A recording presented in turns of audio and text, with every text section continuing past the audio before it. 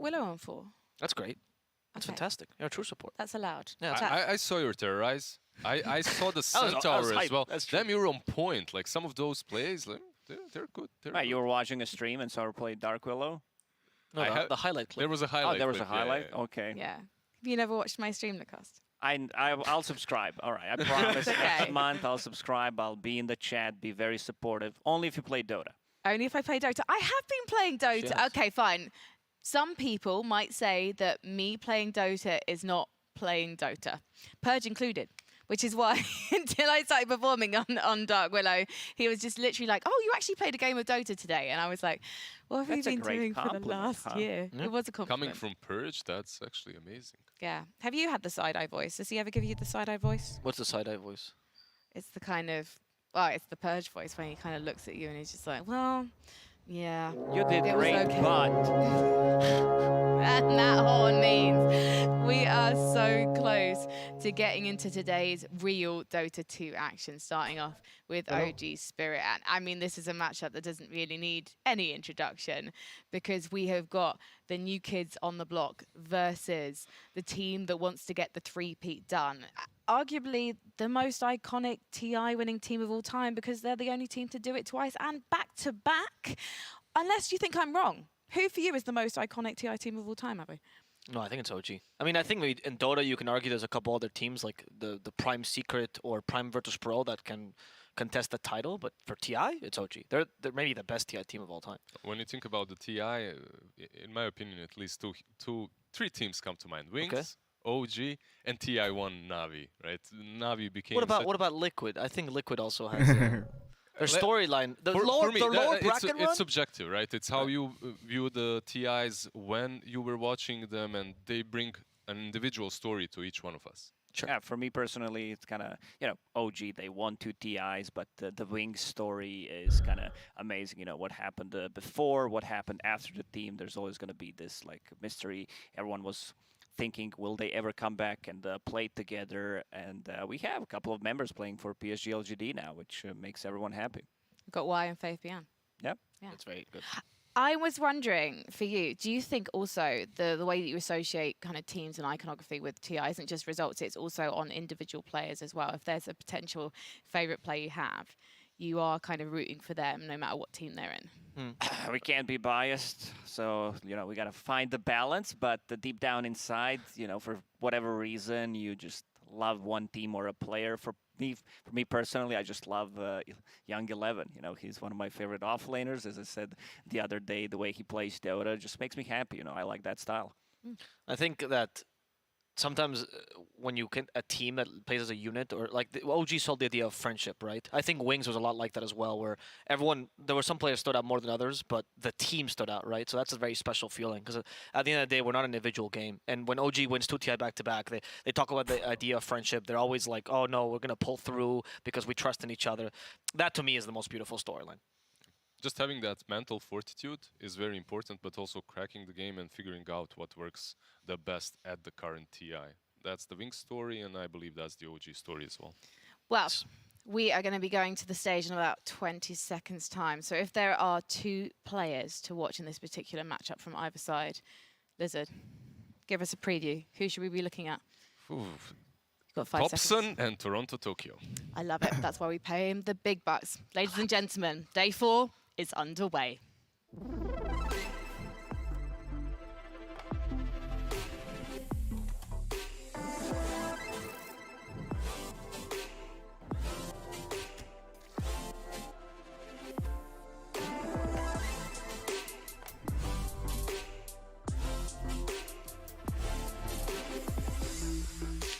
Ladies and gentlemen, they've done this so many times before that you don't even need me to introduce them, but I will. This is Team OG. They're looking to do the three-peat and raise the Aegis for the 3rd time. And this is a team that doesn't need to be scared. They don't need to be nervous as they walk into those booths because everyone here sees them as icons. They will always be a team that can surprise you with their off-meta picks, with their surprises, the way that they take on these lanes in a way that we've never seen it before. But True, Spirit, yeah. they're coming out, and they're going to be coming out strong in a moment.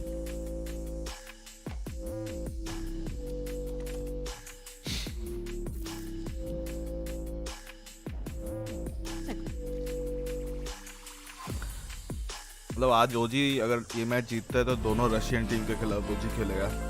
Team spirit भी Russian team है and team VP And भी Russian Team है. Spirit are here, and they have shown an ability to stun their opponents into submission and also keep that pace varied in their run here at the main event of TI, even managing to take a map off IG earlier this week. We last saw them powering through Fnatic for their lower bracket survival, and they'll be out to pull off another shock victory today against OG. This team is absolutely fearless, and they're here to crush some dreams, no matter who their competition is. So our teams are getting into position, and again, both teams looking like they have no nerves. They're just focused on themselves and focused on what they need to do today. And I'd love to talk a bit about Spirit first, because when you look at this on paper, they're the underdogs going into this. And in some ways, there are some similarities between these two teams, Avo. Yeah, I do feel like Team Spirit could be called like a very young, inexperienced OG to a degree, right? They do like the team fight, they do like the chaos. Actually, very Eastern European in that sense, right? I think that where they differ mainly is the experience, and this leads to OG being a very diverse team, especially in their drafting and their strategies, and Team Spirit sticking more to their guns, which actually reminds. Hello. Sometimes that seems to be to do with the fact that OG, Hello. they don't necessarily bol, care sun about raha results that aren't TI. I don't know if you'd agree with that, Lizard. Yeah, that's 100% true. They had a couple of really time good to time चालू As हुआ. high an average as you might expect, time but to sometimes time. that seems to be to do with the 12:30 fact का that time था ना. OG, तक they चालू नहीं don't हुआ. necessarily care about results that हाँ aren't मतलब TI. आ तो गया ना मतलब चालू हो I जाएगा don't know if एक you'd बजे agree with that, Lizard. Yeah, that's 100% true. They had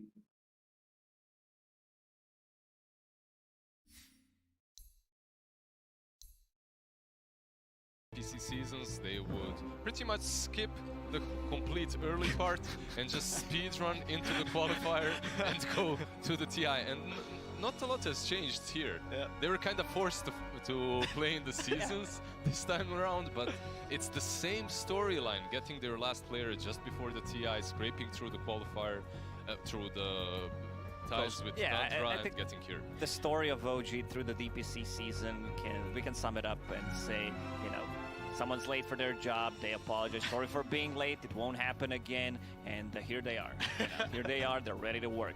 I should clarify that those stats were actually from TI10, but it just reminded me of the fact that back in the day when OG went into TI7, having won like 4 majors, and then obviously bombed out a little bit early, and then maybe in TI8 when they didn't have that pressure on their shoulders. Hello. Upper bracket run. क्या है ये?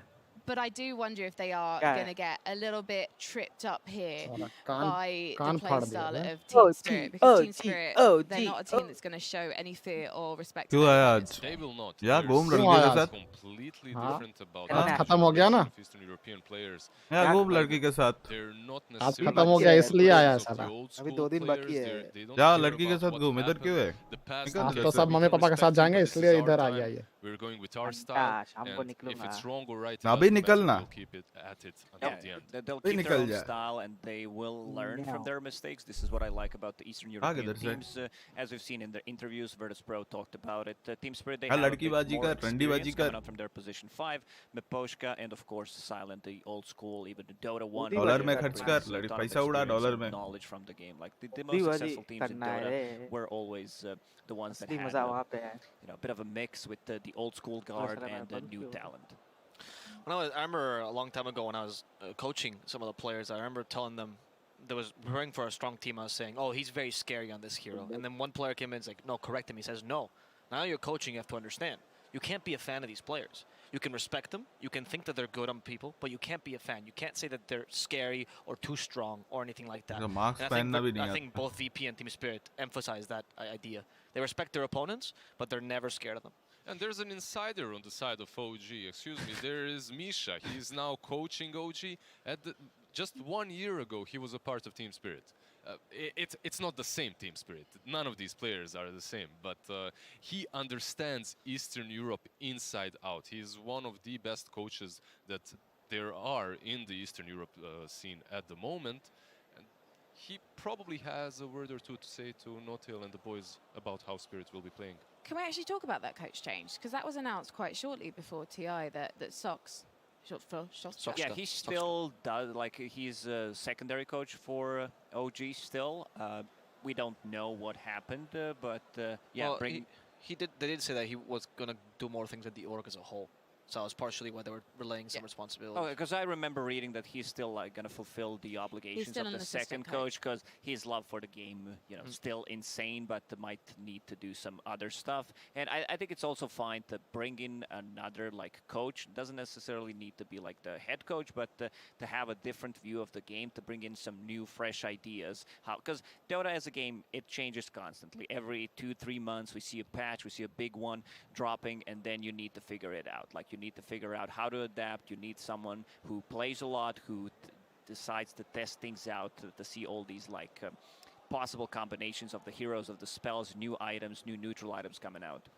Well, as we're going to be going into the draft really soon, I'm just wondering how Spirit are going to cope with the way that OG likes to draft. Because I guess when you're looking at what they're picking, sometimes it's hard to know what is going to go where. I know that's a very simplistic way of looking at it, but, you know, it's OG true, are the most flexible. It's 100% true. You can't know in which way OG's draft will go. You can prepare for it, but if they hit you with the flare ball, just continue doing your own thing. Focus on what you are picking and make sure that your draft fills all the necessary things that it has to. What OG picks, that's on OG. Maybe they'll take a Tinker and just completely obliterate you on that mid lane, or maybe they'll pick a Hoodwink and be 2 levels behind. Maybe it will be Dawnbreaker. घुसा दो भाई Dobson के मुंह में घुसा दे camera. Will say, you'll see, Dobson's crazy as his hero, and that's it. Like, that's all he needs to say. साला घुसा दो अंदर घुसा दो.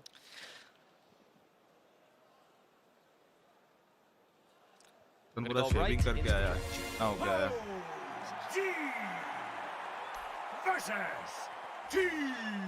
आज जल्दी शुरू हो गया. लाइक 11 मिनट ही लेट शुरू. Dire team ban. How? Mars and Headhunter band कर चुके हैं टीम मंकी क्या दूसरा में और इसी के साथ शुरू हो गया save 10 seconds remaining. Choose together, win together, slay together, slay together, slay together. 5 seconds remaining. But it doesn't say fuck together, fuck together.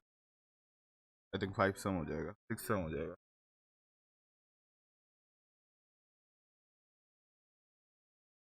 क्या लगता है बेगम क्या सम होगा 6 सम 10 सम या गैंग बैंग गैंग बैंग तो हम नहीं कर पाएंगे आवाज ही नहीं आएगा इसका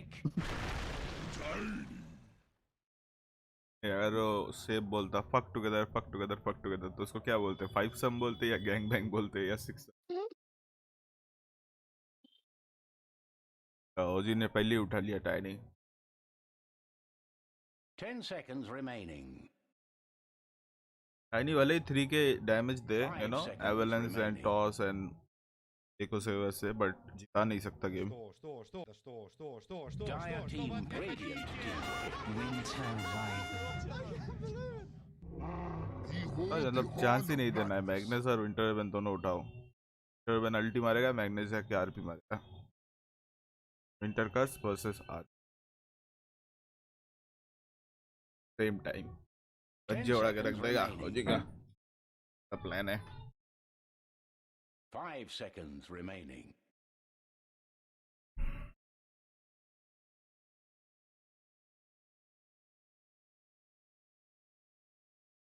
आज 3 ही मैच है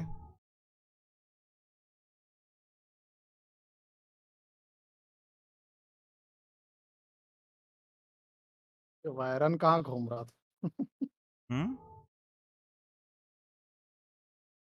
Radiant team ban.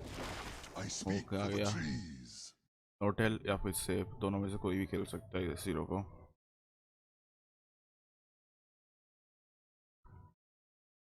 Like safe भी खेलता है नेचर परफेक्ट होटल भी खेलता है नेचर परफेक्ट दोनों बहुत अच्छा खेलता है 10 seconds remaining. बट गेम हुआ था कल भाई, team secret versus IG. IG को लाइक 5 क्या seconds नचाया remaining. सीक्रेट ने। सीक्रेट का ऐसा गेम प्ले था कि भाई पानी के इस पर आना मत, दिख मत जाना पानी के इस पर, नदी बॉर्डर है। जीटी का भी मैच अच्छा था। किसका? एलजीडी जीडी का क्या मैच अच्छा, रट्टी मैच था। प्लेड वेल बट हारेंगे फाइनल में। एलजीटी प्ले वेल नहीं, वीपी ने गंदा खेला। टट्टी टीम साला। वीपी ने बहुत गंदा खेला। एलजीडी कभी में भी कुछ पसंद नहीं। उनका कुछ ऐसा ड्राफ्ट में ऐसा कुछ नहीं था वाओ क्या ही है। उधर साला हम टीम सीक्रेट का मैच देख रहे हैं, हाँ बोल रहे हैं कि भाई पपी भाई खेल रहा है। एलजीडी में कुछ नहीं, उसका लाइक नॉर्मल ही गेम है। तो कुछ करना ही नहीं है, बीपी चुतिया है। चूतिया है वीपी। आज अगर ओजी जीत गया तो ओजी दोनों रशियन टीम को घर बेचेगा।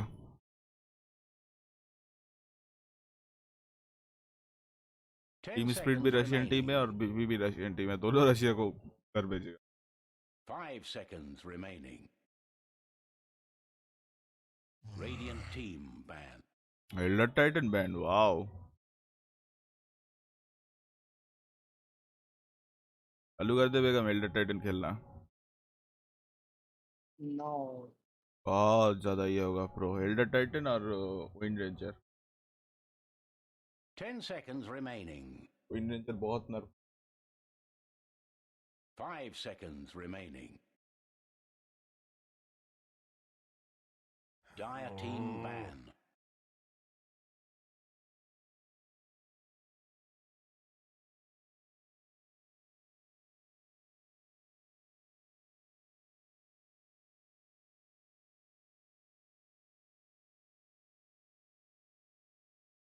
Ten seconds remaining. 5 seconds remaining.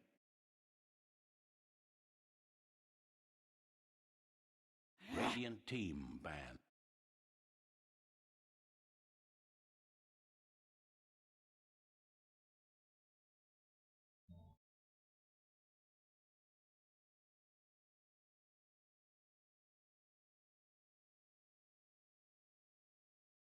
Ten seconds remaining. 5 seconds remaining.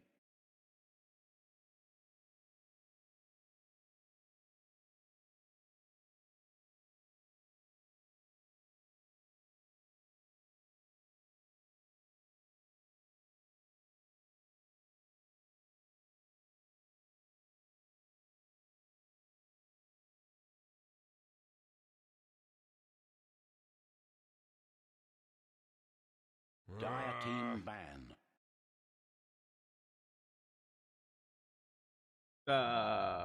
इन गेम में वॉच क्यों नहीं हो रहा है?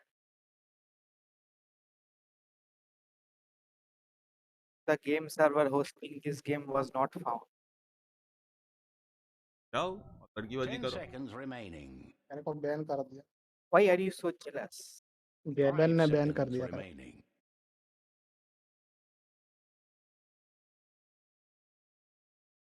Dire team pick.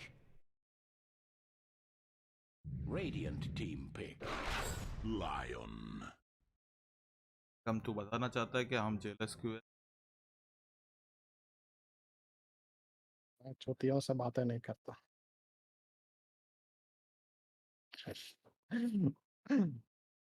मैं रंडी बात से बातें 10 नहीं seconds करता। remaining. कौन बोल रहा है? तेरा मुंह तो दिखाना, 5 seconds तेरा मुंह तो remaining. दिखाना बेगम। मैंने छोड़ दिया वो सब, बोल रहा हूँ ना, मुंह दिखाना जरा। मैंने ये सब छोड़ दिया। ये लौड़ा किया तो। वो सब मैं जब बच्चा था तब करता था बेगम का भाई। एक ही सच्चा प्यार है, हाँ इसी के पीछे पड़ा है, तेरी तरह नहीं है। कौन? वो दोस्त का बीवी, का बीवी गर्लफ्रेंड। वो तो है भी नहीं, उसका किस दिन का खत्म हो गया, थी। कितने टाइम से। Dire team 2 साल पहले ब्रेकअप भी हो गया। ब्रेकअप करने आई थी घर पे। यस।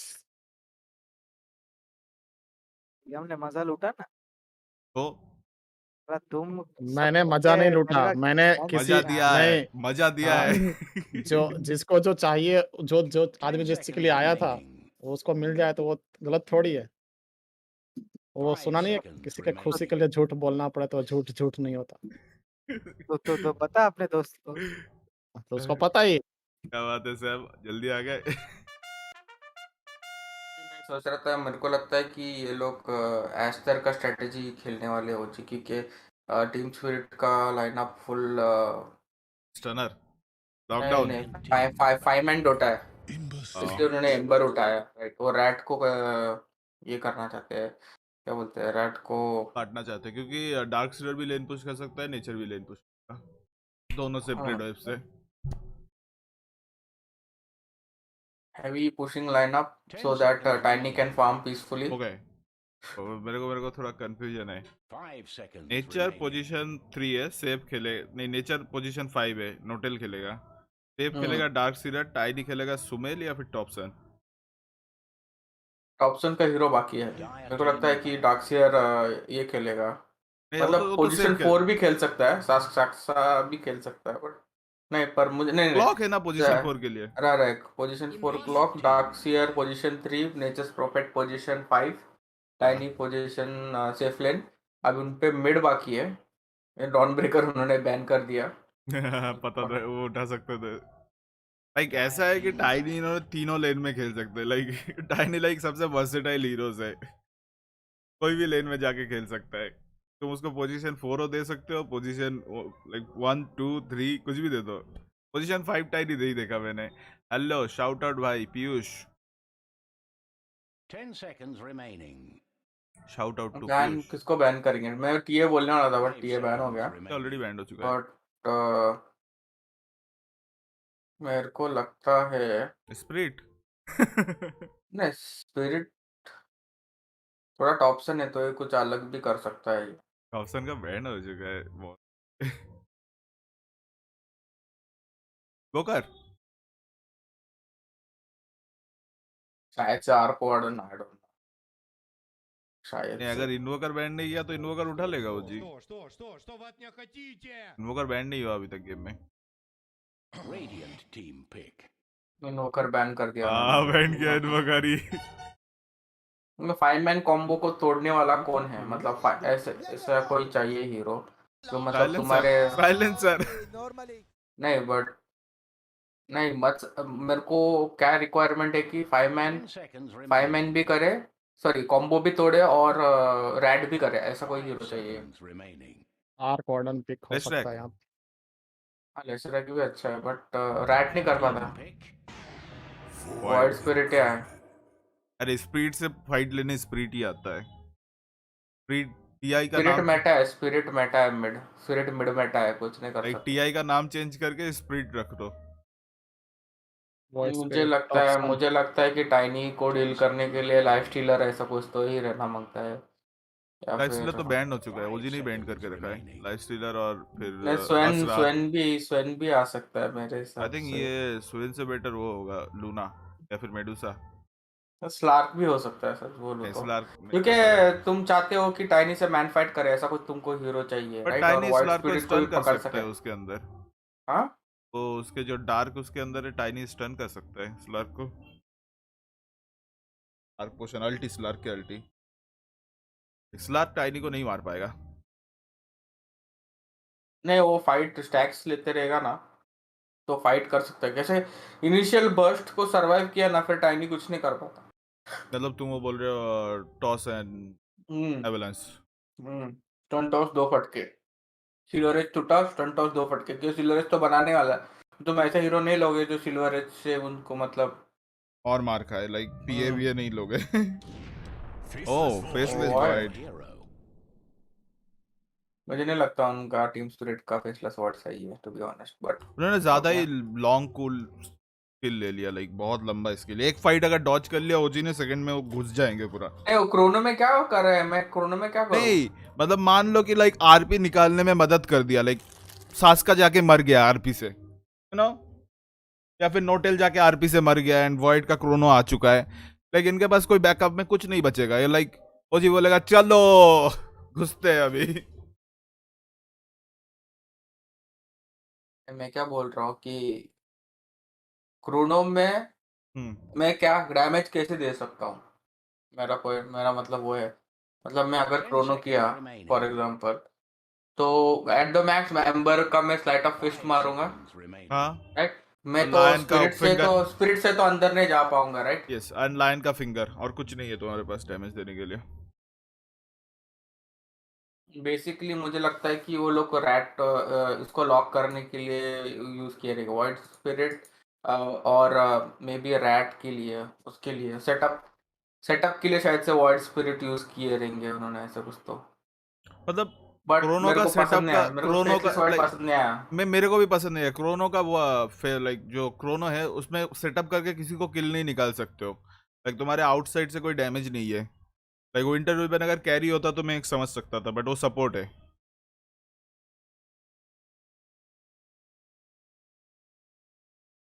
इन्वोकर, मतलब कितने कितने हीरो से जो मतलब इन्वोकर है, और इन्वोकर कौन अगर इनके कौन। पास होता तो मैं क्रोनो लाइक तब भाई होता। प्रॉब्लम ये है कि अगर गलत क्रोनो बेटा, नहीं इनका हेविली 5 मैन लाइनअप है, मतलब वॉइड फेसलेस वाइड क्रोनो डालेगा तो ऑफ कोर्स 2 जन होना मांगता है, मतलब रैट को काउंटर करने के लिए उनके पास एक ही हीरो है जो है, मतलब। एम्बर। बट वो रैट, आई डोंट नो वो रैट कितना इफेक्टिवली कर पाएगा। वो कैंप ब्लॉक करेगा, नोटेल, ठीक है, और क्या करेगा, लेन्स पुश करेगा, अल्टी के टाइम पे एक अल्टी डाल के मारेगा, Что вы от меня तो хотите? वो लोग अंदर नहीं आएंगे, मतलब।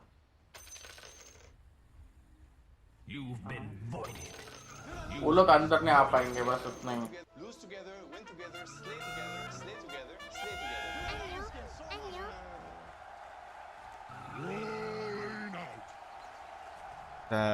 ये नोटेल भी वही सेम जनरेशन का है, पपी। एक पपी से एक मतलब थोड़ा सा जूनियर है, बट जनरेशन सेम का ही है। इनका मतलब मैक्रो प्ले बहुत ओपी लेवल का है। Look out for fallen rocks. 那我走。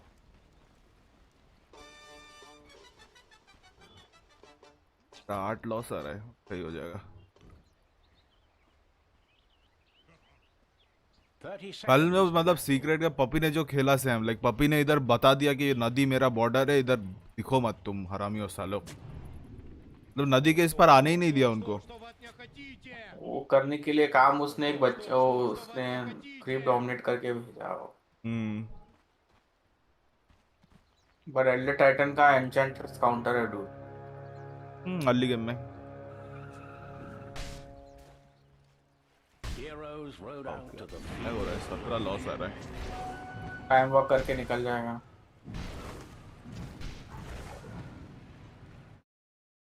मेरे को टीम खोलना पड़ेगा, ऐसे देखना पड़ेगा जब तक ये लॉस सही नहीं होता है।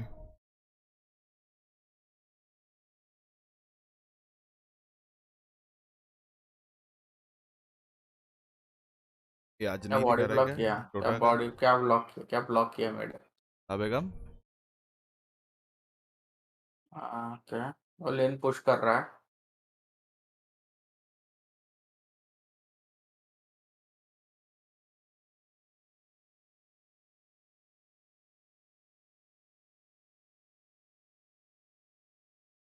Idea of like initiation and just like setting the pace for your lineup. That used to come out of the offlane quite a bit as well, but I feel like some of those heroes have sort of slowed down a bit. I feel like that pool has kind of shrunken. But this time, I mean, mid laner, especially for OG, very much enabled by the offlane with the cooldown early कम है action, dude, the उसका aggression. third। So I'm going after the hero इसका build, amber bar whereas on Team amber Spirit, ने you're white gonna have spirit some का power, third, which can be a little bit more like और sort of amber का and late game strength. थोड़ा ज्यादा, मतलब न्यूक नहीं कर सकते उसमें। प्रॉब्लम ये है कि एम्बर ना लेन में न्यूक नहीं कर सकता, रेंज क्रिप को पकड़ मतलब लेने के लिए, तो थोड़ा रिस्की है। बट वॉइड कर सकता है वॉइड अपना, कर सकता उसका है। फर्स्ट किल से भी कर सकता है और उसका थर्ड स्किल से भी कर सकता है, और बट उसका यूजुअली सेकंड थर्ड से से नहीं, थर्ड से इसलिए यूजुअली करते हैं, ब्लॉक मिलता है, डैमेज ब्लॉक हाँ मिलता ब्लॉक, है। हाँ डैमेज ब्लॉक मतलब तुम वो लेकर एक दो फटके उसको मार सकते हो बिंदास, कुछ एट नो एक्स्ट्रा मतलब डैमेज लिए भी ना तुम 2 फटके दे सकते हो उसको, मतलब तो लास्ट हिट मिल रहा है, तुम दुश्मन को भी डैमेज दे रहे हो और ऊपर से दुश्मन को भी तुम 2 सेकंड वहाँ सकते हो करके। और तो लेन जीतने के लिए चांसेस वॉइड स्पिरिट को, मतलब लॉयल लाइन वॉइड स्पिरिट के फेवर में, क्योंकि ऑफ कोर्स एम्बर पिक होने के बाद ही इसने वॉइड स्पिरिट उठाया, राइट? तो ऑफ कोर्स वो दोनों को कम करेगा, जानबूझकर वो पुश किया। Knew what his lane was going to be, at least in terms of the support, and that's looking pretty good for him because a lot of the carry players don't necessarily have like the best answers unless you're like 80 mage or some like crazy hard counter.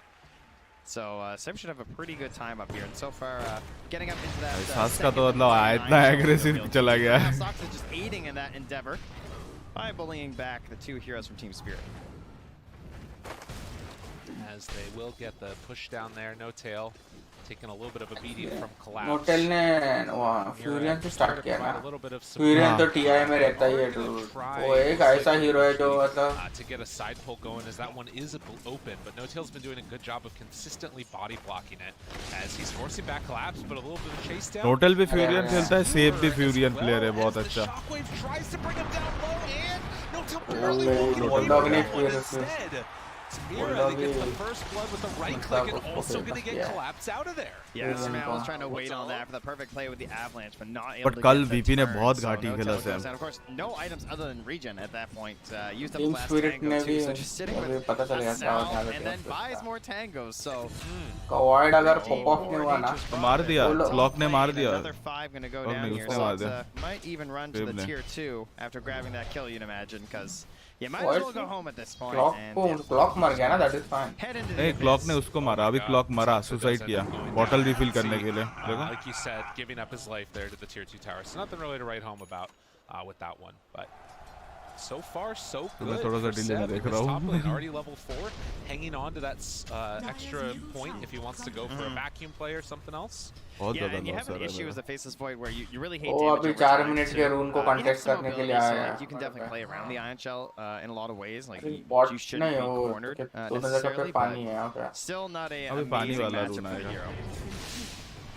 I A think great way to punish this when Seb can but just come सामने in, वाले को अगर structure एक ना pulls, दो and then तो भाई surge बहुत away, but फायदा है. Poshka going to be heavy on the chase. Does still have the brown boot here too. ये पानी का रून आई थिंक 4 मिनट तक आता है, राइट? लास्ट है, राइट? 2 मिनट पे और 4 मिनट पे. तो इसकी वजह से अभी मेटा ये है कि सेफ लेन लास्ट पिक करता है.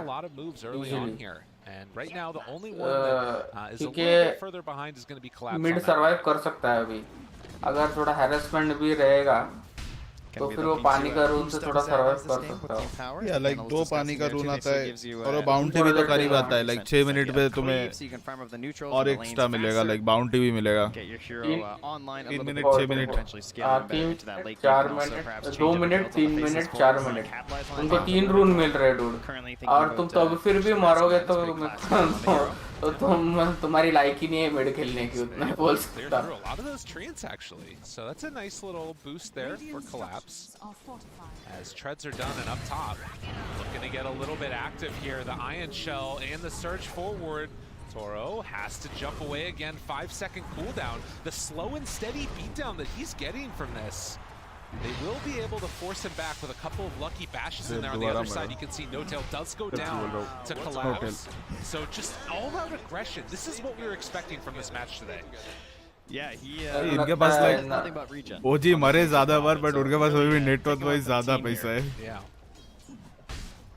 And is it working out for Sumail? मुझे लगता है नोटेल वाला प्ले करेगा जो कॉपी कर रहा था. लेन को पुल करके लेके आनेगा और pretty significantly better for Thompson, right? 300 gold up against his opponent here, and Thompson ने last hit सही लिया.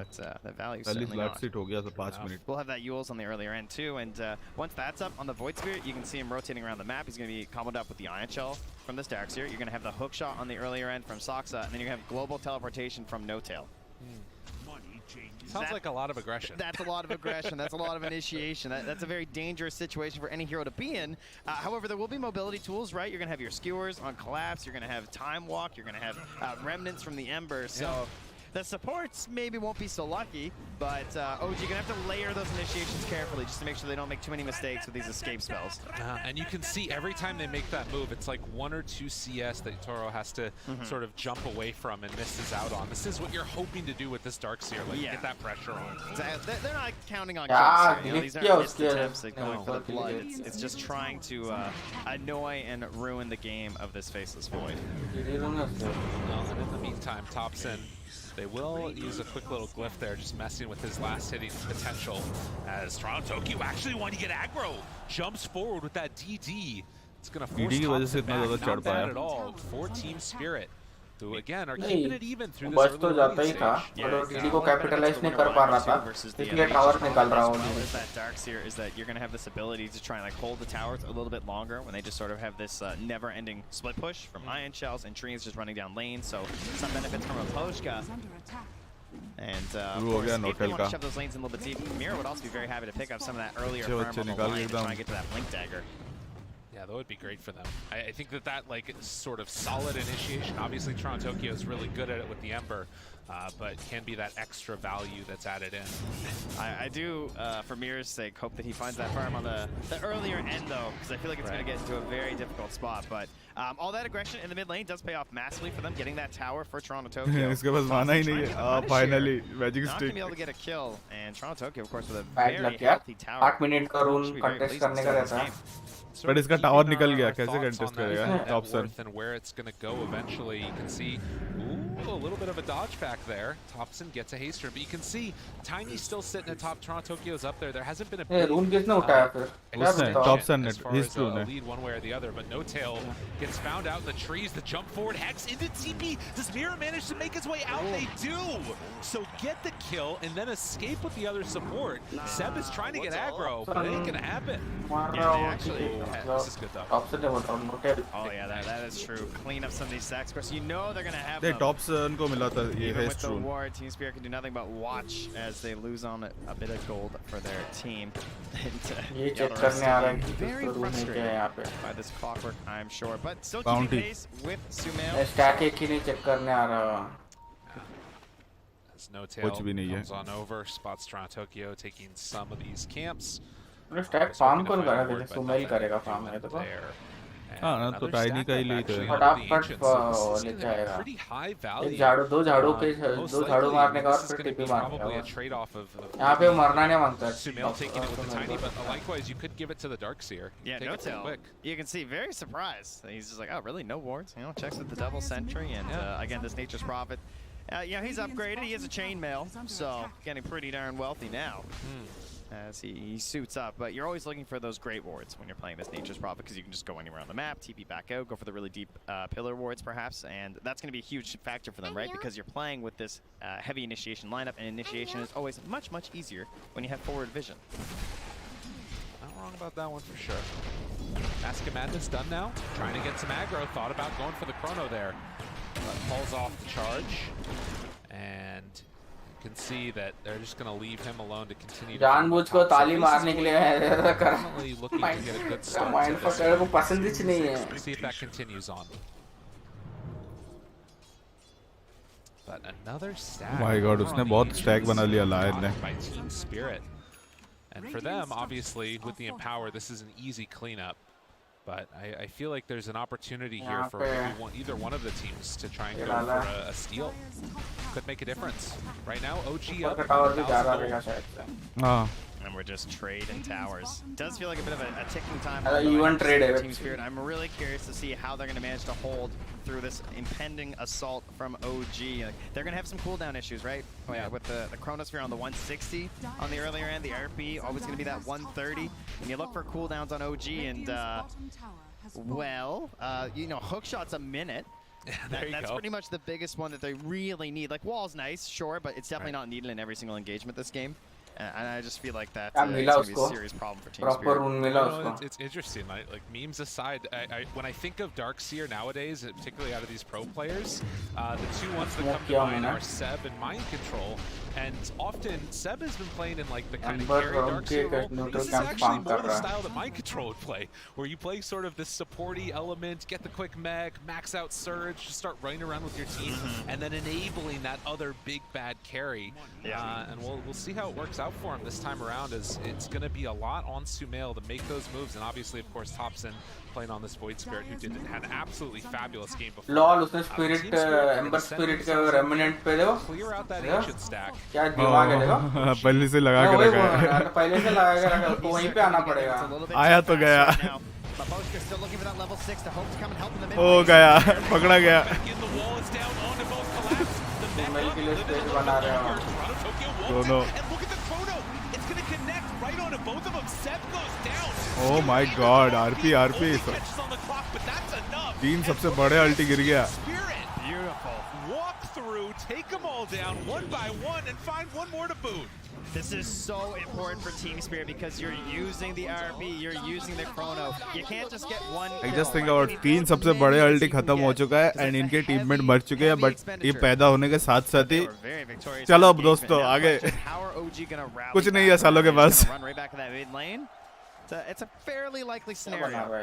You can see here again, just that immediate move in, and they felt like they would be safe because they could go for that, Soxa control immediately afterwards on the Ember, but Toro just getting involved in this fight early on, lacing down a really nice Chronosphere, catches onto a couple there, and then obviously collapse with the follow-up.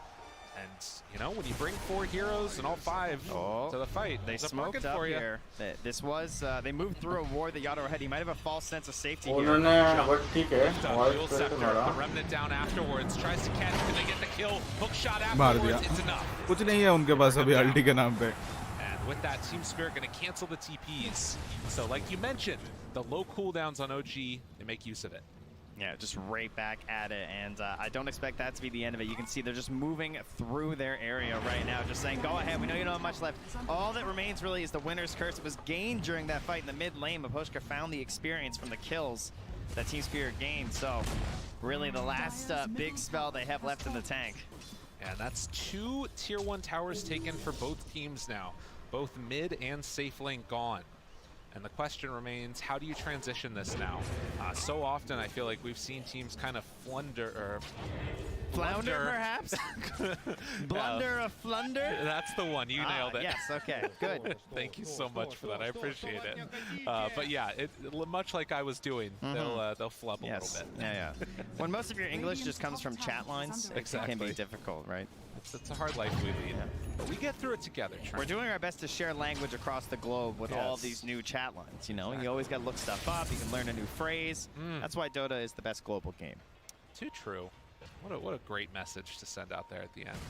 In the meantime, OG, they're going to try and keep pressuring in here and forcing Team Spirit out of their base. They are underneath a ward. पर एक चीज मैंने realize किया, a bit of the extra knowledge up into the favor until and unless Spirit, but कोई hacks बनाता है तब तक वाइड को क्रोनो में बीकेपी चालू करने की जरूरत नहीं. बीकेपी की जरूरत नहीं क्रोनो में, सच बोलूं तो.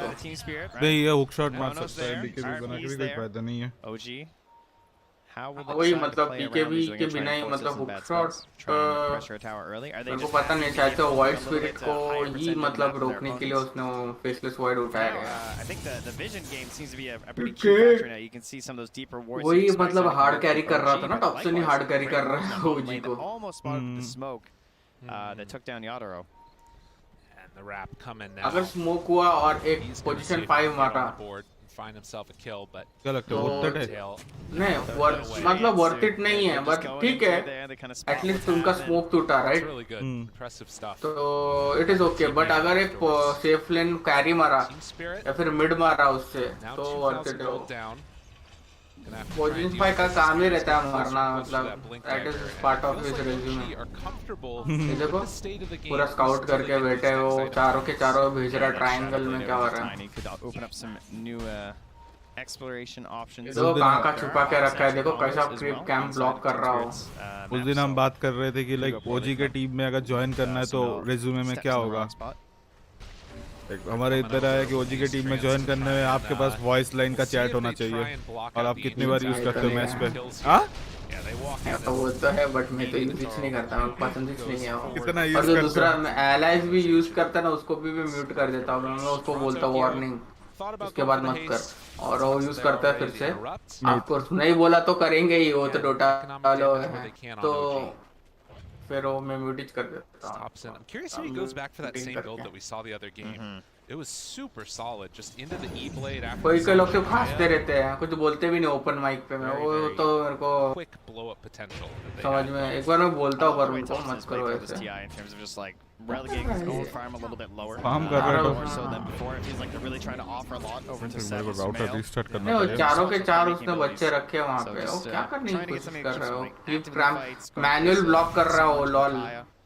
Not too worried about the next like massive item, just wants to be always there for the team and Oh god. वहाँ पे उस टाइम पे छुपा के रखा था, अभी सब जगह पे छुपा के रखा, सबको चार चार कोने से लेके आ रहा हो, एक जगह पे नहीं रख रहा सबको, सबको चार दिशा में रख रहा है। ब्लॉक कर दिया मेरे भी ब्लॉक कर दे मैन्युअली वो मतलब एक एक कर रहा हो अपना ancient camp.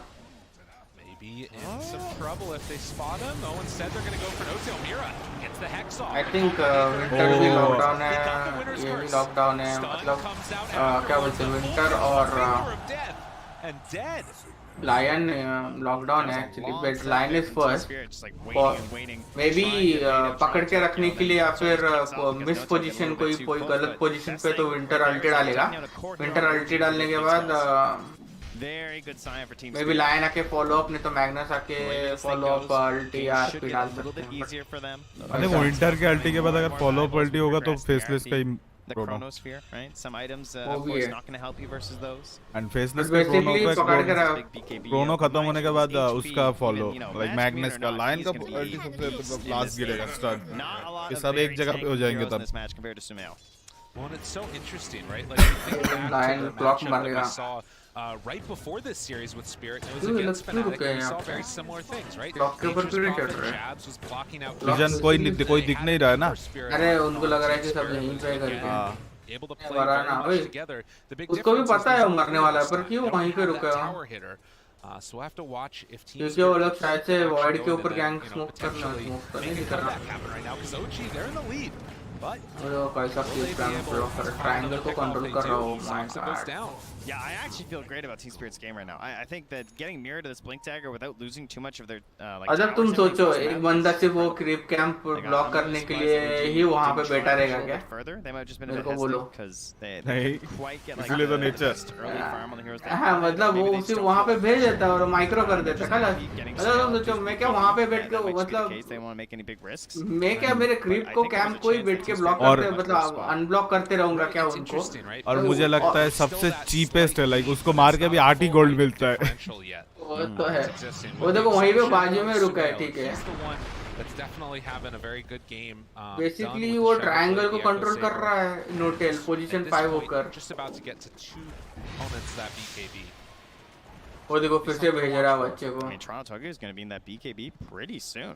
Nearly has it done. So a lot of pressure on. लो हर एक बार अगर वो कैंप में कम से कम कितना 250 या 200 But they're going to get the catch onto Seb. Uses the Greaves though. Oh, tries to get out, but they're going to commit the chrono for this one, and that's going to turn into a full kill. As Seb goes down, Yadoro finds the finish. So a big ulti committed for that, but they get a core hero. इसलिए 8 gold के लिए उनको बहुत सारा value जा रहा है। Right. They got all those kills in the mid lane, and you just look over at OG, and you're just like, well, why do they have like the gold? झाड़ क्यों नहीं उठा रहा on here, but just being a little bit more efficient with the map right Roshan now. ले रहा है और Chrono use हो गया इसलिए क्या? It's much closer. नहीं झाड़ उठा के मारने का ना, think अटैक स्पीड स्लो होता है ना शायद से झाड़ से मारने से ऐसा कुछ है। I think so. The trend damage बढ़ता है, बट उसके बाद तो ये है ना इको सेवर तो है। बट उसको तो एक ही को मारना है ना, इसलिए झाड़ नहीं उठा रहा है। But it is still going to be a really strong time with these BKBs done, and actually 5 attack ही होता है ना? हाँ, 5 ही होता है। Team Spirit have to imagine that something is going on, whether or not they realize that it's Roche or not. But starting to drop down bit by bit, Thompson going to come in and help finish this. तो हर 5 attack के बाद मेरे को एक झाड़ उठाना पड़ता है क्या? नहीं, उसके बाद कूल डाउन भी है ना एक 5 सेकंड का With that, Aegis onto the Tiny. Yeah, with the RP and the curse up. A little bit shard उठाते फिर जरूरत नहीं पड़ती शार्ड उठाने के बाद आई थिंक वो कूल डाउन बीकेबी और ये हो जाता है बीकेबी और बनाने वाला है benefit in the end, and they were correct. And look at this, Seb showing on the lane. Team Spirit, they're going to run right into him. You don't have an Aegis, sir. Hello, hello. The jump forward, want to bring him down. Back wall afterwards, though. The turnaround coming from OG. आ गया पूरा backup RP Dodge किया क्या Topsin ने Thompson looking for the fullback. RP मारा नहीं होगा हाँ Dodge किया Finds the back line, going to catch Mira and kill off that lion. Collapse. Has to jump away. Toronto Tokyo goes for the remnant through. Afterwards, do they have anything else left? ओ सुमेल एक shot और मार देता तो मर जाता उधर Get away from that one at the last second. Yeah, only able to get the supports there. So मतलब support उधर you know, कोड लिख nice like step trying to just go onto the darks here, but Soxa came through that hook shot right onto the Wyvern and the Mag. Those are like your two fight turners, right? So if he can catch those two, the options quickly dwindle for Team Spirit. Option के ऊपर You know the Chronosphere is going to be down. RP They did a pretty decent job of disengaging there, but it's still going to be a victory in the end here for OGs. They feel comfortable pressuring in with the Aegis on. I say that, of course, they have those big spells. Magnus ही उड़ गया है क्या है The winner's curse comes out. Collapse moves in afterwards. Does have a skewer to pull him on back on to Toronto. ओ भाई The jump through for another round. Winner Wyvern now dead. Sumail dropping lower. पीछे धक्का दे दो फटके front toss दो फटके Finally get him, but now Seb trying to chase down Toronto Tokyo. And the Aegis will be reclaimed as Choro caught. As Chrono still. Yeah, but I don't know. Need to commit it. Has the jump away. ओ faceless बच गया था Goes in. What? He wants to turn this around. Finds Seb now with Toronto Tokyo having another salvo of spells and Mira being back alive. They might be able to find the rest of the finish. Team Spirit are fighting back. उसके बच्चे कैसे बड़े हो गए इसका nature के हाँ एकदम शॉट तो दो बच्चे आ जाते पेड़ काटने पे मतलब एक बच्चे निकल दो बच्चे निकलते तो जो नॉर्मल पेड़ है ना He's just hoping. Literally just walking in vision. Oh, but दो बच्चे निकलते हैं हाँ God, that was so close. मतलब अगर तुम्हारे पास मतलब एकदम शॉट है और सामने के पास कॉलिंग ब्लेड है अगर वो काटता है तो वहीं पे एक बच्चा निकल आएगा अरे तुम डिस्ट्रॉय करने से ही दो झाड़ आ जाते हैं वैसे क्या दो पेड़ डिस्ट्रॉय होने से वो झाड़ आते हैं बड़े वाले बच्चे They will continue to hold the lead right now, and you can only imagine तो अगर if they लेट had से a power for that last bit of that fight, that would have been so much better for them. मैंने झाड़ डाला और मैंने call तो दो बड़े बच्चे आएंगे See right here in the replay. अब देखो टावर रेड कर रहा हूँ So much damage coming out. You can see Sumail wants to अगर stay तुमने अपना aggro. नॉर्मल He knows झाड़ he's डाला और got उसमें the से Feels बच्चे like निकाला he तो might उसमें be से big दो bird बड़े through बच्चे it. आएंगे You can also see, like, even when he comes back on the respawn, they did such a good job of kiting. Lol मतलब उसमें तो मतलब ऑटोमेटिकली वो फर्स्ट किल जाने पर ऑटोमेटिकली दो आ जाते हैं यस और वो झाड़ टूटने पे भी दो बच्चे हो जाएंगे मतलब तुम झाड़ मार के छोड़ के चले गए ना तो जब वो टूटेगा दो बच्चे आ जाएंगे 200 HP, but right back onto Soxa with the chrono, hitting onto 3-2. Back Very into the nice. game though. Back into the game. The jump. Avatar's dead. Collapse. Madness God. Winner's curse onto उसके ऊपर winter cast मार के क्या होगा सबसे टैंकी है वो साला down low and Thompson eventually gonna वो बचने के लिए एंटर होता So हो OG नहीं अगर किसी और के ऊपर मारता है तो किल निकल आएगा ना on Team Spirit. It's time to party. एक टाइनी के ऊपर विंटर कास्ट मारोगे तो कुछ नहीं होगा कोई था ही नहीं था के भी किसी के पास उतना डैमेज ही नहीं है किल करने वाला Even with the kill advantage. एक टॉपसन मैजिकल है Ones that are pulling ahead. Oh, Toronto Tokyo, he's made some plays this game. Wants to try and push them model off. Like तावाल निकालना ही मेरे को You know, having the BKB and whatnot, but ओ भाई seriously नोटल बच के निकल आया वो देखो बड़े बच्चे बहुत डैमेज देते हैं बड़े बच्चे and the overclock are both on cooldown. और अगर उसने वो 3 गुना ज्यादा लिया 25 Able लेवल to पे go for very much here, of course. Soxa backdoor also कुछ नहीं कर keep सकता है following. तुम ऐसे ही फाड़ दोगे Hookshot's coming back soon. I think वो विवेजन वाला टैलेंट लेने वाला है लेना था प्लस 5 ट्री एंड समन्ड उसके बाद 75 miss chance for sprouted unit और Maybe before he has I a think 2 remnant timeout into or 3 and HP damage ऐसा कुछ तो लेगा मेरे को लगता है वो वाला लिया ना बैकडोर के कोई फर्क नहीं पड़ता तुम्हें बच्चे से खत्म कर No vision दोगे on this from OG. ओ ठीक है कोई बात नहीं उसने क्या बोलते टाइनी को निकाला ओ मैग्नेस को पकड़ा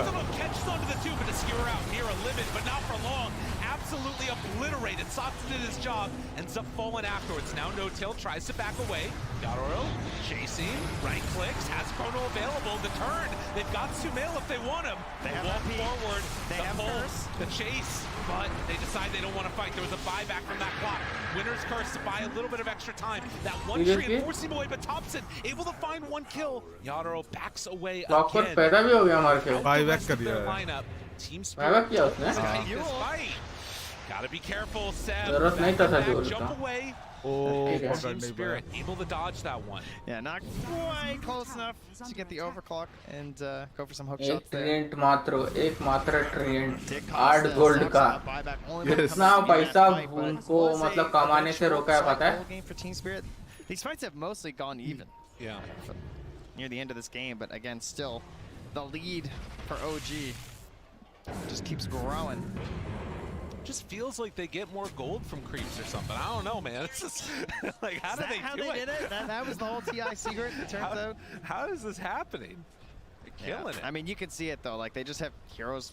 ये more so on the उन्होंने map. किया। Farm a little bit, right? वो उसका हाथ डी पे ही रहेगा लगता है भाई ऑन डिश जाएगा मुझे लगता है मेरे हिसाब से एग्नम बना रहा है आई थिंक एग्नम के बाद ऑन डिश पर ने क्या बनाया पहले सिंकाया They'll find a much needed pickoff by Team Spirit. OG right now still playing the objective gaming route. All tier 2 towers down. That's also 45 seconds that we're with that Aghanims, which is going to be another little power spike there for Thompson. And so, Team Spirit, you've held on. You know, you did a good job keeping those outer towers out for a relatively long time. You're going to push this to at least that second row. Psychic headband. But what is the key to really get back into this game? I feel like it's collapse. Emma Pochka just not getting caught at the start of these fights. Yes. Right? Soxa is constantly hunting for them, looking to get in and just disrupt the easy flow of the team fight. Like सास्का का target सीधा मैग्नेस है उसके पास और कोई target नहीं है मतलब किसी को मत छू तो मैग्नेस को रोक set up for the single kill and then of course you want to be lurking on the back as collapse and you know this is a good mag game in the sense that like he has heroes that want to go in first, right? He has this Ember, he has this Faceless Void even that he can sort of play around with the RP, but so far Collapse not able to work that same magic that we of course know he has on some of his more preferred heroes. You can see all the pressure that's being put on. Like Toronto Tokyo constantly has to keep pushing out this bottom lane and the tower is at half HP. This is a problem and No-Tail is the one that's making it a problem. Going afterwards into the freaking Moon Shard. Yeah, this is something give else that to here. Tiny? Well, if you remember, we'll get to that in a second here. Speaking of Tiny, Sumail, BKB. Now, Avatos, Toronto Tokyo, Flame Guard keeping him survivable. Hook shot afterwards, a great one. Catches on to Collapse, needs to be careful there. Finger of Death out, they have the wall down, also Vacuum up to the high ground, calls push to the low ground. And on the other side, Mapochka goes down on the wire. But look at the photo! Oh, Yadoro finds a great one! But where's the extra damage? Does he have enough on his own? वो सेब को मार नहीं पाया corona में So they find that one kill, the buyback afterwards, has to jump away. Oh, and the Sprout shard. RP catches on to both. Do they have the damage? They need the empower, but it's not quite there. They take down No-Tail. Now trying to find Sumail. 7 in the area. They throw the Ion Shell. Still looking for that slow, the chase. Toronto Tokyo on the other side. Found another one. Avatos back. Sumail! Sumail ने क्या मारा सेब The tree to finish it. It looked so good. Thompson gives him the tip. 8,000 damage from Sumail. Listen, the team throwing him on his back. Call him Tiny. He's looking pretty big in this one. Unreal. That's the thing. You chase this Tiny. You think you're going to get him. He's down so low, almost dead. And in the end, it just wasn't enough. The Avatos combo too strong. Man. See now the fight breaking out afterwards. Toronto Tokyo focused the rest. How is Soxa actually hookshotting onto Collapse and Mapochka though? Yeah. It's every single engagement. Maybe he doesn't get the kill right away, but you can see again Mapochka goes down again without the ulti because of this. Because you create this panic.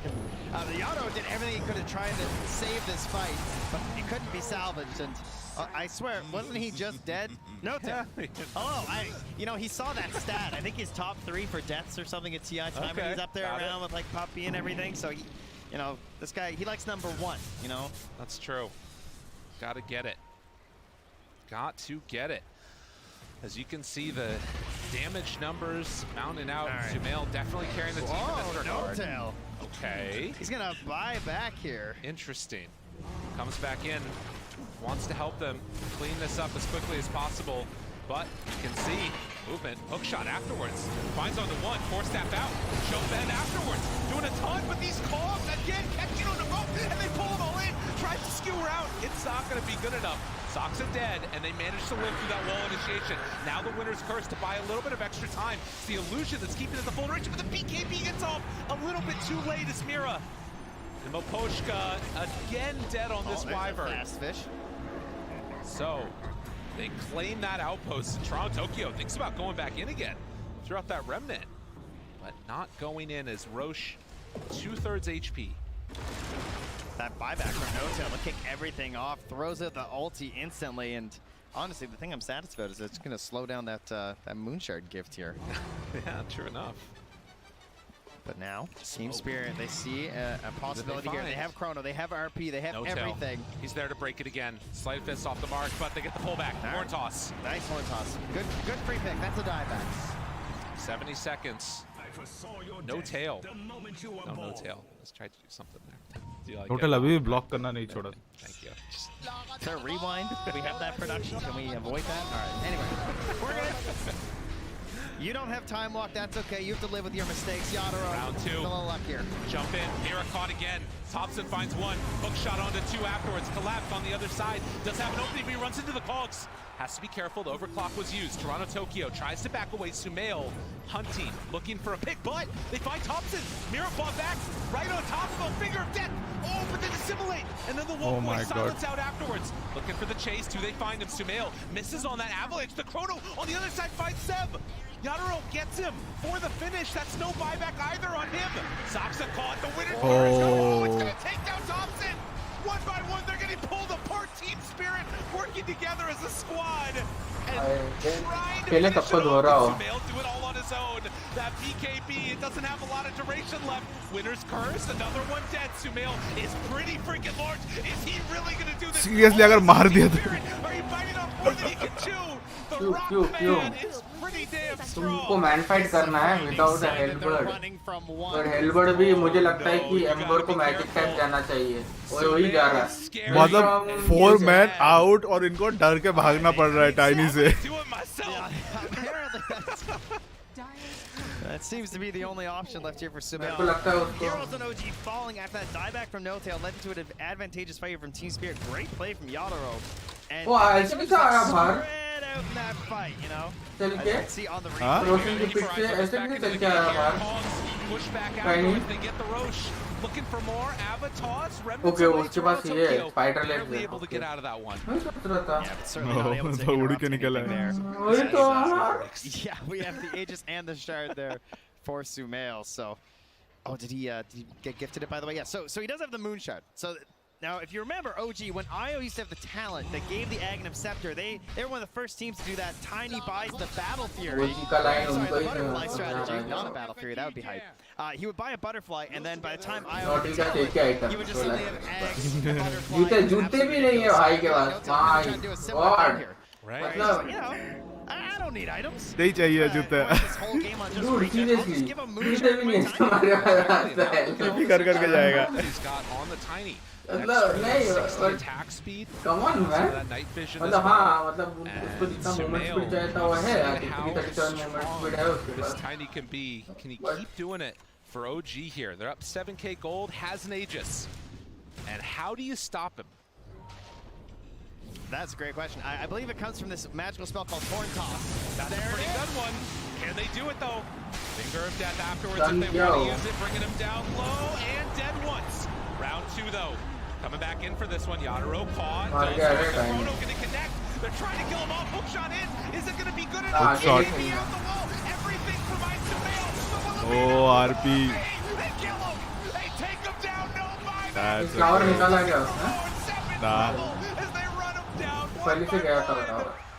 They actually did it to him. मुझे लगता है refresher और ये करना चाहिए. Tiny, he might be the hero of the tournament, but the Natural spell player of the tournament is magic Horn Toss. type. This thing, it's so ridiculous. It's like I willed it into existence because that's how easy it gets once you have this available. It's such a crazy tool. Darkseer is good on the high ground. Mag with this spell is good on the high ground. an unbelievable series of events. And to do it like this on the TI main stage for this youngest team at TI, Team Spirit, wanting to go up one game in this series, an elimination series against the two-time TI champions. The Gall.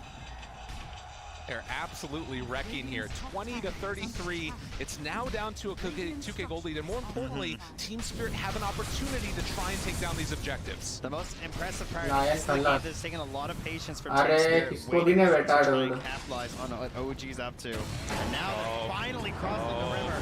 Have we jinxed it? Is there a problem here? Soxa gonna get ran at, misses on that hook shot to escape, and ends up going down. You can't give them an inch on OG for Team Spirit. We'll have to see if they can keep up this, but of course OG, they've got so much smoke pushing potential. You see No Tail pushing up top. Tiny को मार चुका है, फिर भी ये लोग एक object नहीं निकाल पाए sir. Suddenly, you know, you think you've kind of figured out their game plan, and something new sort of emerges and evolves as they're taking in the game state and adapting to what you're doing. And, that's of course why they're so hard to beat. एक object नहीं निकाल. They're trying to adapt, right? They're trying to say, how do we shift from always trying to pull back and jump on top of OG? How do we become the ones who are actually getting that first jump and making these fights look successful? वो discipline follow करते हैं. वो लोग मतलब लेन push करने के बाद ही वो अंदर जाके गैंग के लिए गए. Just in case gang did not work out, fail हो गया, did not work out, जैसे अभी हुआ. उनको ऑब्जेक्टिव भी निकाल पाया वो लोग. ठीक है, वो आने तक टाइनी फिर से रिस्पॉन हो गया, राइट? ठीक है, आई थिंक उस आने तक 60 सेकंड्स तो हो ही जाता है. And a butterfly finish now for the Faceless Void. We also saw the refresher done for Toronto Tokyo on the Ember. So massive amounts of damage. Oh, Maposhka, he had to cancel his TP because there was a leveler sitting there on the ground. Oof. He had to drop the clarity. Can he actually survive? Nicely played. Oh, getting the leveler back. The team needed it though, right? Like, yeah. They're going to miss. They try a hook shot. He's out. What a play from my God. I mean, this is a leveler with Empower. You do not want to lose that. Yeah, No Tail mara to bhi chalega. Missing that hero damage. And now there's the smoke comes afterwards. The pullback, they find No Tail. Gonna turn him in with that Impale. Finds the kill. Total position 5 है. देखो क्या कर रहे हैं amber को, तो कैसे नचा रहा है. With the overclock, I mean, you can see that OG, they want to try and punish this moment where Team Spirit was a little bit separated, but they stuck together and able to dodge the initiation. God, what a Spirit. Yeah, they're taking a look now. They don't know exactly who's up on that high ground right now. They do have a board back behind by the hard camp, but at least for now, Tadaro gonna beat away at this. Sumail goes for the opening. Ava, toss, jump in afterwards, but the force staff. Oh, मर गया. Dead for 100 seconds. That's everything. Well, Collapse is still alive, but he's gonna be forced back again. Goes for the long range skewer, now looking for more. Mira goes for the Hex, now trying to go for the TP out, but meantime, Toronto Tokyo actually taking off these supports bit by bit. 4.5 के HP. ठीक है, और उसके बाद एक MK भी बना रहा हूँ. MK बना रहा है. उससे ये बना है ना, क्या बोलते हैं? हाँ, Void के पास बटरफ्लाई है. It's just not enough to get the save there. You don't really अभी क्यों जाने का? रेपिड चले जाओ ना. 1500 magic damage burst just from the Void. Rapid ज़्यादा हो जाता है. Like you think it's gonna be the tiny, you know, like no, surely they can't get through like 4,000. But they did rather quick. फिर से एक बार. फिर से धक्का देके कमान अंदर ही लेके जा. Wait, Portos again! They got Sumail, they don't have cross. They might not need it. Mira continuing to control, looking for another round of this. RP gonna get RP हक दिया. What in the hell? Sumail has a Ghost Scepter now inside the fountain. Oh my God, Sumail को क्या मारा? It's good, not this time, as they pull him back down again. Fountain. You can go right with them, all right? Joined at the hip, joined at death.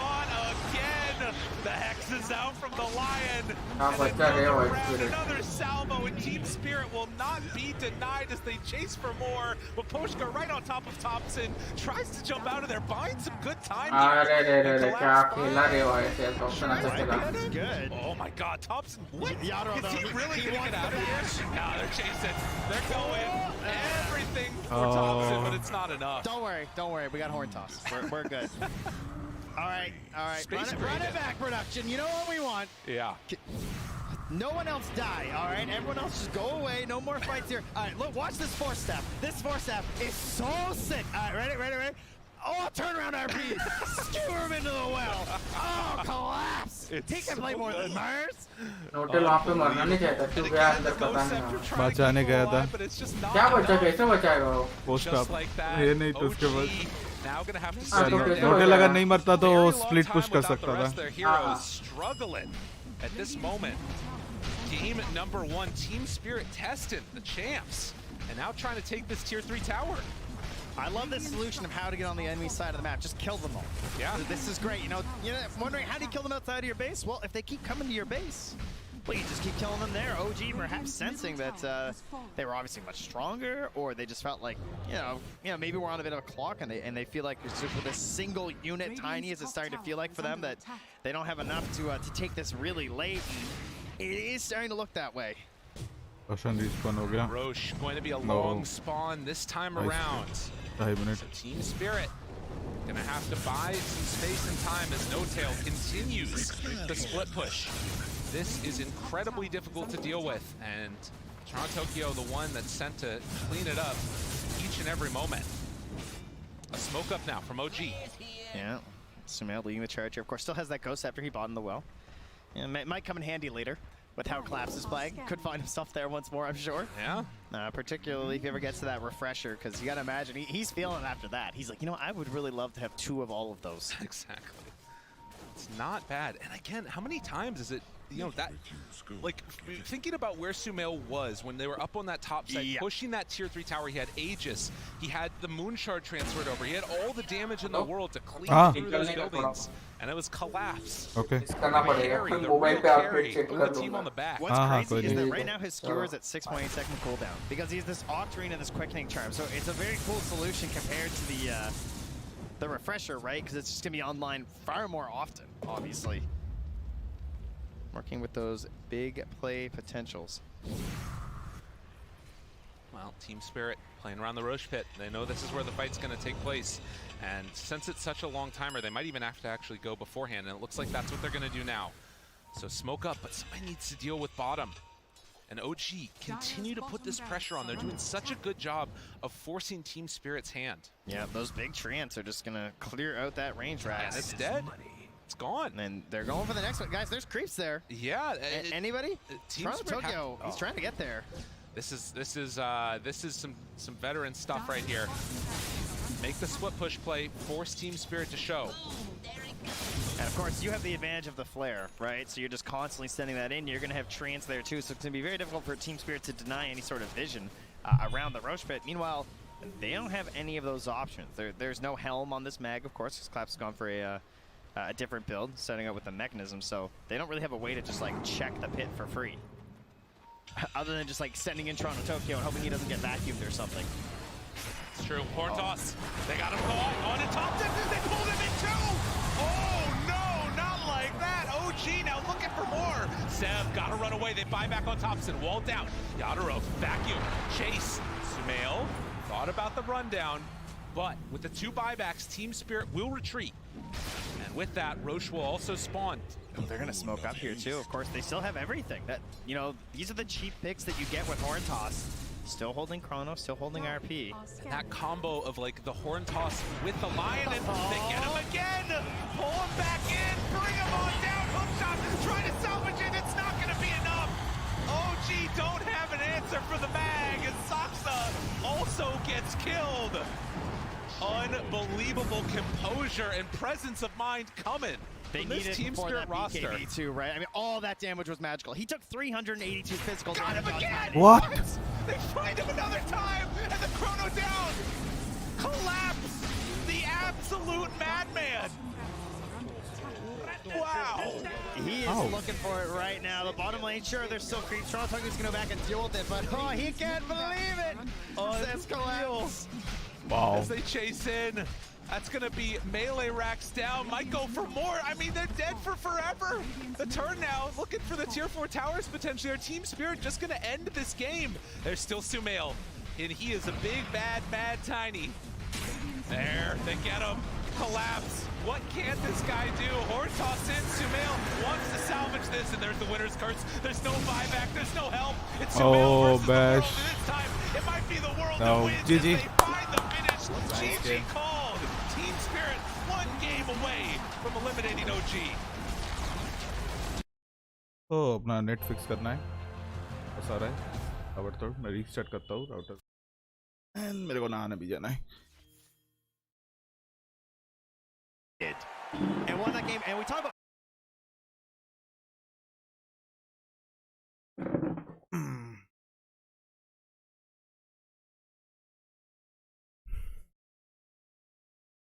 मैं तो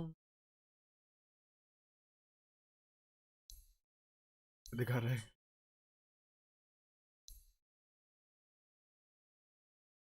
करना है मेरा ping सही होगा नहीं, कुछ नहीं जानना है मेरे को, कुछ भी नहीं।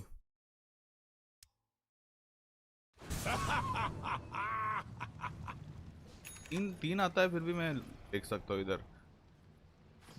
10, 20, 15, 16, 17 ऐसा आता है तो नहीं देख सकते ना।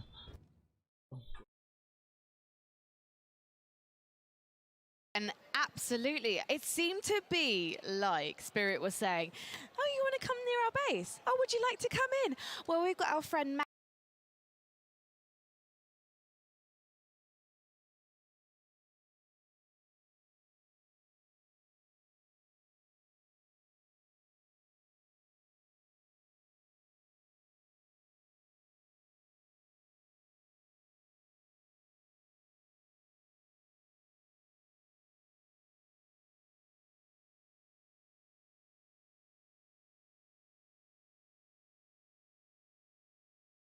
Brax fight where they skewered him back. They use their resources so efficiently. Skewer back, they hex him before he lands so he can't BKB. They use Finger of Death, but they saved Chrono. They saved RP until after he respawns. Like, that was the crucial fight. And eventually, as time goes on and on, they just get too high in net worth, and Tiny isn't quite the same threat by himself. But we do need to talk about Sumail's Tiny, because at situations where he's 3v1, he seems to be one of those players who never seems to panic and can actually turn the tide of the fight. He was 5v1, I think, right? Like, there He were was. 5 Team Spirits heroes alive. I think he killed a couple of them. They had to back off. And, nah, he really showed the strength of the hero. I feel like that game had everything, though. The cost was even pointing out to me. One of the times where they went on Yatoro in the jungle, he had skipped his 10 talent. He had 1 point in time dilation. And he lived with, like, only a couple hundred HP. I mean, I don't know the math on it precisely. Like, maybe the regen or the armor kicked in. But it was really close there. And it's, like, those small decision-making that led to these amazing team fights with a skewer and a 5v1. I mean, I can't. It's a 5v1. And when you see Notel playing Nature's Prophet, usually in the past, he doesn't die way too many times, even though he's a 5. But in this game, boy, did he have it rough. I read that. I think he pulled a bottle to Thompson. I'm not too sure if that's correct, because I was on the bus transiting here. But I also saw that he went for Solar Crest into Moonshard. I think he fed Sumail a Moonshard. And OG's like ideology of the game is so cool to watch because they're all about stacking that net worth. Solar Crest, it used to be this auto buy item. It got nerfed a bit. He's still buying it just above net worth. He's like, oh, I need to do a bit more. I'm also going to buy a Moonshard for my carry. I'm just trying to look at my numbers here because I think it was something like 15-6 in terms of Spirit to OG kills. And yet OG was still ahead in net worth. And I was trying to do the math. So I was like, how the hell are they managing to do this when they're dead half the time? It's tough, but as long as they can keep farming and they don't lose too many heroes every time that they do get those deaths, it's not that big a deal. Because for one team to get a kill, it usually takes at least 2 heroes, sometimes 3, to kill just one guy. So that's 3 heroes that aren't necessarily farming in that exact moment. So as long as the other heroes on OG are still getting stuff done and getting that net worth to pull towards Sumail, it's fine. And there were so many scary moments in the mid game where you could really see Tiny 3v1ing and he slaps like twice and they're like, nah, we just can't do this. It's way too hard to kill him. It's just a product of how OG play too, right? When they go for these small skirmishes, especially when they have a farm Darkseer, they're playing it so that their heroes can farm. Like if OG are behind, they're like smoke multiple heroes across the map and send someone else somewhere else to farm. It's never like an all-in move. And it's also the way their whole lineup is distributed when it comes to farm. You have the Tiny that's able to clear all the Ancients, you have Nature's Prophet that's constantly cutting the backlines, and you have Seb with the Iron Shell. It's very easy for them to shove in lanes and get that farm, but it didn't look like it was very easy to transform all the gold that they gained into solid team fights. Seb, multiple times, he just gets chronoed, instantly dies. I didn't really see the contribution. He went for all the items that are purely utility, the Max and whatnot, Greaves, Pipe, but it didn't feel like him and Saxa had the best game. With that said, though, I think the restriction is that it's about Magnus being on the other team. And I think OG still targeted the bans correctly. They took out Collapse's heroes. They hit Tidehunter and they hit Mars in the first phase. So, like, that's probably his third hero. He hasn't played it much so far, but they got to use that to basically just pull the Tiny out of position. Like, when you get skewered by the tier 4s, like, how are you supposed to win the fight? I completely agree. You could even see Saxa hooking in after he's being skewered, so he hooks in while the skewer is happening. But it just isn't enough. They kill both of them. Yeah. But, yeah. Hold on. I want to comment on Collapse's Magnus because he doesn't play as much as his Mag or Tide. But I think it was Maposhka who did an interview and he was asked to describe Collapse in one word and he said patience.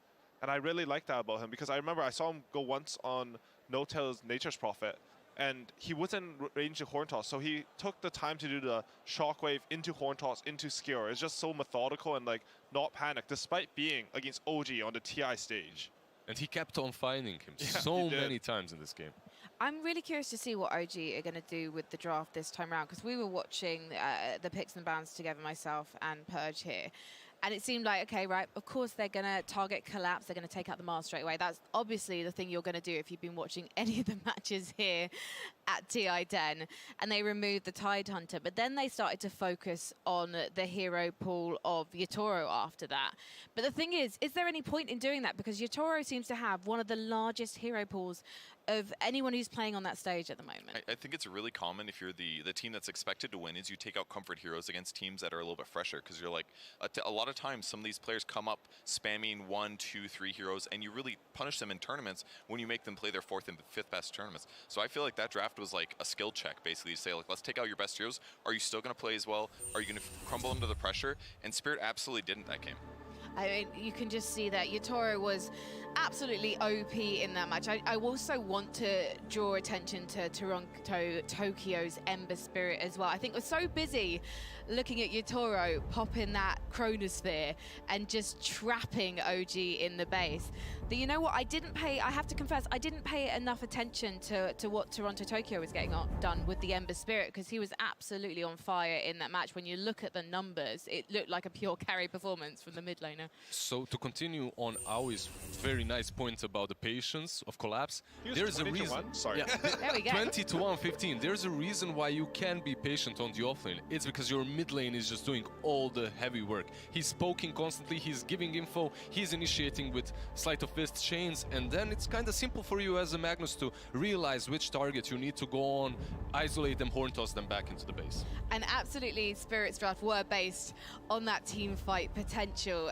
And Purge, you were telling me particularly about the fact that they had clearly planned for those AoE stuns to stack up. So tell me a bit more about that. Yeah, I mean, it's one of the issues with the game going so late is that OG's lineup was did what OG wanted to do, but the fact that they weren't able to just sit Tiny in the front and destroy buildings in like 6 hits, that takes away their win condition. So on the Spirit side, they just had so many good teamfight ultimates. They have Chronosphere, they've got Mag RP, they can fish with skewers as well, and they have Winter's Curse as well to like potentially get those solo kills that happen at various points.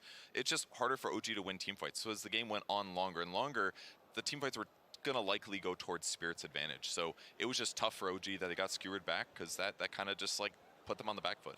Honestly, though, I'm shocked that OG didn't manage to get a bigger advantage earlier. Like, if you look at the heroes, I saw Seb's Darkseer. It was so high net worth. Whenever you have a Darkseer like that, he should be able to carry the early tempo. I'm not too sure what happened. Like, maybe Team Spirit were just setting up too well for OG and reading all the moves, which is incredibly impressive. But it's honestly not the OG I expect. Like, your Clockwork Darkseer Furion, I feel like the map should be free, especially with a Void Spirit mid. It was pushed in constantly, and Team Spirit was forced to go back and defend a lot of time in the game. However, it just wasn't good enough. Like, the team fights, like you mentioned, were set up by Team Spirit really well. And I have to say that on the top lane around the tier 1, there was a team fight in which I thought Spirit was completely broken. They're playing this very stable Wyvern with the big ulti. Then you have the Chrono, then you have the RP. But what OG is good at is creating chaos. And they did that. They attacked from all the sides. Nature's Prophet TPing back. But, yep. Well, our teams are heading on stage again. They are ready to create chaos. You can see No-Tail backstage. He's having a little groove. Seb is turning to his players and keeping them calm and doing exactly what Seb is known for. But can they take this to a full series? Well, It's OG. And you know what? After you watch this, you'll probably be thinking, yes.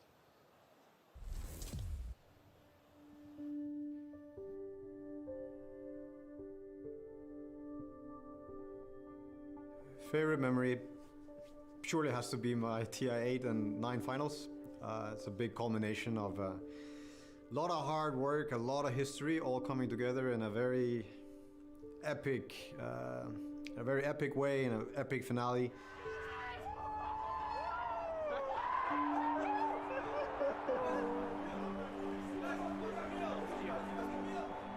I can only pick one. I will have to go with the TI 8 finals because of the finals, how it went down.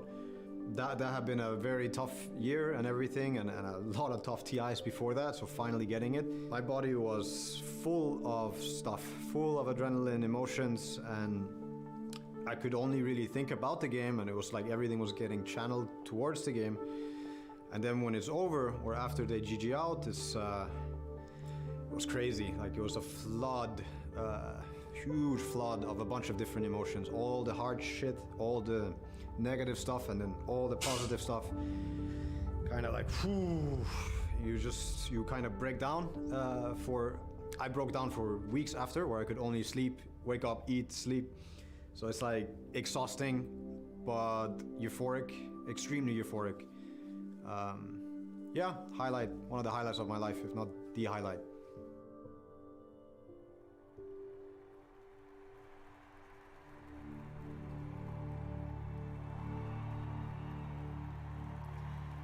I defy anyone to watch that back and then not get a little bit teary themselves whenever I see Noto talk about that. And you can see it in his face as well. He's just reliving that moment constantly.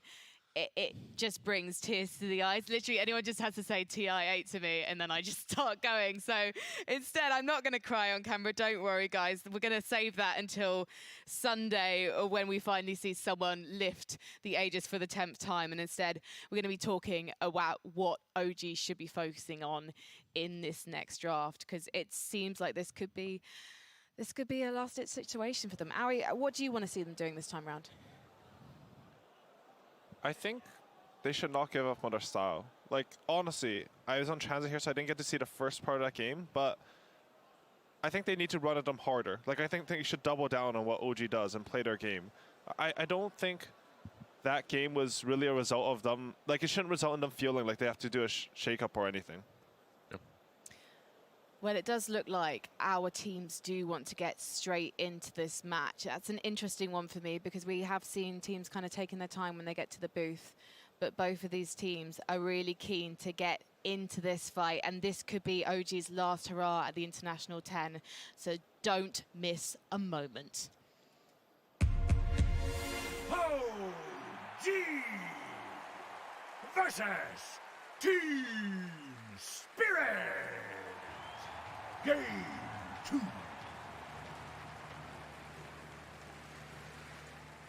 Hello and welcome. The draft panelists back. They took my big table away, but they gave me two wonderful analysts to compensate. My name's Amo Plus. I'm here with Lacoste and Effie.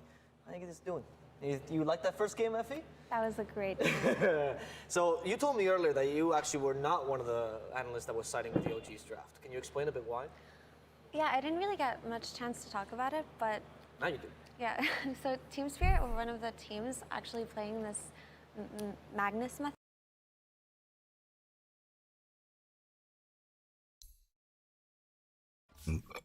ओह, इस बार क्या होगा? ओजी कर जाएगा, फिर तीसरा match करवाएगा.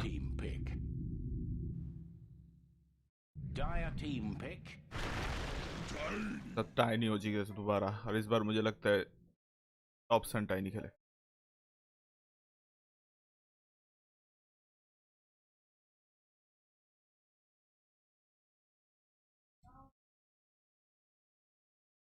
Ten seconds remaining. 5 seconds remaining.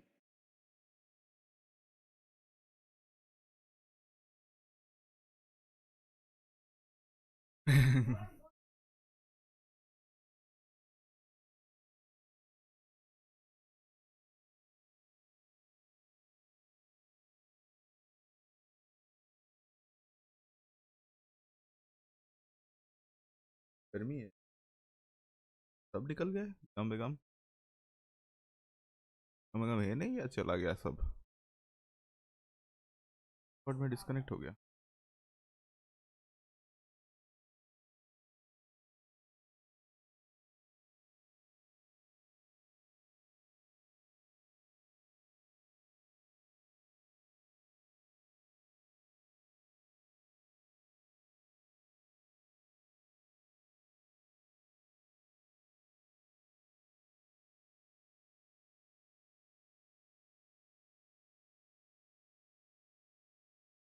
10 seconds remain.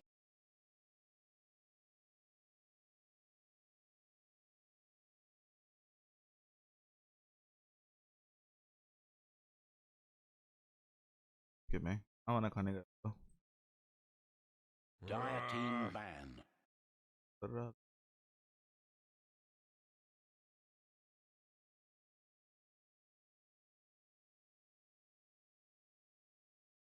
कर दिया क्या बेगम ने स्ट्रीम करना नहीं कर तो रहा है जाएगी वो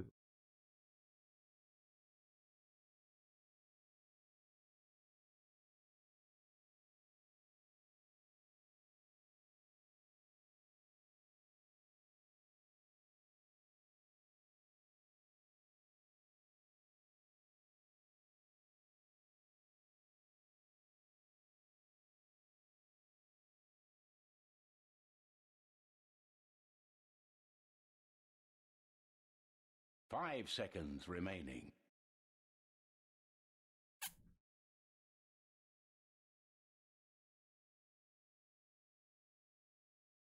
मैं बिग फेस में कुछ नहीं बोलूँगा फिर से इनके पास मैग्नस एंड विंटर इवेंट का अल्टी के ऊपर गिरता है मैग्नस का अल्टी भी विकी के ऊपर गिरता है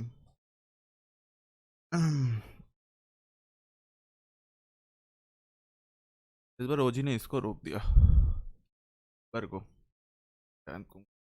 लाइक मिड लेनर के लिए बहुत ज़्यादा त्रास देता है मिड लेनर कोंका के खिलाफ नहीं कर सकता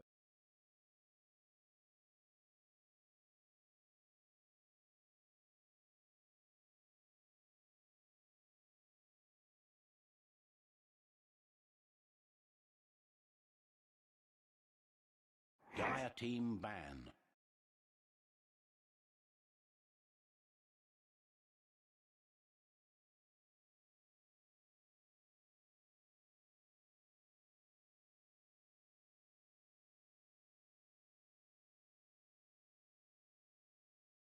Ten seconds remaining. 5 seconds remaining.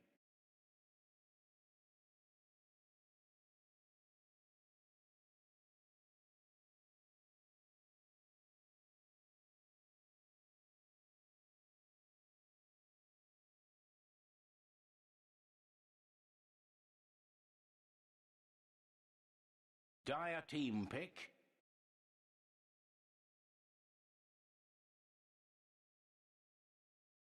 Radiant team pick. Lion.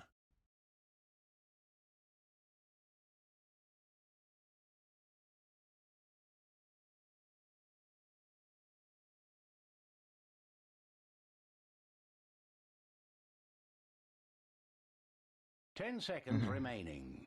Dialogue है बहुत तकलीफ होता है जब अब और लोग 5 seconds remaining. चले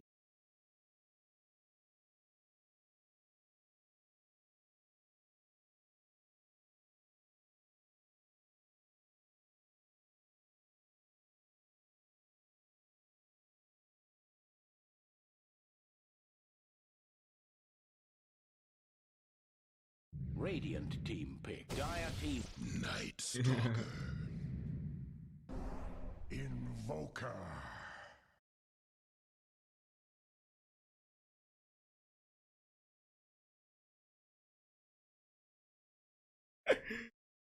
ये वाला बस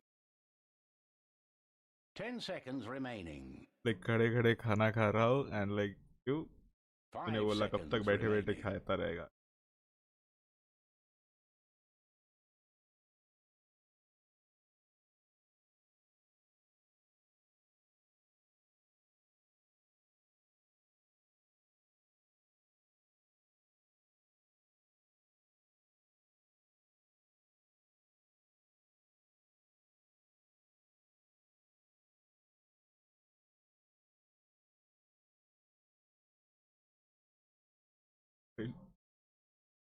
मोबाइल को खेलना वॉरक्राफ्ट पबजी मोबाइल नहीं बोलते.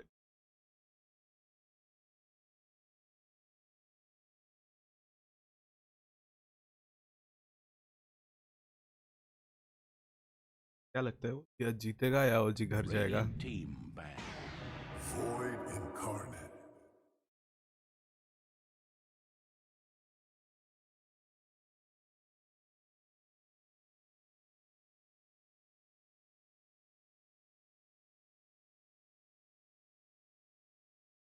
Ten seconds remaining. 5 seconds remaining. Ban. Ouch.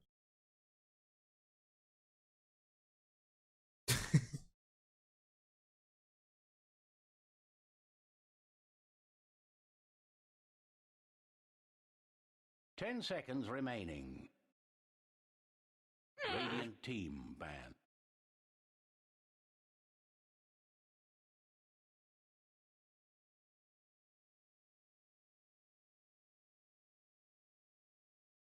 Dire team ban.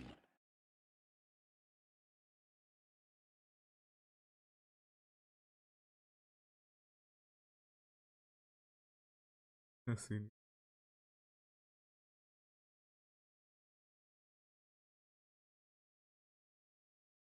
Ten seconds remaining.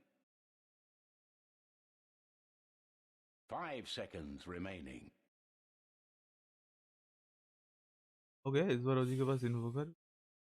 Radiant team pick.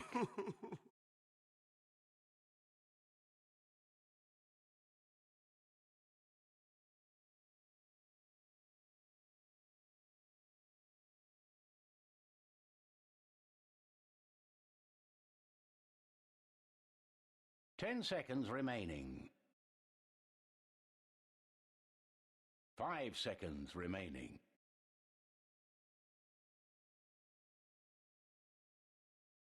Dire team pick. Earth Shaker.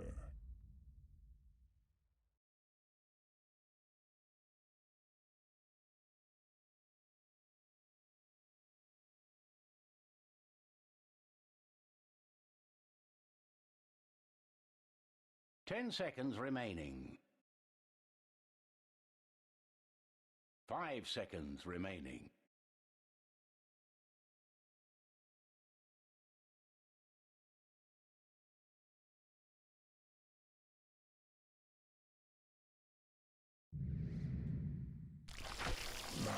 Now all we need is a hero.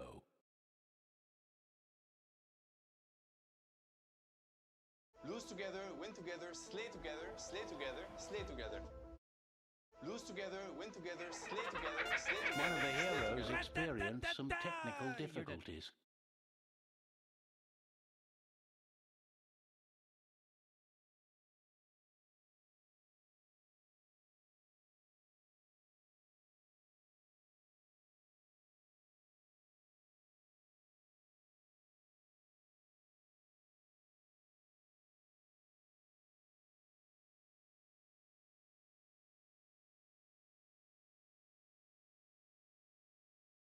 Ten seconds remaining.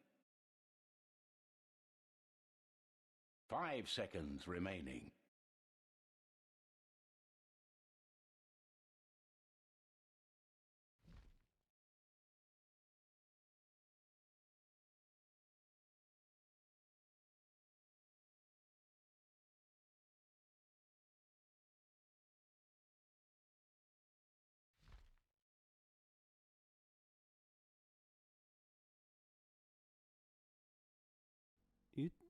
You talking to me? शुरू हो गया. You talking to me?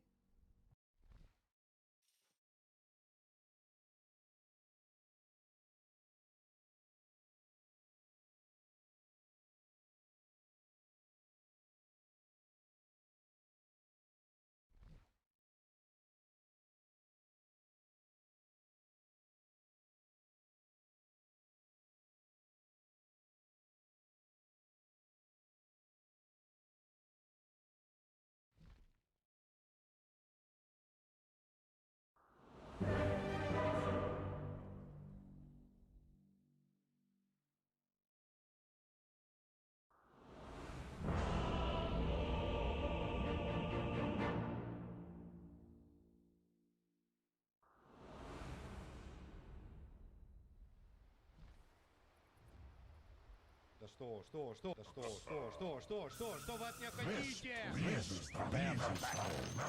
together, win together, You slay talking to me? together, slay together, slay together. Lose together, win together, slay together, slay together, slay together.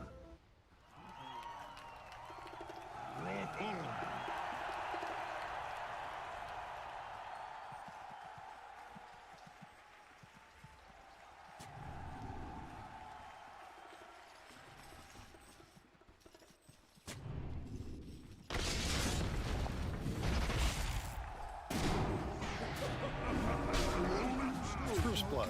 Thanks and have fun. First blood. The first Okay. celestial rays. Team Monroe.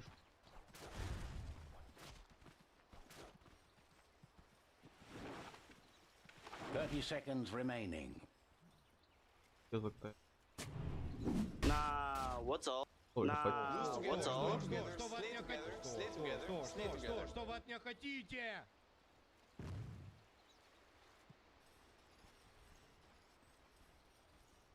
Hope so. चलो आराम से बैठ के देखते रोजी आज हार गया तो अपना टीआई का तो ये खत्म हो जाएगा ओह 12 loss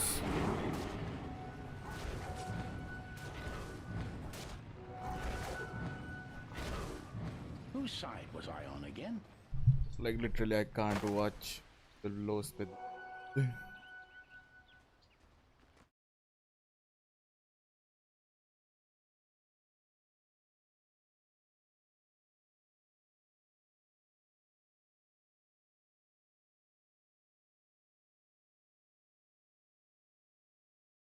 placing much higher in this tournament than potentially a lot of people were expecting from them, and OG certainly on the back foot here. But they're on comfort heroes, a Topson Invoker, Seb Earthshaker. They like to be a little underrated too, you know, so that's true. That could also help them here being down one game. They're going to be looking for some early damage in this top lane. Seb starting out with the Enchant Totem. Don't have the benefits of the Aftershock, but he's trying to get as much harass on Yatoro as he can. Trying to start burning through this regen, but there's a lot of regen up here. There are 6 tangos, a salve. Yataro's got himself a couple tangos and a Fairy Fire too. Already starting out with the stick, which is awesome versus the core Shaker, by the way. You love to see that. It's going to be so much regen consistently given there. And of course, similar situation coming from that Invoker who doesn't end up getting one of those denied. Always frustrating to play against these Quelling Blade heroes. Although we'll get out that cold snap, get some good pressure on, pulls back in a little bit, but with the creep wave already passed and next to the tower, won't be any extra harassment there. Yeah, Lyrical, this isn't a spirit hero. Yeah. What is this strange juggler of orbs? The Invoker here, ladies and gentlemen. So, Quaswax Invoker, by far the most common one that you're going to see these days. Likes to get around early on the map with an urn, try and set up some plays. But I would say, largely, at least in my experience of the Invokers at TI so far, falling a little flat on the early rotations, and it feels like they don't actually come online until they really get into that big Aghanim Scepter. Now, with the philosophy of OG, though, I'm kind of expecting this is almost just like an Alacrity hero right now. Yes. Given more and more, if possible, to that tiny Sumail and pullback. I'm a little bit shocked, I'm going to be honest, that they gave this to Collapse as Mira finds that kill on a No-Tail and nice finding another one on the opposite side. 3 quick ones for Team Spirit. Thank you, production, catching both of those at the same time.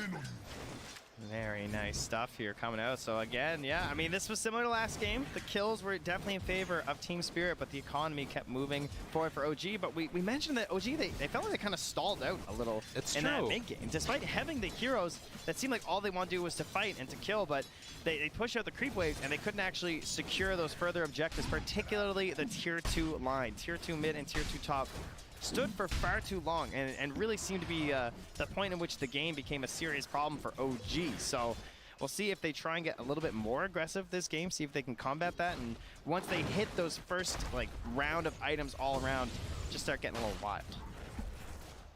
Well, for now at least, it has been a very interesting one. What I was going to mention a second ago is I just can't believe that they gave Collapse Magnus again. A lot of confidence being exuded by OG here to give it back after the performance that he had. And you know, think about that last game. He was making those horn toss plays into the skewer back, into like a Yule Scepter, right? Without a BKB or any of those things. He just made it work and had definitely the standout performance I've seen from him so far. Well, he's definitely still feeling it down in that bottom lane. He's spraying the Seb down. him. He's throwing out No-Tail's voice line whenever No-Tail comes around him, so surely in a good mood after a game like that. Can they pull it together for the second one, though? It's the big question here. Sumail so far on the Tiny 19-4 versus the 10-3. And then, of course, we saw Mira getting a good couple of last hits there as well on the line. Yes. Zack by the Nature's Prophet. And just quickly up top, it happens. What do you expect, you know? Your Night Stalker and Shaker into a Wyvern and a Lifestealer. Doesn't feel like this is going to go very well for you. I'm sure they're aware of that. Not able to really get any like big pull plays either, you know? Maybe that's going to start happening here soon with the boost being available on Soxa. Soxa just sitting in a well like, do I have to? Yeah. I think I'm going to go mid. He comes on back there. And that's just to, I guess, pick up the bounty rune instead. So goes to get that one. Obviously no bottle refill on Thompson. And then we'll try rotating around a bit, make something else happen. Of course, No-Tail happy about that. Didn't have to buy the bottle, as thank you to our lovely brainstormers at home who told us that he also bought the bottle, which explains why he was so broke in that bottom lane, like literally just regen. So Invoker, not really a bottle hero all too often anymore. So No-Tail can start with the Blightstone and a Magic Stick this time on that Nature's Prophet. Seb gonna chase back Maposhka a little bit, but hard for him to walk into the creep wave. Look at this, every time he makes that move, he's zoned back by Maposhka. This Winter Wyvern has been really rising in terms of the efficiency that we've seen from a lot of different players, but complete free farm. Our Night Stalker did go and grab the wave, right? Yes. Success, use the boots, brings it back to Seb, and this is the kind of plays they're trying to do to salvage this lane. 0-4 start. Collapse keeps on just spamming out the lanes. No-Tail gonna give as good as he gets. I find that line from Ava works a lot better once you've actually gotten a kill in the game. It's not as good with the giant goose egg sitting up there next to your hero portraits. No, you're not wrong, Trent. They get the tornado into the EMP afterwards and a nice silence rotation. This is that power of that Night Stalker, but is it enough? I don't think so. They do burn through all of Toronto Tokyo's mana and will give a lane a little bit of a better time for this Invoker. Yeah, Top's doing great here. Ahead of the Void Spirit. Obviously, very happy here. One of the heroes that he's most comfortable on sort of came into prominence on. Are you suggesting I can get a Meteor Hammer? Is that no, maybe not. Maybe not. Maybe not. That's we might be a little bit far past that, guys. So 6 minutes in. So going to summon some more trees and focus back Collapse a bit more there. And we can see that taking over in the mid lane, at least for the moment, is going to be as they go on Collapse and Mira. There's nothing here. This is such a... and the thing feels about it... bad Night Stalker game, dude. Like, right. The thing about it, too, is that you're giving so much space from Aposhka to start soaking up levels mid, right? This Winter Wyvern has kind of been left alone, and now you're also walking back home for Toronto Tokyo. So they'll have a pretty farmed Wyvern, most likely. Already 4.5. Yeah, if he can actually get there. Looks like Thompson is just holding the line. Yeah. Saying, no free XP. Get out of here. So, still steady, slow beat down. I mean, the best part is that there's no Wyvern up top right now, so Seb feels like he can actually play a little bit more in the wave, right? Looks like 1-2-2 build. Actually has some decent tools now. Yadro sitting on 10 charges as well, so Seb is free to just cast some spells. Sox is coming back, but it is level 6 on Yadro, so this is a tough kill. No matter how you slice it. Gets the rage off. Quick fingers. Knew that he was coming. Lifestealer not going to be punished there at all. Already has the Helm of Iron Will too, as well as the chainmail, so sitting on 16 armor. Yeah. Thompson getting body blocked. Poshka. They tried to set up on him, but Thompson hit a 2-hero tornado as well, so was able to start backing away, and then even with the jump through of the Astral Step, couldn't get the finish. So not an easy one at all. The damage that you have right now from OG, it feels like these heroes don't really do that much, right? Like the supports don't have that much damage until Nature's Prophet gets level 6. Invoker's kind of just running unlimited bits as well. It's really all in Sumail, who has to obviously keep farming since he's position Mid lane. 1. Dropping low here, the silence comes in. Toronto Tokyo able to jump, gets sprouted. Assimilate, gets that little damage buff. Able to back away from it. But Moshka, in the meantime, has a DD. The Remnant used out. They're actually able to get the bottle refill off that. Nice defense right there. And now Mira coming in. Has to be careful. Jump through 1-1 with this DD. Toronto Tokyo wants to go to work. Will he be able to get out of there? Assimilate, jumps into both. What? He turned onto them instead! They thought they were saving Soxa, but they were just dying themselves. Oh, and they can't believe it. Claps happily cheering on his allies from the off lane there. It's 6-0 as the supports contributing early here from Team Spirit. Mira Miposhka, a great series so far, and the greed. Dude, Toronto Tokyo is not one to mess with. This man came here to play on this day. I mean, he must have been really low there, like 400 HP or something. Yeah. Just got blown up, sticking around too long. 7-0 start. This young team, Eastern European, making the most of it. They're going to sneak away that bounty rune. And has the jump away, maybe. Ooh, low on mana. Dissimilate. Has to be careful. Miposhka nearby. They're bringing everybody the echo out, but the cold embrace keeps him alive. The silence afterwards. Toronto Tokyo trying to live, but won't be able to. They bring 4, but that's worth it. That's 7-1, but still only a 1,000 gold lead right now for Team Spirit. Sure, it's still early, but you look at those last hits, and Sumail just towering above there. It's 70 right now, and a lot of those just straight up in the lane. Having a fabulous start. At the very least, did lose a courier, so that's going to slow down his acceleration for a bit. And in the meantime, you can see Mira being chased away by these treants. Miposhka also in the area, able to sidestep that Tornado EMP combo.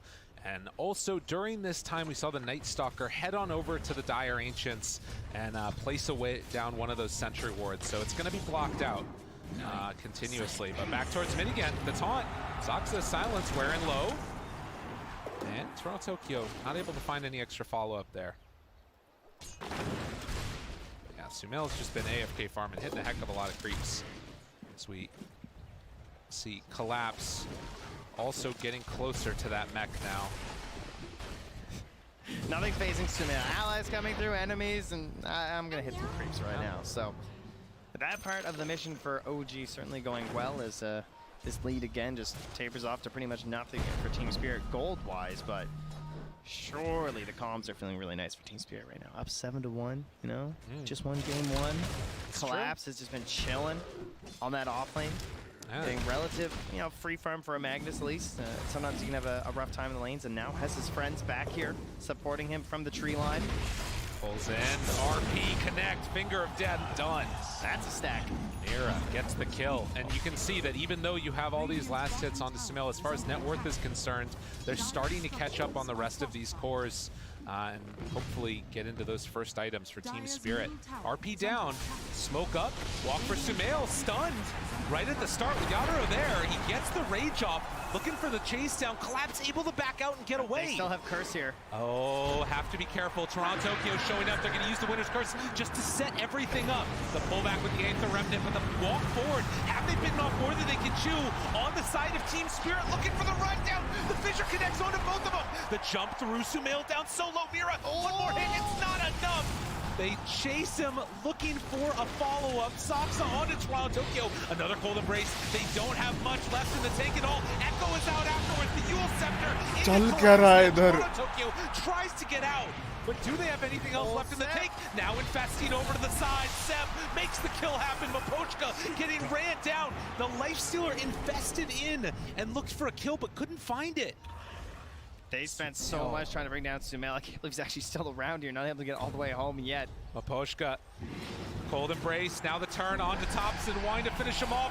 Run bit by bit by bit with this armlet, getting active. It's Tornado, the last second Mira needs to find the kill there. Just off the skin of his teeth, he gets out of there. And Thompson tries to run, but Collapse moving in from downtown. Can he find the angle? Does he get lucky with it? They can try and chase this, but instead spot Soxa. Yadaro, the run through, shows himself, and there's going to be the eventual finish. Just mayhem in the bottom lane. Well, there's a lot to break down there, and where do we even begin? I mean, the initial attempts onto Sumail obviously failing. They spent so much, and I think Team Spirit probably just fortunate not to lose even more, considering how many of their resources they burned there. And oh yeah, we got ourselves a. You know, and also, oh man, Mira at the end there, when Invoker's running up the stairs and he didn't go for the spike because he wanted to give the kill over, and he was holding it. It was sitting there, and then he tried it long range and he missed. You're gonna regret that one a little bit, I'm sure. That's painful. A Sunstrike came in there, comboed together with the Nature's Wrath, and a quick pick on to the Lion. keeping vision with those treants that whole time as well. But still less than 1,000 gold separating these two teams. And the fact that they were able to keep Yadoro alive and has now the Empower going to finish through these Ancients. Maposhka? Oh, meanwhile on top, yep. Jumped on. Fissure, Chant Totem, gonna fall. Winter's Curse, maybe a chance. Oh, the Sunstrike caught him right at the end. Well played by Thompson. Eliminating any chance of escape there. They go right back to the tower and take that down. Thompson is pushing out this bottom wave, though. Any chance for a catch? Would be a tough one. Fast first. Oh, nicely done. Now tries to move in there. And a couple more punches fingered. That Thompson tries to get out with a rage. Will be enough. So I am... Oh, wait a minute. Are they going for more now? Toronto Tokyo with the Haster and Tempt and Fate. Yeah, he's under a ward right now, so has to be careful. Seb very willing to drop an Echo on him, I'm sure. Non-stop action, 16 kills, 14 minutes. The treat's actually bringing a wave over to Seb. Yeah. You know, in case he wants some farm here, that's nice. No-Tail always helping out his allies. That Blink Dagger being done really opens up Seb's game, but obviously the Force Staff would make it that much better. The defensive abilities against that Lifestealer needs to stay up close and send personal. The damage. And Collapse in the meantime, with the mechanism done, gives them some more of this team fight potential, but also wanting to finish off that Blink Dagger. Yeah, and you saw how scrappy that fight was, right? But now, you look what we got from Thompson. He's gone for that Rod of Atos and the potential Gleipnir later on. So not needing that urn to like just try and go for the cold snap plays, really wants to ensure that you don't have the big playmaking potential. He wants to put some pressure on the itemization of Collapse to actually find that BKB or maybe a Dispel of some sort, right? Right. You don't want to give him that same freedom that he just had last game. It is interesting though, because it feels like as well the Atos comes out, this isn't bad here. Tries to get him in. The mech though keeps him alive, and with Maposhka nearby, they really don't have an opening. Yeah, and the Arctic burn onto Seb, preventing the blink. Round 2, looking for it. Seb, he has a big one. The Echo comes out, catches on them both, but the Hex is there to turn it in the Winter's Curse. Skewers them both together, tries to find it. RP, and now, do they have enough with the Empower? The big amount of damage coming out onto Seb. It was looking good for a moment, but in the end, it wasn't enough. Do they have anything else left in the tank? The chase down, another great impale onto Sumail, catching him now. They get the Sprout, but they've got him caught in there with them. Yadoro chases, right clicks, dead, done. OG, where you at? Almost got no-tail there at the end too, but much like game 1, it's these early plays into tier 1 tower that end up felling rather a couple OG heroes. They did get the tower in the end thanks to the trusty catapult. But no, Lifestealer got the deny on it last second. True. Well played. And now? Oh, Thompson. Going for more. Seb, gotta be careful there. Looking down south. Tried to find an opening there on his no-tail, and they'll get him. Maposhka ends up going down. Again, this absolute chaos there. Mira misses the stun. Seb jumps forward, gets the kill. Team Spirit. Got to be careful with this movement now. Saksa wants to chase this. Another great fissure there, going to connect the Atos afterwards, but the Yule Sector keeps him alive for the moment. Seb tries to hit the timing, but it's not quite there. And now with the Lifestealer back in front, he finds the kill on a no-tail, and then TP's out right in front of him. No tools through that one here, of course, if you don't get that initial silence off, especially, right? Like, that's one thing he has to watch for sure versus the Night Stalker. Just make sure he doesn't miss out on that rage TP, but nice play there. Yadoro will finish out that S and Y2, so ready to continue the battling and doesn't have to worry as much about scaling better into the late game thanks to the Empower on his squad. And now, well, Magnus, he's feeling personally empowered here with that Blink Dagger. And you're now starting to see a situation too with why this position for Night Stalker has kind of fallen out of favor, right? Like, you don't have a great farming mechanism, but he needs to get into that Blink Dagger and just doesn't have the gold. Aether Remnant gonna connect, and when you're out farming that far forward, you can get punished. I do think he plays the... Oh, well. Atos, Winter's Curse. Turns it around now. Thompson out in no man's land and gets punished as well. Team Spirit constantly right on top of the ball. You know, the second half of that last game, we had to talk about Collapse a lot, but I will say, I do think that Lion is a fantastic hero versus OG in the way they like to play, right? They love these tricky little plays. They love to tease, to taunt, and to sort of break you with the outscale, but it's really hard to outskill Hex Earth Spike. Yeah. You know, you get a little cheeky, a little bit fresh, and then one single stun, you're getting chained all the way to death. Well, and I think that there's something too about like that horn toss into Earth Spike, right? It allows you to find kills without using RP that you otherwise would have to use that big ultimate for, and then you can save that for the big fights instead. It's just so strong if you can have, you know, a combo that play together as well as Collapse and Mira have been. Yeah, for sure. And Mira, of course, last game putting a lot of emphasis on getting that Blink Dagger despite being a little bit behind with the map pressure. Mira, again here, just farming up neutrals. Gonna get that Blink Dagger at a pretty decent time, especially with that mid wave coming in through here too. I imagine they'll probably try and offer that over to him. And OG sort of falling into a similar playstyle as last game where things are just trying to be stacked on Sumail, but this game he's just not nearly at the same pace. It really feels like there's a, you know, they have to play a little bit more passively, at least until these items come online. And Team Spirit, they're not going to give them that opportunity. They're keeping this pressure on. Smoke up. OG, do they realize what's coming? They're actually going to open up on the Yatoro, but the rest of the team coming in time to try and save their carry. Is it going to be quick enough, though? They jump in! Oh, the RP! But he already died! And now the winner's curse afterwards. Sox in some trouble. Toronto, Tokyo, and they are all in pretty deep at this point. If they can maybe find a couple quick kills, that could be good. Thompson down low dead. Rooted afterwards. Maposhka, Mira, right on top of Sumail. Jump forward, Seb, trying to save this. He's done it so many times to them before, but can they do it again? Sumail walking away ever so slowly, bit by bit, trying to escape, but Mira, he won't let him go. The jump forward, this Lion, and Collapse doing absolutely everything for Team Spirit here. As 4 go down, Seb tries to get away, but will it end up happening? No. The Yule Scepter lift up into the Remnant. Toronto, Tokyo having a coming out party, absolutely owning on this Void Spirit. Sounds good to say and looks good to watch. Toronto, Tokyo, easy game. Is that a voice line? I don't think that was a voice line. Wait, what? Oh my God! Observer, press enter and go up. This man just dropped it right in front of him on the main stage of TI, an elimination match. Talk about he's feeling hell it. of a moment.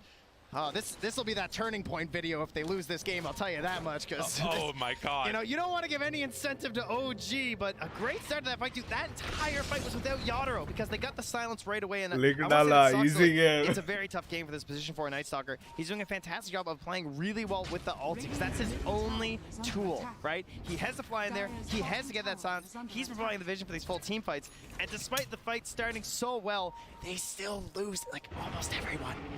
It's unbelievable. Team Spirit coming in. This team, they were started in the group stages 0-4 and then proceeded to just not lose that many games. They've been winning everything, and you can see here as we continue on. Almost Toronto, Tokyo. everyone, as you can obviously see from there the top it of the is. screen. Replays exposing. Gleipnir now done. That's like, did you just do that? Did you just type that in there? That was the moment for the Kyle chat wheel. You talking to me? You talking to me? Didn't do it. True. Didn't hear it. True after all that. Well, the chat wheels file a little silent sometimes. Still less than 1,000 gold leads separating these two teams, 10-22. And Team Spirit, the ones in command. Toronto, Tokyo jumping certainly in. not out of it. Walks in, finds Thompson. Seb tries to salvage it. 4-step out, not enough. Now looking towards No Tail. They're going to pull in this Nature's Prophet. Just running them ragged on OG. Team Spirit won't be denied. They're just making these picks look so easy. 100-0. They're falling. And that sucks. So this is with the ulti. He's under the obs, though. Another round of it. They just keep dying, one after the other. Team Spirit claiming those kills. And Toronto, Tokyo moving under an obs here from Seb. I don't think he's going to try and go for anything too crazy. Knows that this Void Spirit's there, but some quick math, 2,000 damage, level 14 Shaker. Maybe with the Prophet, he's got a chance with the Invoker here, too. I think they're going to try it. Let's see. And we'll see what's said here, of course. Looking to try and get something. And Toronto, Tokyo, recognizing the danger, backs off. He knew. And in the meantime, you look at this. Team Spirit gonna try and claim the Aegis. Oh, the instant, the Sunstrike, and then the TB right away from Thompson. He wants to be here. Doesn't want this one going for free. Tornado now. Starting the fight off. Obviously has the rage afterwards, but Roche down. Aegis claimed. Not lucky enough to get the damage there from the meatball either. Right. Yeah, maybe just hoping he could force a snatch. Team Spirit gonna smoke. Try and get the bounty for OG. Fested Lifestealer inside Collapse. Doesn't have the shard yet. Oh, and Collapse this time too, eh? Yeah, Toronto Tokyo, of course, setting up for the easy one last time onto Thompson. Follow the couriers. They're gonna take you to the heroes. Oh, I love that. Right on down the way. No tail is there, but they jump and find the back line. Able to catch onto Sumail. That's a pretty good target. Hex afterwards. Yadaro eaten up this Tiny as Sumail eventually falls. Oh, and they were so close to just running into no tail too. That could have been so much better for OG if he was the one to fall, but grabbing the king instead. He has fallen and now collapsed. Well, they might just find no tail anyway. Even gonna drop the RP This is for the laning stage. This is from all the voice lines and the sprays. Slay together, slay together. Team Spirit putting on a performance here. Showing everything. And did he find him again? Collapse front into Seb! Screen, Seb! What? Just like that! They find themselves, Seb, try and give him a high five! And find the kill again! I think he was changing his chat wheel binds. He got caught in the trees there. Snagged by Team Spirit, just finding everything right now. And now able to pressure with his Aegis. Still 3.5 minutes left for Staff, for Collapse. Now we just gotta wait for that shard to come out and he'll be back in full force once more here. Look at this. I mean, this is the thing. You know, you start the laning stage off even, but kill after kill after kill, and off the back of Collapse, this mag that OG gave to them in game number 2, they felt like they had an answer, and so far it hasn't looked like it. All right, there are no doubt incredible tools in these team fights for both teams, though. We have a total of 5 Blink Daggers on the map now. Yes. So everyone's, you know, lots of opportunities to make your play here from both squads. Most importantly, Soxa, I think, able to be more valuable in these team fights by trying to get that silence and getting right on top of Yadaro. This could be incredibly important for them. And they need Sumail there too. Like they really don't have the damage otherwise. Yeah. And I mean, there is the Force Staff as well from Collapse, as we mentioned. So that's a great counter to Soxa, just because he just needs that little smidge of I'm not silenced, right? For Yadaro, and he can get the rage off. Gonna walk in. They can start heading down bottom to pressure this tier 2 tower. I love the use of this Aegis, just closing in on the map. They're using this gem. They're moving through, looking for every bit of vision, every sentry, every obs. Just taking them down one by one. Team Spirit want to take away the map from OG. But you gotta imagine they're feeling I would think a little nervous, starting to shake a little. Like it feels like you're doing so well, right? This is OG elimination. It's true. Do you start to feel the nerves? Do you start to feel the wind come in their direction? Can they keep up the momentum? You question yourself more when you're winning. Right. When you're losing, you're looking for solutions because you have a problem. You see the issue in a game like this. Like you're ahead and you're just trying to keep that momentum going forward. You're scared a little bit sometimes in terms of like what can they do to come back. All right, and we've seen OG come back from bigger deficits than this before, even in the grand finals. They've got heroes that can make the plays. Will it happen though? Looks for the silence, not gonna get him. Toronto Tokyo playing that one safe, and down bottom, they got a Lifestealer that OG need to deal with.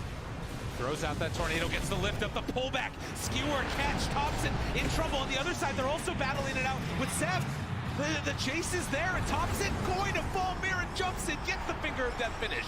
Collapse off to the side. Maposhka not going to be found. They get the skewer, or rather the shockwave into the kill. And they force out that buyback. No-Till's going to pressure top. Yeah, he's got no other choice. Just going up there. Gonna perhaps send in some treants here. Fissure, the only thing that can slow down this Lifestealer right now. Will get hit by that tornado now afterwards. But again, that pressure, it's going to be mounted top. We've seen this before where Nature's Prophet can force back heroes, but will they happen now? They're so weak in comparison though right now. Like it's true. He's got the solo cracks, he's got a couple of the big ones, but I mean, there's Yadaro just hitting your base. 30 seconds still left here. Yeah, and they still have Glyph available on Team Spirit if they need to use it. Yadaro hits it, range racks down, takes the first, backs away with the team. Dire structures are fortified. God, what a match. What a series. Team Spirit came out here punching the champs in the mouth. I will say he got more damage down than I expected. Yeah. He's sending them back in and no one's TPing. They don't want to break the formation. So they're just going to sack the tier 3. Now tier 3 is not as valuable as they used to be, but look, the fight's happening. This is why they don't want to break it up. Catches there. Stun afterwards. Pull back in. Dead. Done. Looking for more. He blinked in. Collapse. This guy's a little bit crazy. Tops and Sumail looking for an opening there. They spot one. Avalanche walk forward. Meg, but the save is out. And now Sumail BKB'd. It's going to wear off soon. Has to back out of there as Yadro chases. The winner's curse is going to connect. And afterwards, Saksa, he just has to disrupt it, but no, he can't get there in time. The jump in. Stab tried to salvage it. Isn't enough. The Evil Scepter lift up. Mira goes down, but they pull him back in for more. Yadro too strong on this life stealer. 3 dead, no buyback. Is this going to be the end for OG? As Saksa also to fall. Everybody's gone. GG. And look at this Team Spirit going in for more. Oh, Yadro, you tempted fate. You thinking about going into the fountain? They regain some focus, but with no buybacks, can they just try and end it? It's tempting. Here's the other lanes. This is, could this be the downfall? Team Spirit, they can sense an end right now. A chance to move forward, get top 6 in this tournament, and you've got 25 seconds with no Sumail. They're not hesitating. Trying to end this one. Team Spirit looking to go all together. There are racks that are being taken up on the top side of the map, but they've got their eyes on the prize. They want to say just the Sprout. They'll walk inside of it. Oh my god, he's just going for the spider legs through. They get the vision. OG, there's nobody left alive. It's only no-till. There's nothing left, and GG is called. Team Spirit end the game, taking down OG. What a Cinderella story here on the main stage. Absolutely incredible Team Spirit. And look at them, they're cold. There's cold stone in there. They just knocked out the champs. Unreal. From going 0-4 at the beginning of groups to now getting top 6 for this young squad. What a magical, magical journey for them. And OG, it just wasn't meant to be this year. And it's just early, of course, for Team Spirit. It's important that they're not getting too excited because they still got games later today. You're not wrong. Staying alive here in that lower bracket. Yeah, facing off later this evening as well. And I'm sure a lot of people probably didn't expect them to be there. No, absolutely. I mean, this is the thing, right? Like, you play now, and you've got Eastern Europe playing Eastern Europe in the next round for a potential top 4 finish at the very least. And Team Spirit, an incredibly impressive performance, coming in as one of the dark horses in this tournament. They made it work here in this game number 2. And like you said, absolutely stone cold walking out of the booth. Toronto Tokyo throwing out that easy game in the midst of it as well. He was one of the standout performances for sure. Yeah, he really was. And of course, OG, you know, a team that maybe not the highest expectations coming in just because of like how the season works and everything, but everyone knows that they're a threat. There's no doubt, right? You know how they can perform in pretty much any situation. And with bringing in Sumail, भाई Magnus का ban करने का option था pedigree तुम्हारे पास, whatsoever पता क्यों here. Ban So नहीं we किया इन will लोगों say इसका बैन से goodbye कुछ नहीं होता है. to our champions. And just like that, we'll head on back to the panel. फिर से भाई टाइनी Well, नेचर it's क्यों certainly लेना an उनको? unusual sight to see OG walking away at such an early stage in this tournament. I'm sure they're going to have a regroup. But my word, Team Spirit. Let us remind you that they have the youngest player at TI in their team in Yatoro. And what a performance he's pulled off. A 19-year-old collapse. भाई Clearly collapse का the Magnus anchor of this team. This is absolutely phenomenal just to see them come here and to completely defy expectations and to do it against OG Lizard. It's incredible. Something just clicked after the group stage for this young team full of pop stars, भाई and they're आना having xerox fun. The आएगा game लग versus रहा है मेरे को OG, it looked like they were just enjoying themselves, all chatting a little bit. But in any case, collapse on that Magnus 2 games in a row, switching up the item build a little bit, but looking insanely strong. And I don't think it was just him as well. Their whole team played fantastic. I feel like they had a bit of a draft advantage. They had what they wanted to beat OG. Those early skirmishes, even something as simple as a cold embrace, buys them like 2 to 3 seconds of time, which is effective against Earthshaker as well. A big part of his damage is that enchant totem hit. And if it forces them to overdive for that extra 2 seconds, buys them time to turn it around. So I think those early dives and fights from OG were shut down partially because of that Winter Wyvern. It was actually really key to their win. A very good pickup, right? Yeah, It was in PSG LGD as well. Yeah, I think Winter Wyvern has been sort of like a hidden sleeper pick because I think she was like 90% win rate in groups and people weren't picking her a lot as well. I think Team Spirit just how they're ready for OG's moves was really impressive because they're such a young team, but they seem so composed, so calm, so ready to actually take the right fight, take the right engagement. Like usually when I see OG go through जब भोसड़ी के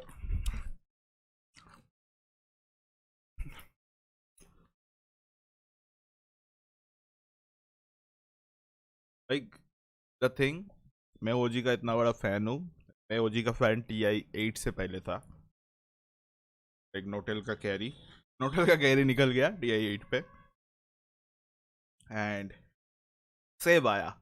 save उस time पे of लेन में इतना ताबड़तोड़ खेला कि ऑफ लेन को पहले एज ए सपोर्ट ही माना जाता था. भाई भाई मजा आया. घर जाओ. यस, तो सेव ने इतना अच्छा खेला ऑफ लेन में, इतना ताबड़तोड़ खेला कि ऑफ लेन को भी लाइक लिटरली बाद में एज ए कोर काउंट करने लगे. उससे पहले कोर काउंट नहीं होता था off laner. Core mid laner and safe laner ही कोर काउंट होते थे.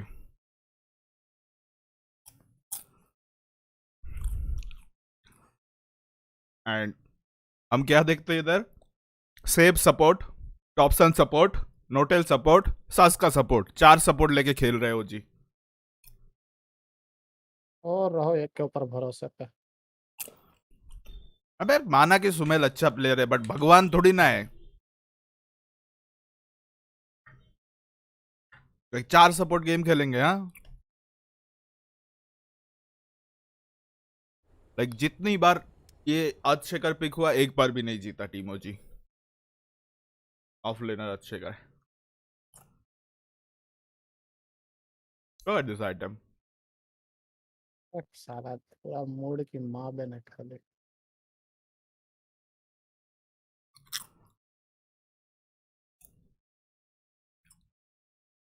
लाइक नोटेल के पास ग्लिम्पर है. नोटेल को टॉपसन सेफ फोस्ट अप बनाता है. ऑफ लेनर फोस्ट अप ब्लिंक लगा और ईथल लेंस लेके घूम रहा है. ये है हमारे ऑफ लेनर.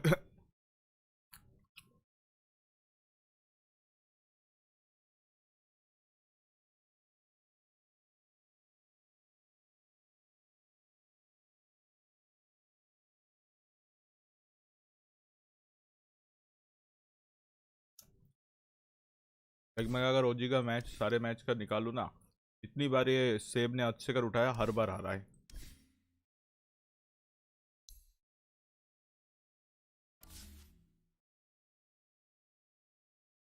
ये ओजी का ये मैच था, लास्ट मैच.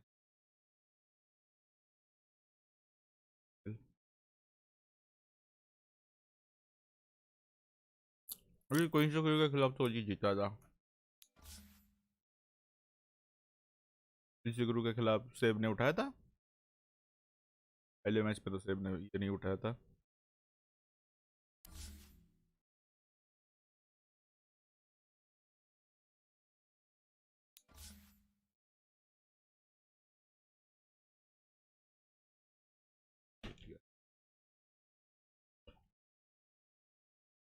समझ में अच्छे कर उठाया था, इसलिए हारते हारते जी.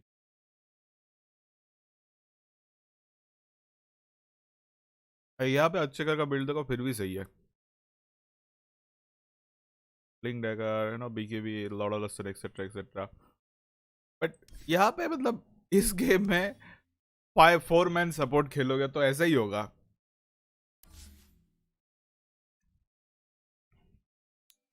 This game is like 4 man support. Team OG 4 support लेके खेलते. लाइक टीम ओजी का प्लान था लाइक TI8 में कि भाई हम लोग 4 कोल लेके खेलते, फिर 4 सपोर्ट लेके खेलते. फारूक आप देख सुन.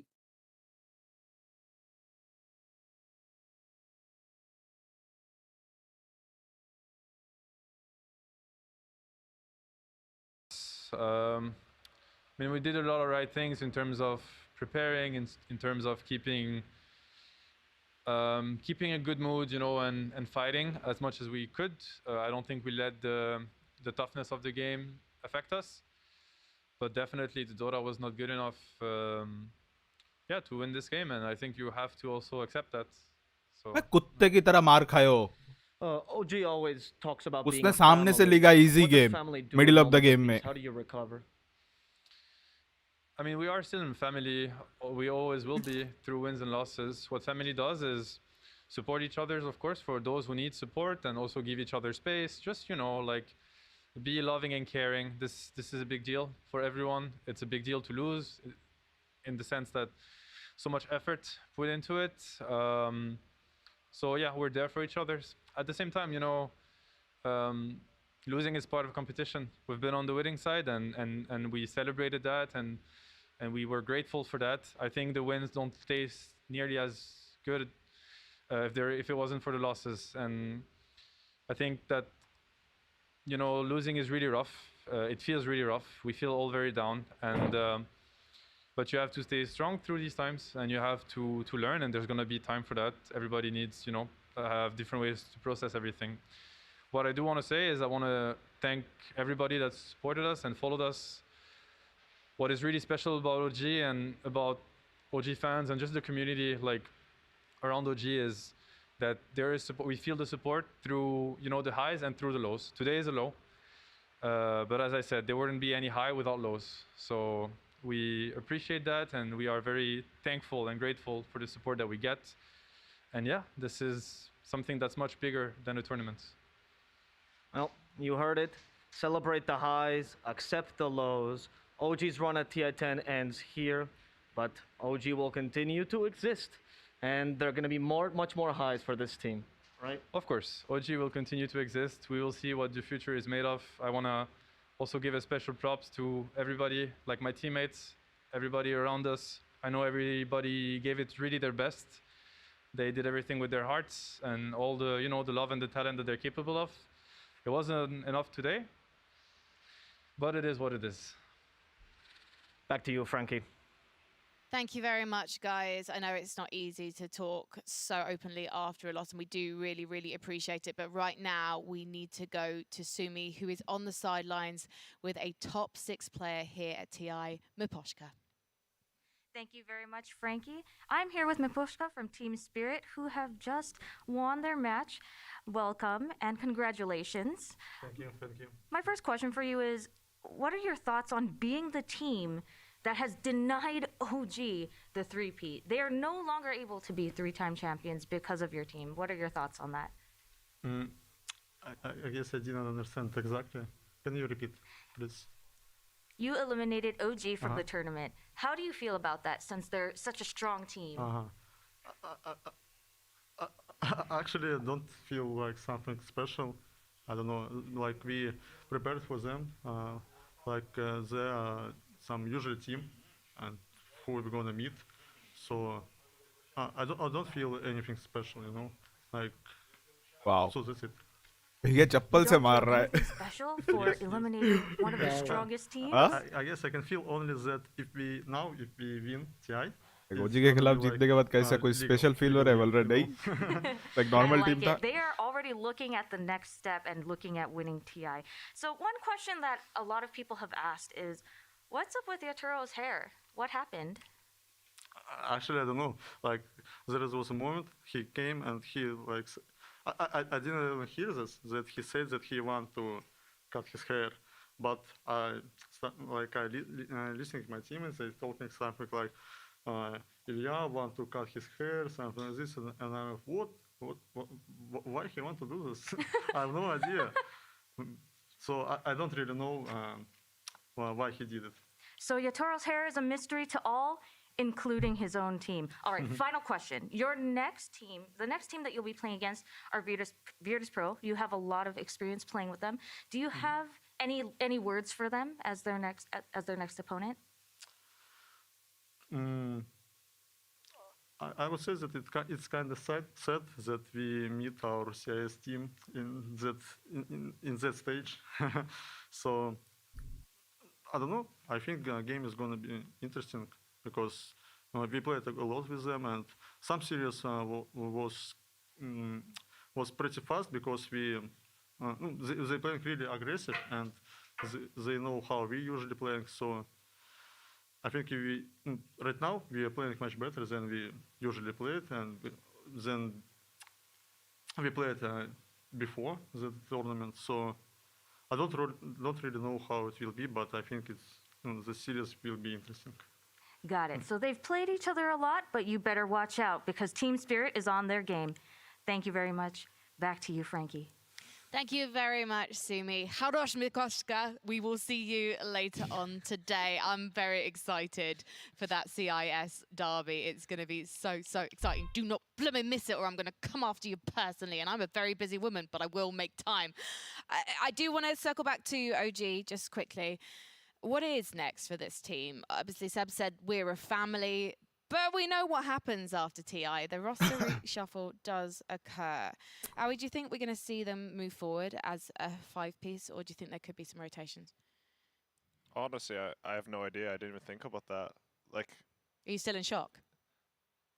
I mean, yeah, but the roster reshuffle, it depends on the entire shuffle, you know? Like, if they think something really important needs to change, then they'll change it. But I think Thompson actually said he was going to retire after this, or retire, take a break, I don't know, after this TI no matter what. But they kind of did that after the last TI That's as true. well, right? They went into coaching, OGC and whatnot, but the fire in those guys is a little bit too strong and they had to come back. So I expect something similar this time around.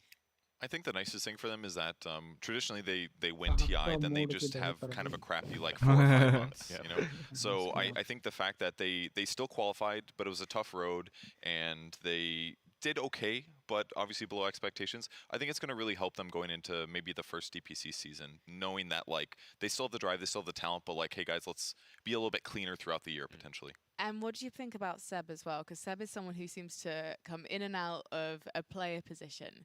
And I'm wondering if he decides to step back from the offlane, will it be for good this time?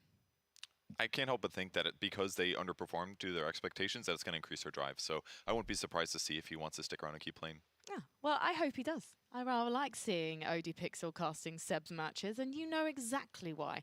Let's head to the bracket and see where we're at after that first lower bracket match now of the day. Now, as you can see, Secret versus LGD, that is a feast for the senses. That's coming up tomorrow because today it's Heartbreak Central. We still have to say goodbye to yet another team in our next matchup in the lower bracket, which is going to be T1 versus Vici Gaming. The winner will be playing Invictus Gaming. That is a task I do not wish on anyone. And later at the end of the day, we're going to have Virtus Pro versus Team Spirit, that matchup that Miposhka was talking about to Sumi earlier. And I think he hyped it up pretty well. Right now, we're playing better than we usually play it, and given that Virtus Pro, they did get the DPC spot, and Spirit had to come through the Eastern European qualifier, that is going to be a much more even matchup than we were expecting. So again, I keep saying it, but it bears repeating, don't pull them and miss it. Right, if you want to know the magic of the International, to be honest, you just need to keep watching, but it's always a treat to go down memory lane. So we're going to head back a couple of years to TI9.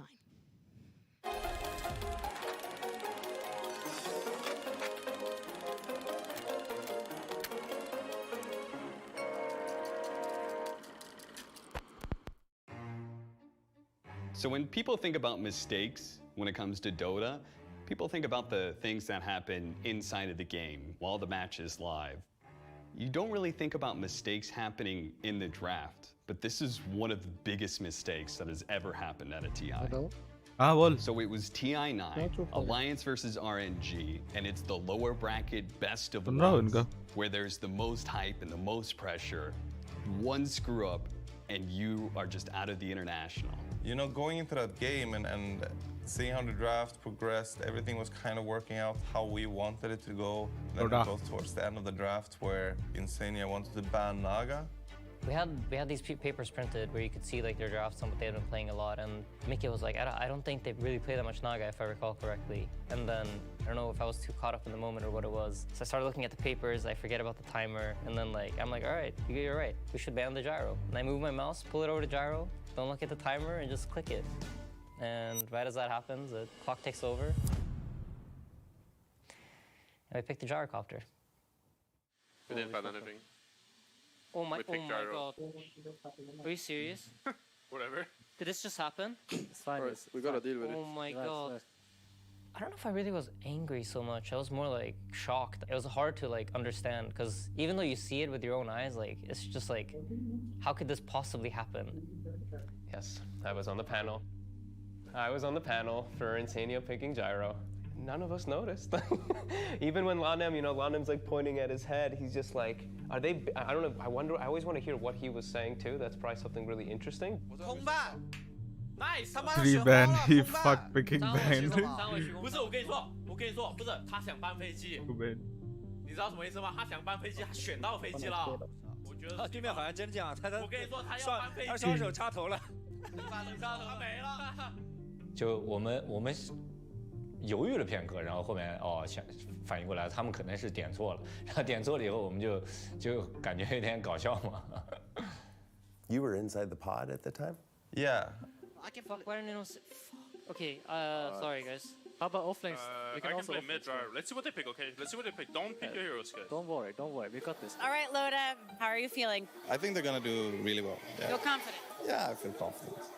First thought in my head is like, it's fine, we can fix this, right? I can play gyro mid, and 3 of us are like yelling, I can play gyro, it's fine. I can play gyro against the lane top with Aiden. It's actually not that bad. This is gonna be a story to tell, boys. Yes, and if this works for any fucking team, it's our guy.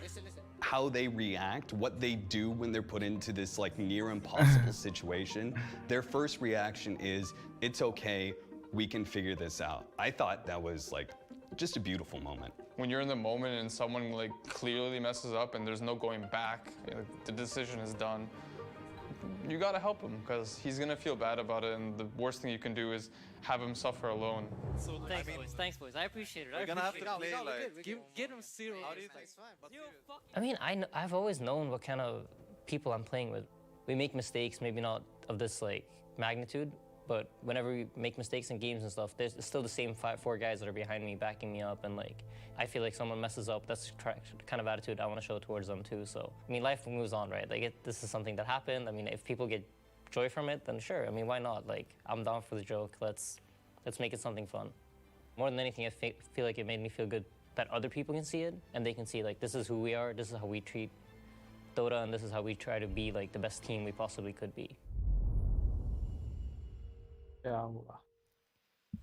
Welcome back, everybody, to more Dota 2. That was a fantastic series between Team Spirit and OG.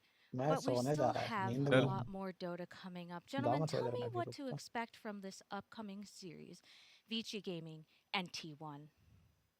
Chaos. Utter chaos. And I don't think that will be Vici's doing. Vici so far, to me, has looked like a really patient team, not really chaotic. They know their timing and they're willing to wait for it, even if that means like playing in their base for 30 minutes. And T1 is the type of team where if you give them an opening in one fight, even if they're behind, they'll just keep killing you over and over. Like, these guys are just, they smell blood in the water. Can sharks smell blood? They smell blood in the water like a shark, and they'll go at you. They'll go for you. The Shark's been knocked out of the tournament, my friend. I'm sorry, I shouldn't have done that. I shouldn't have said that. Not good. Yeah. But no, I think this matchup's going to be 2 very slow teams matching up against each other in my mind. I think T1 is a team that they like to farm up all 3 other cores. They don't really want to get into your face too fast into the game, and I think Vici's going to let them do that. I think Vici's completely fine with letting you sit back, and they're going to hold their. I wonder how that'll go though for them, because I feel like T1. Anybody that lets like car farm in on Doom just loses. Even OGD, right? Like, that's how Even T1 beat OGD. Yes, exactly. I think Vici, coming into their matches, I don't think their team atmosphere was very good, for what some secret sources. But they just beat EG. Like, that's a huge confidence boost. And I mean, T1 versus Alliance, I think they sort of stomped them. So the both teams, I think, going on a high. All right, well, it looks like the teams are ready to come out, so let's welcome them.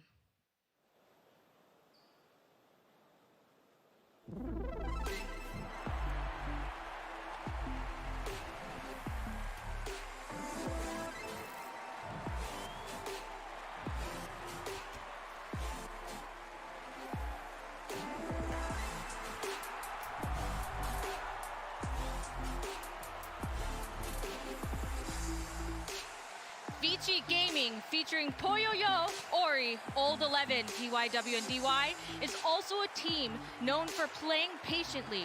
and for the end game. Taking third twice in the DPC and placing fourth at the Any Major. This team full of incredibly seasoned players has somehow managed to stay low on the radars of other teams, but blink and you'll miss it. Their objective-taking strategy and trio of supports will hit you when you least expect it.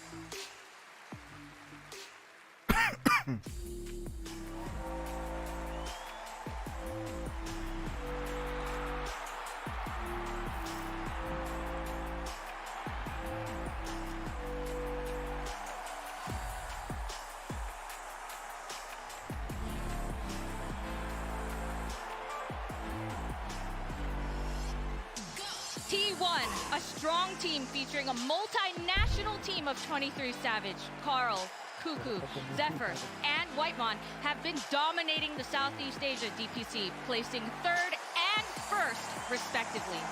When the points started tallying up and SEA looked like only one team would make it to TI, T1 proved them wrong by taking first in their region and an impressive third place at the Any Major. Known for their late-game focus and momentum-based playstyle, our own analyst Jenkins has said that if you make a mistake and give them an opening, your advantage will disappear. T1 is here representing Southeast Asia. Gentlemen, the teams are ready and the stakes are high. What are we going to expect from this game? I think a lot of killed creeps. A lot for of the first killed creeps? 15 minutes. A lot of killed creeps. Probably the most efficient creep slaying game so far. I mean, I feel like T1 fight. I really liked your description of it, actually, Aoi, is the fact that they like build all of these Midases. They pick all of these like crazy late game heroes, but then they will defend their towers. They will defend their areas, and they'll slowly poke you. And then you know that like you have to fight them because they're going to win the late game with all of these farming items.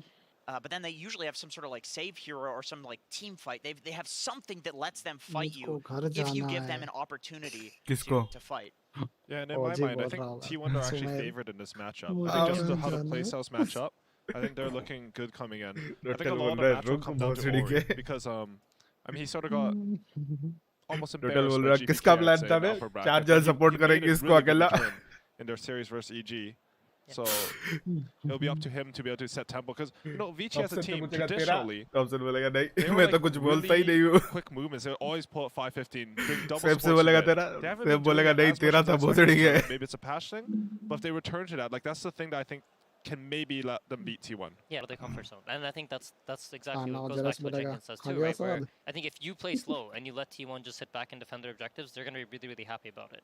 I think the natural playstyles of both teams, you would see Vici trying to do the same thing that T1 does, but I think they're less greedy. They're not as efficient at getting the most out of the map, and I don't think they pick as many late game heroes as T1 does. So I would expect Vici to be like, hey, we need to actually. Hotel बोलेगा बाल काटो भोसड़ी के सबके सब अब गंजा Interesting बनो. because one of the things that I've heard a lot in these lower bracket matches is that comfort is where you would go to because you're facing elimination here. So this is where you pull out all the stops and you play heroes that you're most comfortable with. You know their matchups. You know how they play against other heroes. But in this case, you're saying that they should not do that. For me, at least, I feel like based on what I've seen so far during TI, I think T1 will upgrade them if they both sit back and play to farm. Well, T1 did say in an interview that they have other heroes and they just haven't been forced to pull them out yet. Yeah. So, according to Vici themselves, they can do that. But the question is, like, will that even work against T1? Because I feel like in the EG Vici series, as the game went later and later, Vici did a really good job being patient and figuring out how they needed to take the fights.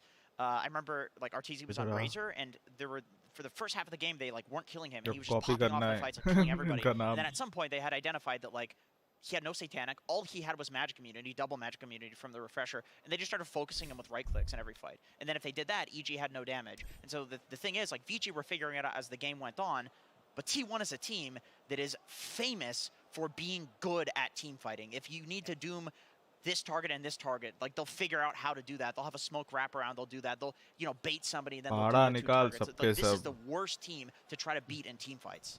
Interesting. Let's take a look at Vici's averages for this tournament. So for matches, they are first in I believe they're wins. Played a number long of group matches stage. played. Yeah. That surely must mean that they've played the most games. They played the most they've games. played the most games. That's true. And their record is 39th, which places them at 8th, which is... It makes sense, right? Yeah. You're in the lower bracket. You played a long group stage. Their games went to 3 games. Precisely. You've played best of 3s.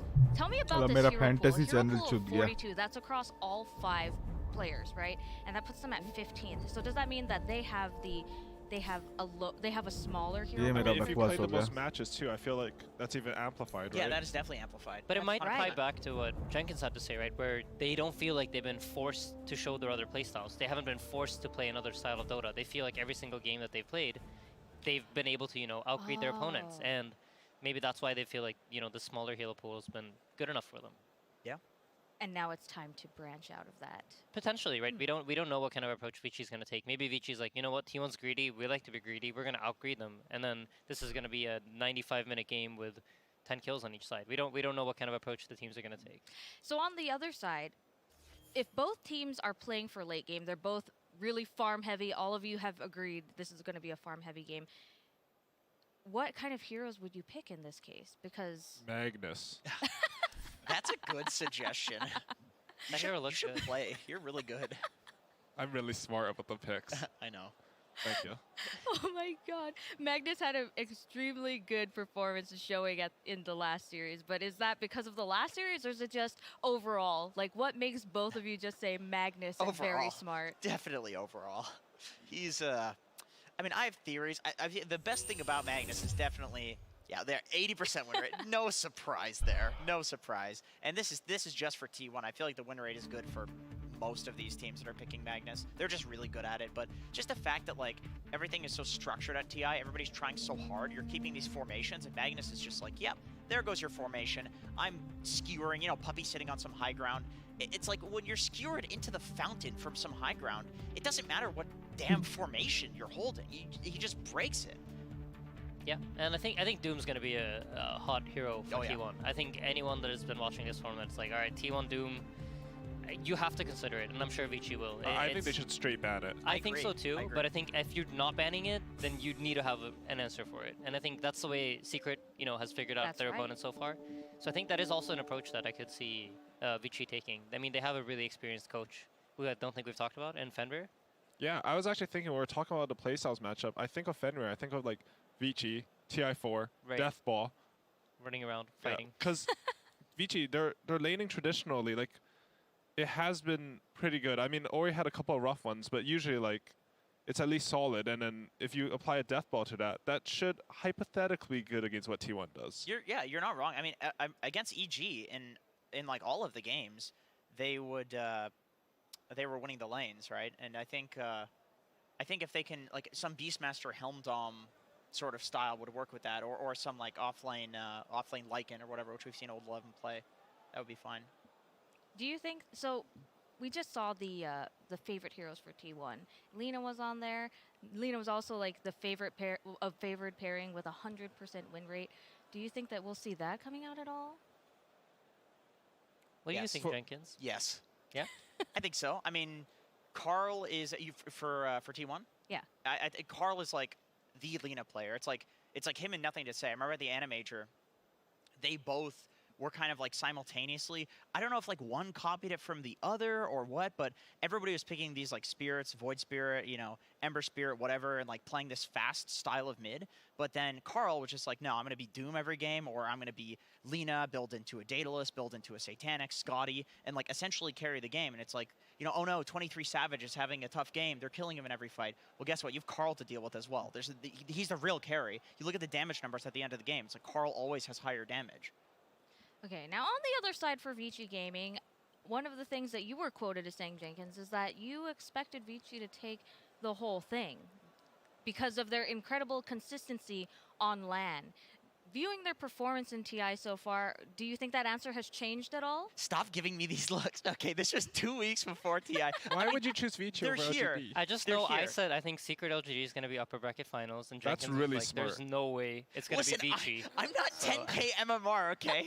I'm sitting here because of fart jokes. That's why I'm not 10K MMR. But I will explain myself. So my reasoning behind Vici was that I thought that they were a team that they were under the radar. They would always get like third, 3rd, 4th place. Nobody would talk about them. Everybody's talking about the question mark. Everybody's IG. Everybody's talking about LGD. Everybody's talking about EG. Nobody's talking about Vici, but they have this consistent record of doing better and better on LAN. And then also, they do extremely well online as well. And so they have this improvement. They do really well on LAN. And then also, I thought that the way that they played prior to the stack nerfs would be better in a non-stacking meta. And I think that's true. Otherwise, they wouldn't be here. Whether or not they'll win, I mean, LGD's looking pretty damn scary, let me tell you. And T1, like, T1 was not looking like they were in their T1 form prior to TI. They just weren't. I actually thought Fnatic was going to do better than them, and Fnatic did very well, and I'm super happy that T1's doing well, because when they're playing like this, it's fun as hell to watch. Right. But now they're in form. So, yeah, I don't know. It's hard to say. I have no idea. I don't know. But they did look good in groups. Like Vici and T1 did not look nearly as good. So I think there are things that back up what Jenkins actually has to say. There's more than just fart jokes inside this man. He doesn't make up everything. No, exactly. Some of the stuff actually comes from somewhere. And I mean, you saw it in the group stage. Vici Gaming looked really, really good. So. It's so funny because Thank you, Insania. I do want to say that before we started this panel, I was talking to Jenkins about this matchup specifically, and he was giving me so much good information. Like, he taught me so much, and I'm able to ask these questions largely because of him. So I do want to give him a lot of credit for that. He always gets self-deprecating, but seriously, Jenkins is really awesome. No, Insania 2 is the best. I think he outshines the Prime version in many ways. Can I join your team? Yes, absolutely. Wow. I don't think Victor? History was made here today, everybody. Insania and Insania 2 will both be on the next team. At the next Binding TI, contract. you can you just caught it here. Verbal agreement. I have lawyers. All right, back to the match. Jake said, Sir Action Slacks had said that Vici is, they are really good at taking objectives. Like, they're good at taking Roche, and they're good at capitalizing on those timings. Tell me a little bit about that and how that would compare to T1. Honestly, I don't... Okay, so I have to think about it, because I've never looked into how T1 think about objectives. I know they like to defend their towers a lot. They do. Yeah. They're one of the teams that play Treant quite a bit. So they definitely like to hold their side. Does Vici take that early towers dispatch? I feel like traditionally they have. Like when they rotate both supports with the wagon mid for 3 years. I think in this tournament they've been slow, though. I think so too. I feel like LGD and Vici have been holding their towers and not taking towers that fast and focusing on making their game work. Yep, absolutely. All right, well, it looks like the teams are ready to get started, so let's go with game 1.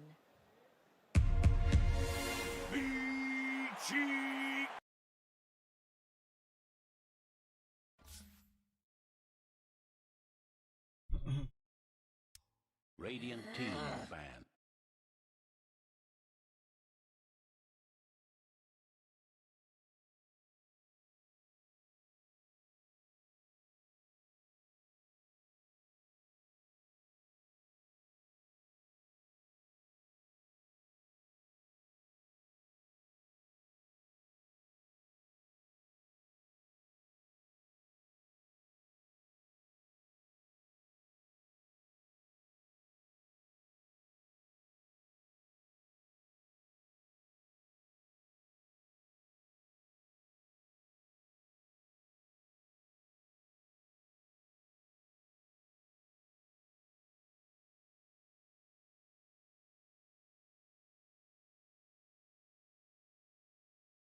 मैं चला गया क्या हाँ ना यही हो गया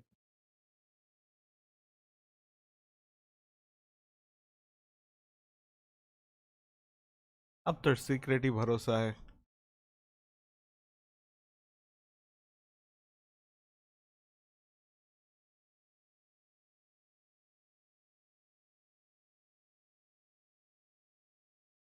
ये देगा कन्फर्म का नया शो अभी आ गया ना पहला एपिसोड वो वाला मजा नहीं आया अभी तक तो आया है अभी तो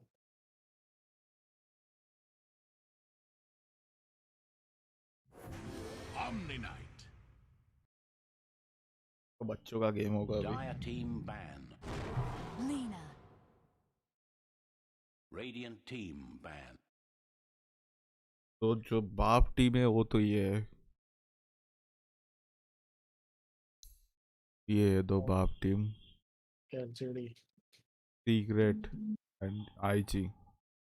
लो आईजी को भी सीक्रेट, आईजी को भी लाइक ऐसे ऐसे कर दिया, भग भोसड़ी के बोल दिया। अब सीक्रेट अगर एलजीडी को भी भग भोसड़ी के बोल देता है तो हो ही गया। बाप टीम है सीक्रेट।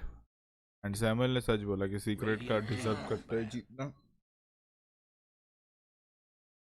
कल का जो सीक्रेट का गेम था उसके बाद बोल सकते हो यस सीक्रेट डिजर्व करता है। लाइक वेब का इंटरव्यू सबसे बड़ा चूतिया इंटरव्यू था मैंने जितने भी इंटरव्यू अब तक देखा। लाइक लोग रोए but like we tried and they are like they tried. इन्होंने कितना अच्छा ट्राई किया। लाइक नो गेम को हम लोग हारा नहीं। लाइक 11-37 पकड़ पकड़ के धोए कुत्तों की तरह तुम लोग। हाँ उसको ट्राई नहीं बोलते, उसको मार खाना बोलते।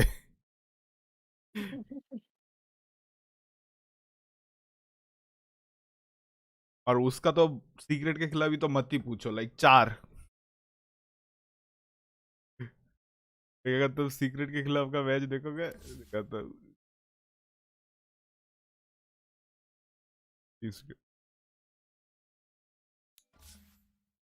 ये तो सीक्रेट के खिलाफ 5-42 ऐसा धोए तुमको। एंड इस गेम में भी सेम था। टर्टल का आइटम एजेंट सपोर्ट है, तुम्हें के पास आइटम है सेव। थोड़ा सा कैरी करने की कोशिश किया थे बट बना नहीं। एल्डर टाइटन सपोर्ट, ऑप्शन वो भी सपोर्ट। डूइंग साला सपोर्ट से कभी कोर हुआ है क्या? पकड़ पकड़ के धोए और तुमने बोलते हैं हमने ट्राई किया गेम को एंजॉयमेंट।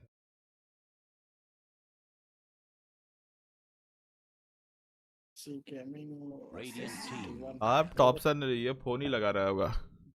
सेब बोल रहा है रुक जा रुक जा रुक जा। सेब नोटेल को रुक रहा मतलब नोटेल बोलेगा पोस्टी का कौन से कॉलेज है तेरा, यूनिवर्सिटी का नाम बता साला। बोलेगा तेरे को कॉलेज में फर्स्ट होना है या पूरा तेरे उस कंट्री में फर्स्ट होना है तू बता।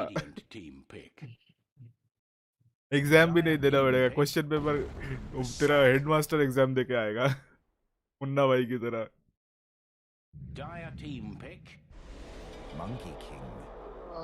चलो भाई सो जाते हैं, कुछ बचा नहीं। Good night. तो तेरा दशहरा है ना आज? हाँ हाँ जाना है शाम को। चल ठीक है सो जाता हूँ मैं। Bye. 10 seconds remaining. 5 seconds remaining.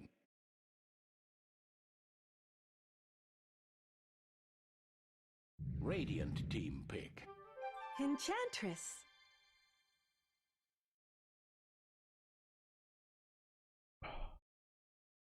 अभी अगर पिन ज्यादा आया तो मैं वो खोल के साला सो जाऊं। धज्जिया उड़ा के दिया। 10 seconds remaining. 5 seconds remaining.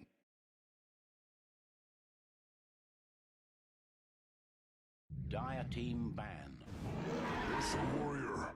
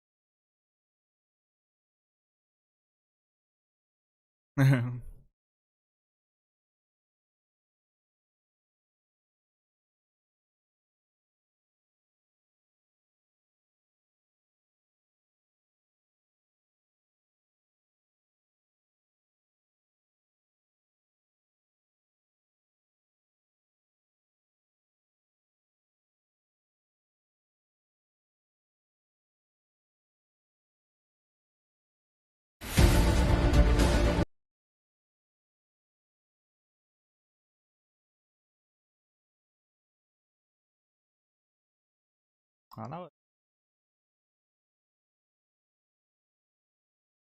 TI में ज्वाइन नहीं किया।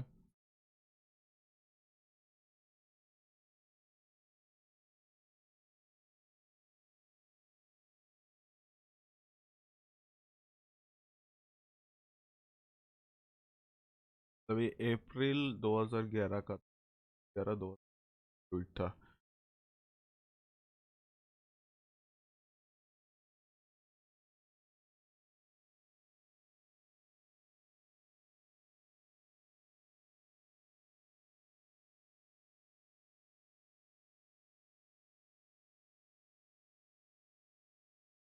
अप्रैल में ही आने वाला था आना, लेकिन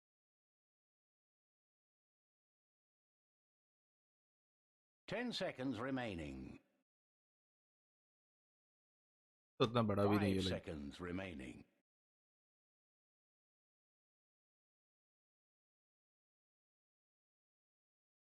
इनका होगा खत्म हो जाएगा, इनका होगा, इनका जल्दी शुरू हो गया, लाइक 5 मिनट जल्दी शुरू हो गया, तो ऐसे धोखे निकाल दिया कि 5 मिनट से।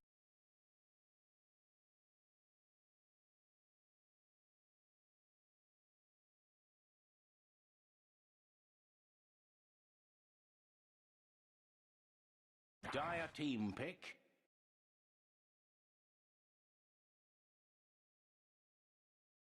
अबे जल्दी पिक करो, खत्म करो, आज का दिन हो गया अपना आज। क्या ठीक ही हो गया, खत्म। 10 seconds remaining. खत्म, टाटा 5 बाय बाय। seconds remaining. कोई भी जीते मेरे को कुछ फर्क नहीं पड़ता है। हाँ, चाइना नहीं जीतना चाहिए, लाइक अगर T1 अच्छा खेलता है, लाइक इस गेम में अगर सपोर्ट करूंगा तो T1 को सपोर्ट करूंगा, क्योंकि VG चाइनीज टीम है, निकल। ये फिर भी साउथ ईस्ट एशिया का player.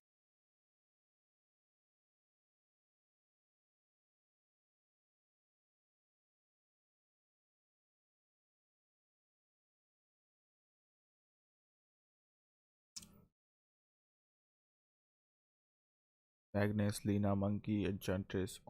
Radiant team pick. Magnus का काउंटर के लिए ओमनी नाइट सबसे बेस्ट है। मैग्नम सेप्टर बना लेगा। हाँ, असरा के काउंटर के लिए भी ओमनी नाइट अच्छा है, लाइक मंकी के काउंटर के लिए भी ओमनी नाइट अच्छा है। ओमनी नाइट का अल्टी खेलते ही ना फिजिकल डैमेज नहीं पड़ता है, ओनली मैजिकल डैमेज पड़ेगा।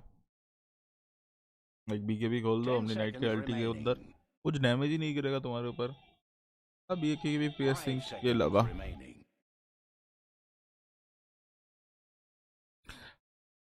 लाइक BKB प्रेसिंग मतलब तुम फिजिकल डैमेज को भी बोल सकते हो कि प्रेसिंग।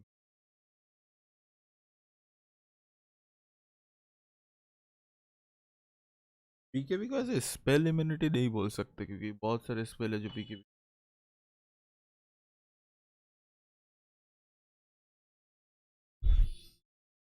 लाइक पकड़ के लाएगा। ओमनी नाइट सीधा अल्टी मारेगा, नाइट को और कुछ नहीं चाहिए, एकदम से ही चाहिए। लेस्ट्रा के खिलाफ जाना है, इसीलिए रेजर उठाया है। T1 और VG की गेमिंग बोथ साइड पे अच्छे ड्रॉप।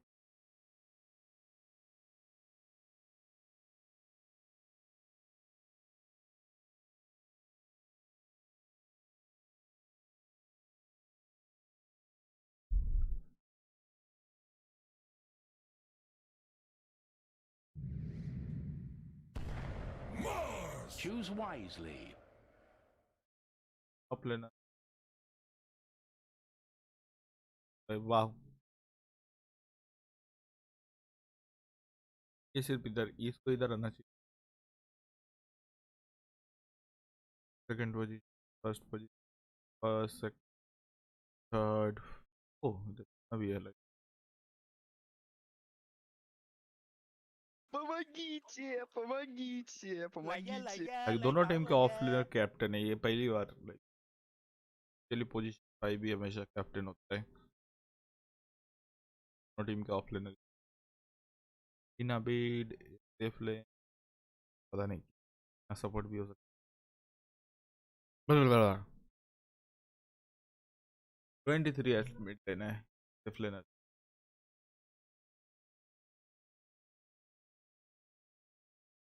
किसी पता मैं जाके ये देखूंगा अभी IPL देखूंगा.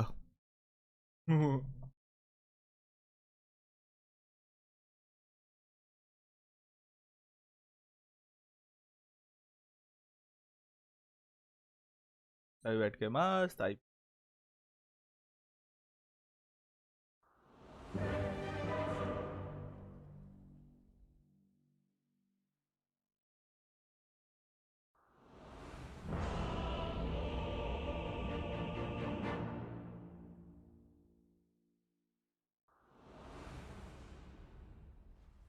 What a punk.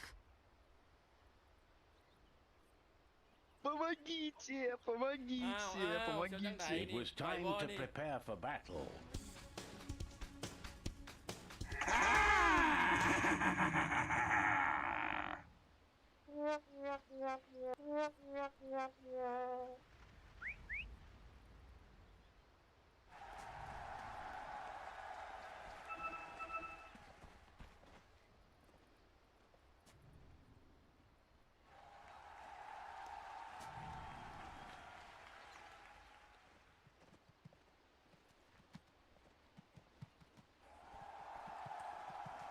ब्रेक लगा. ओके मेरा लॉस आ रहा है. अच्छा. Since he's been nerfed, and everybody forgot he existed until he was first to picked. Yeah, so tell me why. Yeah, so what's interesting about this is that, you know, there was some speculation about, okay, what's going to happen to Omni Knight when he, with the nerf that came in. Obviously, the biggest nerf for Omni Knight was the fact that Heavenly Grace can be dispelled. Used to be an insanely powerful ability. It is still a hard dispel. It still gives all the bonuses from before, but now you can itemize against it. You see for T1 in this game, they have Enchant, for example, that could remove it. But yeah, why is it first two? Good question. Maybe Vici Gaming see it as a counter to Magnus because of the hard dispel, which, you know, it's definitely very good. But yeah, I also see some potential pitfalls for the hero. Like Omni Knight, sometimes when played as a 5, which will be the case this game for DY, ends up not contributing as much in lane as you would like. And then if you're playing against heroes that just run at you, it can be very difficult to fight back. Like heroes with silences, heroes with burst, heroes with magic damage as well. And I feel like T1 have a pretty good mix of everything. So we'll see how it goes. I'm excited to see Omni. I thought it was a shame if the hero just disappeared entirely off that one nerf. Yeah, no doubt. As we can see, an early split art here from Ori in the mid lane. Seen a lot of Lesh versus Lina, but to refresh everybody's memory, Cinderan, how do you like this matchup for respective sides here? I think it's slightly Lina favored, but Leshrac is one of the heroes that fares the best. We need to keep in mind Lina wins almost every lane right now, so if you can somewhat break even, that I would consider that almost a win in a way. So Ori should be having an okay time here. Early on, however, Carl is managing to double wave him into the tower more or less, so should cost some CS there for Ori unless he has really good last hitting. Carl even finding denies too, so off to a great start in mid. Ori has had some, for a player that had a reputation at previous TIs of being a stellar laner, this has not been Ori's best event from a laning perspective, and we're seeing here that Carl is just dwarfing him so far in this game, 6-4 against 2-0. Still very early, and of course, Ori has bounced back in a lot of these games regardless. We'll see how this ends up transpiring for him. But, I mean, you haven't even talked about the lineups yet overall. We see Magnus again. This seems, again, it seems to be the hero of the tournament, which originally thought it would be Elder Titan. Tiny has had his time in the sun as well, but it seems like Magnus is getting the better of Tiny in a lot of these engagements. We saw in the last series skewers into Fountain, reminiscing of the old Pudge Hook a little bit there. Oh, Cuckoo is actually almost killing Toyoyo here. Yep. As we're going to see first blood. All right, old 11. 11 here. Yeah, taken out by 23 Savage on the position 1 Razor. So picking Razor against, I mean, obviously in lane against any melee hero is going to be pretty successful, and then late game, it feels like more of a anti-hero or anti-carry against the Ursa, since it is melee as well. As Toyoyo taking so much damage, has to force out the Fairy Fire here just to survive. So getting punished pretty early in the laning stage here. Omni Knight does not fare well in this lane. You're going to be hard-pressed to help your Ursa with anything more than a Purification. The Heavenly Grace can be dispelled by Enchantress, so Kuko will have a total free time down here, and that's bad news if you're playing Ursa against a melee hero that you can't even pressure him, but I just don't see it right now for their lane. Maybe with some more levels. But there's like the double whammy even with Enchant, right? You can also purge off Overpower, so yeah, got to be really wise with how you cast your spells for Vici Gaming in that bottom lane. Pressure top again, Zephyr almost getting the Jingu stacks. Yep, of course, seeing that position for Monkey King, which, again, one of the big heroes of the tournament as well. I mean, I guess the biggest difference with him and Magnus is we've seen him position 1, so he has a lot more flexibility. And we've seen mid-Magnus before this tournament, not so much in the last month or so, but interested to see like what hero flexibility they'll be going for, because as the tournaments typically progress, it becomes narrower and narrower in scope. Yeah, but considering how flexible heroes are now versus even 2 years ago, expecting that to perhaps change a little bit here. Yeah, I would say one of the things about Magnus that just makes him so incredible is that almost no matter what role you play him in, Horn Toss is just proving to be the shard of the game right now. It is incredible. And honestly, it feels like RP is kind of a luxury at this point. Yeah, sure. Like, Horn Toss is the real RP. Oh, good damage onto DY, gets the skewer. Shockwave into skewer, DY, TP's away to safety. Oh, okay, never mind. Impetus, just enough damage there. He didn't get sent to safety. True. He'll be back to safety. The fact that he used the TP is very sad for Vici, because he has to do the old walk of shame. Good old big bad news. Oh my god, Ori is getting owned. Yeah. I just realized 9-3 to 24-14. If you're new to Dota, this is not a slight win. I said it's slightly Lina favored. Is that a Gaben level win? That is a very, very stompy performance so far from Carl. Oh, what about the comeback potential from Lesh? Because typically you want to be the one pushing the wave and doing some damage to the tower here. Okay, they're going to trade stuns here, but the tomato coming in from afar. We'll see DY, yeah, forcing back Carl, but doesn't really offer that much or any harassment because he is an Omni Knight after all. So in terms of Zephyr, yeah, he's going to get pinned to the tree and brought down. So Vici Gaming getting their first kill of this series. In terms of comeback potential for the left track, the way you usually get that is by farming some camps in the jungle with Pulse Nova. The problem is Lina has found 14 denies, so Carl is 3/4 of a level ahead, and once he hits level 6, any rotation from Enchantress with a creep, or even without, just with an enchant, should be enough to set up a kill on the Lesh for Lina. Even going to get a bottle refill here brought in from Zephyr. Yeah, Carl absolutely crushing right now. See if he's able to actually snowball this. I mean, we've seen some great performances in the laning stage, and it kind of tapers off because they don't end up getting that kind of little extra. Poyoyo bottom. Poyoyo again, getting the shockwave applied. I mean, look at his CS. He's at 20-2 versus the 22-7 of 23 Savage's Razor. But that is a Razor. He's not really that great of a farmer. I mean, neither are really. There's the Heavenly Grace applied to Poyoyo. And Whitemon is going for that rotation mid now, so is pinging out. He wants to go for Lash. He has the boots on Ench. And the old Wild Reward Ripper. So Ori knows that this is coming, and this rotation from Whitemon will not be successful. But if nothing else, Ori is not farming the wave right now. Carl will get the rune as well. Illusion bottom whenever he wants. Whitemon gonna start pressuring PYW. Zephyr actually cutting in behind as well.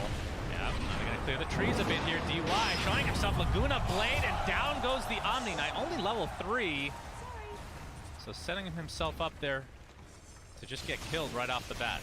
But as long as it's not their mid hero, then perhaps they'll be fine with that. This is still looking really bad for Vici. 2 minutes in. 6 minutes in, sorry. It is 2K. 2K already, yeah. You're losing the damage to the tower minute as well. 6, almost. You're not fully losing it here, but it's going to be pretty damn close, so any move later will get it done. Oh, actually, wait, that's an enchanted creep, not a normal melee creep, so a lot tankier, but they will still hold. Yeah, it's just all T1 right now. One of the biggest leads we've seen in the whole tournament, minute 7. Winning all 3 lanes, almost getting mid-tower. Yeah. They have a strong scaling lineup with some of the strongest heroes of the tournament in Magnus and Lina. It is... We're gonna need Ori trying to catch up in the jungle here. Nice telekinesis onto Whitemon. Will the Pulse Nova be enough? It looks like it will. Wait, yep. Just in range for that last tick of damage as the Wild Wing Ripper doing some damage in turn. So, at the very least for Vici Gaming, another mid laner starting to get back into the fray of things a bit, but again, it's really about Carl right now.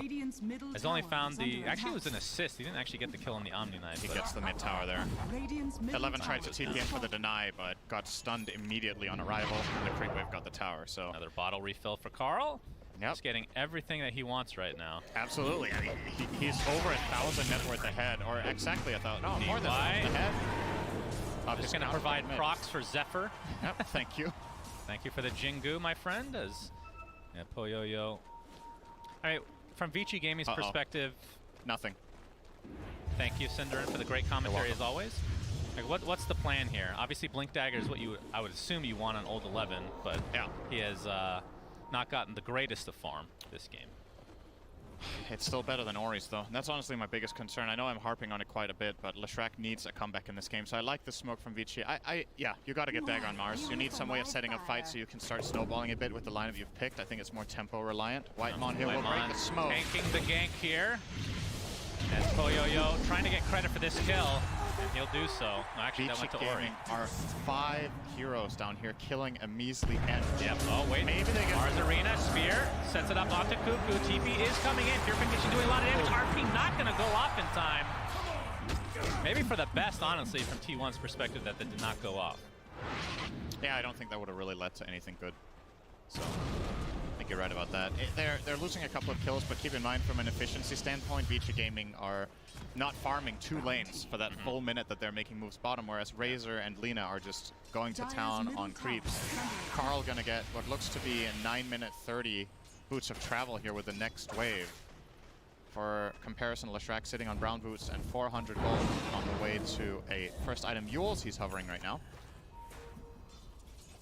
And you gotta wonder, from Vici again, I understand they make this 5-man rotation bottom because they're a little bit desperate to find fights. Their lineup needs to play fast.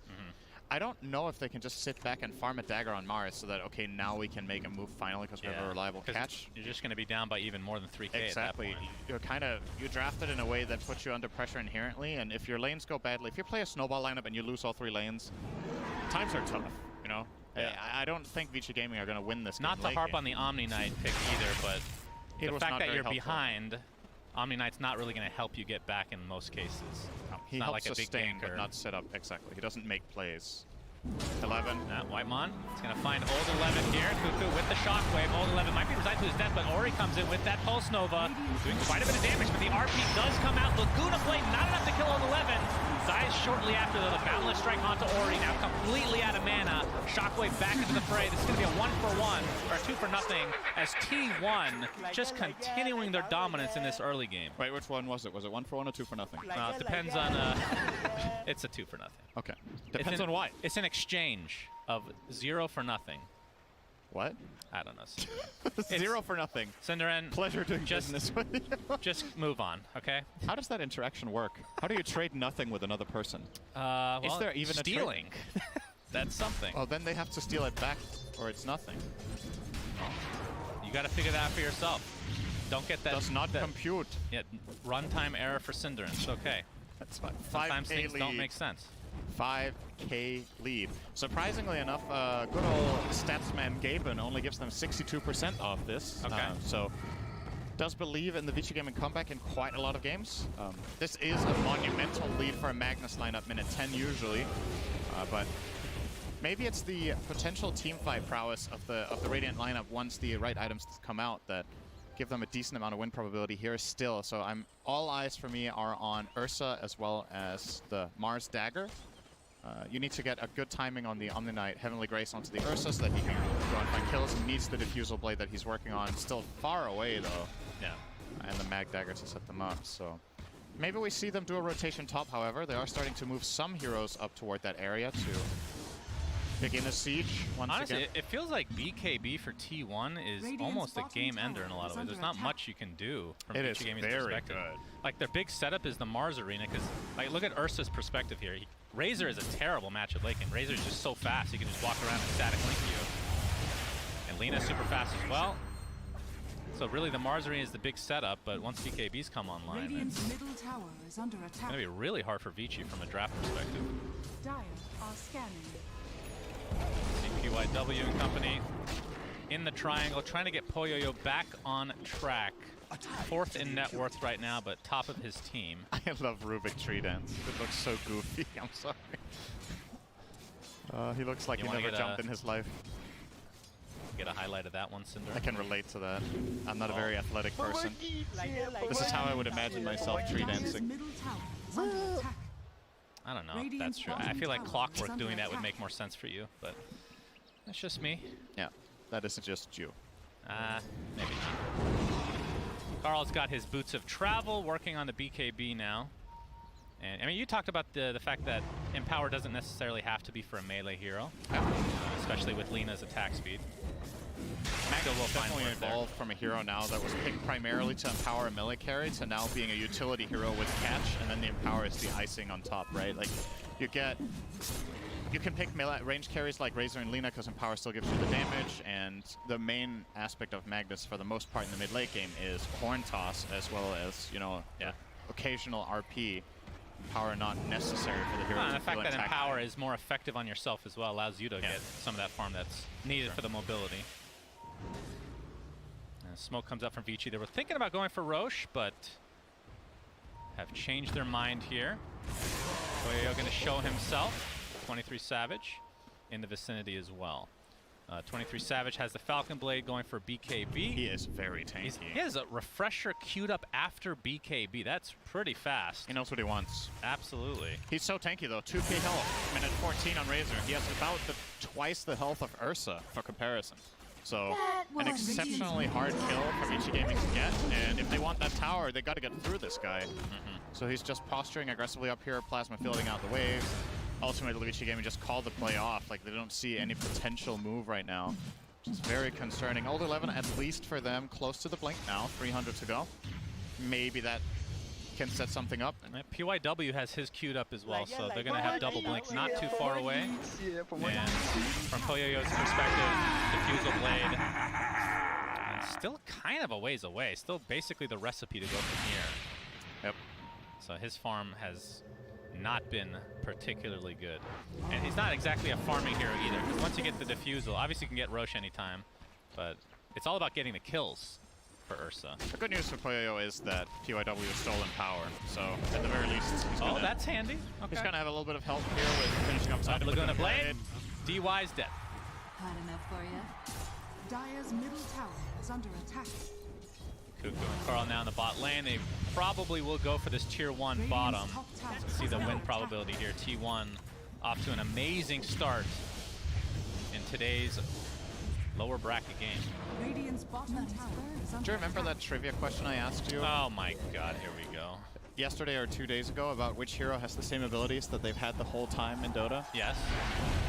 Oh yeah, we got a lot of tweets about who that actually was. I believe there's a couple, but from my perspective, there's one hero in this game, I think. I guess Leshrac. Yes, correct. Yeah. I think Lina did not always have Fiery Soul, No, I but don't think so. apart from that, the kit is very, very similar. Yeah. And then it's also about like how do you define what's changed, right? Is Lightning Storm the same ability now that it has a slow? It didn't used to, but like in essence, it's the same hero, which honestly is a testament to some really cool hero design, right? Like a lot of the heroes have been rethought and reworked a little bit and changed skills, but some of the very, very old core heroes are still the same. Leshrac, honestly, one of my favorite hero designs of all time, and it's never been changed. So, very, very cool hero. You would imagine that as Dota develops, a spell like Diabolic Edict would, you know, perhaps get reworked, It did right? change damage types. It changed damage type. If you go over damage type changes and everything, I think 0 heroes are the same. Yeah, most likely. It is very close to being the same. Except for the hidden gambler that's in the file, Cinderin. Right. Let's see if I can find another example. Maybe Juggernaut is also the same. Did he always have Omni? I mean, yeah, Omni Slash is. It does a different type of damage now. Right. It used to be a set amount every time. Set amount of hits. Based off of, yeah. Set amount of hits with bonus damage. It is the same idea, though. No, that's true. Anyway, back to the game. Vici Gaming obviously took Roshan. That's their big advantage. That's the one silver lining of this game is they do have Ursa to be able to do that.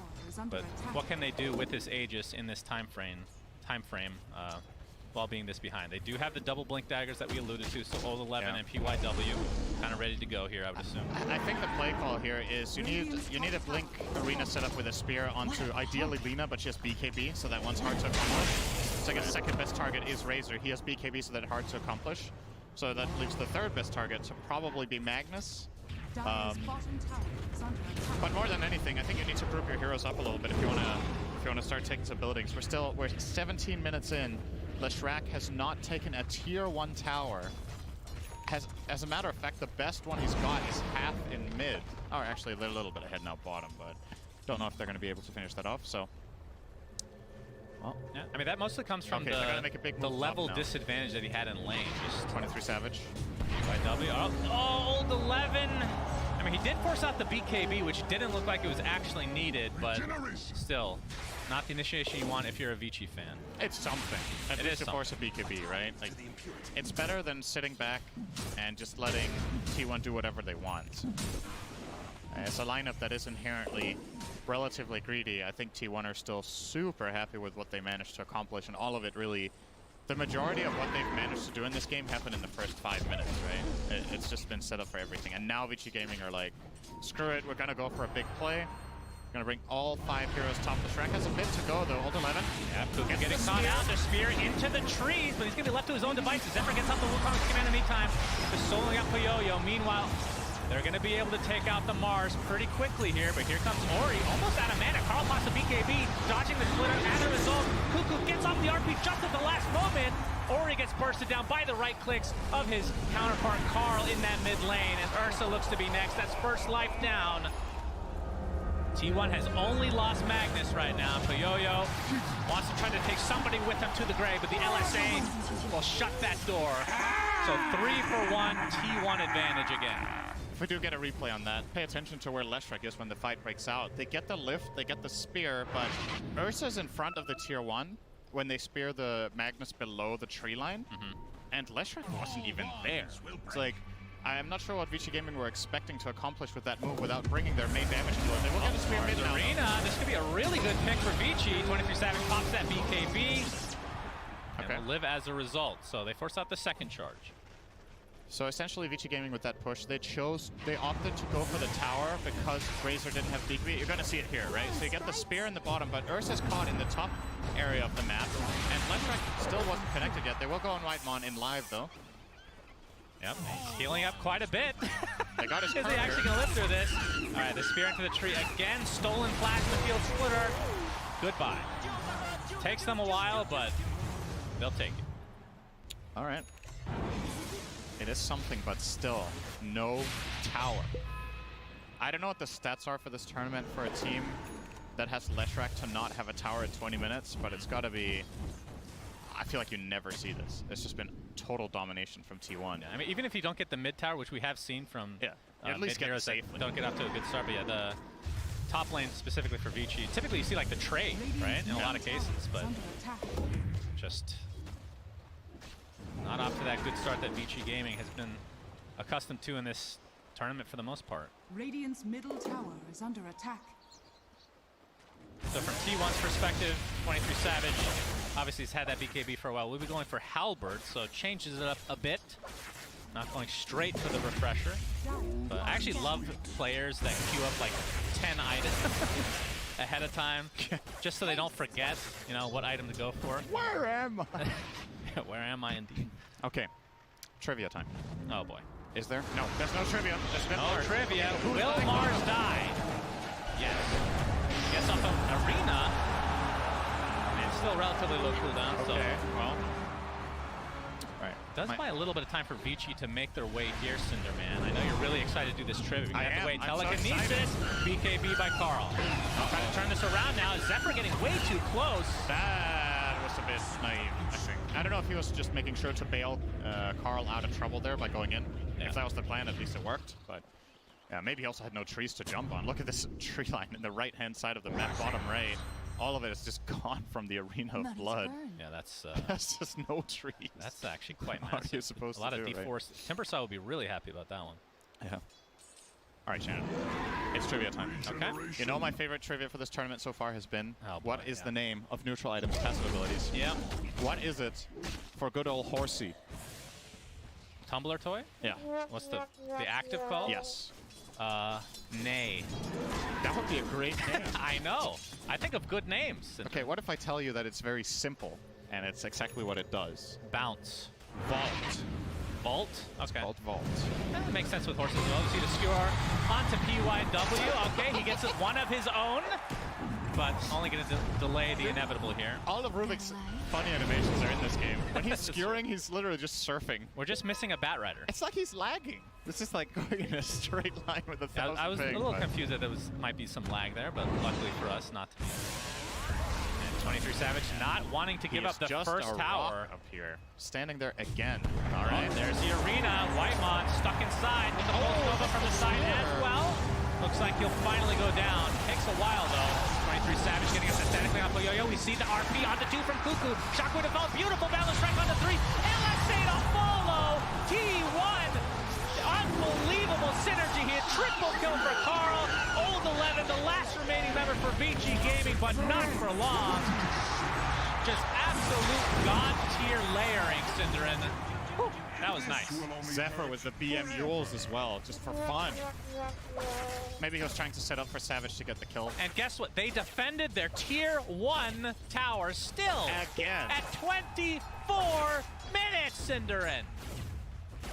We see the replay here. Okay, so this spear missing, it's not that big of a tragedy. I think, you know, Whitemon dies 2 seconds earlier if it hits, but they can't effectively get anything onto Savage. And as soon as he links up the Ursa this fight, Poyoyo has no damage and that Boundless. Just beautiful, right? Oh, that was sick. Wonderful follow-up to Cuckoo. So absolutely filthy play. Yep. See the Guardian Angel come out a little bit too late. Obviously was just stun locked the entire time. But all DY can do is smile. I first faced Omni Knight. That's the face of someone who I misclicked Omni Knight. LSA on the 23 Savage. Can they burst him down? Poyoyo's going to get Yules. And as a result, 23 Savage will live. So good attempt from Vici, but I mean, it seems like Ursa's Bane, the bane of his existence, is Yules. Yeah, it is a great item against him. Also, Yules is one of the only items in the game that doesn't get affected by status resistance. Didn't used to be the case. I believe that was indeed not the case at one point, but with it being, it's just a great counter to Enrage. Just heal him right away, buy yourself the time. They're coming back in. Is T1 trying to build on his 10k lead. Old 11 jumps in. Big BKB by Carl. Poyoyo and company stuck inside the arena, trying to right-click down 23 Savage. Gets off the static link, though, and my goodness. Ori just melts every single way as Poyoyo looks to be next. And T1 just absolute domination. That's a full team wipe with the buyback coming out from the Rubik. But PYW, all he can do is try to push out these lanes just a little bit.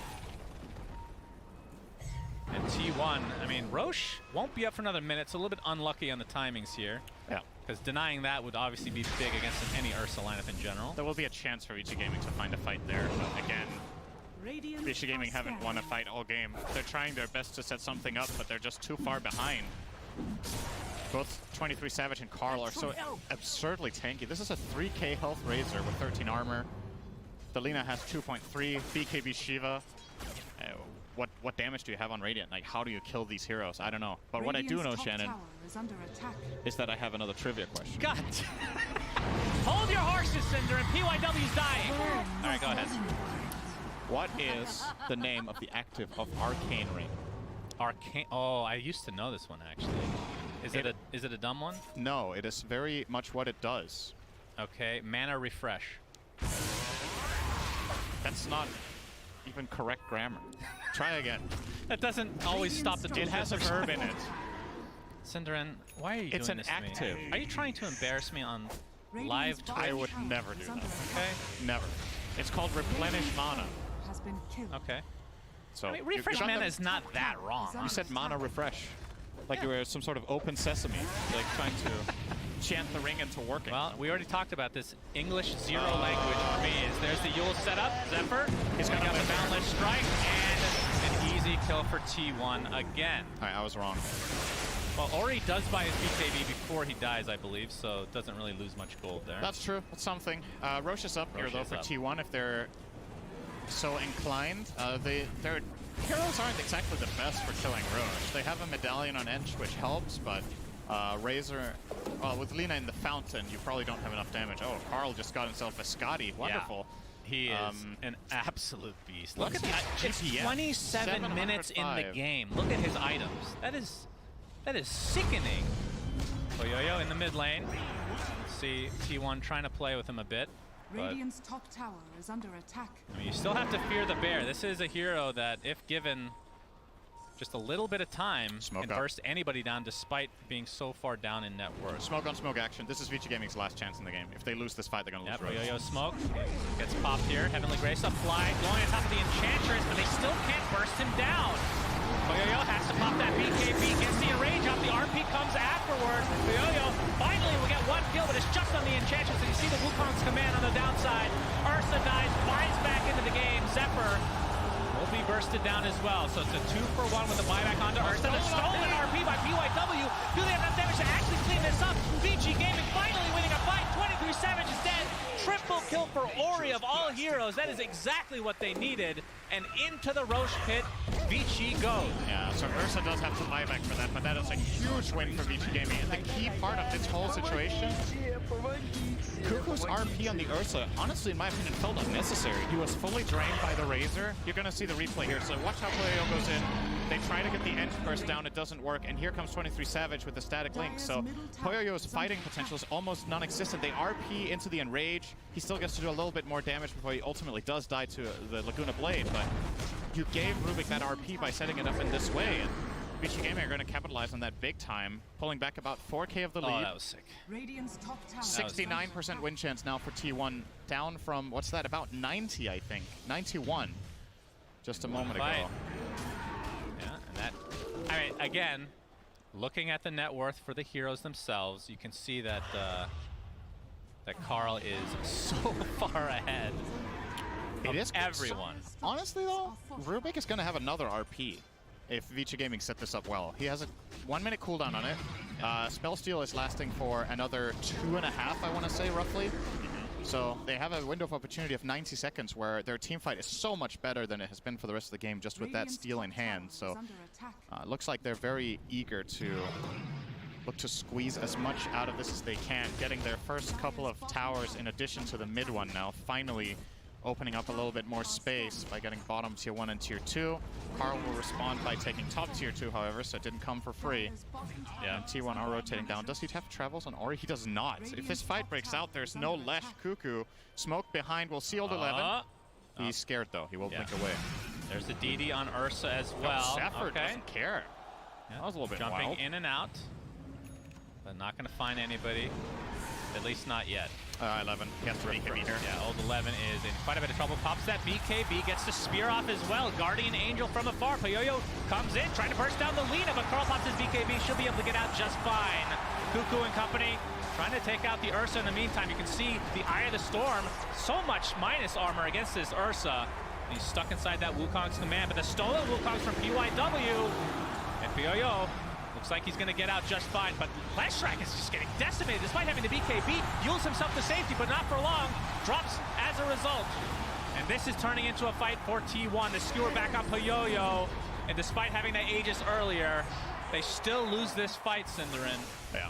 I'm not sure if they used RP. I'm guessing they did on the Rubik after he... He did, right. So what's really crucial in this fight is Zephyr on the Monkey King getting into the backline. So he forced PYW to just RP only the Monkey King, and that makes that fight so much easier. So he RPs and then he steals the Wukong's command, and that just doesn't cut it. They need that RP on the big course that Ursa is hitting. So it's off camera right now, off screen. You see the green marker in the bottom left on the minimap connecting in. Yeah. And just sitting on that Rubik. Back to live though. Carl is getting kind of low here, so maybe T1 can't actually get this tower. Satanic is on the way though, Cinderin. Don't you worry. Where did that come from? I don't know. All's 11. Oh, he gets off the BKB. Gets a little bit of space there. A couple more right clicks should do it. Nice heal from DY. So old 11 lives as a result of that. Stolen LSA stolen. Is going to connect. Spear onto one. Double rebuke as well. That's going to be 2 cleanup kills for Vici Gaming in their own base. They really, really wanted old 11 there, but Neck God will escape. So, yeah, a little bit of gold going the way of Vici there, obviously. But and we didn't mention, of course, that the shard was picked up from Roche on Poyoyo, so does get the enrage buff every time he earth shocks. But I feel like the story is about Carl, who wait, what did he drop? I thought he had another item on top of this. I mean, he had the wand, I guess. Bottle. He just swapped the wand out. Okay. The bottle was in the first. So it has a DD bottled. 25 Man, gets the attack range talent. Carl is absolutely beastly in this game, and that's honestly still the story. Like, let's think back to 30 minutes ago and what happened in this game. Dota is a game of snowball, and a lot of the reason Carl is in this position is still what happened in the first 5 minutes. So Vici Gaming, honestly, very impressed with their ability to stay in this with how grim it was looking. That fight close to Roche really gave them a second life in the game. It does feel like Rubik is that big wild card in these fights. He is, for sure. If PYW gets a good RP, you can never count Vici Gaming out in this. Will be a pretty big difference maker if they find some sort of better solution to the Razor life static draining the Ursa as well. Wukong's command, Boundless Strike, trying to create some space here. Okay, that's already being forced out, but there's the Horn Toss back into the Wukong's command, and the right clicks from Carl. But Ori's going to live for now. In fact, going to turn this around completely onto the Magnus. So despite a good setup there from T1, Old 11 could get on they Arena. lose Cuckoo. There's the Mars Arena. 23 Savage has to refresh to get that BKB off, but they're just going to kill Mars in turns. It's a 1-for-1 now. Ori trying to play a lot, as much pressure as possible onto Carl. He's getting right-clicked down by Poyoyo. Now pops his BKB. Carl just getting stun locked. That was a stolen LSA as well. Boundless Strike to follow. Carl has to stand his ground with that Satanic. He's doing a lot of damage, but will finally go down in favor of Vici Gaming, but they do lose Poyoyo. 23 Savage has to stand his ground as well, but it's not going to happen. DY and PYW, the last two remaining members of Vici Gaming, an absolute bloodbath of a fight. It's just the supports left over. But Monkey King is so strong, he gets lifted by PYW. Oh my god, that heal! Zephyr! Jingu Mastery for the freaking win! Has the high five to nobody, but well-deserved. My god, that was sick. Can you believe that ended up being 2 supports versus 2 supports? Dude, epic showdown. I love that. And then T1 wins it by 2% health on the Monkey King. And then gets off that. He took the Jingo Mastery talent on level 15. I don't know how many levels Zephyr got in that fight. I think he got like 3 or 4 with everything that just happened on that Monkey King. So is approaching a potential level 25 here. See he the had replay 20 here. before this final fight. Now all the cores die. It's just the support battle of a lifetime. And God, I this was totally good. understand why Vici Gaming thought they could kill him here, right? No doubt. They have that. Chris, I don't and want more. boom! Oh god, that must have felt so good. That honestly, that is one of the most satisfying spells to use in the entire game. It's Boundless up there. Strike with Jingu is that is very, very nice. See the dismay here from Vici is T1 still holding on to a pretty sizable lead, and Vici, off the back of a couple good team fights, have kind of brought themselves back in addition to the 2 Roches. Let's not forget that that probably had some good impact on the game for them. But win probability, I mean, it's not out of reach for Vici. And again, this is only game 1 of this best of 3. Knew this was going to be an absolute bloodbath. Did not know it was going to come down to the supports just tickling each other at the end there. That was great. Now with things calming down a little bit, Shannon, you know what time it is. It's time for trivia. Oh, all right. Are you ready? Sure. I feel like my percentage on this is like 10. How old is Carl? I have no idea. Same. Okay. It would be impressive. So that was the right answer then. Yeah, good. That you get. I just you have get to a match point. you. You get a point. Thank the you. correct answer is what I think. Yes. Yes. Even if it's incorrect. Very good. I'm not sure how old Carl is, but old 11. T1. I'm sure he's in trouble. Oh. Okay. Got up pretty quickly there. Feel for a little vision there, and they're not going to run into anybody. Vici very, very careful right now. Effectively did break the smoke, so nice job there from old 11, and they back off. And like I said before, I kind of can't believe that Vici Gaming is still playing here. Not in the sense that they should have given up, but in the sense that how on earth are they still in the game? But yeah, super impressive stuff from them. Still massively a T1 favorite game. I should mention, of course, good 23 Savage, in addition to the Refresher, has an Ags and his 25 talent, so that's 3 Eye of the Storm procs. Yeah. And then Refresher on top of that, so... But also important to note is that a huge portion of T1's damage is physical, right? It's Lina right clicks, it's Razor's Eye of the Storm, like you pointed out. You have Guardian Angel, Solar Crest. Leshrac is finally getting a Shiva's Guard now. You have Satanic on Ursa. There is the potential for T1 that you run into damage issues, actually. Zephyr does have Nullifier. So okay. Guardian Angel That'll and help. Heavenly Grace, goodbye. Oh, it's also tier 4 neutral items time. Oh, Let's see if anyone baby. gets the Fabled. The Fabled, Witch what Bane? was it called again? That Witch was what Bane. it was called. And if they can get that, that's another Dispel for Guardian Angel. And Telescope for Carl. Let's just say it's a very good Dispel item for against that team. Omni Knight as a whole. That's pretty much pretty accurate, I feel. Well, you're going to put Telescope on for the Dire. You probably put it on Whitemon, right? You just want that attack range and spellcasting range for the team, and Lina doesn't want to give up the Titan Sliver. Oh, now refresh. Ooh, Ags. Wow. All right, we're seeing some items here. So Old That's 11's going big. to have double BKB, double Mars Arena, and all that good stuff.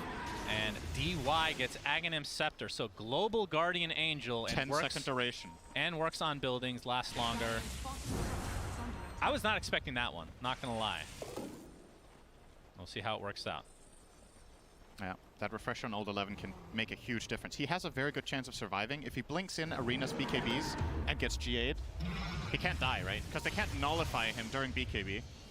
So I have no real way of killing this. Okay. Oh, Whitemon might run into Poyoyo here. There's the preemptive Heavenly Grace. Roche is not up. T-warding. And just pivoting across from each other. They Poyoyo both have is- idea of where they are. I don't know. I'm starting to question how far T1 are actually ahead right now. Just It's from a starting damage to go perspective. down here, no doubt. It is just concerning that the Vici Gaming cores went from being easy kills to now all being exceptionally tanky, and then you add GA on top of it that can't fail to go off. All they need to do is pop their BKB in the meantime. Effectively, I think T1's strategy needs to be changed to a little bit more of a weaving nature rather than just a hard commit. They will maybe catch some picks here mid, though. Old 11 will blink away. Get the invis. And back off. Good to go. All right, so a little bit of downtime here. You know what that means, Cinder? Just kidding. Hey, why As don't you ask Roche, me something? number 3, being attempted now by T1. That's going to be the refresher shard, so no Ags this time around. As I might see a connection here. Poyoyo is going to be spotted by the plasma field of 23 Savage. And Roshan getting close to half HP. This is a fight I feel like Vici has to take. They're going to scan, so they know that this is being attempted right now. Old 11 jumps in with the first Arena. BKB by Carl. He just walks out to safety. Old 11 procs his passive now. 23 Savage gets on the plasma field. There's a refresher from Old 11, able to blink to safety. Poyoyo getting kited on the back line right now. And you see Cuckoo boundless strike into RP. T1 decimating this fight, but ends the buyback onto the Rubik. Ori inside. This Wukong's command just getting kited with that nullifier. Easy kill goes the way of T1 again, and DY basically the last remaining member. There is a buyback from Rubik, but ultra kill from Carl into second Roche, I would assume. And T1 might have just won the game off of this fight alone. Vici Gaming, I am so sorry for believing in you. The moment I said you had a good shot, you get absolutely crushed and get no kills in the fight. It's okay. I get Casters run first. over. Feeling a little bit like Kyle here. Oh man, that was I don't an think he insane got fight from Yeah, T1. he didn't get off the second arena. I'm not sure if that would have made a difference. Right, so honestly, first of all, he doesn't get off the second arena, and I think they didn't layer their Guardian Angel with the BKBs too well, and there was nothing, like, there was no clear target for Vici Gaming in that fight that they were able to get on top of. They just kept being, you know, kited around. Some insane Boundless Strike cast there. Yeah, from into Zephyr the as well. throne. Oh my god. They know that these buybacks Ranger. are likely not here. It's going to be a tier 4 tower, and you can see 23 Savage. Yeah, GG's called. So T1 take game 1, and I mean, they got off to an amazing start, but you got to give Vici credit for making some sort of a comeback when we didn't really see much avenue for it, but they played really well despite not having the laning stage advantage. Still feels like overall, you know, a deserved win here for T1, even though they had to grind for it a little bit. They were the better team in this game. Vici Gaming with moments of brilliance, but not enough. And again, I want to come back to this, and I think this is something the panel is going to talk about as well. How do you enable Ori to have a better laning stage? Do you ban the Lina just so he doesn't get crushed? Because that kind of start at this level of play recovering from just takes so much extra effort that you don't want to have to funnel into the game. You need to pull heroes around to even give your mid laner a chance at playing the game. And Carl just masterclass on how to win as Lina mid against the Leshrac. Yeah, outside of that, you know, if T1 don't get off to this dominant of a start, it definitely looks like this can be a very competitive series for Vici Gaming. Imagine if they're not 10k gold behind when they start getting team fights, or 15 as it actually was around that Roche pit. They definitely have what it takes to take down T1, but they're looking great in this first game. Yeah, I mean, this was a series that I was expecting to go 3 games, and I'm still expecting that going forward, but we'll have to wait and see. I'd like to give a huge shout out to Shiver for tying my tie today. I think she did a wonderful job, so really appreciate that. And with this game number 1 over, Center, let's see what the panel has to say about this start to this amazing series. Good job, Shiver. We're on camera.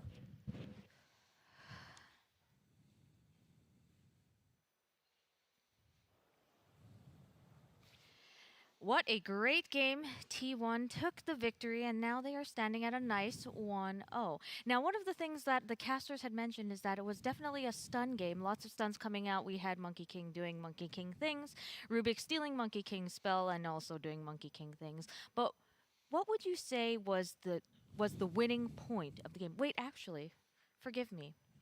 Because we have a special guest joining us on the panel today. We have none other than the one and only Saberlight from Team Undying. Welcome to the panel.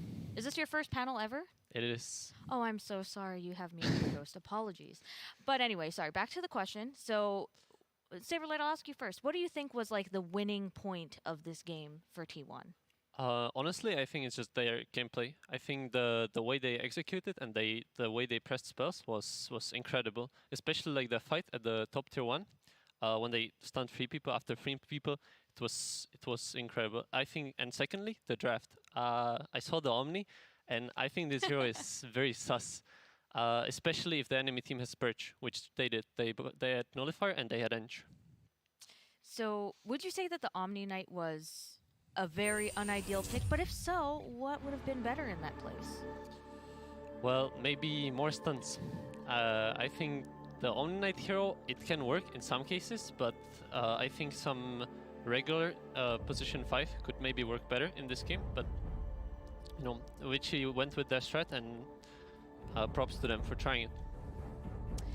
All right, so AUI, what do you think T1 did very, very well in that game? I mean, it's a very high kill game. You can see that 21 on Lina. Who would you say the MVP is for this match? Who drafts for T1? It's Cuckoo, right? I think so, yeah. Yeah, I think it's Cuckoo. I think the draft was just... Also probably March. I mean, Yeah. we talked about this the other day, but I think Korean coaches are just That's true. OP. And they also have one, right? It's just how it goes. You have a Korean coach, you're off to a really good start.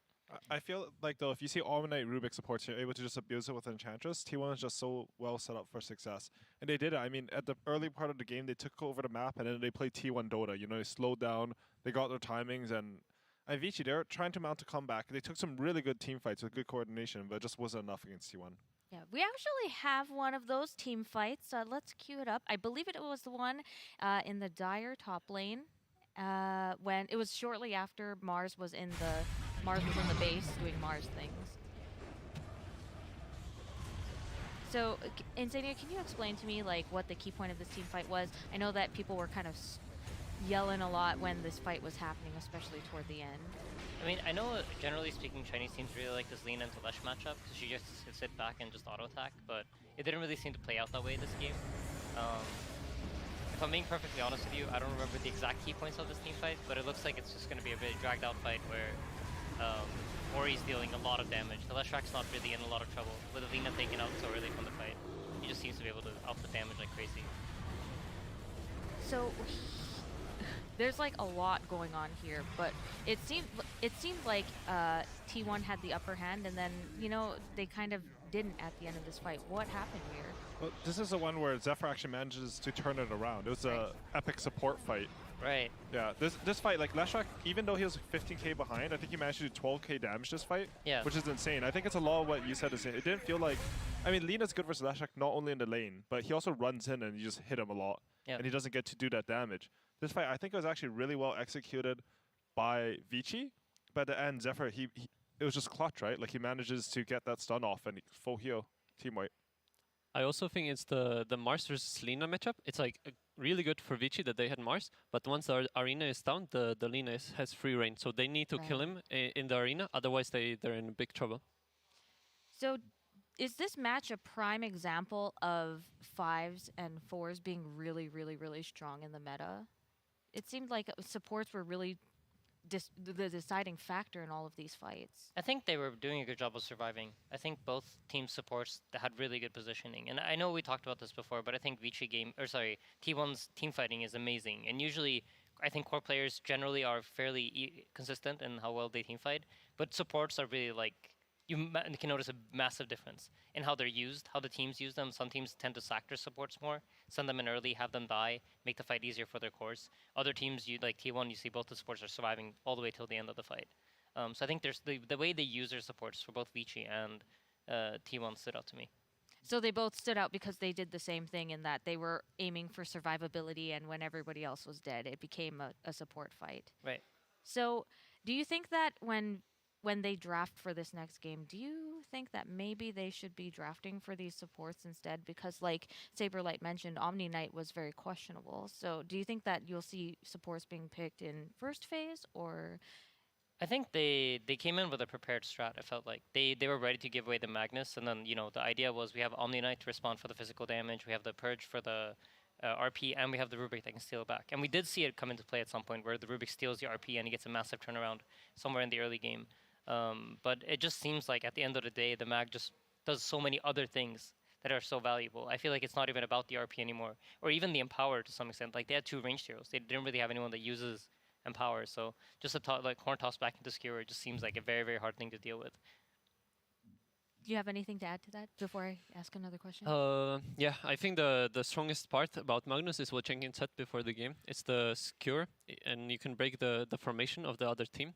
And about the supports, I think it's also this game, both teams, they kind of need to kill the enemy mid laner. The Lina and the Leshrac are the main damage outputs for both teams. So the supports can like sit in the back and enjoy, because everyone wants to kill these mid laners. And then like once they're dead, they can start focusing other people in the fight. So if you were to put yourself in the minds of Vici Gaming, who are now on their back foot, what would you do to like kind of reset, refocus your mind, and be like, all right, we can turn around and do this? What would you do, AUI, as a former coach? I mean, from a coach's perspective, I think Fenrir should try to, even if he doesn't think it's really true, he should try to say like, hey guys, I made a bad pick with the Leshrac into Lina mid. Let's just reset. If we play the same way, but we have a more robust draft, we'll win the next game. Like that's the type of mentality I think Vici should try to have going into the next game. Is it very common for coaches to just be like, my bad? I feel like it's person specific. I feel like, for example, I think Insania would take blame even if it's not really his, just to prop up his allies and like give your team the higher percentage to win. Is that true? Yeah, I think after game 1s you kind of have to sometimes. Yeah. If you notice that your team is, right? Yeah, if your team is uninspired or they feel like, they don't know what to do, like sometimes it's good to just go in and be like, hey, this draft sucked. This game's on me. Forget about it. Let's move on to the next game. And I think when you do that, you kind of take people out of their own heads. You make them not think about the mistakes. You make them focus on, all right, you know what, the draft wasn't great. There was nothing I could have done differently. It's somebody else's fault. Nothing to do with me. And I think, especially in big tournaments and big moments like this, that can be really, really useful just to make sure that you're thinking about the right things.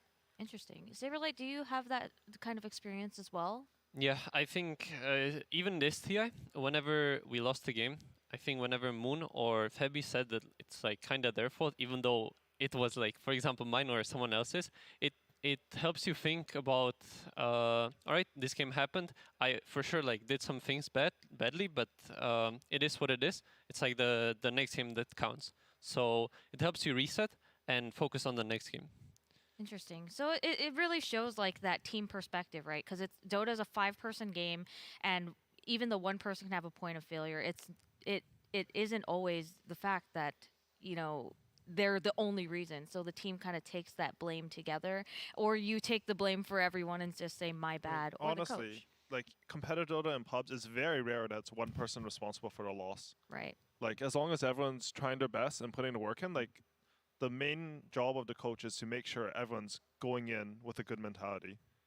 I feel like we've heard mentality a lot in a lot of these series, especially with like EG and Dr. K and, the teams that are like hyping each other up, like a team spirit, for instance. One of the things that both of you told me, and you were there too, we talked about it too with Jenkins Saberlight, like they're really good at keeping that mentality, like positive mentality, and hyping each other up. It's definitely that. Do you feel like that's super, super important, or do you think that maybe like being like, oh, well, I can learn from this instead? I mean, I think when you're playing during the season and when you're playing scrims, having like learning attitude and talking about what goes wrong is really important. But once you're at TI, you want to put that aside because at this point, it's too late. You're committed. Whatever you came in with, that's what you got. But that's so hard. Yeah, but the beauty of Dota is that, right? Even if you get absolutely destroyed game 1, when you play game 2, it's even again. It's not like there's some like World of Warcraft where somebody has better gear than you at the start of the next game. It's dead even.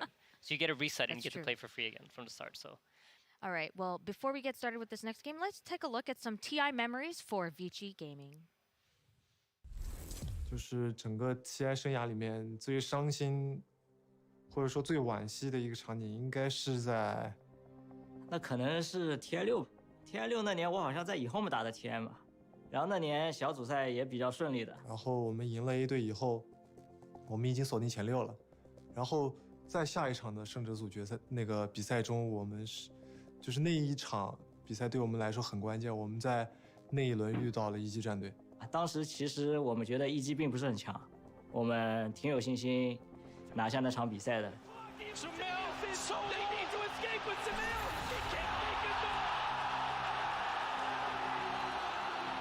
This rain track, that's going to be mega. EG going to need a miracle, not a position you want to be in if you're an EG fan right now. 纣王，然后当时场面我记得我们还是挺优的，甚至一度破了别人的3路，已经出了超级兵。 EG might just not have the bodies to do this. Can they get PPD out? He gets a more tap away, but no! The extra damage comes out from the Warlock as the Fatal Bonds eliminates him. But size! He almost size! They're Side gets him! They hold! EG, can they do it? Any pickoff on a court might enable them to still win this game. Like, EG might be able to do this! They're holding a defense here again. If they kill him, he'll take him out. They revive back in the tier. Oh, the throne's going down. The throne down to half HP. Game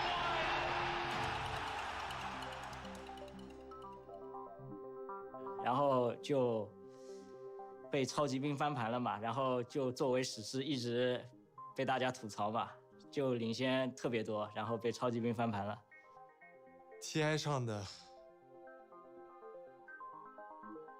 超级兵翻盘，因为我跟艾斯的关系也好嘛，然后我就打完特别生气，然后就非常生气的指着他说：“哎，你小狗实在让我太失望了。” 然后直接影响了我们那一把输了以后，直接影响了我们第2把的心态和操作，直接导致我们第2把输的很利落。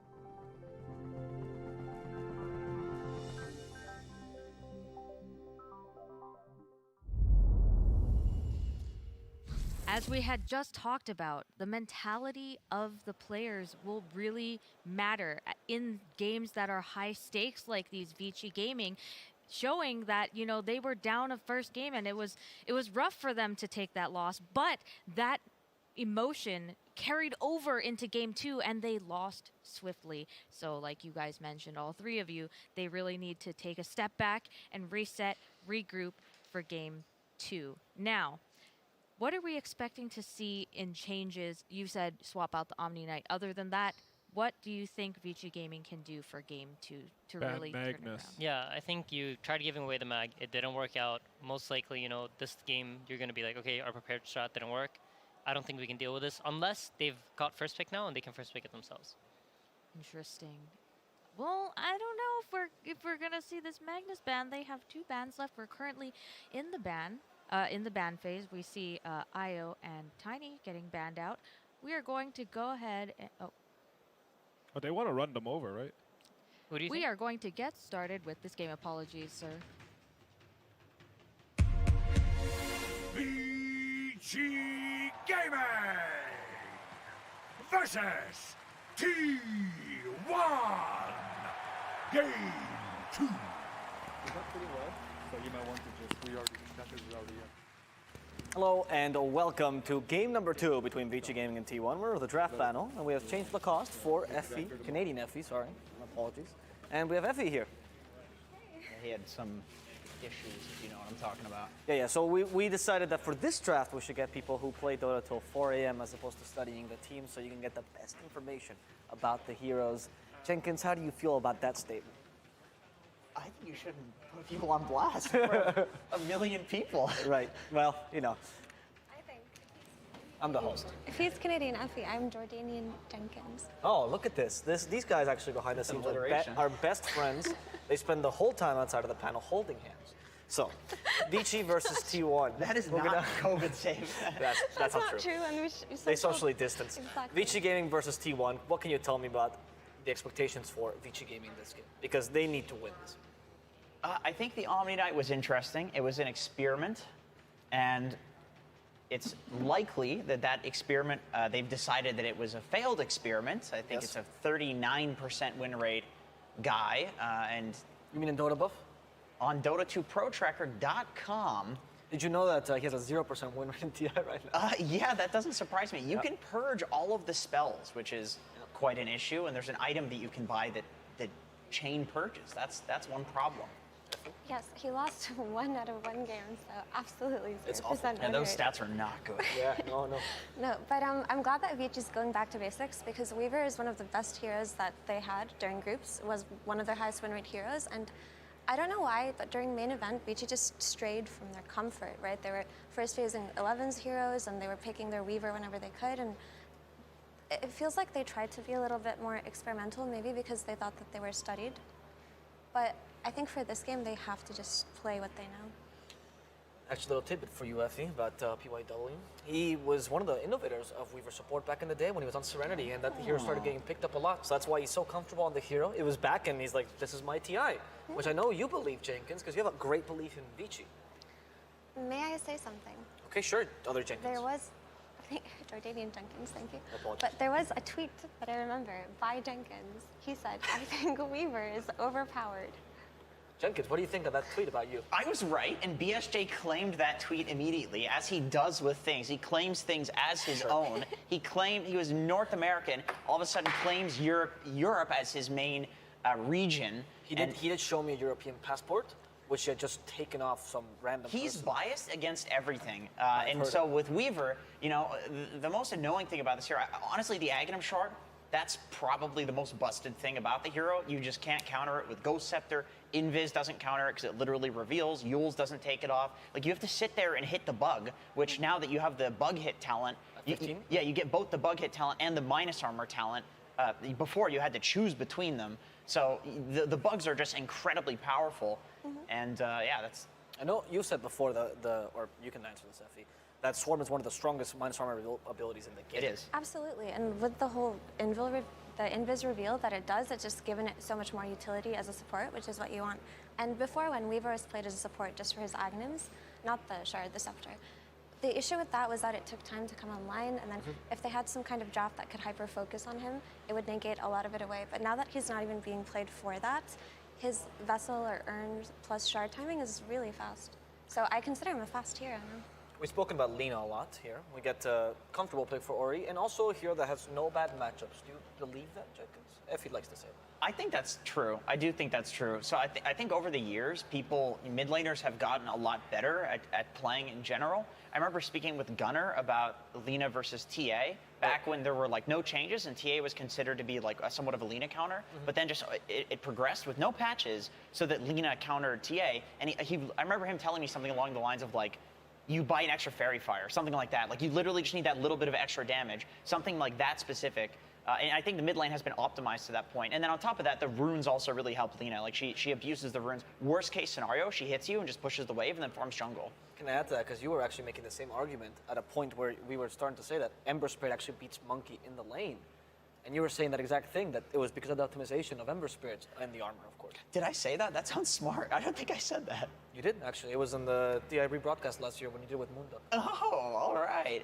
Yeah, no, that's another one of those matchups. I mean, I'm not a mid laner. I'm terrible. But they've figured it out. They've optimized it.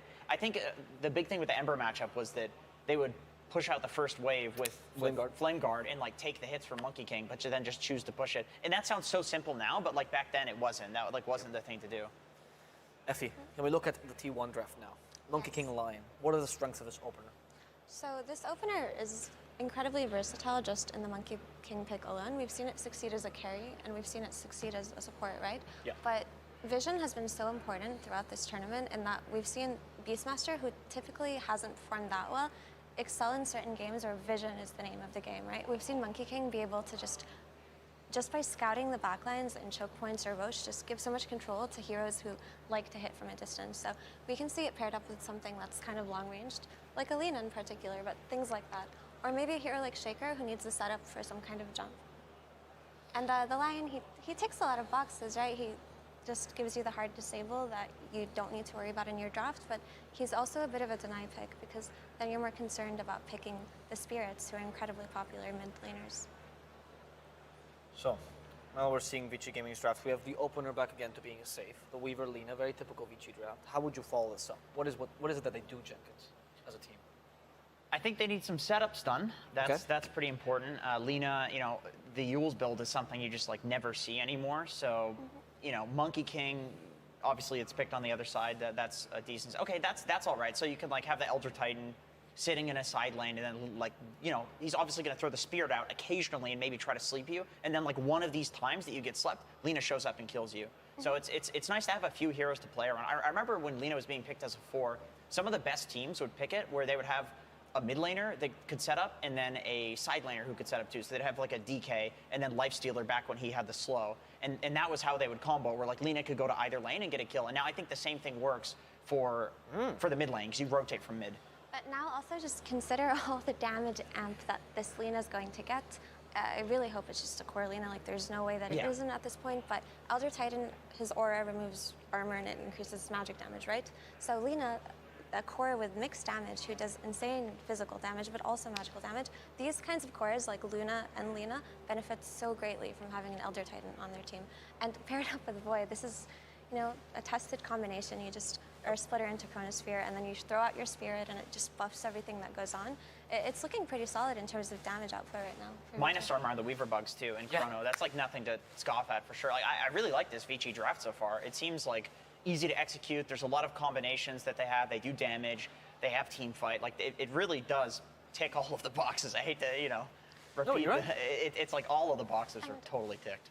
So they do pick DK, and DK's a durable type of hero who also just provides the tower damage that they didn't have going for them in the draft so far. But the thing is, like, we were talking about all of this damage coming out of Vici. Dragon Knight's gonna get shredded. They're not gonna have issues dealing with him later on in the game. So now T1 have to play for a bit of a timing where they can kind of push behind this Dragon Knight before he just dies. Because Lina is typically a hero that loves to build Silver Edge too. That's usually her third item after BOTs and BKB. So I'm not sure why they liked this DK so much here, but I guess they really did need to fill that gap. And now they have 4 stuns, which is nothing to scoff at. That's always good. The more stuns, the easier it is to play. And very reliable as well, like Hex, Dragon Tail, even Fissure. Echo Slam is one of the few 0 cost point stuns in the game, so it's not hard to be able to stop any initiation. I think we actually saw T1 playing versus LGD, I believe, and they picked Dragon Knight mid, and it was the only time that we saw Lina lose mid was to Dragon Knight. So maybe that's the thing. It's like, this is the only hero that deals with Lina. There could be an idea here as well, because Elder Titan removes base armor, but that's not how Dragon Knight's armor works. True. It's added armor. So it's actually kind of, it counteracts ET's armor in that sense. Yeah. Is DK a Carl hero though? Is it the kind of hero you'd expect him on? Because it is similar to Doom in a sense. You know what? This is going to be maybe a stupid prediction, but I feel like Carl might actually go for a Midas, because I remember him doing this at the Animajor, and I know that is the last thing that like Dragon Knights, I mean, people aren't even playing Dragon Knight, but that is the last thing that Dragon Knights have been doing prior to this patch. And like Blink Dagger into Midas maybe even, just because like I remember Carl distinctly doing that, and like that is just what T1 loves to do. So T1 ban out Elsie, and I was actually thinking that would be a pretty nice pick, because when you have 4 stuns, you need some kind of cleanse or something like that, which is what Elsie would have provided. But now that that's not available in the pool, they need some kind of blink initiator on Vici, some kind of follow-up, because typically Void can go in for you, but he works best when there's someone to kind of draw attention to themselves, so he can set up for a good Chronosphere. Yeah, like a Spirit. If we didn't think this Lina was going mid, I'd say like Ember Spirit or something like that. Is it banned out? Does Doom work here? Because they don't through, and I know that's one of the Old 11's favorite heroes. That is one of his favorite heroes. Oh no, Beastmaster. Beastmaster. It's been a while since we've seen Beastmaster for Old 11. Okay. This is a good Vici draft. I really like this draft. Okay, why? There's a lot. I mean, they've got tons of stuns. They've got tons of setup for the Lina. Like if this Lina goes to any of the lanes, you have the Beastmaster Roar to set up for her. You have the Faceless Void Chronosphere to set up both of the supports. Amplify the Lina's damage. You have the Snowball from the Helm Dom creep on Beastmaster. It's like there's so many ways that Vici could win this game. Yeah, and to add on to that, when we were talking about Monkey King earlier and how his ability to provide vision is so good for a hero like Lina who just likes to sit far back and hit things, now you have the Hawk to scout out the Monkey King in the trees, and you have Elder Titan Spirit just running around. So not only do they have the superior vision, but they just have the damage to deal with the durability of T1's heroes. So what does T1 need to, what hole do they need to fill in this last pick?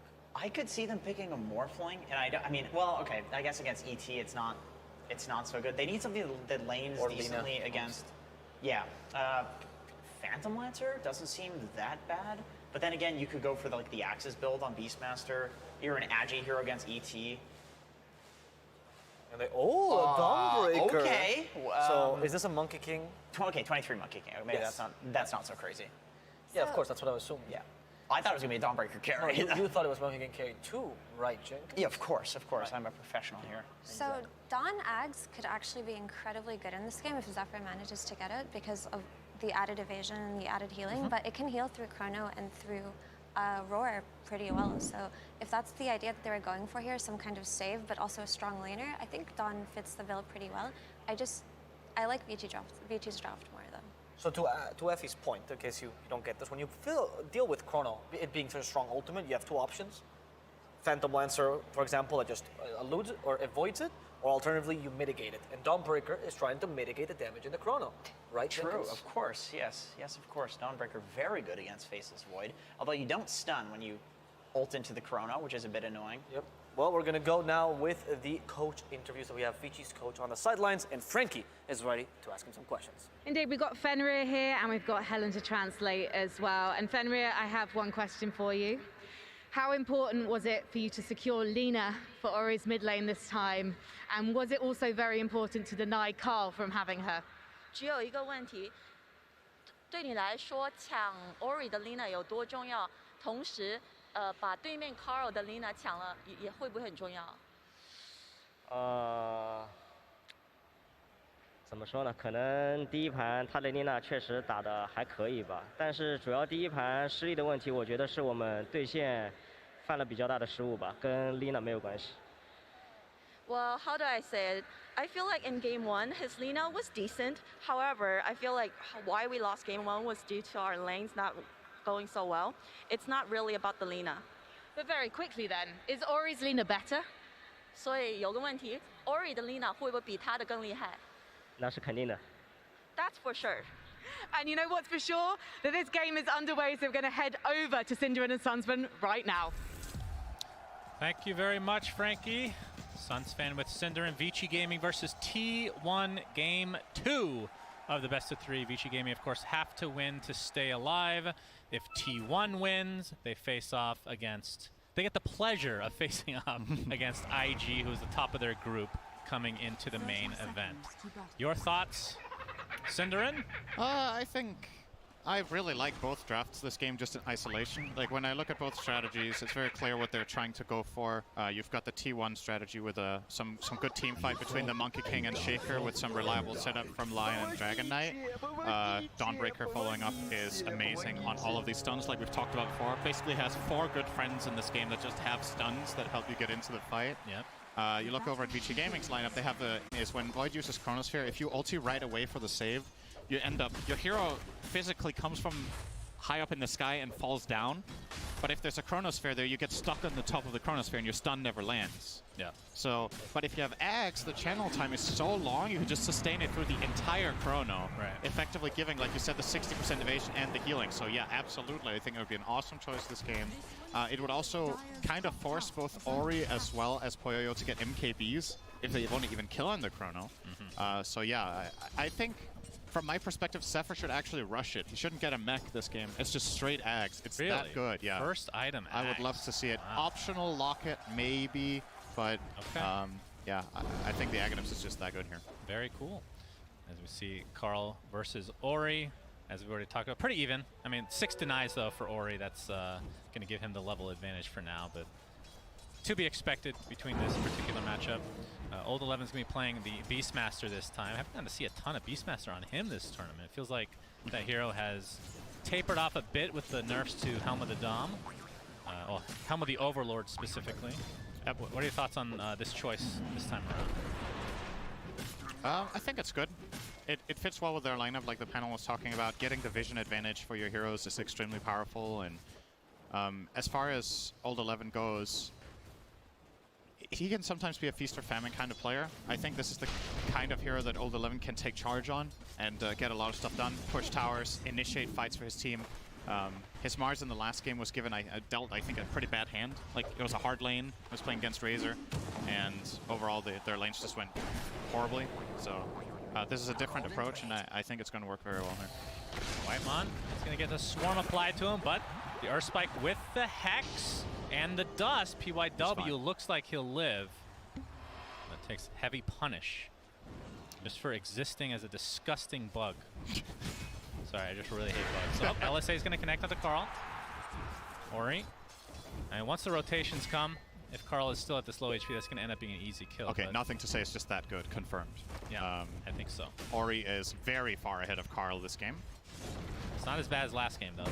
The reverse is PYW gets caught off by that Fissure. Cuckoo, a nice enchant totem. Trying to turn this around, but it looks like, oh, one more right click will do it, but they can't reach him. Poyoyo will turn his sights to Whitemon instead. Swarm comes through, is going to connect on Whitemon, and he's going to tick down to those beetles.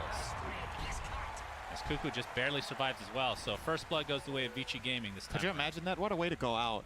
You've been to hell and back, and you didn't die there, and then you get killed by a little scarab. Yeah. Those scarabs have to be really nasty. That is... Have you seen The Mummy? Why am I asking you anything? Carl getting chased by DY. You fought and died. We'll be fine, though. And it's just one of these mid heroes I find interesting, because a lot of these players that play mid are very mechanically skilled, and DK is like, you blink, you get a blink dagger, you blink, you initiate. You're almost like an offlaner where you just get kind of expedited levels. Really high pressure here mid from Ori again. Carl will sustain, but will struggle to even use his soul ring to use mana right now without dying, and just keep getting, keeps laying into him there. Living on the edge right now, which you kind of have to do if you want to get this XP. Now you can see Ori. Another LSA connects, and he's about to hit level 6 here in a couple 11 is in creeps. trouble top as well. This is a lane. 23 Savage has the Jingu. Pretty tough position to be in. The favorable trade. Starbreaker not going to fully connect. 23 Savage and company just forcing them out of lane at the very least.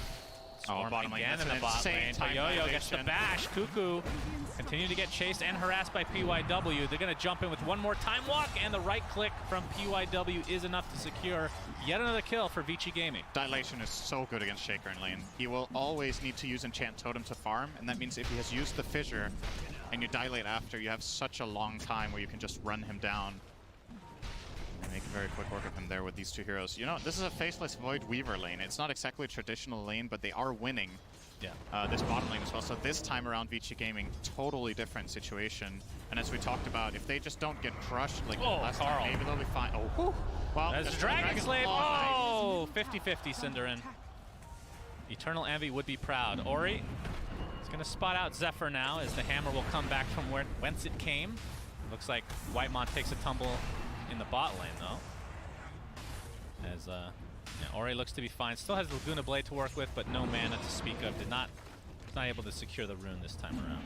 But a lot of pressure to this tower. I mean, 3 heroes here with the catapult as well. And let's see how Carl does when he's playing from behind. I feel like it's been a while since that's been the case, that Carl lost his lane this hard. Even in the game when he was Lina against Nothing to Say's Dragon Knight, I think Carl was still having better conditions than this. And Dragon Knight, in my experience, doesn't perform very well from behind like this. Like, you really need some key stuff. You need boots. You need arguably upgraded boots into dagger. Chronosphere in the bot lane with the swarm from PYW. Cuckoo looks to be super dead. The question is who's going to get credit. It is the Beetle. Yeah, he's going to get earn charges as well here, so going to drop one on Puyo immediately too. Oh, 23 Savage. Ori's in the vicinity. Oh, all right. Preemptive jump here from 22 Savage. Good instincts. Gets salved. He's still not safe though. Okay, now he is. Ori's showing. Well, they're going to push with Beastmaster Hawk giving some vision here. Catapult doing some damage as well, but it looks like it'll be mitigated here. They have no glyph.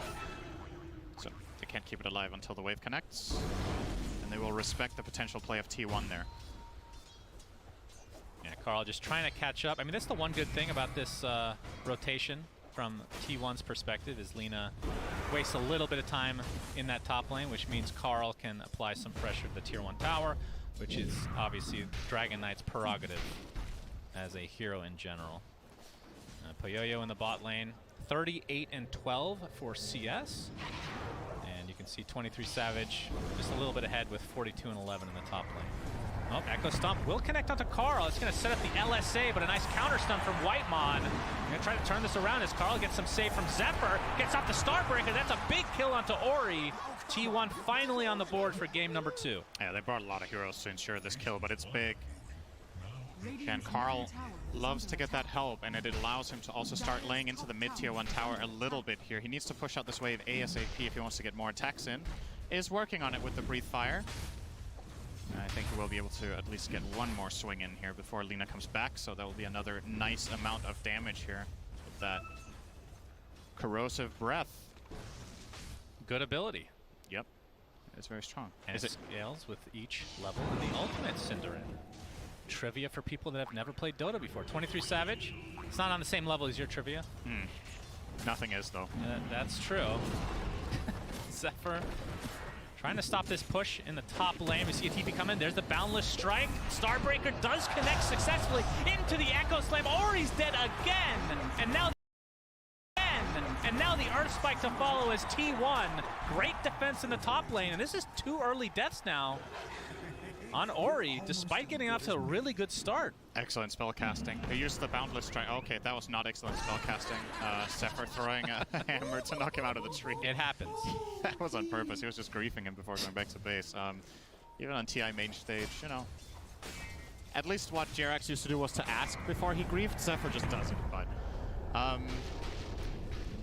yeah, great defense. They get the Boundless Strike into the Starbreaker, and that allows for them to just barely connect with the Echo Slam. So very well done by T1 and on just delaying their stuns perfectly to get that kill. Shannon, we're 10 minutes in. Yeah. It's time for trivia. Okay. What is the square root of the sum of the cooldown of Roshan's abilities? All right, that's a stupid question. Next. It's a whole number. Say it again. What is the square root of the total cooldown of Roshan's abilities? I don't know. 2. That is very, 4, very bad. 8, 12. They're dying! Cast the fight! Carl! Looks like there's going to be a trade. Cinderin is trying to sabotage this cast. As you can see, the faceless boy dies. What is wrong with you? This is TI-10 main stage, for God's sake. Yeah, we get to have a good time, though. That's important. That's true. No, I agree. The correct answer is 5. Very not in. That's the least interesting one. You know what? You're banned for 10 minutes from another trivia. That was terrible. That's pretty good. I would have probably waited 10 minutes anyway. Okay. I'll take it. But that's a pretty big kill. Yeah, Puyo. They traded a support for getting the Void, so now both big cores on the Radiant side have died. Lina twice, Void once. And neither of which have a kill, actually, which is actually more surprising on Ori, with only 1 assist. So taking part only 1 kill overall this game. Whitemon, oh, he's going to run into a lot of heroes, but looks like he is more than fine. Zephyr going to chase them out here. Starbreaker actually does connect with the finger of death from Whitemon. All right. Oh, it's such a satisfying spell. I mean, getting a kill in general is satisfying, so if there's flashy particles, then and a nice sound. There's something about Finger of Death. You say that about every spell. No, I don't. I say it about Finger of Death. You said it last game about something else. It was Boundless Strike. That was Boundless Strike with Jingu. I mean, you can't argue against it. I'm not That arguing. is really satisfying. I'm just saying. You know, it's also really satisfying. Trivia in 10 minutes. Oh, boy. But not yet. Down. Carl doing more damage with that Corrosive Breath, which will cause Gets denied. Puyo to deny the mid tower. So, at the very least for Vici Gaming, they denied that. But, again, given Carl's start, getting this mid tower minute at 11:30 is honestly pretty good. You know, he was pressured a lot, lost the lane to Lina, they ganked as well, but Carl still hasn't died in this lane. Has found his own fortune. Okay, Illusion Rune will go the way of the Dragon Knight. Obviously, keep in mind these illusions also have corrosive breath, so if Carl wants to, he can kind of do a little bit of a rotation move here. I believe at least they have the full corrosive breath, so he could send them to. I actually don't remember. Do they stay in dragon form when he turns back? Yes. You sure about that? Yeah. The reason you're not Terrorblade sure is is the one that's Terrorblade, but that's because his is an aura. Yeah. So they should stay in dragon form the full duration. Yeah. And I do believe I just saw that. Okay, they don't turn dragon. Trivia: do they turn back to human or not? I could promise you they used to. Yeah, they well, are. You're a freaking boomer. They're still in dragon form. It's just visual. They're attacking. Oh, you're right. No, go to dragon. Oh, okay.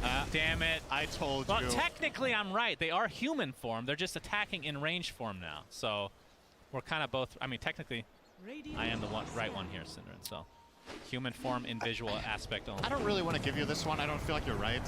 All right, Echo Stomp. Oh, all right. Mischief not able to dodge that. But it's not going to turn into any fight yet. So Vici Gaming, they have some crazy team fight. Haven't really talked about this much, but the Chronosphere into the Earth Splitter as Cuckoo jumps in with that Blink Dagger, Enchant Totem. Here comes Zephyr as well. Starbreaker should cancel that Echo Stomp. That ends up being a freebie for T1. But yeah, a lot of setup, or not a lot of setup, but a lot of chrono damage once that's placed. And then once Weaver, Mr. PYW, I would assume goes for Ags next. If he's on the outside, you can... I mean, there's just so many options for Vici going forward. I really like their lineup. It's pretty crazy, by the way. Carl is second on net worth now. He's made a comeback. Fully recovered, yeah. I mean, part of it is because of the deaths on Lina have set her back a bit. For sure. And the big breadwinner currently is, of course, 23 Savage on the Monkey King. No big surprise there. It's a good lane for him against the double melee hero. Yep, Weaver, Swarm onto PYW. Zephyr. 23 Savage is in the area, though, so looks to be fine. As Poyoyo on the Faceless Void has the Orb of Corrosion, excuse me. Yeah, the other item doesn't exist anymore. Yeah, Orb of Destruction was deleted, in fact. PYW. PYW might be in some trouble. He got Sentry dusted. is for the other side. Oh, the time lapse, but right back into the arms of T1. So another finger charge for Whitemon. Is Earthsplitter actually coming in? He's going to connect on Cuckoo, trying to kill this annoying Wild Wing Ripper before his untimely death, I would assume. But 23 Savage has other plans. He gets off his ult with the Boundless Strike. Roar is there to keep them at bay, though. But it's going to be a second kill in favor of T1. And despite having that Roar, looks like this is going to be the death of Beastmaster as well. But here comes Poyoyo. He gets a big Chronosphere. Not that much follow-up, though. They're going to find one kill onto the Earthshaker. Is Ori being pursued by the Monkey. 23 Savage has the Boundless Strike, connects Whitemon in the vicinity. This is going to be another kill onto Ori. Just such a rough game for him after that really good start. Oh, I'm sorry. I'll get to why I'm laughing so hard right now. Let's see if he gets out. Carl looks fine. Dash. All right, tell me why you're laughing, Synderen. All right, so Carl blinks in for the follow-up when they're on the Lina, and he shoots his Breathe Fire like 500 range away. Misses it completely and plays the sad drum. Nice. Well, at least it's a good effort, though. That's yeah, and he is clearly having a laugh at it. Unfortunately for them, it didn't really matter, but that was funny. Oh my goodness. Well, it does happen. Misclicks happen even at the highest level, so it's a good thing that he can just laugh it off and continue on with the game. But yeah, another good overall sequence here for T1. And I was gonna say, Weaver with this Vessel, you would imagine that, you know, depending on when you get this item, it can have like varying degrees of importance, right? You're playing against both Dawnbreaker, Monkey King, and Dragon Knight, and you got it early on your Weaver, so you really want PYW to be involved in kills. It helps so much until they start getting the BKBs on DK and Monkey. Unfortunately for him, though, he was the start of that fight. He got killed first as, they found out DY. Yep. He is toast. Tons of stuns. Disabled for an eternity, so another death for DY. So T1 kind of withstanding I want to say the very early laning stage, and have bounced back to a very high degree now. As 23 Savage is top of the net worth, as we see a replay. This is what you were talking about? Showing us Carl. I like that in this highlight, we're all just looking for the see fail. this breathe fire. There he is. And all right.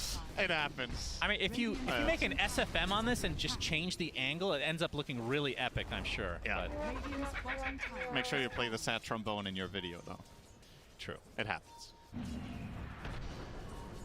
All right, next move. I think it's time for Vici Gaming soon to get something done here. 30 seconds on Chronosphere cooldown. You were right. Zephyr is going for the Aghanim Scepter straight away up. Nice. He's halfway there already. It's a great choice in this game. I mean, the cool thing about this hero is the support. I mean, we've talked about the lane pushing and all of that, but the fact that she can actually farm without really needing much, just the hammer alone, allows you to take out waves.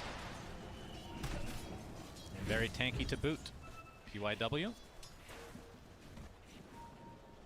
Looks like he's... is he actually Carl working on connecting Axe top himself? here. Yeah. They're looking for another kill on PYW. They might get it with Dragon Tail. Yep, Dragon Tail initiation. Zephyr with the Starbreaker. They put Vision down a little bit late, so PYW is going to take a breathe fire in the trees, but won't be pursued any further. Yep. Carl's going to get roared. Laguna Blade to follow, but here comes the Solar Guardian. That's going to heal him up to a decent amount. Ori just can't finish the kill quite yet. Carl getting pursued by PYW. One more right click should do it. Final, no, he's alive.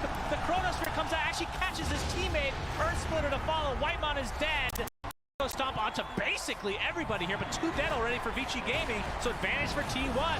23 Savage gets off the Wukong's command, trying to pursue a little bit further. They're going to find yet another kill. How has T1 stayed alive with everybody? And now trying to go for Puyoyo.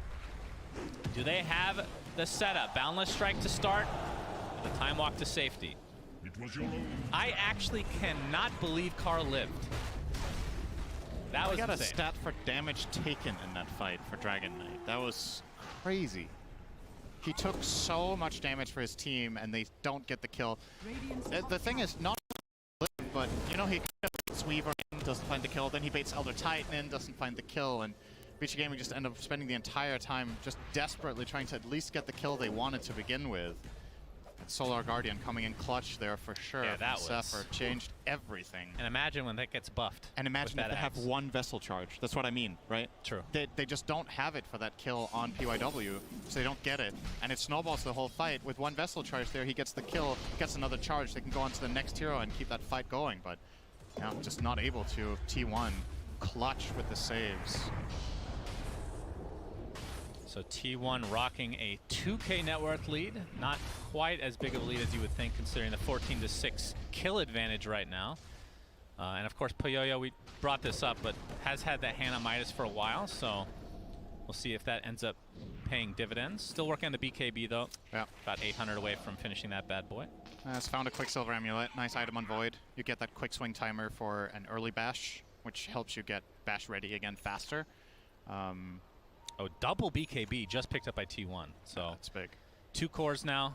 And it's close on Dragon Knight too. Only 600 to go for him as well. 700, pardon me. Dire are scanning. Took your math class last week. Didn't help. You're making fun of the American education system as Laguna Blade going to be used to destroy Zephyr, who, again, still... I mean, they're going to actually... Once they get these 3 BKBs up, they're only 800 away from that Ags on Dawnbreaker. That feels like a very big power spike. It is a really big item this game, for sure.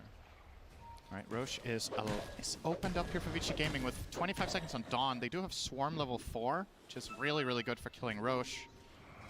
PYW is just going to tank Roche so the bug doesn't. In comes Puyoyo, so... T1, though, are aware. They have Echo. Oh my god, this would be a disgusting Echo Slam right Smoke now. breaks. Yep, Cuckoo in the vicinity. His blink gets canceled, but there's Carl with the initiation to start things out. Gets the Dragon Tail off, but Roshan looks like it's going to be taken out easily for Vici Gaming. They will lose the Elder Titan in tow, but there's the LSA actually catching the Earthshaker, so Cuckoo not really able to get off the initiation he was looking for. Very good for Vici. They didn't have to use Chrono to secure the Roche either, so it means there's another play opening up for Puyoyo. He's going to get enough gold for his BKB with that bounty rune picked up from Ori. So next move is on the horizon. Something else on the horizon. We're now past minute 20, so it's time for trivia.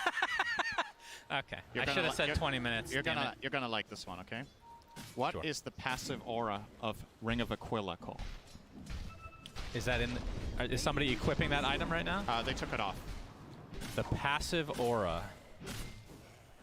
I have no idea. Give me your best Ring guess. of Basilius aura. That's what I'm calling. Aquila aura. Oh my god, that was actually not that bad. Not that far away. I get half a point for that? No. Okay, thanks. I mean, you got aura right, but it's an aura, so I don't know if that counts. That's half, technically. It's like you know saying, how you what feel kind about of ice technically? cream is this? And then you say licorice ice cream, but it was orange ice cream. You're like, I was close. I got ice cream right. I mean, come on. Of course, it's ice cream. It's still true, though. Carl? Oh, we got Echo? the Echo Slam come out with the BKBs activate. Can they blow up?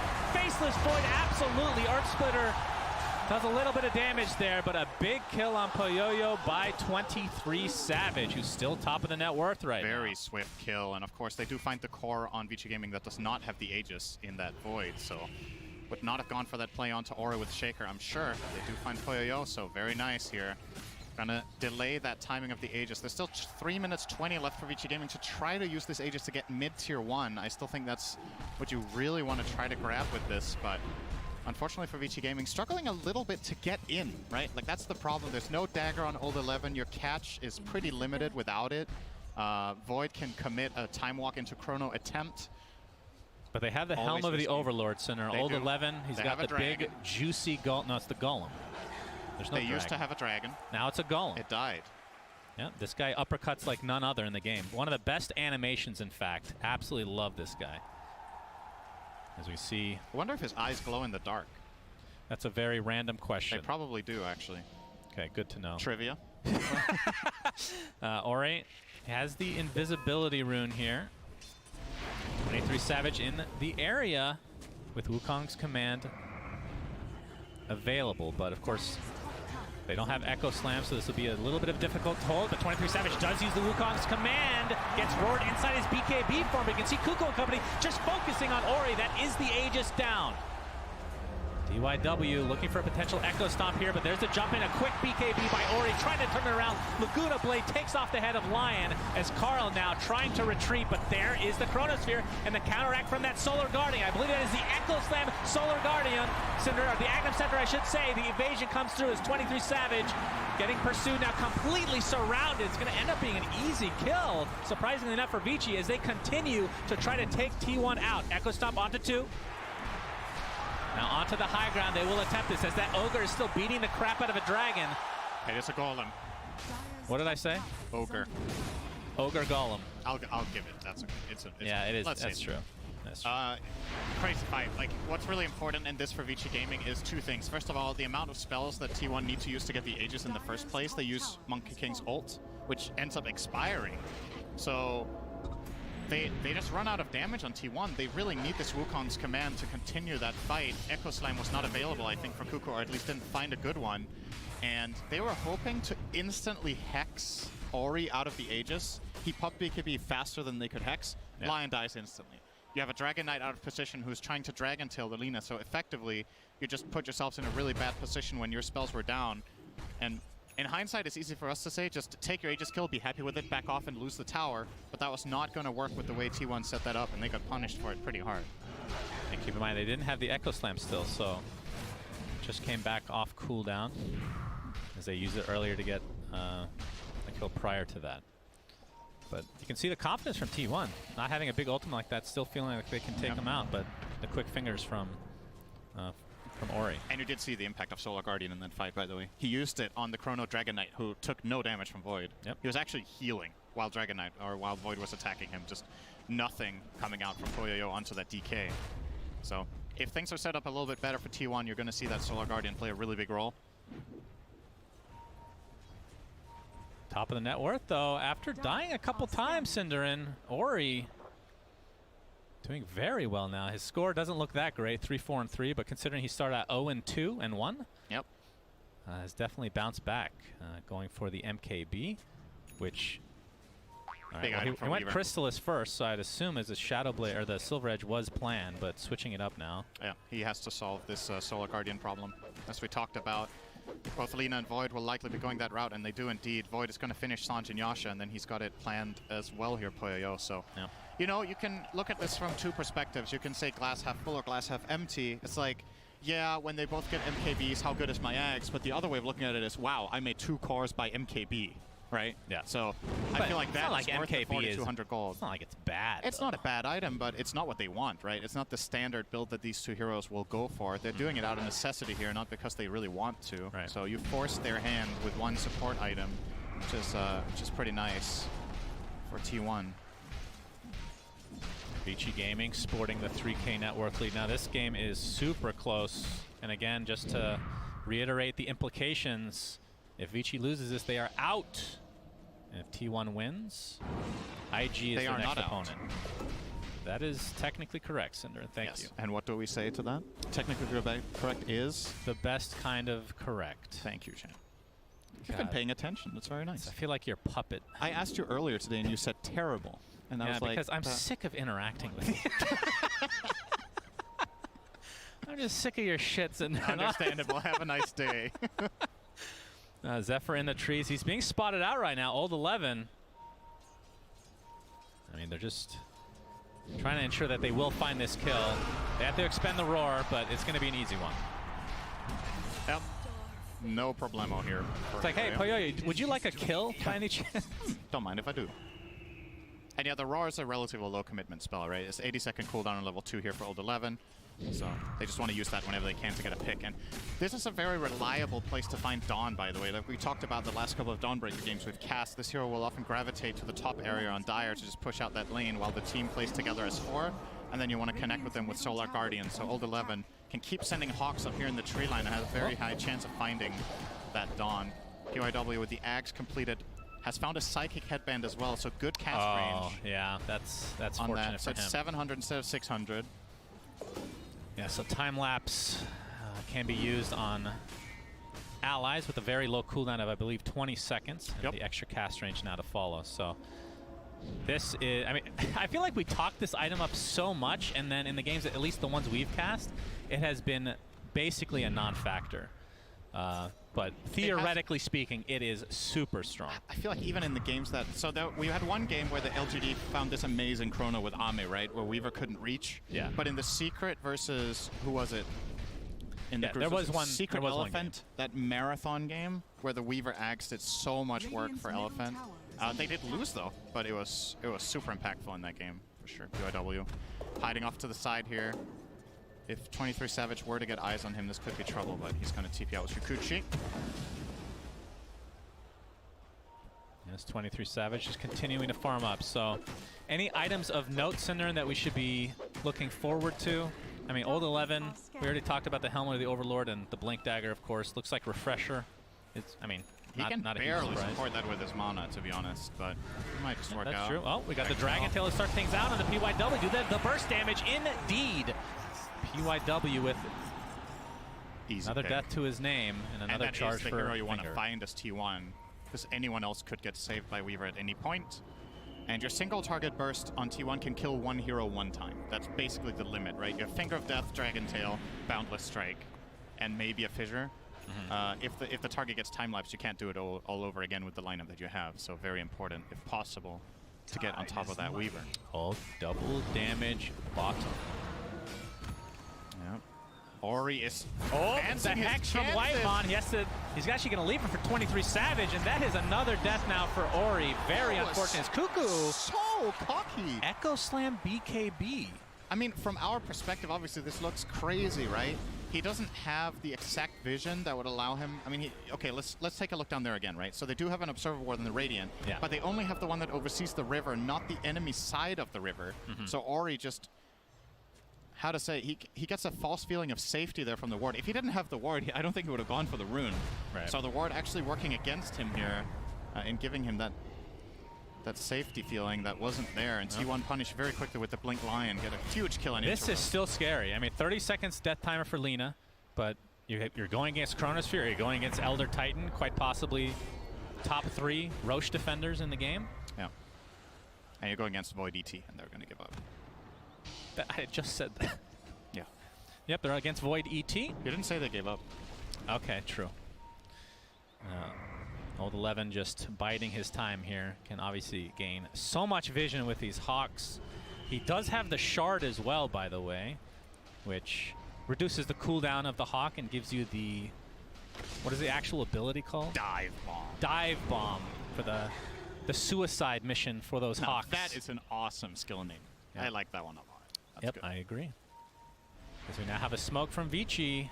Looks like Carl did finish his AC, so very, very Goku. tanky. Okay. Or he just walks into the pit and looks around the pit and walks like, out. Nobody here. It's like he saw Roshan for the first time. Nope. Yeah.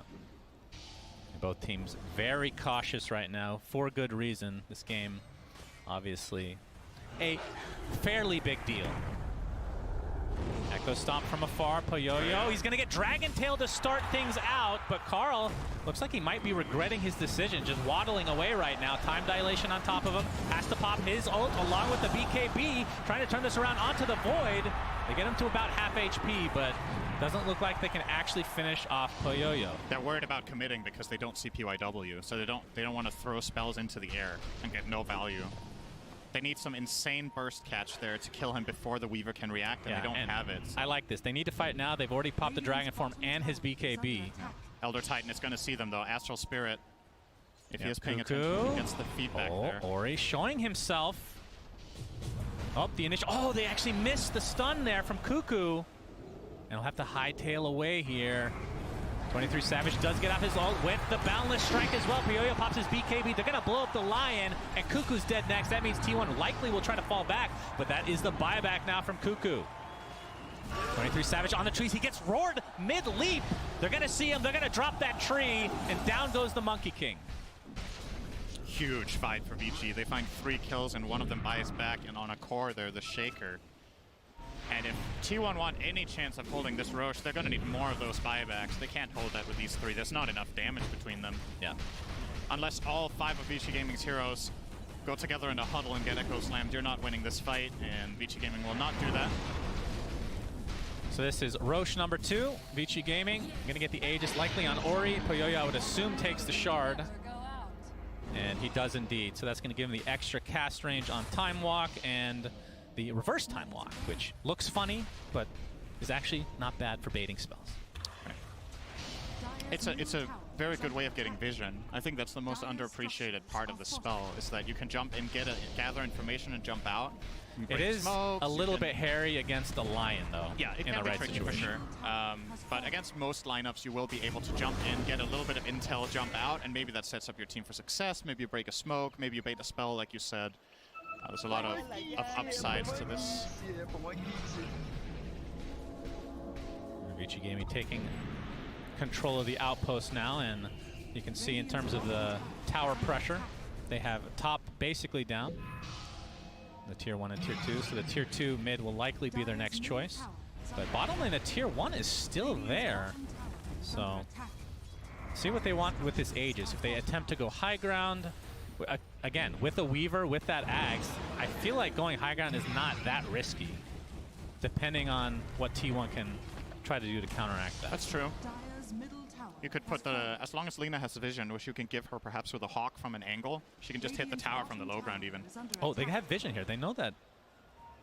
Oh, actually, Carl. that's T1's vision. Carl gets He's going to be by the spotted. Aegis. Yep, that's no blink dagger for you. Poyoyo jumps in. Laguna Blade, goodbye, Carl. And even if he bought back, he will not have Dragon Form for quite a while. True. Earth Splitter for the fireworks as well. They didn't want to give him any chance there. DY, they throw everything at him, and, well, most of it sticks. The only thing that doesn't stick was the one that was too late. So nice kill for them, and that's going to be at least tier 1. I don't think tier 2 is possible. Obviously, the wave bottom Zephyr has done a great job pushing that all the way into the enemy tier 2. But honestly, what Vici Gaming could do here is go high ground mid. I thought they would do that, yeah. They can definitely do that now. 3 minutes on Lina's Aegis. You know there's no DK. Force that buyback and go with it that way. They're going to cut this wave first, though. Still have enough time. They're going to just try to backdoor the tower. Okay. Well, DD on Lina will do that with Beastmaster Aura. Can they? There is Glyph if they want to, but they're probably going to save that for high ground, you imagine. Yep, they're going to give it up. Oh, no. They're not. So it's going to regen a bit as a result, and Vici Gaming is going to regen. Wondering whether there's going to be a hold here or not, but as we can see, that is not going to happen. We can watch this tower regen for another 10 seconds if we want. It's going to take a while some to heal loss, up the like point, disconnect they're going back even longer now to heal up. Okay, they can do it without the DD. I mean, imagine uppercutting a building. The fact that he can uppercut a building is impressive. Yeah. This Granite Golem. Very big boy. Big boy indeed. All right, we got the Scotty online for 23 Savage, but Poyoyo has one of his own, which against this lineup, against Dawnbreaker, Monkey King, and Dragonite, extremely good for the counter regen. Carl jumps in, has his ult activated as well. They will go. The time lapse again, saving Ori, but he's going to get bursted down very slowly. The Aegis goes down despite using the BKB. Chronosphere on top of 2, but there's the Solar Guardian. You can see how much Cuckoo is healing, but the Laguna Blade just rips right through him. No buyback on the Earthshaker. It's a 5v4 just like that. Splitter. Yep, we got the Earth Splitter coming out. Trying to apply this pressure to Zephyr right now. A nice Starbreaker, but Poyoyo should be able to finish him off as most of T1 just hightailing back to base. Carl gets taken out. No Dragon Form for you. And Vici Gaming look primed and ready to force a game number 3, Cinderin. 23 Savage having a bit of an identity crisis, saying, I'm not scared, bro, I'm Cuckoo. No, sir, Cuckoo is your teammate on Earthshaker who died before you, trying to find a kill on a Weaver. Yeah, GG's going to be called. Yeah. It is nice game for Vici Gaming. So difficult to play into Weaver, Aghanim, Scepter. I mean, they had to kill Cuckoo several times over, but they did so regardless. And T1 now potentially, I mean, they're both on the brink of elimination, technically speaking, Cinderin. Loving the adjustments from Vici Gaming this game. I really think they got a much better game. The key part for me, even though Ori got ganked a bit, again, the tables were turned in the game from the get-go, right? He's winning his lane, he's forcing the rotations onto him from the enemy team, and it just opens up for both the Beastmaster to maybe get a better game than you could have expected, especially both Faceless Void and Weaver crushing the bottom lane as well. As a result of that, to just end up getting so many victories across the map. And that really, to me, is one of the key parts. And Vici Gaming's lineup, just both drafts are great. But ultimately, Vici Gaming come out ahead with that awesome team fight, and of course the Weaver save to close it out in the end. But very well said. My goodness, you are such a good analyst. I'm so lucky to be right next to you right now. But game number 2 is over, so let's see what the panel has to say about this as we head to a game 3 very soon.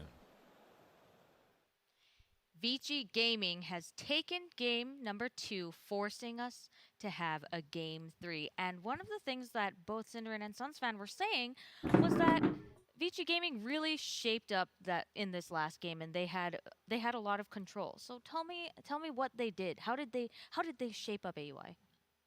I think it was a control on top of having the heroes to. I mean, it's not like they pushed the tempo, but Insane, you help me because I completely blanked out. I'll tell you what it is. Sorry. It's all my boyo-yo, poyo-yo. That Faceless Void itemization was top tier. I think him going for a more tanky-oriented build was probably the solution, because I think generally if there's Alina in the backlines, then you don't need to worry about damage yourself. You just need to worry about the initiation. You just need to worry about surviving Dawnbreaker Solar Guardian. And so he was able to pull that off. Lina was chucking the fireballs in. It was a good 1-2 punch from Vici Gaming. Yeah, I feel like for me, these two teams, what I learned from watching Game 2 is I feel like neither of them really have a good way of shutting each other down. And I think when you have the heroes that are enabled by that in the early game, which I feel like Vici had more of this game, their heroes scaled nicely against T1s. The team that is going to get that condition on their side is favored. And that's what I feel like this Game 2 was. To be honest, I know Carl, like I was looking it up, his most played hero in competitive is actually DK. But I don't think it suits what T1 want to do this patch. Like when I think of Carl in this tournament so far, he's had some Lina getting Omega farms to farm fast, some Doom with Midas. When I play pubs with him, he would go Midas on Queen of Pain and scale like a monster. Like if they look at their matchup versus Vici, I think they should go for what's already sort of the style and sort of commit to it. Yeah, I mean, I assume if we can see it here on the panel, they'll figure it out too, right? You've had 2 games now, you got to see the outcome of these different types of games, and then for Game 3, I would imagine it's going to be a scale war. Who can scale up the hardest, who can get the timings, who can get the matchups, and then, because I feel like once the teams hit their timings, they're both really good at using it. And that's why you see these like really tight team fights, and you see these like potential comebacks coming into the games, and where the game swings back into their favor. Would you say that this was a close match? Like if you were to look at that stat screen, it's very hard to tell who the definite winner is, right? It seemed like it was going back and forth a little bit with all those team fights. Yeah, I'd say it was pretty close. I think like a different team in those drafts, like I think either draft could have won. But for these 2 teams in particular, I think Vici ended up pretty dominant. Yeah. I think in particular, I think like Beastmaster's vision that game with all the suns, like it just lets you play your map better. Yeah, I think Beastmaster, if you can get him past the laning phase with a decent game, and they definitely did this time, you're just setting yourself up for success because you're controlling a lot of map space with a Hawk. You have a BKB piercing stun. And why that is important is because as the game scales up, people start buying BKBs, Right. and one of the biggest struggles that you have is if you're not able to kill a hero, then you have to ignore it, and it's 9 seconds of free damage. But when you have the roar, whoever's BKB still has to keep this positioning in mind, and I think, I mean, Old 11 played this game amazingly. I think he really, really shined on that Beastmaster. So these stats are up, but for someone at home who may not know if 227 last hits and 557 experience per minute is a high number, can you just kind of explain these stats? Like, are they good? Are they average? Are they TI average? Or what are your thoughts on them? It can be relative to the length of the game, so the per minute stats are always a little bit tricky depending on how you look at it. From Old 11's typical offlane performances, I don't really consider him to be as greedy as Cuckoo, who's on T1 right now. Old 11 is a little bit more sacrificial. Generally, offlaners right now are all edging on the greedier side these days.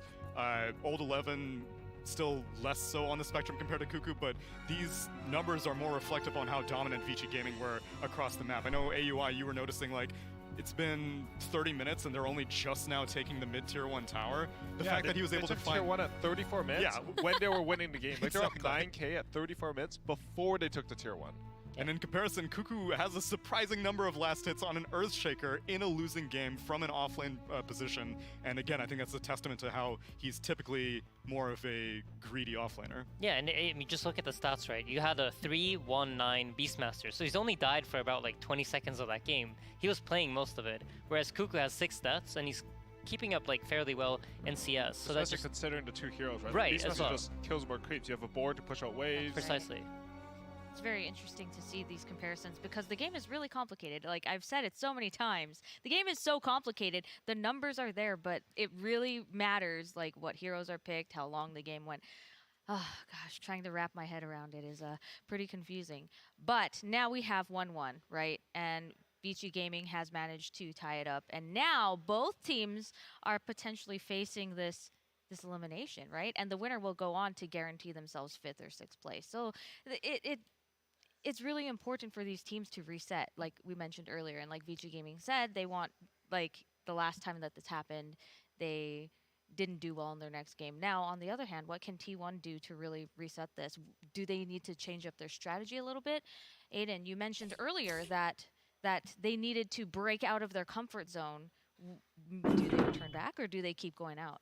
I thought going into this series that if Vici didn't break out of the comfort zone, it would be very, very hard for them because I thought T1 was better at basically I felt like both teams do the same thing, but T1 does it better. But I think proven by the second game, you know what, Vici actually can stand their ground in playing like the slow game or whatever you want to call it, the patient game. For me, I feel like if I was in either draft position and I was like looking at it objectively, I'd say we both are going to just have to try to outscale each other. And when 2 teams are trying to outscale each other, it comes down a lot to the matchups and what kind of timings you can hit in the game. Because you want to hit a timing that's usually slightly later than your opponents, but stronger. So if they're aiming for like an 18-minute timing, we want to hit a timing at 19. So like our timing comes later, but it's slightly stronger than theirs. That's so specific. To go 1 minute later in timing, how do you figure that out? That's extremely difficult. And I think it's one of the hardest parts of drafting. I think it's all about like Dota's like a relative game, right? Like Right. You talk about these timings, you talk about team fight, anything really. If you can do it just slightly better than your opponent, or you have slightly more of it, you just have all of it more than your opponent. And I think I agree with Insania. That's what's going to happen in this game. I think there's like a choice to be made here. Like, do you double down on this slower pace of Dota, scaling team fight, late game comps? Or do you try to like throw a fast one and just like go all in with a strategy? Like, oh, they're going to have an 18-minute timing. We're going to go at 10 minutes. You're not even going to make it to your timing. But I don't think either of the teams will actually do that. I think they're just going to double down. I say I want to see them split the average. I want to see T1 split the average. I want Carl not on a DK type hero. I want him to carry the baton early on for early to mid game timings. And I don't want 23 Savage on a mid game hero like Monkey King. I want him on the scaling core. I want him to be able to be the late game insurance that T1 might need. And then Cuckoo, Zephyr, and Whitemon can help out accordingly. I imagine Cuckoo, being as greedy as he is, will edge more late game. So let Whitemon and Zephyr play with Carl earlier on. You mentioned Monkey King, and when I think about it, Monkey King is one of like the most picked, most banned, like most contested hero, right? So if they don't give Monkey King, or if they don't pick it, would they ban it because he's been so strong in multiple positions? He's been strong in multiple positions, and it's a Poyoyo favorite as well. Right. So I think targeting it earlier on. I don't remember what the first phase bans were in this game number 2. From Vici? Yeah, from Vici. Trent Wisp. Trent Wisp, okay. And then T1 banned out what? Tiny and oof. Was I it don't Tide remember. or Tiny? I It was don't Tiny remember. +1. I don't think Doom was banned in the first phase. No, I don't think so either. And yet T1 didn't pick it, which was strange. But yeah, I think T1 should. I mean, that's the ultimate scale, right? Exactly. Sorry. Yeah. Please finish your point. No, that's exactly what my point was. So what your point was is that they should have picked Doom. Oh, yeah. But why? Because the Carl signature. I need to see Carl operate. It's about the gold, right? Like Right. if both teams are playing this slow, methodical style, Doom he literally creates gold from nowhere. Right. Like usually you're limited to your map resources and you assign farm to different heroes. As you know, the 1, 2, 3, 4, 5 system is how much farm you're supposed to accumulate on each player. But there are heroes that break that, like Alchemist or Doom, who just create gold out of nowhere. And if the game is slow, you're just getting more than your opponent. So on the other hand, you mentioned both Alchemist and Doom. Why not Alchemist? I'm just trying to run through like the mind of Dragon. I think it's very, for me, it breaks down to this. If you have two teams that both want to sit on their own sides of the map, then there's only so many camps, right? Right. If you think about a team like OG, they'll invade the other side of the map and they'll take camps away from you and take them to their own side. So they're basically increasing their size of the map that they are farming. I think for these two teams, since neither of them are very willing to do it, they'll do it when the timing's right, but generally speaking, they will try to avoid it. Items like Hand of Midas, they're increasing the gold that you get from your side of the map. And Doom's Devourer does a very similar thing because you're just getting bonus gold every 60 seconds or whenever you finish devouring that creep. So for that reason, I feel like it's going to be a strong hero for the series. Plus his ultimate scales up very well into any game. So it's just, it feels like the right hero for T1. If I was Vici, I'd be really scared about going up against it. So one of the things that I've heard you guys mention a lot is Midas. Jenkins mentioned it earlier that Midas, Vici Gaming is a Midas fan. How has Midas been doing in this meta? How's it been doing in this tournament? I don't have the stats on it, but I would imagine it's not been very popular among the other teams. But I think specifically for the series, and this is why TI is such a cool tournament, because you can look at two teams and be like, hey, the meta doesn't actually matter here. This is just about the styles of these two specific teams and how they've done. And you've had so many games to watch because they've been playing forever. Like there's so many games of like data to look at and be like, okay, this is the way they're going to approach this. Most likely, they're going to approach this game in this set way. And suddenly, an item that probably isn't that popular becomes very, very good for this specific series. Do you think that Vici Gaming had any modifications to their gameplay against EG? Because coming into it, I thought that for sure EG were favorites, considering the two stylistic differences. I thought that EG lane mechanic superiority would prove to be too difficult for Vici to deal with. I felt like during like, I think it was first day of main event or maybe second day, I felt like taking control was the most important part of the game. But then Secret showed that you don't have to do it. That's like, right. And that kind of, for me at least, broke up the meta. And I feel like ever since then, the teams that are hitting slightly later timings, I feel like are having an edge, or the teams that have a very, very good answer to what it is you're trying to bring to the table. All right, Tsunami. We have two teams that are facing elimination right now. Can you drum me up like a nice narrative for this match? I like how you asked the one person who hasn't played at a TI to do it, but sure, I can give you the... But you have the emotion. That's true. I want to hear the storytelling voice from a man who's dressed like a video game character. Listen, it's Friday night, all right, and I wanted to celebrate the occasion. Exactly. Southeast Asia versus China. I know for T1 specifically, immense amount of pressure for their entire region right now. At least Vici Gaming, I'm sure they're still intra-regionally competitive, but China as a whole has been aching for a TI for years, since TI 6 by now. They had to wait. 2020, no one really knew which region was the best. Everyone was just assuming that Europe was leaps and bounds above everyone in terms of competitive mechanics and strength and stuff like that. And then as the DPC rolled around, we saw China, and Singapore, and Kyiv. Right. Now someone needs to solidify it here in Bucharest to really make this China's year. T1 are looking to make the highest placement for a Southeast Asian team since I think a Fnatic from TI 4 or 5. And so I think just in terms of the regional pride, that's what I'm most excited about between these two teams. Facing elimination, that's just another day at the office here at TI. You're going to have to do it anyway. Another day at the Another office day at the here office. at TI. Now, we don't have any draft yet, but I want to know which team you three each have for taking this series. And I know that that's very hard because there's no draft, but I would like to know anyway. I think coming into the series, I would have given T1 the edge. I think the way that they approach Dota is, in my opinion, it felt strong against Vici's playstyle.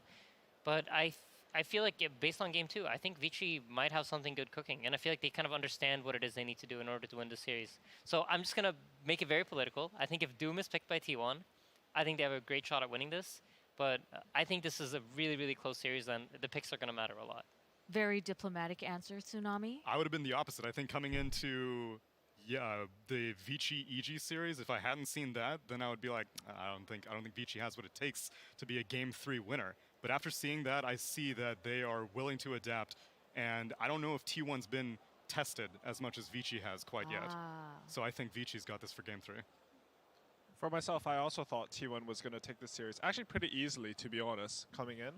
But they were covering one of TI losses with Vici. I feel like they've learned a lot from that experience, and they'll bring it into this game 3.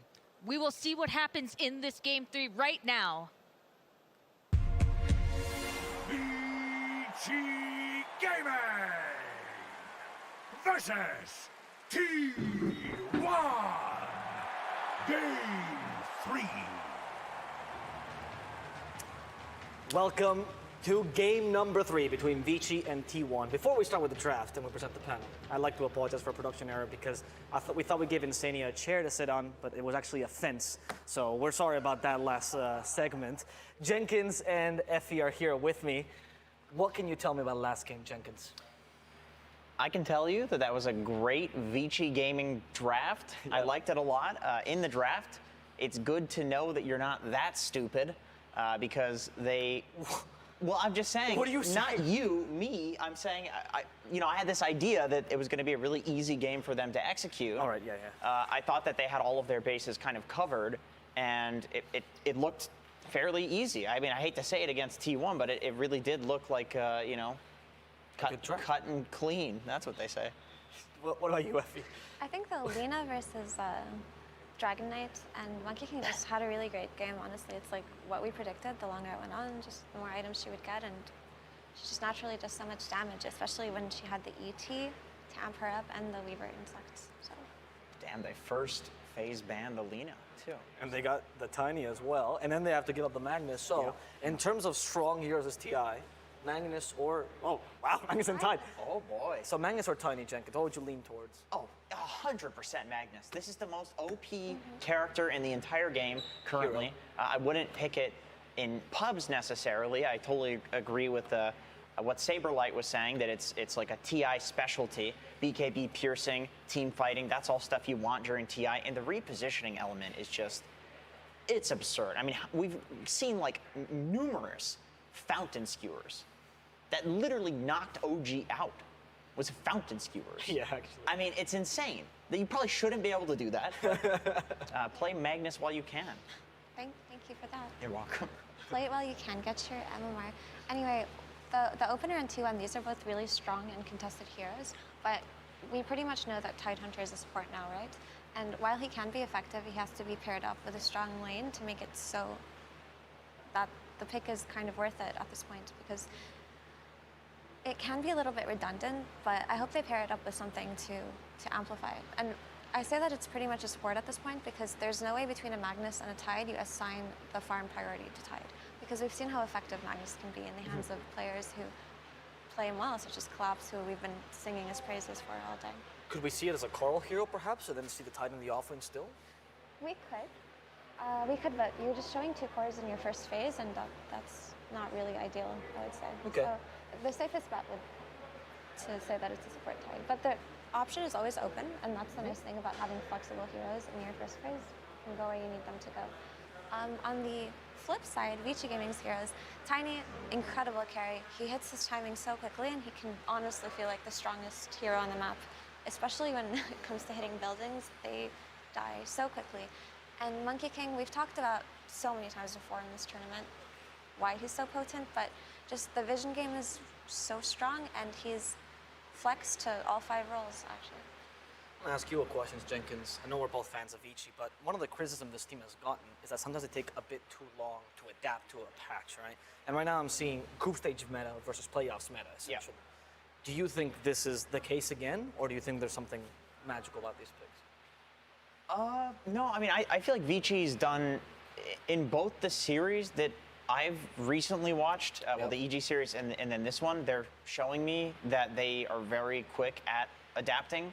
I thought the Omni Knight pick was kind of crazy. I also thought that they needed to pick something fresh and new against T1, and then in game 2 it's like, well, okay, that didn't work out, so that's obviously not right. And then game 2 they changed that around. They didn't pick anything too crazy. It was a bit of a different style, but it worked out. And so I feel like Vici's just what they said in the interview about having pocket picks and not having to reveal all of their heroes, it actually did turn out to be true for them. And sure, you can say group stage meta versus playoff meta, but the reason why Tiny hasn't been that prevalent in the main event is just because he's been banned out so much. So I really do still think this is the strongest carry in the game, and if you can get your hands on him, you should. We saw it on OG, actually, where there was a moment, I will never forget that play, because I think it's ridiculous, where Samael was alone and there were 4 heroes around him, and they decided the best option was to retreat. To run away from him, yeah. So Enchantress is kind of rising up a little bit throughout today, but it's because she was picked up against an Omni Knight, which makes her all the more valuable. But in terms of laning, Enchantress is incredibly strong against Monkey King because you can dispel the Jingu stacks, but also you can just get a creep and whack away at him, right? Ideally, you don't want this Monkey King to play on Tide's lane. So just have the Enchantress follow him. Yeah, true. Even if it's a 5 position, you can still put your 5 in the off lane. Even if you're not giving a farm priority, you can do that just to like win the Monkey King lane, which would make me think that the Monkey King will probably end up being a support. But then there's another way that you could go with that, where you just say, okay, it's a core, but you're just not going to level Jingu. You're just going to play to like push out the creep wave, which I imagine would just depend on what T1 picks. Like if you're playing against Tide as Monkey King, you probably that's an Ori hero we haven't seen in a while. They said they had other heroes. Other teams just haven't beat their initial heroes first, right? And we're seeing the Shadow Fiend. But just to quickly touch on the Disruptor, he's such a good hero versus Tidehunter because you just drop Static Storm on him and he can't really dispel anything, he dies. And he's a very good catch. Also, if Magnus finds a good RP and Disruptor isn't in it, he can drop the Static Storm on top of him and stop the skewer back, which is always really nice, right? And obviously Disruptor, one of the best catches in the game. Same with Horn Toss as well. Yeah, I agree. Horn Toss is a great ability. No, I mean like same with Horn Toss, the Static Storm point. Like, you don't need to RP anymore. You can just Horn Toss. That still takes a second. You can drop Static Storm. Yeah, true. Yeah, the Disruptor can. You just looked at me when you said Horn Toss is all. I like Shadow Fiend. I think Shadow Fiend's an underrated hero, in my opinion. Like because the minus armor right-clicking build only started like a month or so in pubs prior to TI, and obviously like there was the occasional, you know, like at some point there was like drums SF, but I mean like this one where you're going for Daedalus, where you're like trying to one-shot people essentially, where you're playing with like the Dragonlance, the Satanic, essentially playing like a Lina, and I think that style of SF fits this meta, and for a long time people have been doing like the Yule's Blink stuff, which it's cool and it's flashy, but it never works out. It never works out. I agree. Shadow Fiend is a hit or miss hero, and I know some people in particular, if they see him, they say, I will not root for this draft, right? But think about it in the bigger picture. Like right now, do they have the damage to take down Shadow Fiend? Not really, and they're gonna have to correct that, right? Because Magnus, sure, he can blink on him and skewer him back, but Tide support and Ench support aren't really going to kill him. So I think maybe we could see something like a Leshrac come out of T1 just to correct the damage issues and play on these big cooldowns. But also, because of Shadow Fiend's enjoyment of buying Silver Edge, he will enjoy Tidehunter and Enchantress, right? Right-click them, kill him. Simple as that. Batrider's that damage hero we were talking about. I want to point out that Cuckoo was revered for ages as being one of the best Batriders in SCA, if not the best. Carl was also considered that. They have 2 of the best Batrider players in SCA in this team. Agreed, and actually, Carl was playing Batrider when nobody was playing Batrider, right? Do you remember that DK patch? And some people would say, hey, this looks like a good bat game, and they'd play it and they'd lose, and they said, okay, this hero is not good. I remember that. That was rough. Until he got buffed a few patches later and was a monster, and then he got nerfed again. But Carl believed in the hero from the get-go, and he won. he would always try to go for the Batrider games whenever he could. So this is a comfort pick for sure. And he does function similarly to Leshrac in that that's the damage we were talking about. They really need to fix it. But I think they still need a little bit more damage. This is like the perfect Batrider game, and every single time I say that, I jinx it, and then the Batrider just gets horribly owned. So that was at the Animator. This is TI. It's just maybe going to be different. With Disruptors, not most. Yeah, he can't. Well, I was going to say, following that, but I don't think that's what makes Batrider good anymore. I think that's an old-fashioned way of thinking about Batrider. The way you play Batrider now is you get Boots of Travel, you get BKB second item. People don't even go for Blink Dagger anymore on Batrider oftentimes. It'll be like Octarine Core, Shiva's Guard, things like that, even like an early Refresher. And it's all about just doing tons of damage, and he's one of the few heroes. Have you ever played Tiny versus Batrider? He doesn't care that you exist. He doesn't care that you have 3,000 HP, because Batrider, it doesn't matter. You need like magic resistance to deal with the Batrider, and you don't get that on a Tiny carry. True, and if you just want to look at the laning picture, just Batrider should have such an easy time versus Shadow Fiend. And, you know, Monkey King support has to set up on, right? That's typically how you fight the hero. You look for that good opportunity, you give vision, you drop the Wukongs, but Batrider's just going to break through It's all a of hard those counter. trees. It's a hard counter. Yeah, 100%. It functions on that we've seen being picked against Monkey King, and you just throw the hammer and all the trees are gone. So looking rough for boy Monkey King. Yeah, this is like our King game, at least that I've seen in this tournament, because you have the Enchantress. If you're playing a core Monkey King, you have the Enchantress to purge the Jingu, and then if you're playing a support Monkey King in the trees, you have a Batrider that's just going to break you off of the trees and kill you. And you can. The thing with Monkey King is like, the way that you play it is you sit in side lanes and then you push waves out. But Batrider builds Boots of Travels. He's literally one of the best heroes in the game at killing people who are sitting in side lanes. Like, you cannot play that style of Monkey King versus a Batrider.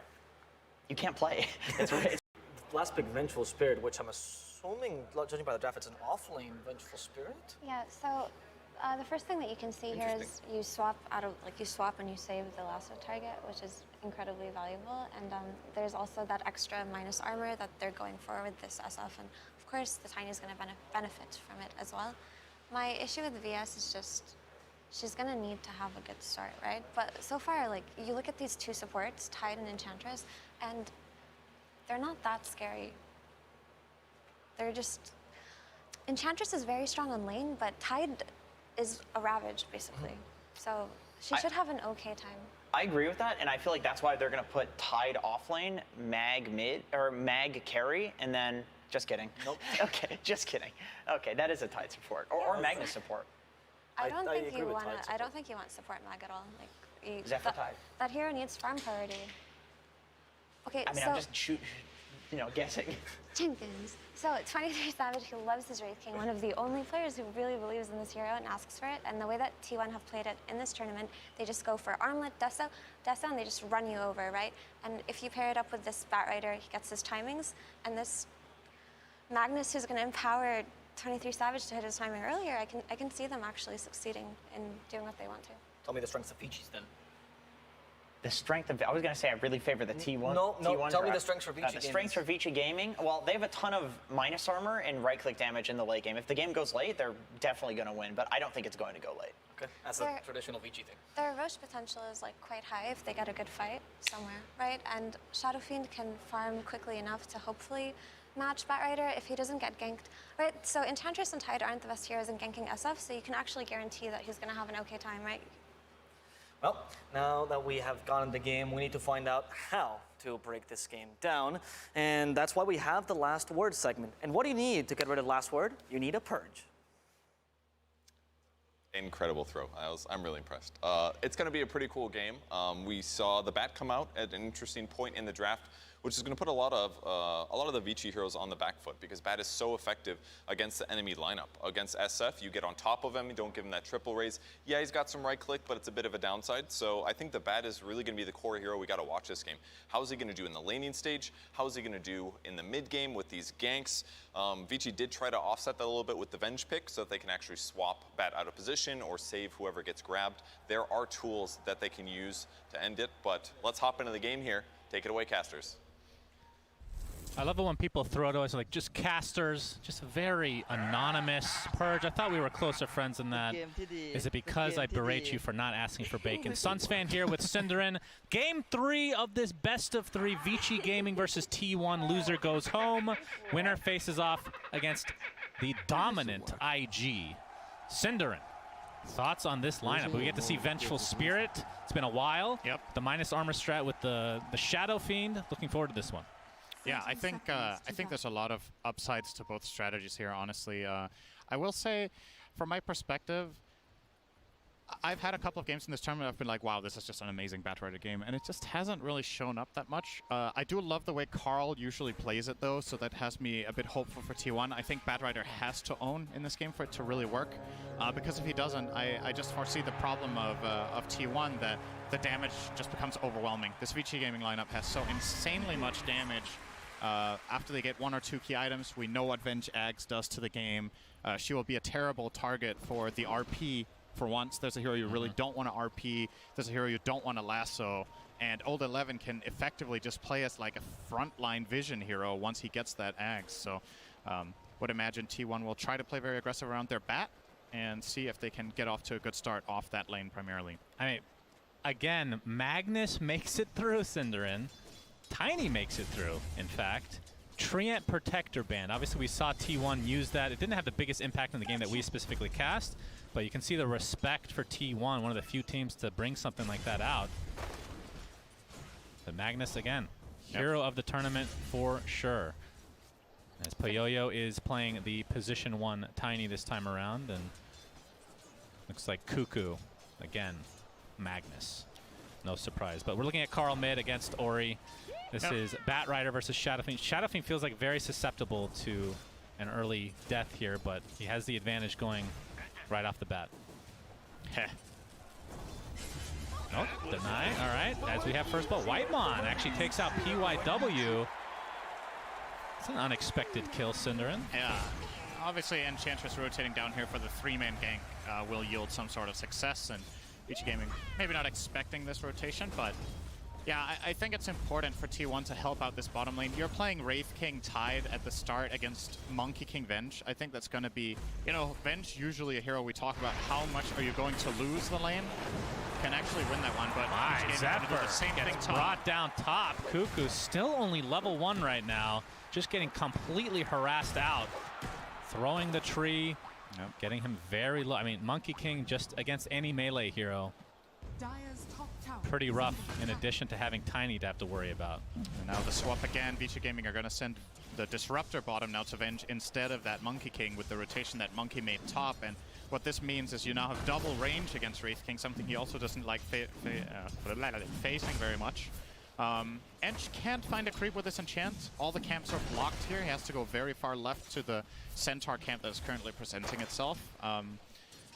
Probably will see Whitemon do that, and maybe see if he can look for a backstab move with that into the Wraith King, or off the Wraith King Wraith Fire Blast. But yeah, Whitemon just looked and was like, oh well, guess there's nothing for me. Comes back to lane, and this is good news for Vici Gaming in that bot lane, I think.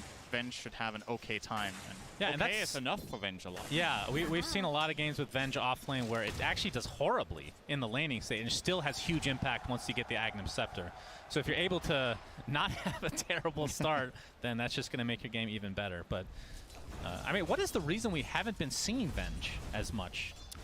I mean, there was a slight nerf to the Ags, but I feel like it wasn't that big. I still thought Venge was going to be a pretty big pick this tournament. I'm as surprised as you are. Like, I don't know if you're surprised. You just asked the question. Very surprised. Whitemon and company going on top of Old 11. So we talked about the laning stage for this hero as DY looks to be next on the list for T1. Now, one more right click will do it. In fact, the Wraith Fire Blast being expended, so 23 Savage with an early double kill for T1. Yeah, they bring down the Tide there to get that extra kill, but as a matter of fact, Venge just died to the dual lane. They were trying to kill Whitemon, but he obviously has Nature's Attendants and a Fairy Fire, and Venge Disruptor did not have enough in the tank, so regretting that go. They don't necessarily have to kill in this lane. You just need Venge to farm, and you can maybe poke and prod a little bit at the Wraith King, but I think going on Ench is a recipe for getting countered. T1 with a very good response there. It's going to find now a Wild Wing Ripper. Very annoying creep to lane against. Yeah, it almost feels like you kind of want to stun that thing. Yeah. The tornado is super, super annoying. As you can see, Ori obviously aware that Zephyr was bot lane, so kind of weary of a potential gank here because, I mean, Shadowfiend, one of the mid heroes that just has zero escape mechanism, and if you have enough sticky napalm stacks, it just feels like an inevitable death. Ganking SF feels very, very good. He doesn't have... He's very snowball-y, right? Bot He lane. needs to start. This is looking like a kill going the way of Vici, so kind of left to his own devices, and 23 Savage gets punished. Yeah, this mid lane gank... Oh, he's almost dying to the boys. Old 11. DY's gonna block the boys. Oh, he canceled the salve. Okay. Salve too early. Bit of a mistake there from DY. It's gonna cost Old 11 effectively 400 health. That he didn't just wait another second, and that's big because now that Wraith King is coming back to lane, he's very confident and very in a great position to just challenge. Whereas before he would have to be a little bit careful, and now the rotation's coming in from T1. They're going to find DY. Yeah, Whitemon and Zephyr making the rotation bot. This is looking like a potential another kill onto Old 11 at the very least. You can see the fat, juicy, tanky Zephyr taking a lot of damage. He will be brought down thanks to the rotation of PYW. So it's a 1-for-1 exchange. It's like a roaming Tidehunter in this game. You don't see that every day. The dynamic in this game is very interesting. There's two heroes in this game that have good farm. Wraith King and Tiny with 27 CS. Yeah. Everyone else, it's getting okay now. Both Batrider and Shadowfiend just got a decent amount of influx from some stacks, but the CS number is relatively low for what we usually see. Magnus sitting on a measly 9 here. Cuckoo has been very having a hard time top from that early tri-lane, and Tiny, of course, challenges him very well in terms of just raw last hit damage with that Quelling Blade and 85.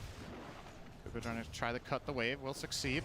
Dire's top tower is under attack. As mid lane, the push continues now.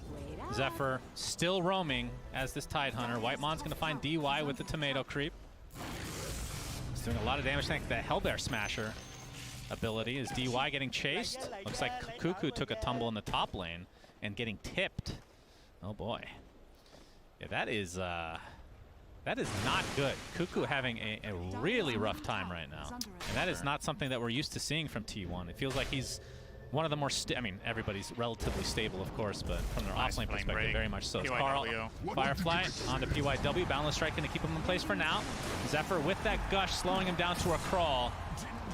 And with a bunch of heroes from T1. Absolutely no problem for Carl. He has haste. He could have soloed that Monkey King, no problem. But the reason this rotation is so good is that they have extra reinforcements against the defense to try to hold this tier 1 tower, and you really want to push this if you're T1. Might even see Enchantress start tanking it and get a second point in Nature's Attendance, but I guess he also would like to have an impetus point at this point. No, he's going to skill it now. So 2 in the heal for Whitemon. Looking to perhaps backstab Ori. Zephyr was coming in, but Thunderstrike is going to spot out Zephyr. He's going to take it 3 Shadowfiend raises. And Ori in top lane, credit for that. Poyoyo, okay, going a little bit too deep. As this tower looks to be falling, it will be a deny in favor of T1. He got the enemy offlane tower minute 7 as Tiny. But he did die. He did die, but which is something Cuckoo really needed. Very unusual this early in the game. Yeah, especially solo. Yeah. So Holly feels pretty good about that. We got the glimpse out. Carl at least will get his bottle back. No, he didn't. Wait, he didn't actually give the bottle in time? Where is the bottle? It should be on Tide. It's on Tide anybody. doesn't have the bottle either. Okay, it's in the base on the courier. Oh, okay. He doesn't want to walk back to the mid lane, I guess. All right, well, he's got the bottle charged, Cinder. Just delayed, you know, for weather. That's a very common excuse from delivery people, I'm sure. PYW finds Whitemon in the river, gets up the Boundless Strike with the kinetic field. This is going to be an easy one for Vici. Wait, healing up now. PYW continuing to chase. You can see the Nature's Attendance. That's the Crimson Witness, Cinderin, giving extra heal, I'm sure. I think a bit of a mistake there from Ori. He started with the long raise. I think he needs to use the kinetic field to connect the mid raise so that he can hit the long raise afterwards, but doing them in opposite order effectively gave Whitemon a chance to escape, and he will get away.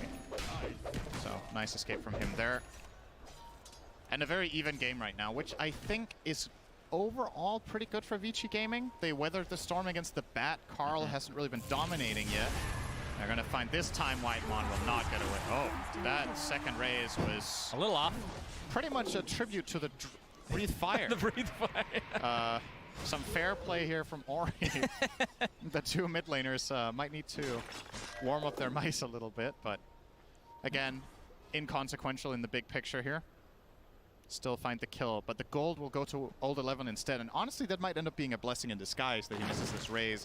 I think Venge's Aghanim Scepter is the single biggest item for the Dire to get in this game. It's true. So, yeah, Ori gonna deny mid. Looking to finish his Echo Saber with another 1,000 gold or so. But yeah, you're right. The Venge Ag. I mean, do you just go straight for it these days? I guess so. He already has the Blade of Alacrity. So just treads into Ags is the choice here. Yep. Can't blame him for that at all. As we look for the farm on 23 Savage right now. He's going for the armlet into Deso build. Hasn't quite finished the armlet yet.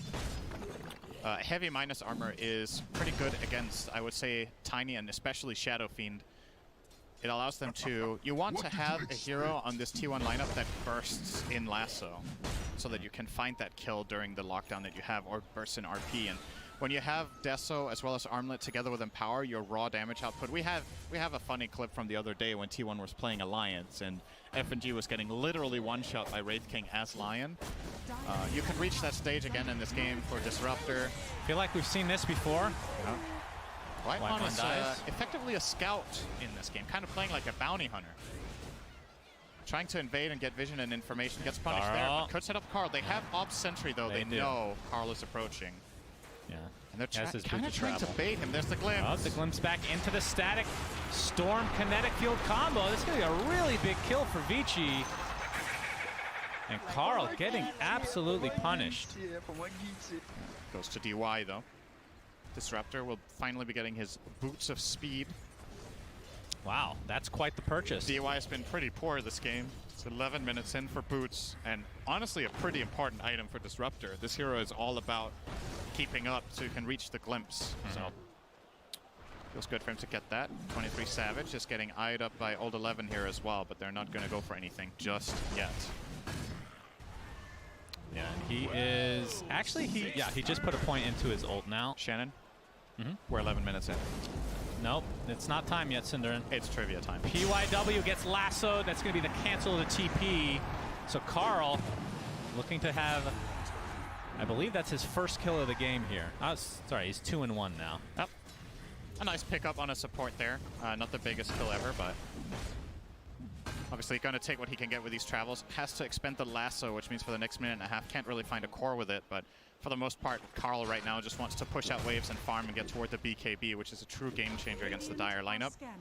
Still needs to respect the Venge swap, but that's pretty much the only problem he'll have for a bit until the right clicks become too powerful. And we have the glimpse out, 23 Savage. It's not going to be a rune to take because it is top. And Carl gets it. It is the haste rune. Cuckoo's still working on...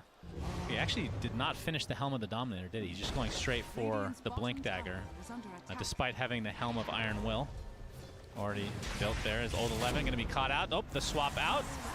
It's going to keep him alive now. Or he actually pops a Requiem of Souls, mostly for zoning purposes, but Whitemon takes heavy damage, will live though. Ravage comes out, the Static Storm on top of him is a little bit too late. Anchors match into the Skewer, 2 dead for Vici, as they are now on the run. It looks like Ori is next on the list, and they're in 3 dead. Very good fight for T1. Looks like PYW will be the 4th if they can catch him here. Zephyr looking for the high 5, but PYW not looking to reciprocate here. Oh, Flame Break off of the tree. Pick pull so good, almost got out. Yeah, pick pull not quite good enough now. He would have need like 110% movement speed buff on that one. Yeah, that was just kind of panic mode from Vici Gaming there. I think if they keep their cool a little bit more, they can find a better Requiem than that one, but obviously he was trying to save Old 11 so they could reset out. Just not happening against this Magnus Batrider combination. They just catch up, find picks, and 23 Savage gets a lot of gold out of this as well, finding a tower. He got the kill on Old 11. So now making a significant gap down to the Tiny here. 1,500 gold ahead. Glimpse. Glimpse back, Whitemon. Oh, look who it is. Indeed, cancel TP. Not tanky enough yet. And it's only level 5, 14 minutes in. Gave over the tome to Tide, so Zephyr's level 8.5. Well, the Ravage did pay off, to be fair. Absolutely. Carl was taking out a Pretty big stack of creeps there. And just working on his BKB. It's funny how the Batrider build has kind of changed over the years. Used to just be about getting Blink first. Yeah. Then there was an Aether Lens build with Ags. There was drums. Now it's just pretty much every game is Boots of Travel into BKB. Yeah. Travel's BKB is just an insane build in this patch.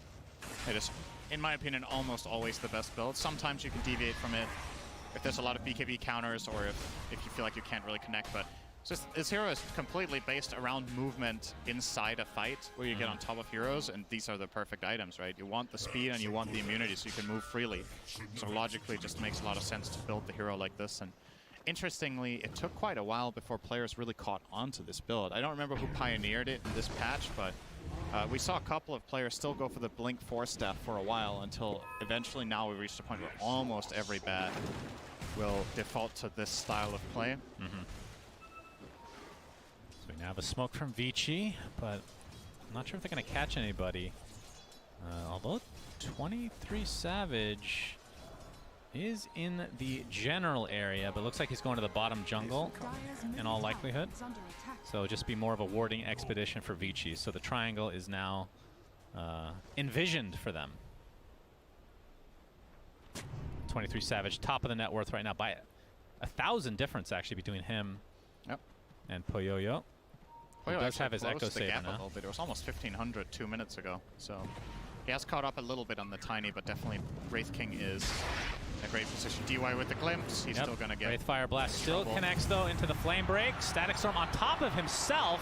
Nice try. Not going to save him. But no cigar. And now Deso officially online. I feel like he just finished his armlet. All right, I know you're about to burst in anticipation of the trivia, but you have to wait a little bit longer. Whitemon gonna get open bottom. Old 11. Oh, that's some Kraken Shell activates, but Avatos from Poyoyo is enough. Old 11 though is gonna get the swap off. It's a little bit extra damage mitigation now. 23 Savage. Oh, the right click, not quite enough, and now the Requiem Assault with the fear. Double kill for Poyoyo. This is going to be the first life for 23 Savage. Wukong's command is inside Avatos again. 23 Savage armlet toggles, but there's the magic missile. Triple kill for Poyoyo. And Vici Gaming win that fight in spades. It is so important that Batrider is involved if these fights break out, and just couldn't find a way to really get anything done there. Carl is at least going to finish his BKB momentarily, so that will help for T1. All right, Shannon, you've been asking for it all game. Here it is. What is the passive ability of, what's it called? Chip Vest called? Oh, Return? There's no way. It has no name. Oh. It is called passive. They forgot to give it a name. It literally says passive. I mean, they could use Return because Retaliate is now the ability for Centaurs, so it's true. available for the taken. Yeah, this isn't technically trivia is supposed to be it's an interesting anecdote. This is literally just a fact. I found this pretty interesting. It's like the only one of the neutral items that has a passive ability that says passive and then doesn't have a name. God, I don't even know I don't want to know what you do in your free time. The name itself is passive. Poyoyo looking for Zephyr. Boundless Strike sets it up. Shadow Blade proc into the Avatos. All right. And the Tree Toss. Good damage. Top. No siege creep though, so don't think they'll be doing much to this bottom tower, and mid tower as well has been pushed out by T1. So effectively, all you got there was a 4 tide. Not the end of the world for T1.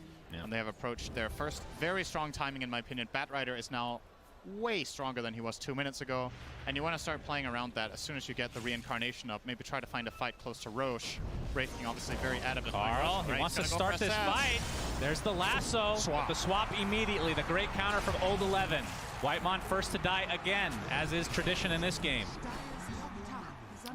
That's something we really didn't mention, but obviously Venge is just generally a good counter against Batrider if you're in the vicinity. Definitely didn't mention that, both me and the panel. Nope. So I don't think that's ever been mentioned before in Dota. Good that we got that highlighted. I think I just created that. Yeah.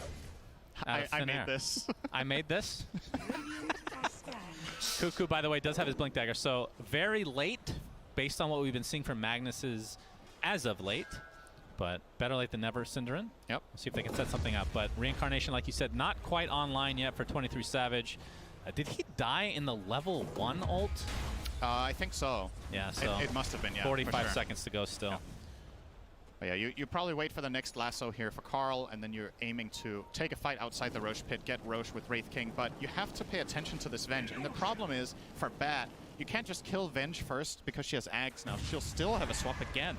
So even if you kill her without lassoing, you're gonna have to kill her twice before you can use lasso. It's kind of a big problem for Carl. Yeah. I wonder if this is the kind of game where you even consider a Lincoln specifically for that reason, just so that you can go on another hero. But so far, Carl is aiming for the default shard, which is obviously an incredible item on this hero, giving you 2 flame break charges as well as sticky napalm on both of them.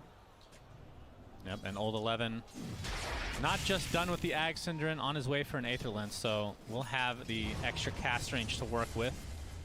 And for people that haven't watched Venge in a while, the swap gives 30% damage mitigation for both Venge and her ally for a couple seconds, so it's really good spell. Yeah, 30 plus 10 per level. He's currently level 12, so that's 2 points in the ult, so 40%, and will ultimately be 50. Okay. So very, very strong. This is going to be a high ground push. High ground mid tier 1 tower, of course. A very little high ground. I don't know, I'm just trying to save this. That was the wrong word. You know, sometimes you can play it off. They're trying to push tier 1 Suns fan. It didn't work, but they find Zephyr. Yep, here's a swap. Static Storm on top of the Tidehunter. Old 11 sets things up again. That's going to be a death of Whitemon as well, in case you were wondering. So 2 kills. Vici pretty healthy. And again, Old 11 doesn't really care that he's dying here. Carl gets credit for that thanks to the Flame Break shard. Are you really dead as Venge if you still have your ghost form? Undead, maybe. I don't know. Carl pops the BKB, getting the Firefly off Yo-Yo. Oh, was that the lasso used? I think it might have been Krakened off. Ran out of mana. Okay, well, Kraken's on his own team, so that was the trivia. You missed it. Good trivia. Has Tiny ever had a spell that Tidehunter currently has? The answer is no. Right. That's very good. Maybe in another... The Craggy Exterior, though, that is a very interesting ability from past times. I could have used that as a potential trivia for you, Cinder, but it's not to be. I definitely don't remember Craggy Exterior. It's one of the best. Iconic spell that everybody loved. I actually did like it. Of course you did. I just seem to be actually in a minority. I kind of liked it as well. I mean, they did make it. They brought it back briefly with the shard, but now his shard is just amazingly good right now. Yep. So, for sure. Yep. Carl in the Firefly right now. DY. He whips himself, gets off the glimpse inside the kinetic field. Flamebreak goes up, but Yo-Yo's in the area with the Avatos and the easy kill for Vici again. They've created a 2K net worth lead now. Boundless Strike. Looks like they'll take that Satyr Tormentor to the grave. Yeah, this is, look, I don't know. I know it's only a 2K net worth lead for Vici, but it feels like a really hard game for T1 in general. I agree. I think it's challenging because they... Ooh. Trying to find the Jumping Monkey King as Roche is already at half HP. Remember, they don't have their Bat Rider, which is their mid laner. Wukong's command used just for zoning capability here. And yeah, Vici Gaming will get the first Roche of the game. Interestingly, they give it to the Tiny. I thought they were actually going to give this over to Ori. I find Aegis on Shadow Fiend to often be more valuable than on Tiny. Tiny's first life is so difficult to get through anyway for T1. Now they will obviously just be targeting the SF instead. I mean, Tiny even has a Satanic, but maybe the logic is, you know what? We're planning to go high ground with this Aegis. Right. Just as long as Venge is in position for the swap against Lasso and Skewer, you can probably hit the tower as Tiny. But yeah, that Skewer is something you really need to keep in mind. And of course, Horn Toss probably on the horizon for Cuckoo. Yeah. 500 gold away from that if he wants it. But keep in mind, because this game, it's still really early. Level 20 talent is the big one for Magnus with the extra range. That's when we see it kind of get to the point of like, what is this? Yeah. This is like a global skill almost at this point. I mean, it's not the old Aghanim Scepter with basically no cooldown, right, on the Skewer. That was wild. We're going to see the jump from 23 Savage, Old 11. That's the first life. Gets skewered back into the fray again, and they'll take him out officially. He's dead. And I'm not going to lie.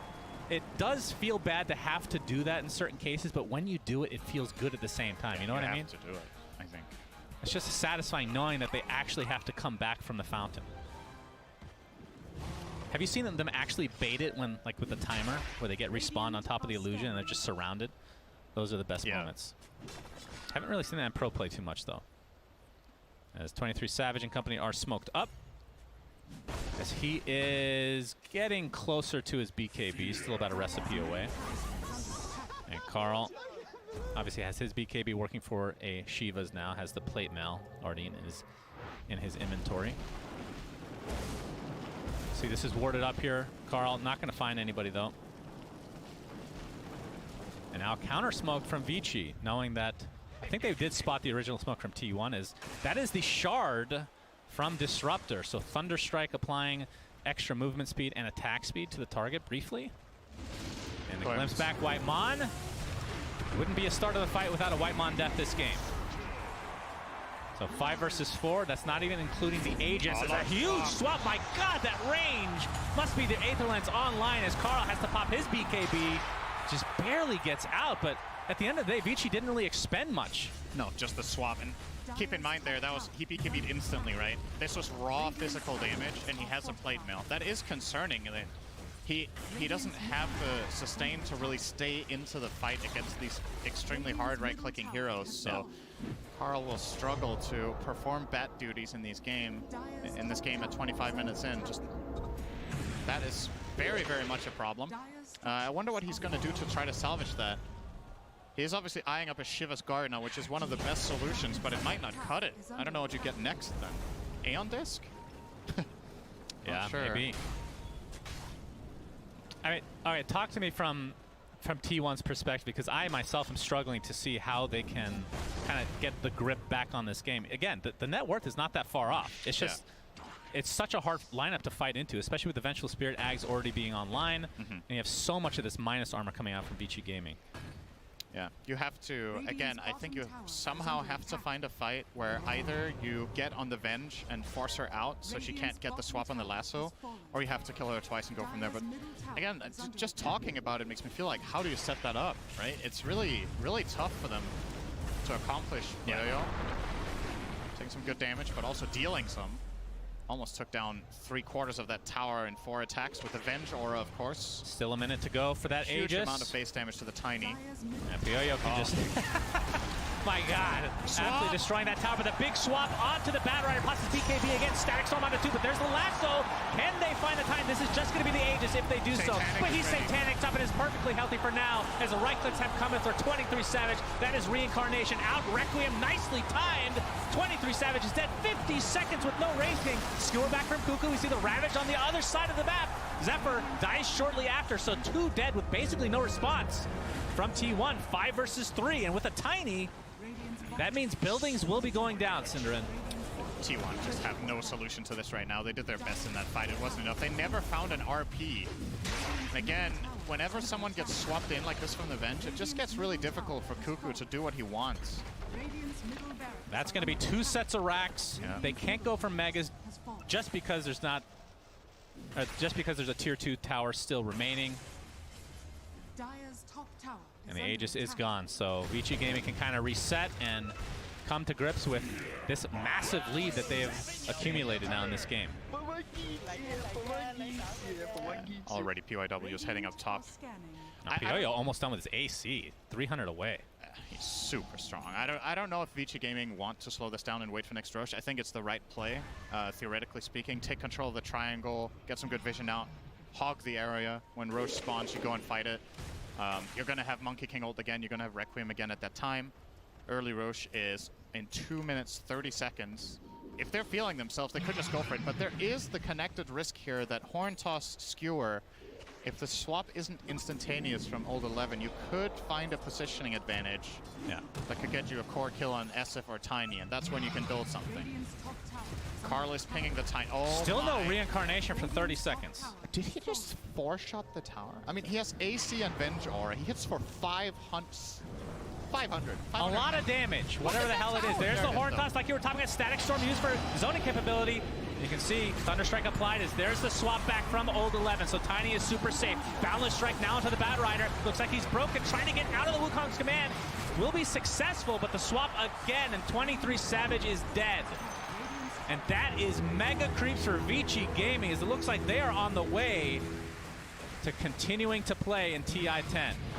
Oh, big RP, but the Skewer back on only 2 heroes and brought down simply with the right clicks of Poyoyo. Buyback now from Cuckoo.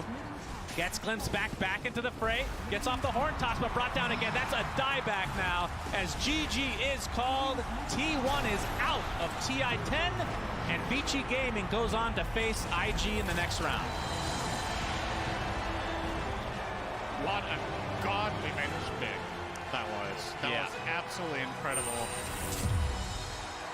Really old 11 stepping up in this game. He came out of the landing stage. He got a fast axe. It counterplays Bat Rider pretty much the entire game. See a little bit of drama there with the GG Cuckoo coming out from Ori, specifically targeting Cuckoo with that GG. So a little bit of a remnant of times past, you could say. A lot of all chat this tournament, actually. Yeah, when there's no crowd here, you feel like you're at home. That's true. It does. Yeah, I guess that's an interesting theory, Cinder. Probably incorrect, like most of the things you say, but you know, to each their own. But yeah, Vici Gaming goes on to the next round. I mean, T1, you have to give them credit. They played. Again, I've said this in past games from previous days, but they got off to a really rough start in the group stage, but bounced back with a vengeance, and they can still be proud of their performance overall. But with that, let's see what the panel has to say about this series and Vici Gaming moving on. What a series. Vici Gaming managing to take it 2-1, and they will be moving on into the tournament with a guarantee of 5th to 6th place. Meanwhile, T1 will be unfortunately going home. Gentlemen, well, actually, Tsunami, I'm going to ask you because it was what you said. You said Poyo-Yo needed to go yo-yo, I guess. And I didn't actually use that one, but that's a good one. I was saying he was my boy-yo-yo. Yes. Okay. He was popping off, and Game 3 Vici Gaming is now something that I'm very afraid of. I think that this is the lower bracket run that people are always intimidated by, and usually it comes from the first 2 rounds of the tournament, but so far all of the upper bracket teams have prevailed, and they will continue to prevail, at least out of China. However, T1 will unfortunately be eliminated, and that is the end for Southeast Asia. Not all Southeast Asian players, though. We still have some Malaysians like Nothing to Say still hanging around on LGD, but the region will no longer have representation at TI-10. Do you think that this is a good placement for SEA? It's one that they should feel encouraged by, because I think in TIs of the most recent TIs of 8 and 9, Southeast Asia has not had like that favorite, like how Eastern Europe has been riding on VP for so long with the solo crew. They at least had like one strong representative at TI's past. Southeast Asia didn't really have that squad, and I'm hoping that at the minimum this T1 squad sticks together, because whenever a Southeast Asian squad does do well, it usually falls to pieces post-TI and the shuffle era. And so this is a T1 that I've been encouraged by the growth of over the course of the DPC, and they've got a good head on their shoulders with Cuckoo, and hopefully they continue this in the upcoming year. Do you think the shuffle's already started? I think probably, yeah. Back at the hotel, I would imagine it has, yeah. Back at the hotel. Maybe he's saying that he saw something. Who knows? I'm staying out of it. Yes, okay. So Aiden just confirmed that he's staying out of it live on broadcast. Oh, that's true. So, for this game, who would you say the MVP was? If you could choose one person on Vici Gaming to be the MVP AUI, who would it be? Honestly, I think it has to be Ori for me. It's about his recovery from, I think he's had a rough tournament. I think he's not had the best perception in the community even, but I think rising above that and just solidifying his team in this game. I mean, he played a really good last game. I think he won his lane of Xiaofeng. He was having a good game, and I think that really speaks to the mental confidence he brings to his team. Okay, well, they did fantastic. Unfortunately, we also have to send someone home, so we will have an interview with Avo and Cuckoo.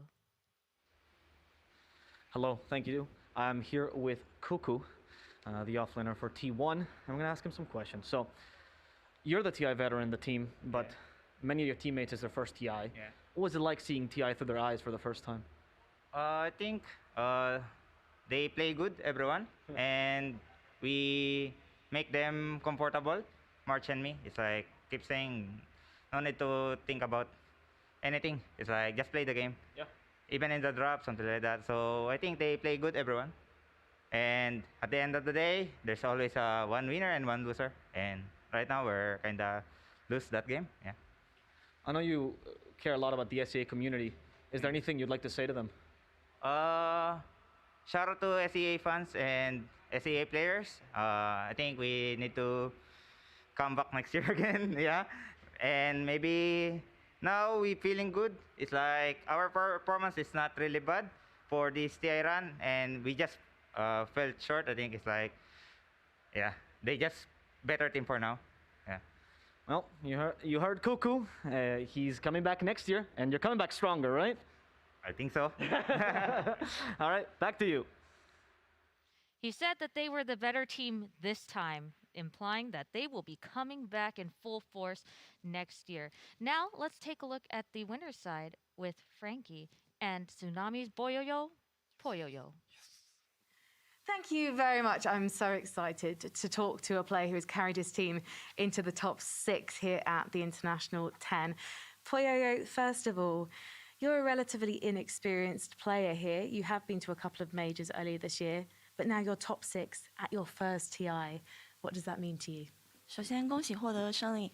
然后你相比来说是比较缺乏经验的选手，之前去过几届 TI， 然后几届 Major， 不好意思，然后今年第1届来 TI 就拿了前6，感觉怎么样？赢了肯定是开心的呀，别的也没啥感觉吧。Of course, I'm really happy after I win, but otherwise, I don't feel much. You don't feel much at all, apart from bloodlust for your enemies, it seems like. What have you learned from your teammates? You have Old 11 and Ori on your team. They're very experienced players. Have they taught you anything? 你队伍里面有 Ori 有老11，都是非常老道的选手。从他们的身上，你有学到什么吗？就学到了，就刚来的时候吧。刚来的时候其实也是刚从 KG 那边过来危机，就老11经常帮我看录像嘛，也教了我挺多东西的。就 OI 就生活上也比较照顾我，我挺感谢他们2个的。So when I first transferred from KG to Vici, Old 11 would watch replays with me, and he taught me a lot. And Ori takes care of me in real life. Oh, well, congratulations. I need Ori to take care of me, I think. I need it right now. Thank you so much. We're going to head back to the desk, but congratulations once more to Vici Gaming. Thank you very much, Frankie and Poyoyo. What a nice, heartwarming story, right? Like, he said Ori takes care of him, and you just get that team feeling. But, you know, everybody at this desk knows that when you're playing Dota, there may not always be that team feeling. And for those of you who may, you know, be experiencing a little bit something different, please enjoy this piece. You will definitely relate to it. Let's check out Overwatch.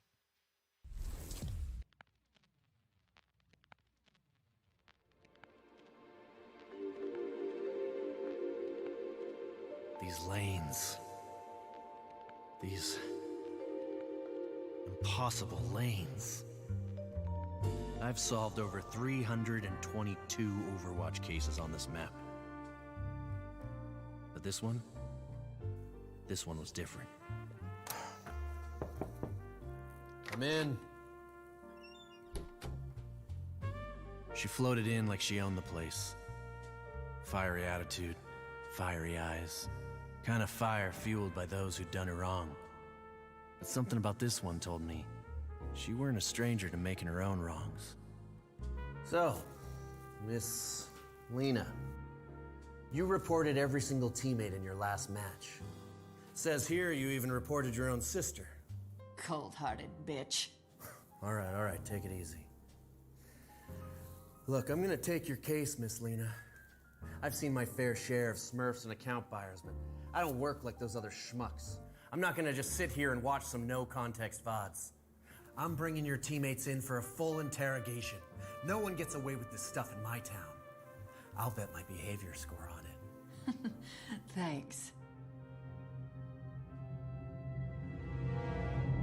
Stuns on creeps, meme hammer rush, and look at this, 2 different kinds of boots.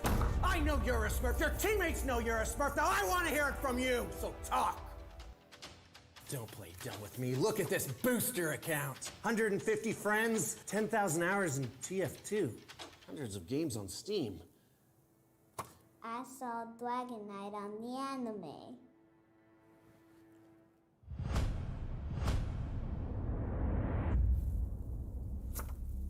10. Minute 20. 30, 40, 60. Ringing any bells here, champ? How about a little story about sitting in lane the entire game with a shadow amulet? And you're not a griefer? Huh? I know you're there, you son of a bitch. You're going down to low prio for this. Now get your filth out of my office. Tell me what items you see here. Power treads? Okay. Magic stick? Checks out. You see, the post-game report shows you buying a Daedalus, but I don't see a Daedalus. You didn't destroy your own Daedalus, did you, sport?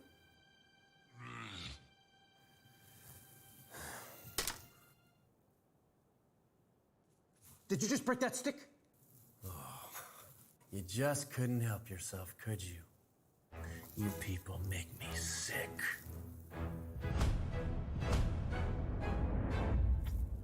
Says here you're being accused of stealing farm. That's a pretty big accusation for a support Crystal Maiden. This farm's all natural, bro. You've got nothing on me. Look, I rotated mid to help my sister like 3 times. Yeah, maybe I took a range creep or 2, but that's TP tax. TP tax?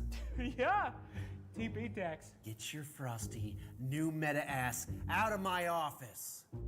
Okay. Hey, do you guys validate parking? Because I go...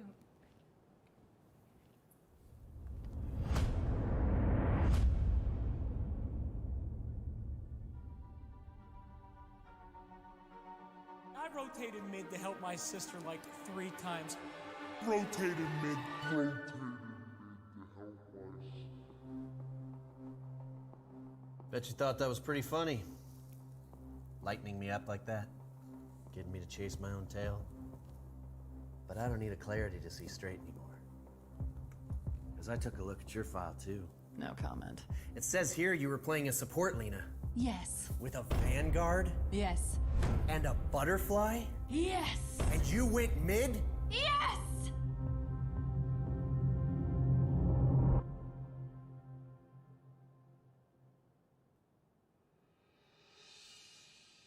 Harold. This is Harold? The trench? What did you expect? Oh, shit.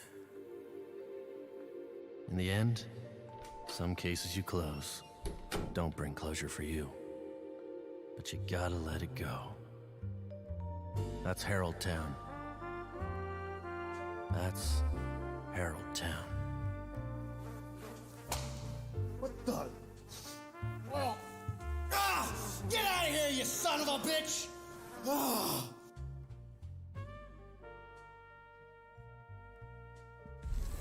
Well, I am very happy to have Ari Porter on the case here of all our Overwatch cases. We've swapped things up for our final series of the day. I'm here with Lizard, Tigov, and Tsunami. Tsunami, do you do your Overwatch cases?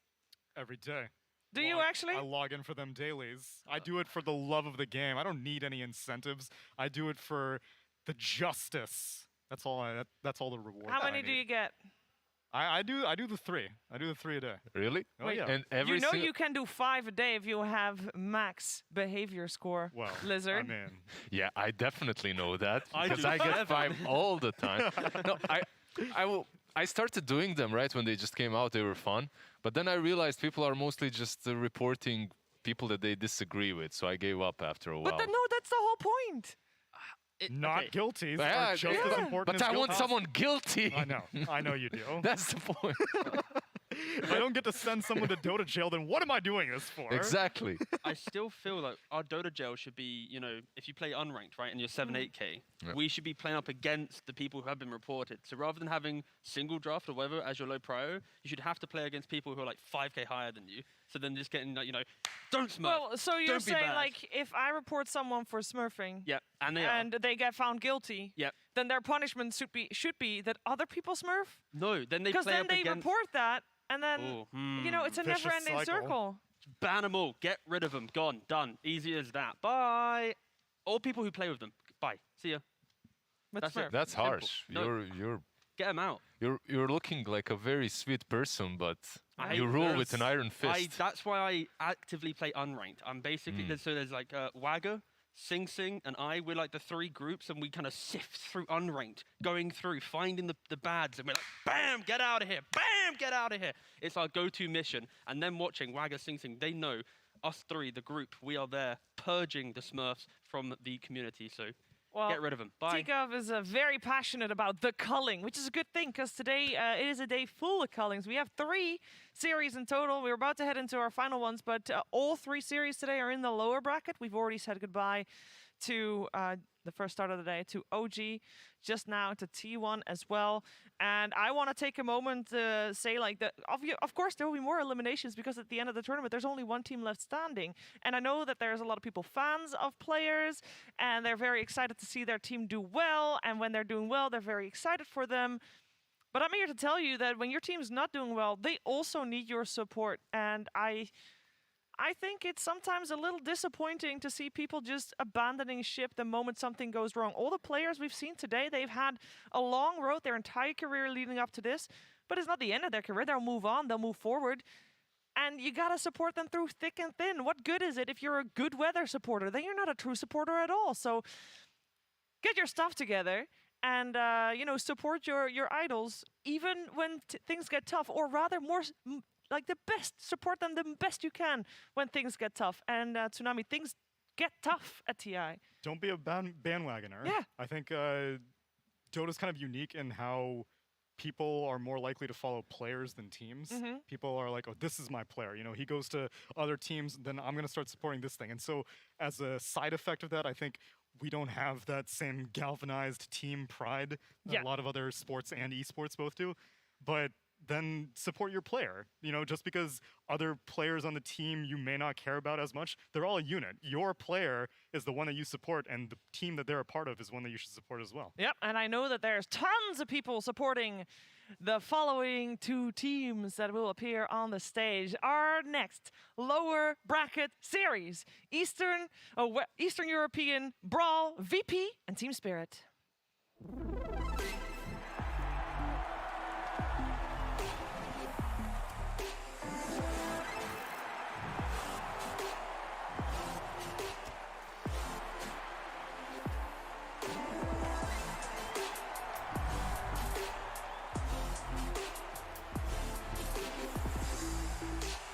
For the second time today, Team Spirit will take the stage. We saw them earlier today having a clean series against the 2-time champions OG.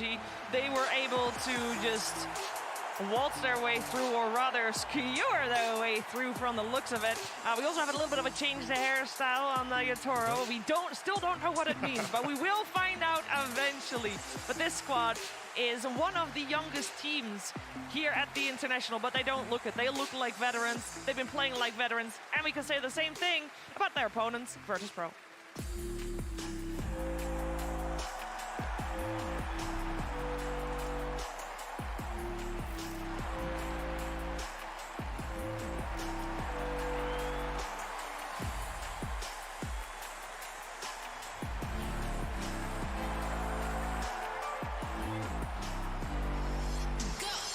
Virtus.pro here also already guaranteed top 6, but they really want to make it further here at the International 10. And in their way is Team Spirit, of course. But Virtus.pro, there were some question marks before the tournament started. Were they, or were they not, going to be able to deal with the pressure of playing on stage? We saw them 2 majors before this where it didn't look as good as people were expecting.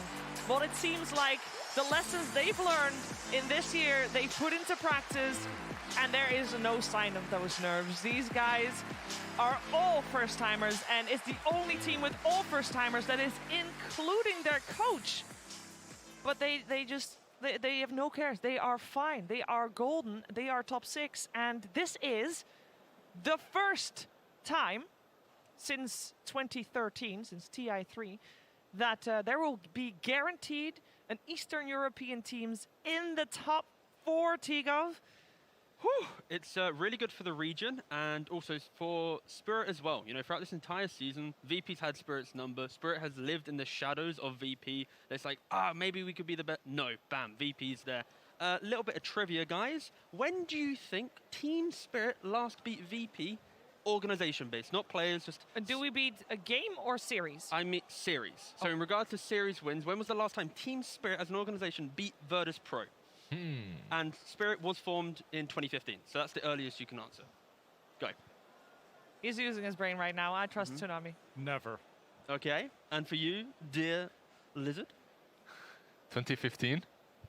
There we go, good lad. So, in the 6 years that they've played, they have played 30 series against each other. VP has won 29 of those series. Spirit has won a single series against Team Spirit. Close. And fun fact, it was the first ever series Team Spirit played against VP when they formed, and that was a Ramses roster back in 2015, MDL 2015. Since then, Team Spirit has never beaten Virtus Pro.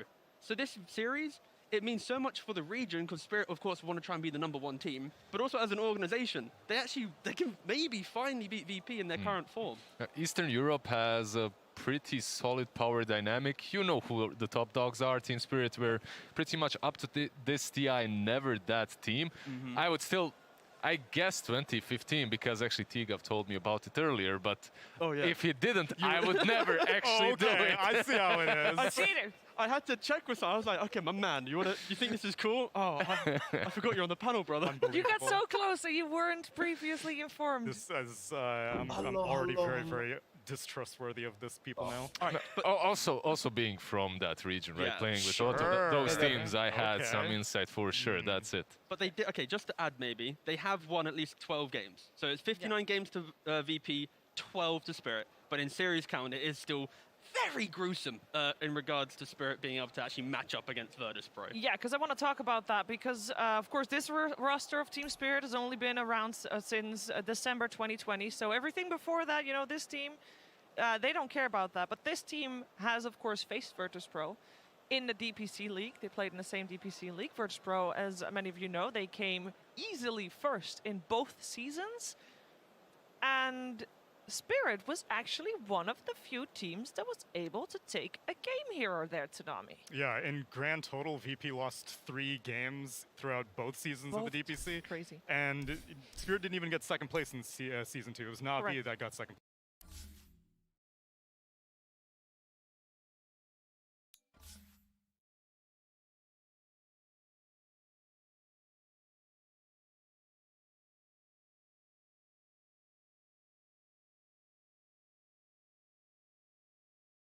Funding हो गया मेरा ये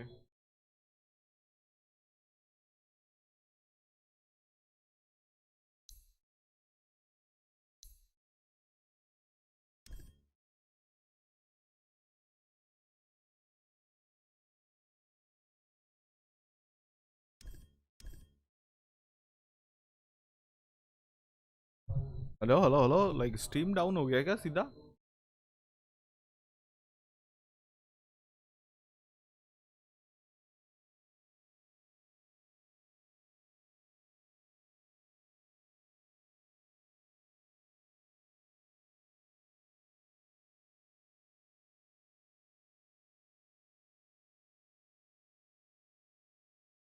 मेरा steam चालू हो रहा है background में एंड मेरा डोटा ऑलरेडी चल रहा है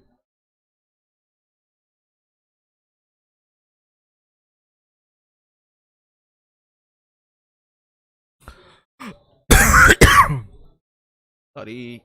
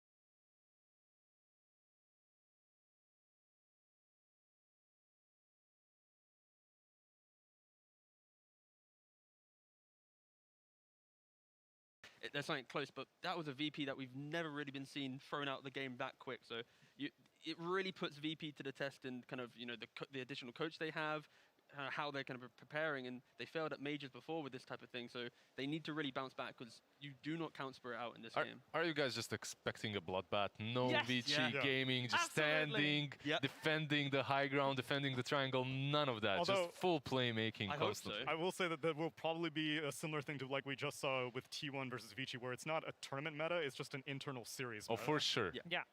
I would like to see that definitely as well. There's a fun fact for Team Spirit. We have, well, before the event started, Team Spirit, the organization, did a couple of rapid-fire questions for all their players, and one of the things was they basically named two things, and you had to choose one of them. You know, pizza or hot dogs. Word association. Like I will tell you what was said very soon, because first it is actually time to get the draft going. Team Spirit versus Virtus Pro. Game 1. Because that is also us. Hello. All right, so before this tournament started, one of those two options that were pointed towards most of the Team Spirit players was upper bracket or lower bracket. Okay. And I mean, most players answered upper bracket. There's no surprise there. Sure. However, I think star player of this morning's game, definitely star player of this morning's game, Collapse, he said lower bracket. Oh. And I think we saw this morning why I feel like that extra pressure. I mean, obviously the hero helps. Of course, the hero gets banned. Look at that Collapse Instantly. with the Mars and the Magnus removed from the pool. But that extra pressure, for some players, Lizard, it just propels them to the next level. Not only for Team Spirit, it looks the same for Virtus Pro, I would have to say. They are just looking so much better under pressure, and they're youngsters, which is insane to say. They're inexperienced, both of these teams, and yet millions are on the line, and it doesn't matter. And this Tidehunter Weaver opening, it was obvious. It was coming because Mars and Magnus were banned out. Magnus had to go after the OG series, so they go with the standard minus armor meta, but bam, Virtus Pro, they answer it with the Medusa after the opening of an Elder Titan. Yeah, I like this from VP just because of VP is a very aggressive team, and it's like OG and VP are the kind of same vein in how they play. So for Spirit, just beating OG in that kind of counter-aggressive playstyle, then moving into a VP series, you kind of follow the same theme in their draft, right? So just pick up this kind of bigger hero, be it the Mag, the Mars, or a Tide, just park that in front, and you're going to be able to play a pretty secure game. And that's why when VP, they pick up a Medusa, they're not playing the same style that they played yesterday, right? They're not going for these bristlebacks and these kind of run at you, try and break down the map quickly. It's kind of that game security style here, and I think that's what VP need to lean on in the lower bracket right now is don't try and be that over-aggressive team. Try and play like how the upper bracket teams are playing and just give yourself that security. And Tsunami, do you like VP more when they have this bristle, or do you like when they actually have late-game stability? I'm trying to remember what they leaned on heavily during the DPC, because I think that's what's going to help them most if they can get back into where they were kings. So I feel they were more often than not going for more early mid-game style, but that's also probably due to the competition that they had in the Eastern European region was not quite as high quality as they've faced now. So I appreciate the idea of maybe taking a page out of the upper bracket books, but I think that they should stick to their guns, and a Medusa first phase gives me pause for sure. Well, I will tell you that this will be the 5th time that Virtus Pro has picked Medusa at TI, so including group stage.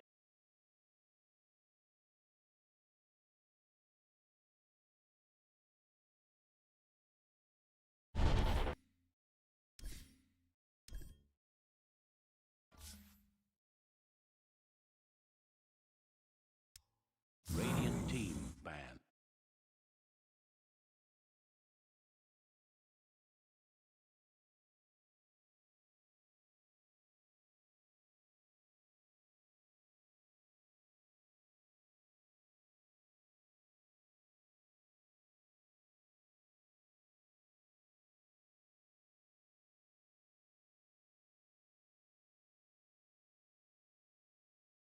Quality is good.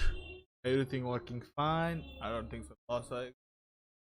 10 seconds remaining. Steam भी बोल रहा होगा ज्यादा इस्तेमाल कर लिया steam को तूने. 5 seconds remaining. Radiant team ban.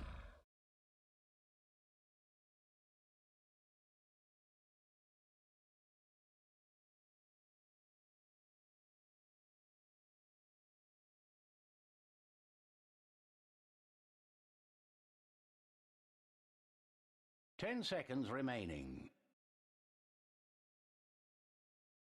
5 seconds remaining.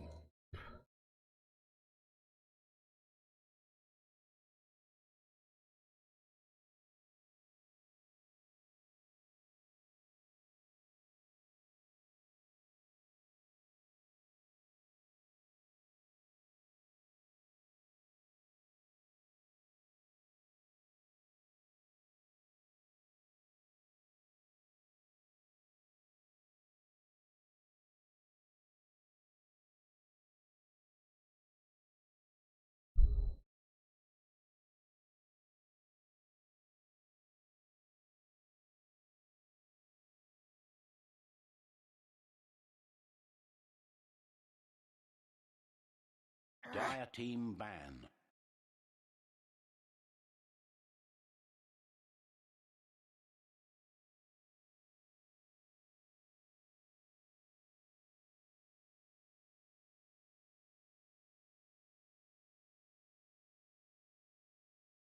Ten seconds remaining. 5 seconds remaining. Radiant team pick.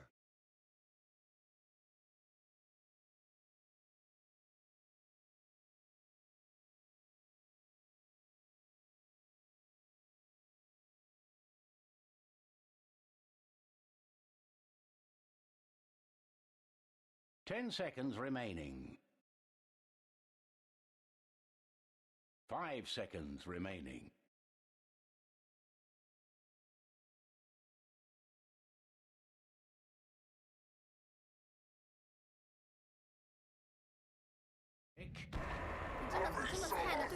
शुरू हो गया इनका बीपी वाले भी पकड़ती क्या बीपी हाँ AFK में चला गया दोबारा कोई है नहीं बैक टू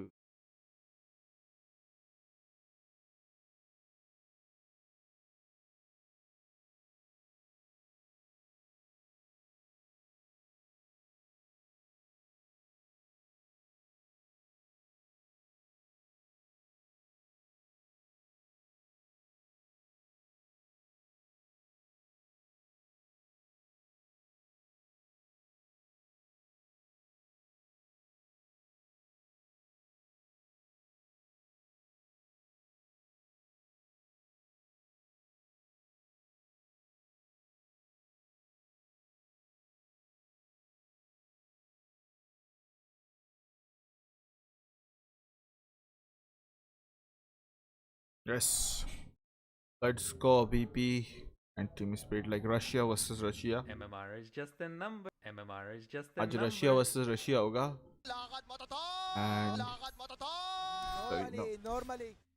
शेड्यूल में कल होगा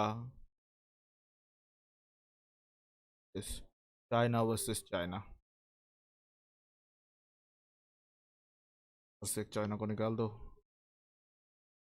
अगर VP फाइनल में जाता है तो मेरे और एक प्रेडिक्शन सही होगा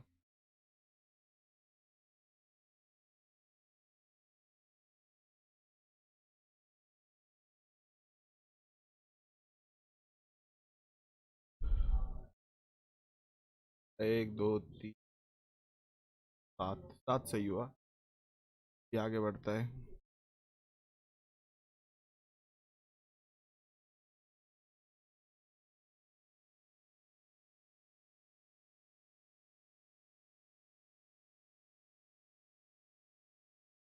सात सही हुआ जैसे मेरे को पॉइंट मिलेगा 2 लेवल ना होता तो 5 लेवल तक पता 你这么菜，你的队友不会生气吧，哥哥？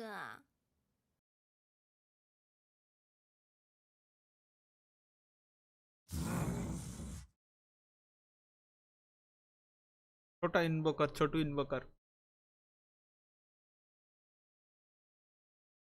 छोटू इन्वोकर का जो एक्यूरेसी है वो कम है Sunstrike का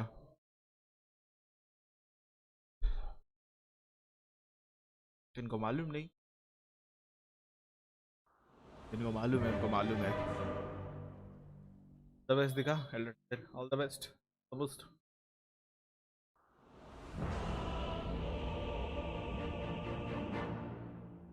Like अभी बचा है यूरोप, रशिया, like यूरोप से I think एक ही टीम है, वो है OG। जैसे अभी टीम बचा है। तीन टीम बचा है। Prepare for battle. Lose together, win together, slay together, slay together. What's all? Я безумно хочу. Step lively now. Your admiral is on board. Normally.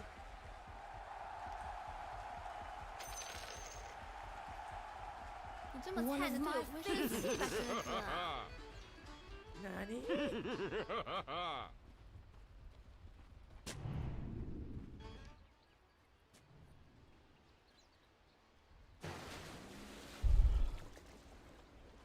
आता हूँ।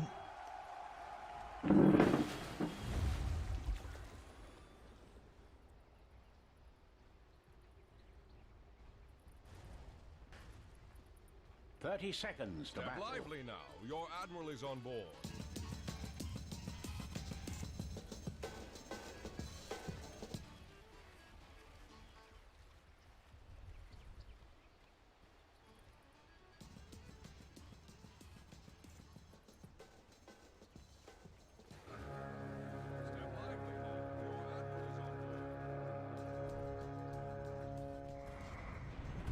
Off to glorious battle.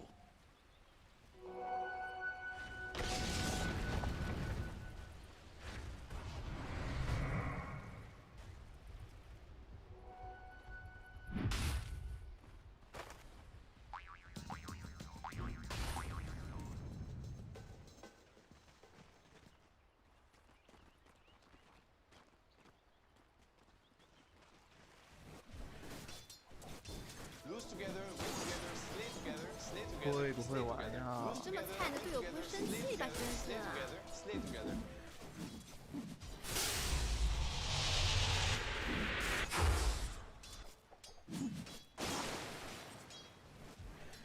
Step lively now. Your admiral is on board.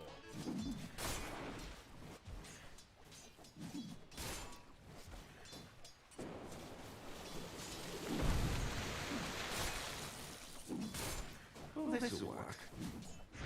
All right.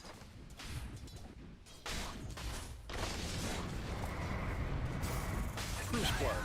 Thanks and have fun.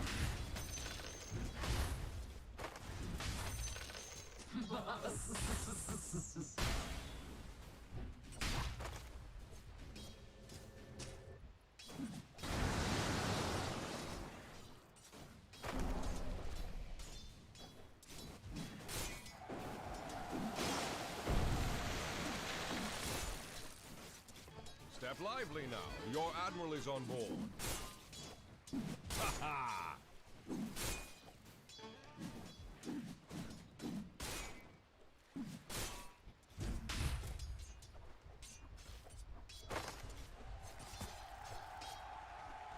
Radiant's courier has been slain.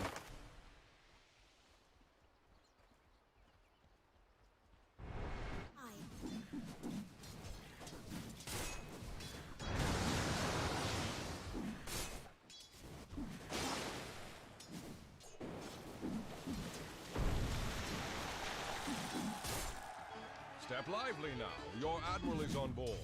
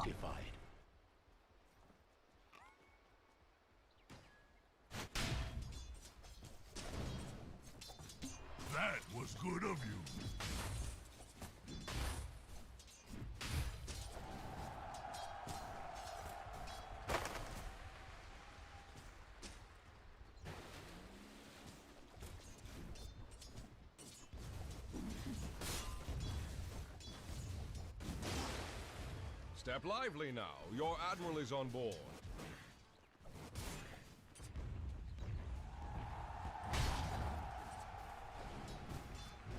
Bounty!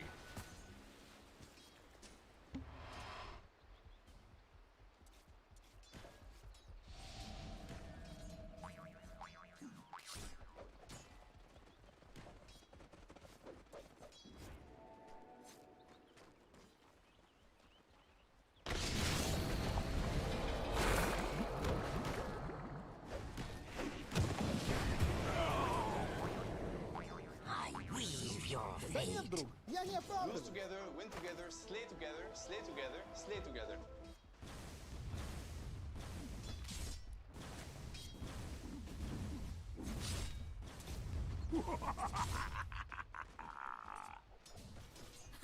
我不理解。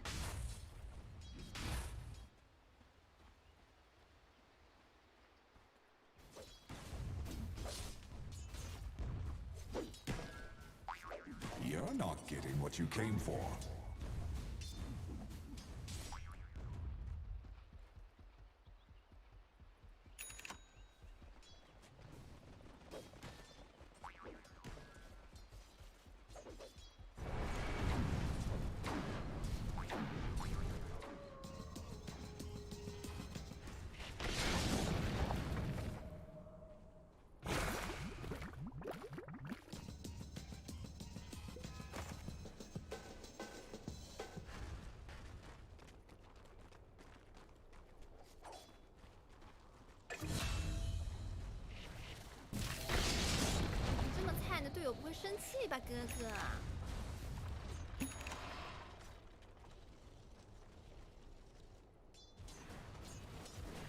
我们是冠军！咚咚咚咚咚！奇迹如风，气血如林，侵略如火，不动如山，难知如阴，动如人真。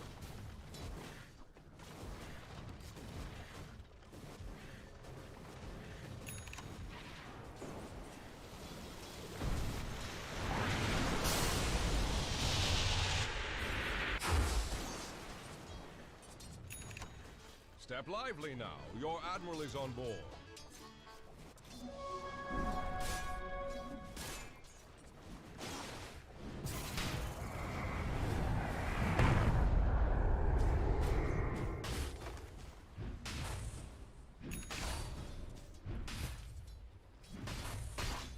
Lose together, win together, slay together, slay together. Lose together, win together, slay together, slay together, slay together. Gold for my chest.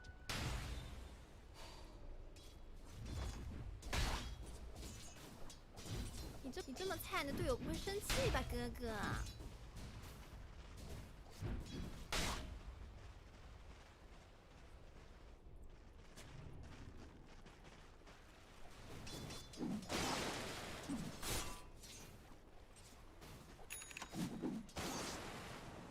？Step lively now. Your admiral is on board.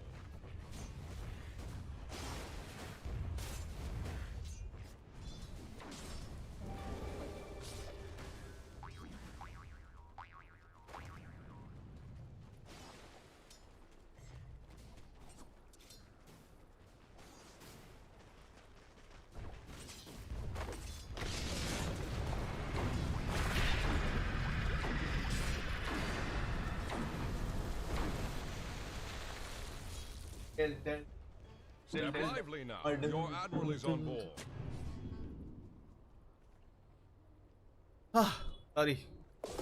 Sorry. I was not here. Let's start your bakchodis. Oh, Medusa को sleep कर गया Tide under बैठे कब Medusa का sleep टूटेगा good morning Medusa Tide under हाथ wave करके बोल रहा है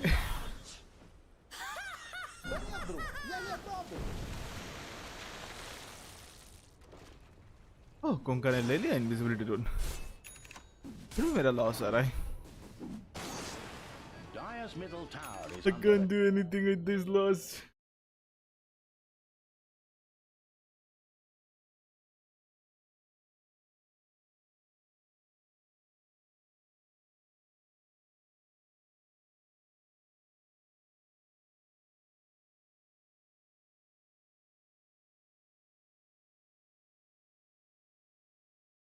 मैं इधर ही into the चालू mid-game करता हूँ. and get some moves going.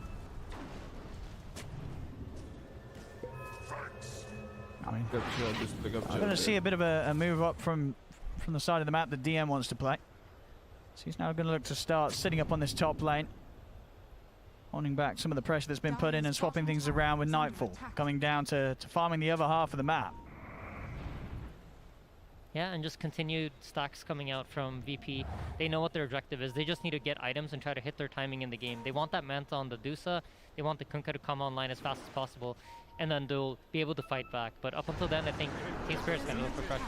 All right, Toronto Tokyo, he's managed to come into VP's jungle and set him onto Nightfall. This time round, TP backup will be coming in. Nightfall gets low though. The Boundless Strike comes down. They take out the Medusa once again. Toronto Tokyo will die for this. But Mira and Yatoro, are they able to make it out of here? Mira, he's been found, caught out by the X-Mark. They'll drag him back. The vision's out, they take him down. Maposhka, he's come over, but he can't do anything to help, but he's only going to end up losing his life as well. We'll start, Yatoro, he was tempted to commit for save, but opts to keep his life intact there as he will back off. But a kill attempt, this onto Nightfall, but this time around, a very dangerous place to make the move. VP easily able to respond and taking 3 heroes down in return. Yeah, and one of the advantages of having a greedy carry like Medusa is this hero can farm fast, right? So even though you're punishing it, he has the ability to come back into the game. Look at this, they want to go for GPK. Cold Snap, the setup, they'll be able to sidestep the Torrent. GPK, they'll catch him on the retreat here with the Tornado, and GPK goes down. That's called not goes down, that's called a badla. While he thought the enemy heroes were dead, but Team Spirit really fast on the response there. They know where to move their heroes.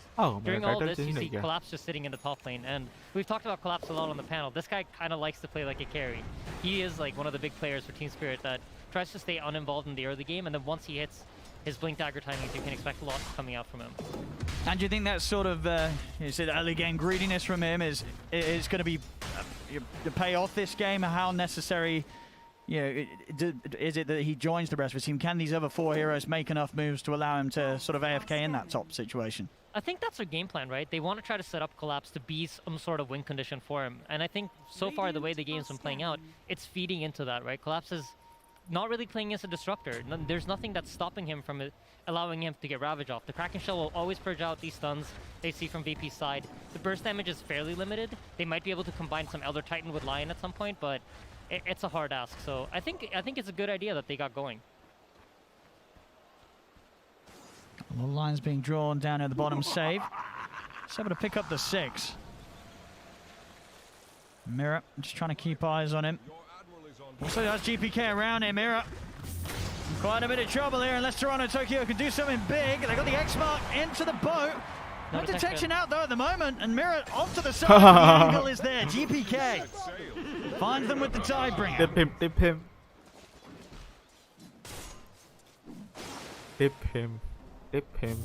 A nice little kill there, and still having that finger of save ready to use if they want to try and push on for some more action. Yatoro. You notice how Yatoro is really active for Team Spirit, and he's constantly like putting himself in positions where he could potentially join some sort of play.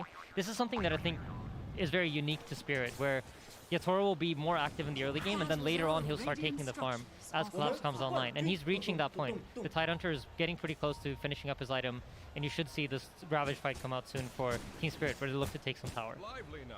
Your admiral is on board. Yatoro will back out of this area for now. Top lane, they're looking to try and get the kill onto DM. See DM trying to get the ultimate going, but they've got a lot of disable. Cold Snap kicking in. DM can't get the ult off. So by moving all these heroes top, they brought 4 heroes top. Let's see what BP can do on the response. For them, it looks like they're going to try to invade into the triangle, secure some sort of vision, or check the stack situation.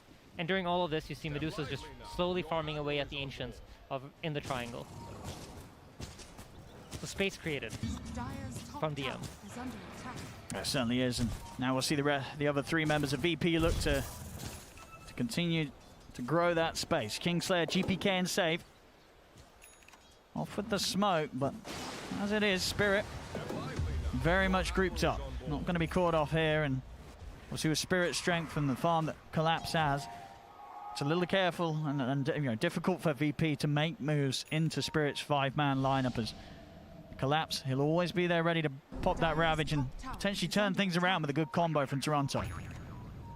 So one of the counterplays to, a lot of TPs being used here is that the VP knows that Spirit are now stuck wherever they show on the map, wherever their heroes are showing. They know that they can play on the opposite end of the map. So at this point they realize, a lot of heroes bottom, we can move in, pressure out this mid tower, and set up for some sort of weak reaction where there won't be 5 heroes.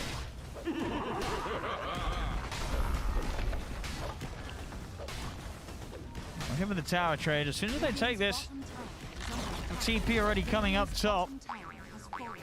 Gonna have to be a little cautious though on the Bane. Still look to try and hold on to this mid. This top lane, Miposhka will be seen. No, not quite able to get the setup. Even with the rest of Spirit coming over, Miposhka, it's gonna be hard for him to close in for a Nightmare lead in.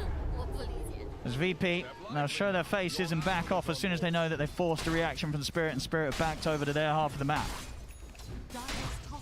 Yeah, and if you take a look at the net worth, you'll notice I think VP are quite happy with this pacing. They're getting the farm on their 2 cores that they want. Medusa already has a Dragon Lance, Yasha finished up. Their Kunkka is extremely strong. He has Armlet, which is currently one of the strongest items in the game. We were talking about it back in the panel. I mean, the stats, right? The damage. It's crazy. It gives you 75 damage on a strength hero. GPK. Gonna try and start things off here. They've got the grip to lock him down. He needs help. But they've got anything to stop this grip. They don't. GPK caught out from the high ground there. And top, Yatoro, he's going to look to try and pick something more out of this as well as he's heading over to save. See the tornado angle coming from Toronto Tokyo, and he lines it up brilliantly. Another catch here for Spirit. I mean, Team Spirit are playing this game extremely well. This is the pace they have to play with. They have to continue applying the pressure because they're getting out farmed. If you look at the gold ticker, it's constantly moving in the favor of VP. So these plays are needed for them to slow VP down. But as of right now, it's not really working out. But they need to continue this aggression. And once the Tidehunter is strong enough to join them, that's when they really need to take out some towers and then start controlling map space. Sure. I mean, that's sort of the big thing we've seen, or not seen so far from Spirit, just fighting with Collapse involved. He's still sort of kept to his own devices.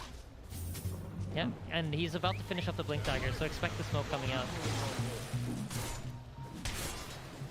Oh, and the time is certainly ticking. Nightfall and GPK getting serious farm so far this game. Spirit, what sort of setup will they be able to get here with Blink Dagger? Ready to rock and roll. Yeah, VP are doing a good job of only showing their cores on the lanes while they have Medusa farming a stacked up triangle and the camps that are safe. You only really ever see the Medusa walk up to creeps if there's a hero nearby to keep him safe. And in this case, that's safe. As they're attempting a kill on Collapse mid. So new setup. They're coming in, Collapse. Finger as well. And you've got Nightfall moving into position with the Stone Gaze. Collapse can't get out. At the same time, the fight kicking off the side. GPK has been caught in the Wukong's command. The boat comes crashing over there. GPK, he's still alive. He's able to armlet toggle himself back out. He's getting away. He walks out of the whole team fight. They can't kill the Kunkka. And VP, they've managed to move themselves on top of Toronto Tokyo. He's trying to run, but the damage not going to quite be done here. Toronto Tokyo also surviving somehow. Finally, GPK goes down in the river.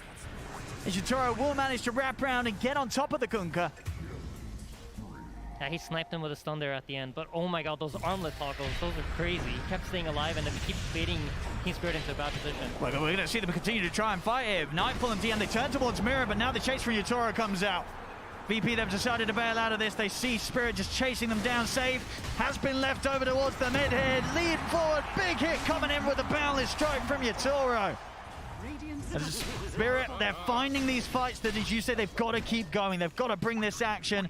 And my goodness, they certainly are. They'll take the team fight, and by the looks of it, they'll take this mid tower as well. Pretty much nullifying that lead the VP had began to create from the farm they're able to pick up on the map. And the best part of all of this is they didn't have to use the Ravage. The Ravage is still up, so expect to see Team Spirit to group up and go for another move here. They still are stronger than VP. The Stone Gaze is going to be back, but they're missing the Finger of Death, and the other Titan ulti is still down for another 20 seconds. And Miposhka, he's got grip. CPs are going to have to come in here, surely, for VP as Spirit. Do they want to commit for it? This they do. Save will be able to come in for the trees, stop the Fiend's grip channeling. That was beautiful spell casting from Save. And they have to keep GPK safe. We've seen in a few fights, really, GPK very much trying to be the front man here for the team.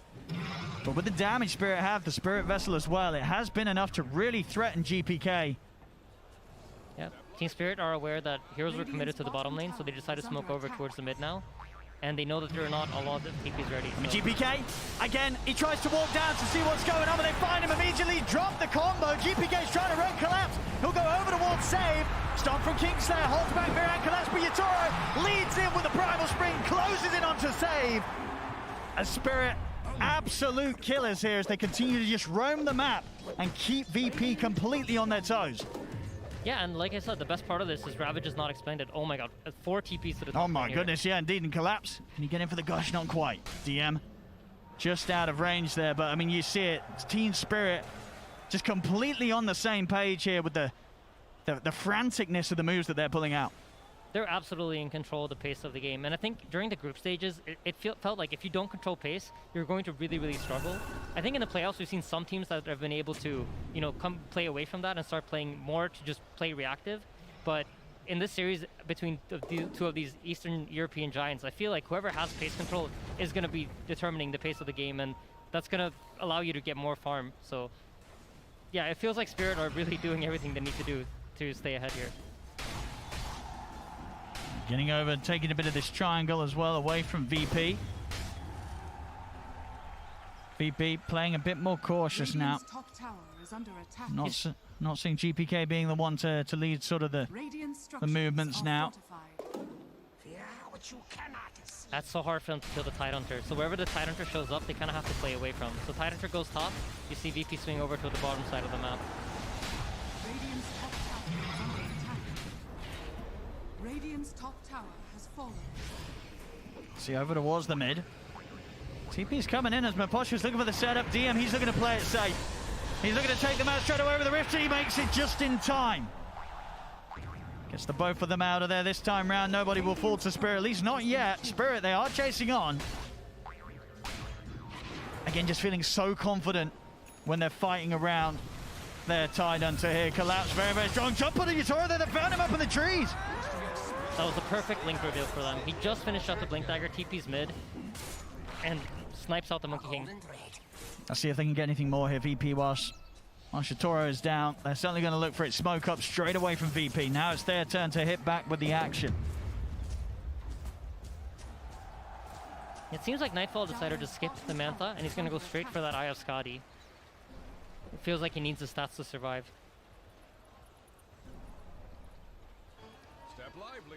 They're running out of time a little bit here on the Monkey King respawn. 10 seconds or so.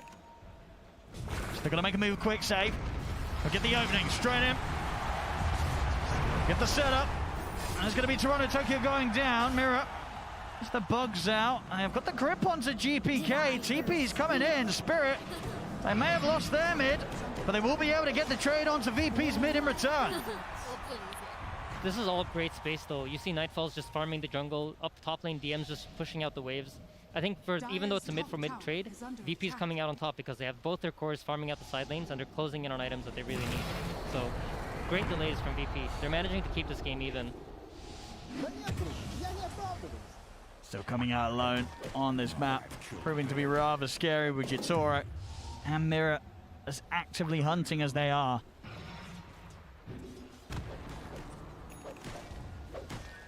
Skadi finished up for Nightfall now. I think it's definitely become a lot more difficult for Spirit if they try and fight close to this Medusa. Nightfall ready to stand tall. There's also Lotus Orb just about to be finished on DM, so this is going to be a big timing for VP. So if Team Spirit are not careful and try to run into them, VP are definitely ready to fight back now. Smoke out from the Roche pit. Starting off things in the mid, no jump. Collapse, committing with the Ravage. They want to blow up Nightfall before any sort of backup comes into play. Stone Gaze is used, but they'll quickly avert their eyes, and they'll be ready to turn back in and slam down the Medusa as Nightfall goes down. With them out of the game for 50 seconds, the space is going to be there for Spirit to head straight into the pit there. Nightfall maybe feeling a little too confident with the Skadi complete, pushing out quite far from the rest of his team in that mid lane. No hesitation there from Collapse to start off the action with the Ravage. Yeah, and this is great to see. I think you gotta be on your toes here, ready to make that jump. I think a lot of teams probably wouldn't have made that jump, assuming that there's cover. But Bane is top bottom lane now. I see bottom. A little bit of an attempt from a setup from Miposhka. I mean, Miposhka is still alive. Brain Sap onto the creeps. Is that going to keep him living? It's not. Goes down, but time's been bought. DM, he'll take the two of them out of there. I think in this game, you see both teams really able to punish each other's timings. Right as the Tidehunter had his blink earlier, VP took a great fight in the mid lane. And now, as soon as Dusa finishes up the Scotty, Team Spirit interrupt that timing by using a Ravage to blow her up and just constantly delaying the game. But I think that really does favor VP. So even though a lot of things are going right for Spirit, I think this is really their time to shine. So once they get the Ravage up, I expect them to go try to take over the enemy side of the map and really force VP into their base, which I feel like they haven't really quite been able to do, even though they're getting a lot of really good kills. VP, smoke up for the low ground, save straight up with the initiation. He's got the opening onto Collapse. Collapse is pretty tanky. Have they got the damage to take him out? It's back up on its way. It is Tornado, not going to hit anything. Misses them all. Collapse still being run down here. I mean, he's falling low, but he's not quite dead. He's finally going to go down. They will get the jump done, but now Yatoro is in with the BKB, jumps along the back lines. He has the Wukong's command out. As Nightfall Stone Gaze and has attempted to escape. GM also able to head off to the side mirror, keeping themselves on top of the Medusa. Just got to be careful of Nightfall with that Skadi. Hitting back hard, so Mirror will back off. So you're noticing in every single team fight, once the Monkey King ult comes down, Medusa's going to want to respond with Stone Gaze to force both teams to disengage from each other. It's a great tool for VP to just zone everything out, make sure that they can't get chased down, and just get out of that Monkey King ulti and force Yatoro to chase out of his ult. I mean, such a close back and forth game. Exactly what you would hope to see between these two teams. It's 1k gold in it, 13 to 17, 25 minutes in. And my only worry is about the scaling. I just feel like VP's draft just keeps scaling up so nicely into this game. And if they can already kill the Tidehunter, that means that, you know, as the game goes on and the Medusa starts buying items that actually allow her to deal damage, it's only going to get easier for them. Absolutely, no, as you said, Spirit's attitude this game, and has been in many others, was to put that increased priority on getting Collapse's game going early.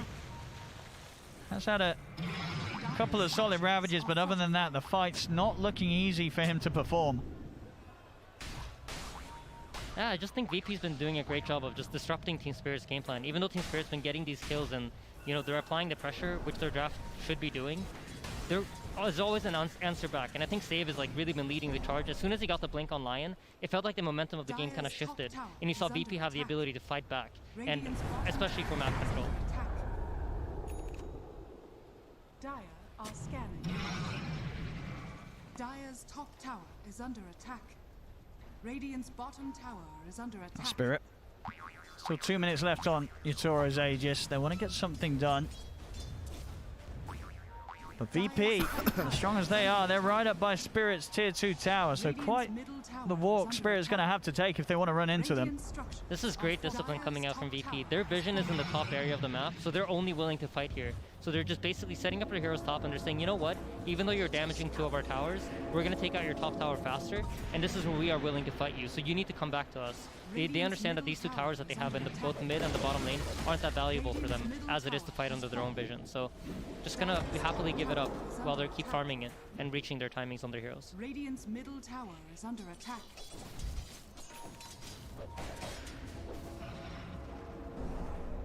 I mean, both are trying to force the others back here. It's VP getting us close to the tier 3 right now.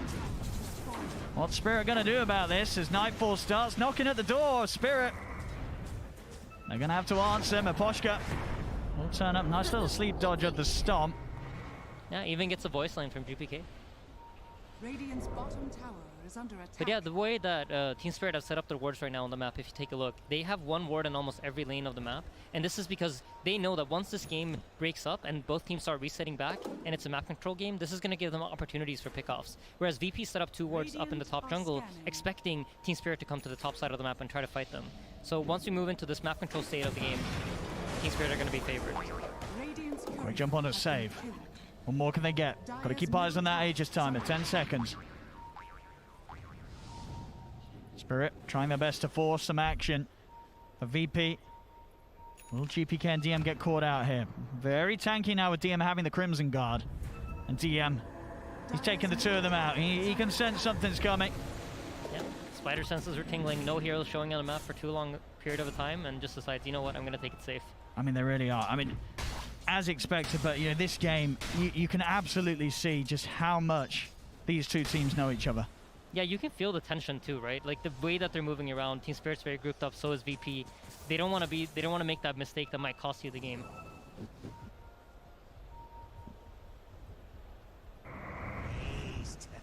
VP noticed that the Invoker's alone as the Monkey King shows top, and I think this might be their cue to try to make a move once Save is caught up to his teammates. Miposhka. Not sure that he's got the grab there from the low ground. So VP, whether they're being spotted, and with the information that the vision's up to the top half of the triangle, they smoke up from the bottom half of the triangle, knowing it's much less likely that Spirit would have eyes there as well. Yeah, they're trying to attempt the wrap around, but the tier 1 middle lane tower is still up, so this might be a difficult wrap to have. It's so low though, it only has 50 HP, and this 50 HP just might make the difference. And you see VP back off, recognizing that, you know what, we can't make this move. Now Spirit instead. Trying to fight into VP, but they have a ward up, so this could be a difficult fight for them, if they're not ready. As you notice, just the standoff between both teams, this is respect coming out for the understanding that, you know, if we fight into the enemy team's vision, it's going to be difficult. Miposhka's pinging out these, like, I think they have a ward here on the minimap, and they're really, really careful about not fighting into the enemy team's wards.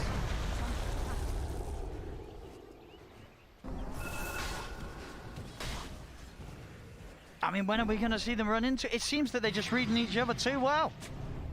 As just none of the teams are willing to fight into wards. I think it really comes down to that. And if you're Team Spirit here, you recognize that Roshan's going to be up within the next minute or so. So you want to control the top side triangle. And very likely we're going to see VP fight back for that Roshan. Because if they don't, it's going to go down so quickly.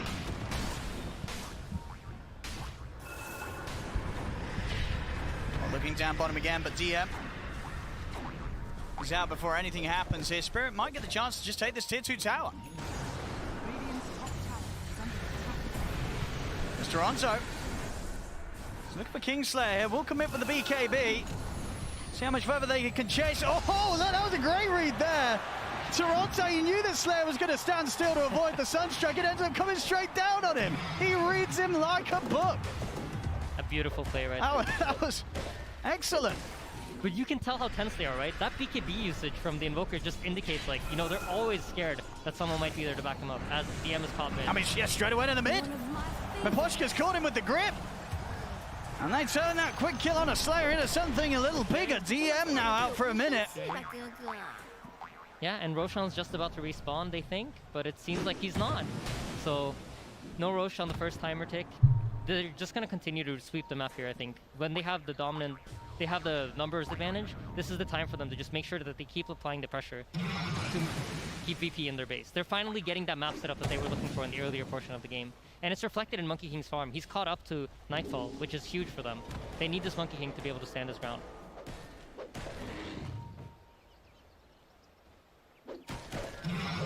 Let's see if they answer them this time here. VP. 20 seconds until DM's back in. And Spirit. I'll certainly try and finish this tower before anything comes in regarding DM. And it will be theirs. Another objective taken. Closer and closer now towards Collapse being able to pick up his next item. That's the next one done for Yatoro. Skadi on the way. In fact, it's just been delivered. So Skadi up for him. Evasion's going to be online very soon for Nightfall. Yeah, and VP are so lucky that this Roshan hasn't spawned. It's going to be just long enough for Nightfall to finish up his item before it comes up.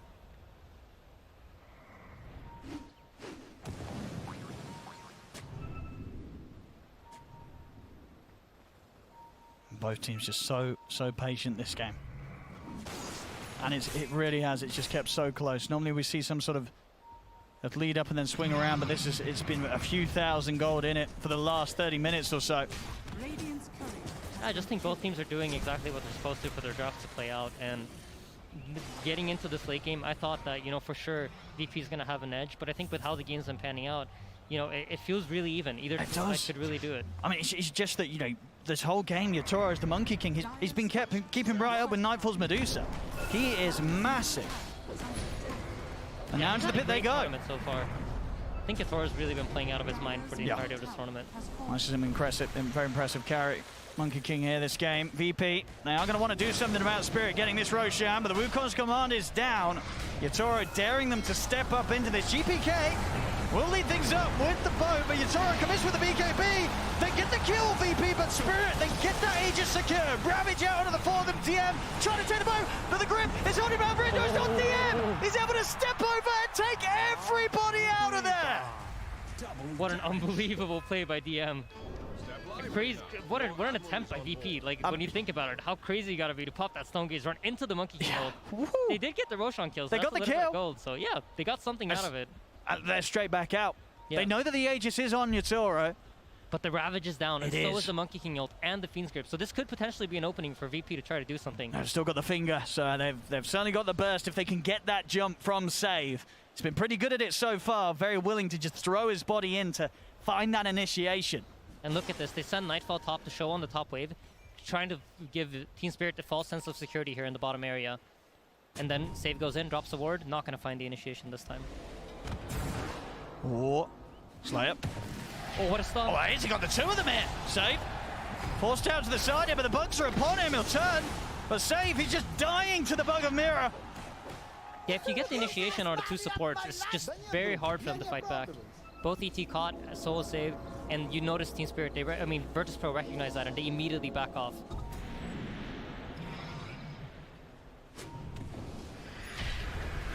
Let's see what they've got here now. That's GPK. He's going to charge him with the boat straight down onto the beam. But Poshka, he's gone. See what they can get from the jump from Collapse. Collapse, he's trying to get in on top of Nightfall, but Nightfall's focusing down Toronto Tokyo. The BKB comes out from Toronto, trying to run. GPK looking to try and get the catch on him, but he's too fast. DM, he's been left behind by the rest of his team. This time, DM out to start off the action. See the buyback from Poshka as he's already heading immediately over to see if he can get some sort of grab onto the two of them. Now watching for the high ground, but the stun comes out for Yatoro. The Balance Strike straight in on top of them. Sunstrike's going to miss. GPK's got to reset for now, falling a little low. Yatoro looking to get on top of Nightfall, but the Stone Gaze is out. Yatoro jumps back up to the trees. The finger straight in onto Poshka as it's a dieback on the Bane. But this was two buybacks from VP committed to make this play. Yeah, they needed to. I think if Nightfall goes down there, they're in a very, very hard position to play the game. But now they have a dieback situation going on the Bane. So that's 60 seconds where they can try to set up the lanes and get map control back and try to finish up their round of items. Because you see 3,000 gold on the Medusa isn't really helping her do anything. But as soon as that 3,000 gold turns into a BKB, that's a pretty big advantage they have. Because she's really getting controlled by this Invoker. We'll see a recap of this fight again. I mean, what sort of stood out to you the most about this move here? I mean, it's a great initiation they find on the Bane. As soon as the Bane is taken out, you notice VP feel very comfortable standing the ground. And there's no Ravage, so you can see Nightfall's just very easily able to chase. But as soon as a Bane buyback comes out, their position here is kind of broken from VP. You see DM on one side of the screen, and you have Nightfall and Kunkka on the other. And this is just a little bit of miscommunication, I think, coming in towards the end of that fight. We've seen a few times now where DM's ability to disengage has been huge. And without him there at the start of things, a very, very hard fight for VP to back out from when things don't start to go their way. As now, Spirit able to push up a bit of a lead here, up 4K. Yatoro still standing there, pretty much dead even this whole game with Nightfall. Both of these carries just on the completely same level. Yeah. Medusa finishes up the BKB. Now this gives her 9 seconds of where the Invoker can no longer Deafening Blast her, because that's been her biggest problem in the team fights. Just constantly getting Deafening Blasted, not allowed to output any damage. So I expect this next team fight that comes out, eyes on Medusa, because she's finally going to be able to be allowed to deal damage. As top lane Save is caught. No, he's going to be gone for sure. Saves out. Yep, and Spirit's already in position to make a move with both Tidehunter and Monkey King here. Smoked up, gonna jump on the Kingslayer. Oh, this time off the mark with the Boundless. Bit of a rare miss there from Yatoro compared to some of the fantastic stuns he's hit so far. Yeah, absolutely. We have an Aghanim Scepter also finished up on the Tidehunter, so anyone that's caught in the Monkey King ult with Gush on top of them, that's going to be real tough. Oh my goodness, the physical damage coming out from those two. I mean, even just sort of a Gush and a Boundless. Some of these squishier heroes are going to disappear in a flash. Yeah, absolutely. If you see either DM or sorry, if you see either Kingslayer or Save get caught by that Gush, yeah, they're gone. It's a lot of minus armor really across the board when you factor in the Forge Spirits and the Weaver as well. Yeah, absolutely. Nightfall. They're going to commit, Collapse. In with the Ravage, he's back, caught the fourth of them. This is giving them good time to fully focus onto the Medusa. The brilliant grip there from Aposhka as well. There's no way to VP to stop it. And now they've got to run. The guys shout onto the two of them. Torrent off the mark, but Toronto Tokyo's how do you get to the high ground with the BKB? Ship's got an Ice Wall. He's got the three of them. Boundless strike down the pushback for the Deafening Blast into the meatballs as DM dies inside the base. And they're not even done yet. They're looking towards the tier 4. Shitoro is going right up to the ancient. GPK's back to the fountain. Go quick blink into the mental sunstrike. It'll hit. They're diving in. They want to. They've got to be a little careful when the fountain dies. But my goodness, the power there that Spirit just charged in with. And I mean, Toronto, Tokyo, he guarantees them those extra kills. Just going straight in with the BKB Shivas. There's no escape from VP from this Invoker. But they're not scared on Team Spirit at all, right? They're just charging up the high ground, showing no respect. They don't care if Deuce has the buyback. They're glad to give up the Invoker kill if there's a buyback on the Medusa. But I want to say, that's all started off with great initiation coming from Collapse, right? Does not hesitate at all. You see the Medusa up in front, blink Ravage, that allows Poshka to keep that perfect position to get the Fiend's Grip off. And just overall, the team coordination coming out from Spirit right now just looks really, really nice. I mean, the way they're playing off each other is crazy. And straight up the top lane, no buybacks on the members of VP here. Spirit taking so much away from Virtus Pro. That's his Mega Creeps for sure, and maybe even more. I see Spirit, do they want to stick around for further fights, or will they chill out for a bit? Looks like they'll back off. Yep. Very happy, of course, they are with what they've achieved here. No need to push it, as this game has just gone completely in their direction right now. 93% on the win probability, 16k lead. Megas out. I mean, VP, they do have the Deucer and the Kunkka. You know, these are cores that aren't too bad at pushing back the Megas, but no doubt about it, a tough position for VP to play from. Yeah, the Mega Creeps, the real advantage that it's giving VP right now is, Team Spirit right now is just that it's going to keep VP in their base and allow Team Spirit to kind of decide, what do we want to do with this? The Mega Creeps themselves aren't going to actually apply that much pressure outside of just making sure that VP can't freely move out on the map and make any moves that they want. So Spirit, they're just going to wait for Roche. It could spawn in about 30 seconds. So from now on, just expect Spirit to try to farm out, play together, play grouped up. You don't want to give anything away for free. Maybe even potentially try to set up on these lanes as the CVP heroes pushing out of their base.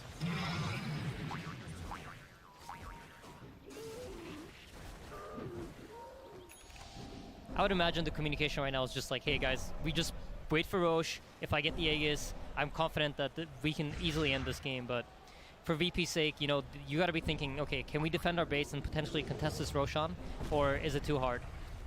I mean, what do you do here if you're VP? That's such a hard choice. But do you get out or do you have to sit back? DM's caught. I mean, who knows? It's hard. It's a really hard decision to make, and I think it's like comes down to your attitude as a team. What is it that you want to accomplish here? It looks like they're trying to come out. They don't want to give it away for free, but Team Spirit's on top of it, and they're not letting them really gain any ground to try to set up for a potential Roshan fight. I mean, what's the best hope for VP in these team fights? Like, which of these heroes are you saying, Save, you got to get in on top of, we've got to blow them up to start off the action? I think ideally you want to get on top of the Bane, but he has a full BKB finished up. So oh my goodness, if you don't catch him at the start, that's a full grip that's going to go off. Yeah, and we've seen so far Miposhka's grips. Fantastic. Oh, beautiful by Mira. Pops the smoke here, and this should force Nightfall and VP to fall back, but it looks like they're going to try anyway. I mean, they're coming out. Putting on a bit of a brave face here, VP. Toronto, Tokyo. It's going to give them a bit of a tickle to start the action off. Yotaro, he's ready to jump in. There's Collapse! Immediately with the Ravage, a second Ravage, locking down the four of them as Nightfall, completely out of mana, trying to run away with the BKB. The Arsplit will hold back Yotaro for now, but Nightfall, can he really escape this? He cannot! The Medusa dead, No buyback for Nightfall, as this should be the window that Spirit need to charge down mid and end this game. Yeah, this is, I don't know how you hold this off. VP thinking they're like, you know what, this is probably the best fight that we have. So they decide to move out of their base. They feel like Aegis is too much to hold, and it just doesn't work out for them. I think for VP to have a good fight at this point, they really need initiation. And showing 2 heroes on the middle lane like that, I'm just not sure that's going to give it to them. We see actually a Spirit that they're going to hold off from pushing down the mid. Obviously, we here at home, we can see Dusa dead for a minute. It is on the monetary side of things, so maybe assuming that the buyback was there and not wanting to make the mistake of pushing into a potential buyback from Nightfall. So they'll hold back for now, and VP, they will get the breathing room to keep this game going. Yeah, I mean, they probably assumed that the way that VP came out of base, right? You don't really do that play unless you have buybacks. It's too crazy otherwise, but you know, VP are simultaneously not showing any respect to Team Spirit either, right? They're looking for the opportunities they have to win the game. It's all right. BKB committed here for a quick one. Kingslayer's gone, but Toronto Tokyo, he's already in the base. He gets the lead in onto GPK. 20 seconds and Nightfall's back in action. Right, the buyback from Kingslayer. Yeah. Well, they're looking for save. He knows looking he's pretty just dead try to apply here. the damage that he can in the form of mana drain. Yeah, Roshan about to spawn in about 5 seconds. I expect some player of Team Spirit is going to go check it out, and once they get that Aegis, it should be a pretty easy high ground push where you just drop the Monkey King ult to cover your heroes, and then you fight on top of the Monkey ult as you have 2 refreshers, I believe? No, it's an Agnum Scepter. Still very good though. I expect the Monkey King to pick it up now that he's 6 spotted. Just a case, of course, for VP. Sitting back in the base there. There's not a lot they can do to stop Spirit from getting this. A lot of money being built up on some of the cores again from Spirit. I mean, Toronto Tokyo just walking around with a straight 5k in the bank. Dude, he's eyeing up a overwhelming blink on Invoker.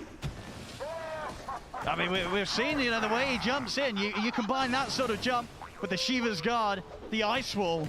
When the BKBs are down, you're not moving anywhere. Yeah, absolutely. And there's no instant disable, right? When he pops his BKB, he's safe. There's only that Stone Gaze that will slowly take him into a stone, but the way he's been playing it, he's going to have all the time in the world to reset back after he blinks in. So really nice crowd control coming out of this Invoker, which is great against what VP has to defend with. So. Yeah.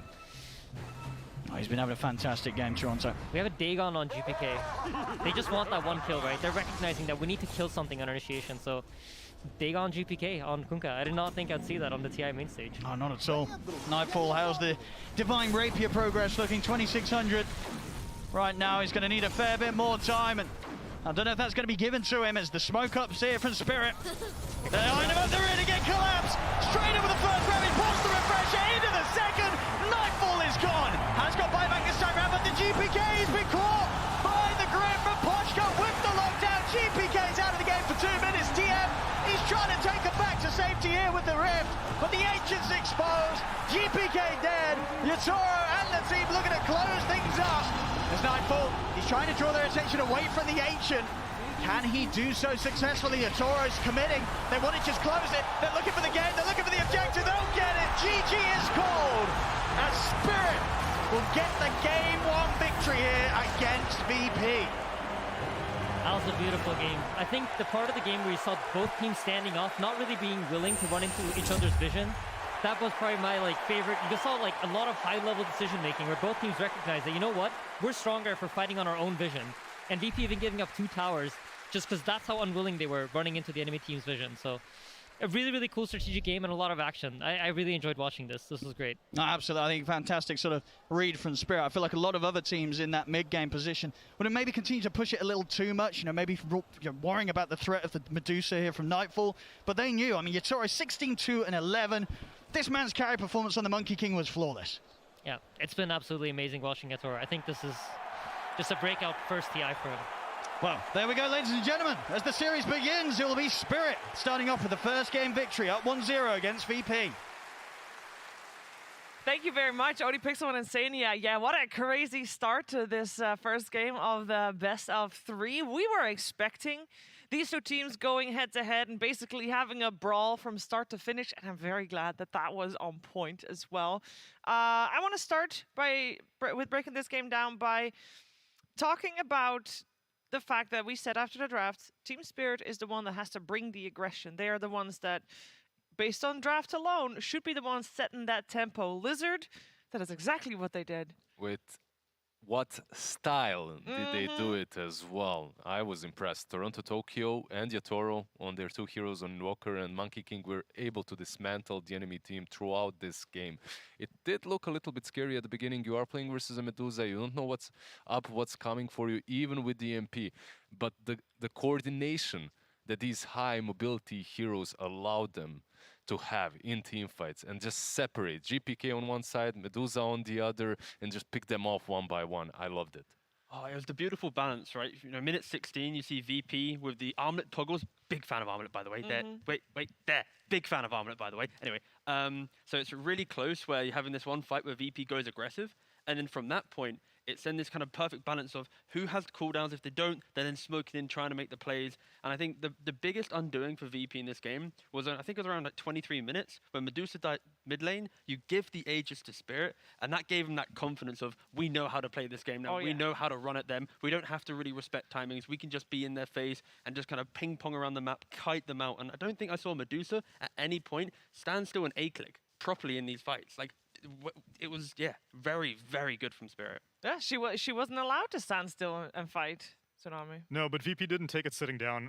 Half the time she was disarmed because of Deafening Blast, and then once she finally got the BKB, you saw VP trying to take advantage of the gaps between Tidehunter Ravages, or they would even fight into Yatoro's Aegis half the time because they were like, it's okay, I think we have the capabilities necessary to win a fight, but I have never seen so many return trips in a Dark Rift before. That dude was just going from the airport back and forth. He doesn't go around the city. He just has one destination in mind, and it was the fountain for like 80% of his Dark Rifts. I must say, some of those were very on point. Yeah, though. the timing was great. Like seeing Underlord being utilized in the proper fashion, even if the only stop is the fountain. The proper fashion, I think, is using it offensively and defensively. That's fair.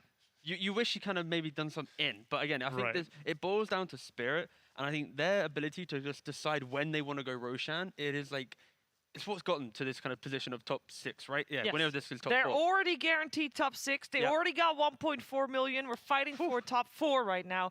That's an extra 1 million, by the way. That's a lot of money. But it's just, like their ability just to go to Roshan with confidence. Like, even if spells are up on the enemy team, they're like, okay, cool, sure, fight us there, please. We want you to come to us. And they just go there, they mark their territory, and it has carried them through multiple games now. It has carried them. I mean, we saw that the stats. I mean, we know it was already crazy that they got the Monkey King as the last pick because this hero has been so dominant the entire tournament, Lizard. Yeah, that's and they just got it. I was looking through the carries, and you mentioned Arc Warden, and it seemed great. I loved the Arc Warden pick. But Monkey King has been the most contested hero of the tournament for the majority of it, for a reason. At least the most contested carry as well. And once they got it, it felt like GPK, he just had way too much work. Like, you're playing this Kunkka with an offlane Underlord. Yeah, you can buy an Atos, but it's not that instant cash that you need on your side. And because of that, this team that consisted of Monkey King, of Weaver, and of Invoker just constantly being in Ghost Walk, moving at 500 movement speed around you. You couldn't catch them. And why wasn't Medusa able to hit anyone? Because the moment they find a place, a position that's good for them to fight, Monkey King jumps on top of her and uses Wukong's command. Then you have to disengage. Yep. I also want to highlight GPK's Kunkka because he is a very good Kunkka player. Let me put that first and foremost. He is a really good Kunkka player. One of his signature heroes definitely started out. But that is something that Team Spirit was also respecting in the sense that he was often the hero that was targeted first. Yep. And I normally, whenever I feel like there are multiple Invis heroes, in this case the Weaver and the Invoker, then I'm like, oh great, I have so much Sentry Ward efficiency then. One Sentry Ward covers both these things. But the problem is, for GPK, he was trying to initiate fights as Kunkka, because the Tidehunter, he was just the watermelon that we know him to be. You can't initiate on him. You have to go for the backlines. They're a million of miles back and invisible half the time. GPK was really the only thing that Spirit had to be concerned about. Yeah, and then you jump in, and at some point the boats help, and then GPK lives. But at some point that just didn't happen anymore. I loved this Team Spirit versus Virtus.pro. We talked about the history between these two teams earlier. And we know that Virtus.pro has been the winner of this series more times than not. 29 to 1, Shiva. 29 to 1. 29 to 1. Now it's 30 to 1 now. Or no, sorry, 29 to 2 now. No. It's series. Series. I thought you said the game count. No. Spirit, okay. If Spirit win this next game, not trying to jinx it, they will go 29-2 against Virtus.pro in organization history. That is mental. Let that be a lesson. No one beats Team Spirit 28 times in a row. 29 times in a row. But isn't it crazy how we've seen Virtus.pro do very, very well, but it feels like Team Spirit is just, they've learned and adapted more, right? That's fair to say. Yeah, for sure. I think, Yataru for sure is, popping off. Toronto Tokyo is popping off. And then if you look towards, VP, it feels like their adjustment from yesterday of aggression, they kind of double down on defense now. Like they have the Kunkka mid, they have the Underlord, both buying auras, both trying to be tanky. And then you have this Medusa trying to do damage, who's getting kited. So it's just Spirit reading the opponent, reading in the moment, and just playing so well. And I don't mind that. I don't mind that they're trying to take the secrets path because it looks like they carved out the meta and they have the right idea of what's supposed to be played. At the same time, if you're doing that, you have to really reconsider the carry-to-carry matchups and if you actually have the ultimate win condition. Yeah, and of course on the stage there were 9 players on the booth there for the first time. There's 9 first-timers in this series, and on the side of Virtus.pro, actually, everybody, including the coach, is a first-timer there. So you can imagine if you might not know these players super well, but that's okay, because we got you covered with a rapid-fire question with Virtus.pro. Можешь ли ты, пожалуйста, мне зачитать последнее текстовое сообщение, которое ты написал своему тиммейту какому-то? Я скинул там мем про, Virtus.pro раскрыли свою первую стратегию на TI-10, и Gpay Nightfall съели весь провиант на International для того, чтобы другие команды голодали. И там дальше. Я скинул какую-нибудь. Это секретная информация. Секретная информация. Про игру что-то? Про тренировки? Да. Кто наиболее вероятный человек в вашей команде, который начнет кричать во время матча? То есть аватарка одного Рамзеса, и на ней был слово Диман. Диман? Да. Там, условно, он немного непристойные вещи там орал после одной выигранной карты ниже сетки мажора. Поэтому пускай будет он. Кто наиболее вероятно начнет первым кричать во время матча? Егор. Он сказал, кстати, что ты. Последний фильм, который ты посмотрел? Дюна. Мы ходили всей командой в кинотеатр. Понравилось? Нет. Вообще никому ни за что? Только Даня вроде за что. Последняя вещь, которую ты купил себе? $5, чтобы купить с комментаторами вот Фред. Чью купил? Алсера. Спасибо. Шучу, не Алсера. Кто худший руммейт? Кто с кем тяжелее всего жить приходится? Так, это довольно сложный вопрос. Сейчас все очень молодцы. И никаких нет? Нет, все идеальны. Все идеальны? Без шуток. Кто будет выражаться не самым лучшим образом в своем тиммейте? Очевидно, только купец. Справедливо. Самый тяжеленький, наверное, Егор будет. Егор. Почему? Такой, требовательный во многих моментах. Кстати, интересно, до тебя все отвечали, что все офигенные руммейты. Ты нарушил эту традицию, да. Смотрите это видео, ребят. Well, don't worry. They weren't able to watch this video. They got other things on their minds because they are ready to step back into their booths for playing game number 2 of this best-of-3 series here for elimination or for moving on. That sounds way better. The best-of-3 series for top 4 at this International 10. And we know Virtus.pro can deal with being a game down and recover. So I'm not too worried, but I am curious to hear from you guys, like on the Dota side of things, Tsunami, what would you like to see them change? I think they're coming into this cold. I think Spirit, what's most impressive to me is that in that last game, it didn't even feel like their draft was still anti-OG mode. It felt like they were like, okay, we're going to beat OG, and then we are already preparing for Virtus.pro ahead of time. And so they have warmed up, both literally and figuratively, whereas I think VP, this game 1, needed to get a little bit of that, oh my god, we just got knocked down to lower bracket, get those shakes out. So more than anything specific, I want them to emotionally bring themselves together in this game number 2. Yeah, that's probably the best for Spirit, right? Playing versus a regional team after after having to play the same day. It's How much so research you gotta exactly. do? You You already don't did really it. have to do the You did research. 3 months worth of research. You have these guys on your friend list. You can scroll through what they've just played, prepare for it, Yeah. ban out a couple of those. Meanwhile, at the same time, I think it's maybe mentally difficult for Virtus.pro to adapt to the fact, oh my god, these guys just won versus OG. They just won hard versus them. They eliminated OG. Does that get to you? I think that gets to you a little bit. You can see that they're banning out Collapse's hero. They banned out that Magnus that OG just left in. Free. Yeah, no, exactly. I think if you maybe look towards heroes for a little bit, I mentioned it previously, but I would love to see a difference in hero archetype from mid to offlane. You know, DM, GPK, I want one to be more of a playmaker and one to be the tanky guy. I think, you know, fundamentally in all drafts, you need to have that one kind of lad that you push out into the front, that tanky unit that you have to get through. But having two in the same lineup with a carry that also is getting kited, that is a bit of a difficulty. So I'd love to see either probably GPK shift away from that and get into more of a backline jumping style of hero to kind of punish the amount of kite that a team can really draft. You know, yesterday we were on the panel for PSG LGD versus Virtus.pro, and you said, I really hope we're not going to see any spirits in the mid lane. But basically what you're saying now That's is, true. I want to see spirits on the mid lane. Yeah. Okay, well, the thing is, right? Just because you don't like it doesn't mean it's good, all right? And I think right now, VP, they could go out of this tournament, Shiva. So I have to at least lean towards something that could help them, you know, get to a game 3. I think everyone wants to see a game 3. So this one time I will forget that I dislike watching spirits because they are rather good.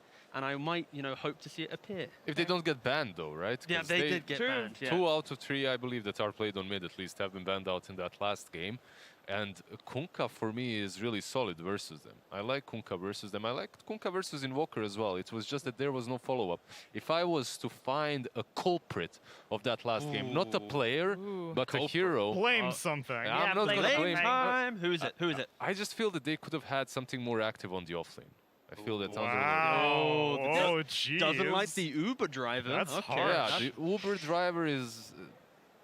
there's a reason why the hero hasn't been picked. Wait, whoa, quite whoa, a whoa, bit. whoa, whoa. It has been picked by Virtus.pro. They've not No, lost overall, a single game with it. Overall, Yeah, it they hasn't have been picked a lot, now. and They you have left now. Monkey King Same for in the Medusa. pool. The yeah. main thing I think Lizard's trying to say here is the Underlord before the success we found was against Terrorblades, against push lineups, against very clean concepts That's where true. Underlord has value. In this kind of blind pick phase where it was pick Underlord into the Abyss, in which Spirit, they don't really have this innate pushing lineup with some summons or some, you know, auras. Thank you very much. No worries, my man. I got you. But you get me. I mean, we're saying the same thing. Tanky boy, get out of I here. can come up with some culprits also. No first phase Medusa. Don't want it. Oh, All right, I am ready for a game 2 between these two teams. Let's get into the nitty-gritty. Let's get into the draft of game 2. Team Spirit versus Virtus.pro. Game 2. Game 1 delivered, guys. Game 1, we were told it's going to be an Eastern European brawl. They're going to bring the fire. It's going to be back and forth, and it was super exciting. It was also a game 1 of a best-of-3 elimination, and I always think that game 2, the team that has the most pressure on them, the team that has the potential of getting eliminated in this game, normally plays a little bit more safe, a little bit more reserved. Sure. Spirit cannot get comfortable in this position, right? I think that's the main thing we're trying to say here. Like, if Spirit want to be able to close this out 2-0 and finally beat Virtus.pro as an organization since, you know, 2015, they're going to need to treat this game as if it's, you know, back to game 1. And I think that's a lot of teams struggle, especially in competition. You're able to beat these teams in best of 1s, right? Or even like best of 2s, but the ability to continue converting your concepts and your confidence, knowing that, wait, we're 1 game away. That's when these better teams, more experienced teams will beat you. But again, both these teams, experience-wise, they're the young guns, you know? Can they be defeated? They just won versus OG. Yeah. They shaved their head. They easy game in all chat. They did, and they didn't just 2-0 OG, right? Because before that, they already 2-0'd Fnatic. Like they're reaping havoc in this lower bracket after getting knocked down by IG. So I think they want a rematch. They might get that chance if they continue on this track. And of course, it's important for them to, you know, beat Virtus.pro, their fellow Eastern Europeans team. But I also want to point out again that whichever one of these two teams wins has got like some of that glory or potential coming out from former Na'Vi. The last time there was an Eastern European team in the top At a TI was TI3, where Na'Vi came second. And ever since, it's only been top 6. It's been always Virtus Pro, And and it's they've always always been Virtus Pro. top 6, exactly. And Virtus Pro after TI9 in shambles. Everything was up in the air, who's going to play where and stuff. And now there is one team needed that will rise out of the dust. How incredible is it that it wasn't only Virtus Pro that was in shambles? The whole region looked like a mess. And from all that chaos has given birth to these 2 magnificent teams, these young stars. Love to see it. Like, that is actually incredible. And we have a draft. We should also will we see Nightstalker from Spirit? This is all I'm interested about right now. Okay. You think about IO pairing so far. Spirit has put on a masterclass with IO Mars, and they've also run IO Nightstalker before. But the idea of a strong offlane that enables the IO for forward aggression is what I love to see. Not like kind of these farming heroes. I want to see into the enemy jungle, take away some of this farm, take away this kind of map control, and make VP have to react. You like Nightstalker, I like Slardar if you're looking for a pairing like that. I don't really know if it's as much of Collapse's dynamic. I think whenever they ran that IO Mars... Nightstalker is definitely more in his avenue. Right. I would agree with Tiga as well there, yeah. The IO Mars, so there are carry pairings. I feel like the IO would leave Collapse a lot earlier than most of these off-lane IO pairings. Like an IO Slardar, I feel, stick around for much longer. This one with Collapse, he's just like, I don't need you anymore. I'm going to take it from here. So something like a Toro, Luna, or whatever really works with an IO could be good here for Team Spirit. They don't have to draft it instantly. Maybe they will. They go with the Tidehunter. Why not? Boy. There he is. It's the boy that was left in the pool. He is not the greatest combination with IO. Yeah. So maybe they won't even be laning together. Yeah, that's the main thing here, right? Like, you'd assume in this scenario that it's going to be Tide being paired with maybe some ranged forward position or, support where I then plays elsewhere. But also, the Spirit, they've been very, not creative, but they've been very annoying with their IO pairing. So maybe this is just like the super unkillable Tide in the off lane. He's just going to be farming, skipping towers, really just taking over that jungle. And it's like a new form of Tidehunter. I wouldn't be surprised if they were to bring that out. A hero that Secret would pick versus the other Titan would be Enchantress. Now, is it the best pairing with an IO as position 4 and 5? Probably not. But versus other Titan is decent. Miposhka has played that hero throughout his career. So maybe it will. This will be the 8th Tidehunter that Team Spirit play at the International 10. All games wins. 100% win rate. Wait, 100% win rate. 100% Very win rate. good. Like the way that they play, even look at that previous game, kind of the mannerisms that they had, it was always Collapse parking himself up front, baiting out so many spells. And when VP even went on the aggressive and they caught him in their own jungle, it took like 20-25 seconds to even kill him. Like, it is very much, I think, a Collapse specialty alongside, his Mars and before. And of course, Tide is very much a tournament favorite right now. So you talk about Tide rates. What's their IO pairings typically, Shiver? All right. We talked about the Luna. I think they've done Monkey King as well in the past, which again somehow slips by first and so far second phase bans. They banned the Luna themselves, actually. Oh, wow. So that's a little bit... You can understand it. You're picking a Tidehunter. When it comes to the pairings that are good versus him on that safe lane, Luna comes to your mind. Sure. Another hero that you might want to ban out, but it's not truly Virtus Pro's style, is a Doom. Like, that's a hero that you usually ban out if you're worried that your Tidehunter will be countered. I will say that the IO for Team Spirit has been played by both Mira and Miposhka. They switch it up a little bit. They've played it a lot in combination with Mars when Mira plays it, of course. And actually, it's only played in combination with Mars when Mira plays it. And the time that Miposhka played it, that was twice. Once it was with an Ursa, and once it was with a Sven. Yeah, so it was the carry pairings that I'm particularly interested in. I'm glad that they don't play Gyro, because that fell off the face of the cliff in the group stage. That's had that's pretty bad. What, 13% win rate? Yeah, it was abysmal. But the key reason why you don't see, I think, carries thriving with the IO pairing right now is because, like, look at VP's heroes, for example, right? This casual Bane into IO, you have an IO, so you're not going to have this innate save other than maybe relocate, but your rest of your team should be able to stun him up. So this value of grip, when you're trying to push this one core into the middle of the fight, this casual 5 Bane, he's going to throw a grip on that hero, lock him down, and as long as you cancel the relocate, naturally you're not having additional saves, right, in your lineup. Because like IO plus SD is not really a thing, right? IO, Oracle, not a thing. So it is very much Virtus Pro's way of dealing with IO is going to be, if you come into our territory with ET defending these high grounds, we're going to sleep you, we're going to grip that big core you're trying to fight, and you're going to kill him off. Storm? right here. Probably. No, it's an Ursa. Yeah. Okay, a different hero that can deal with the Tidehunter. Why I asked is it the Storm? It's because all the spirits are still left in the pool. Yep. And during the group stages, Storm looked like the strongest spirit. Right now, I think Ember might have taken the throne. Oh, yeah. Still, though, having the Storm Spirit versus Io always feels nice, and it is a GPK special. T, do you mind looking up a stat for me real quick? Hit me. Can you give me GPK's competitive win rate on Storm Spirit? Look, don't go, but exclude EG. No, I want all time. No, Give me the we're all-time including that. numbers. We need to include the EG stint. That was the best stint. All right, I take my special back.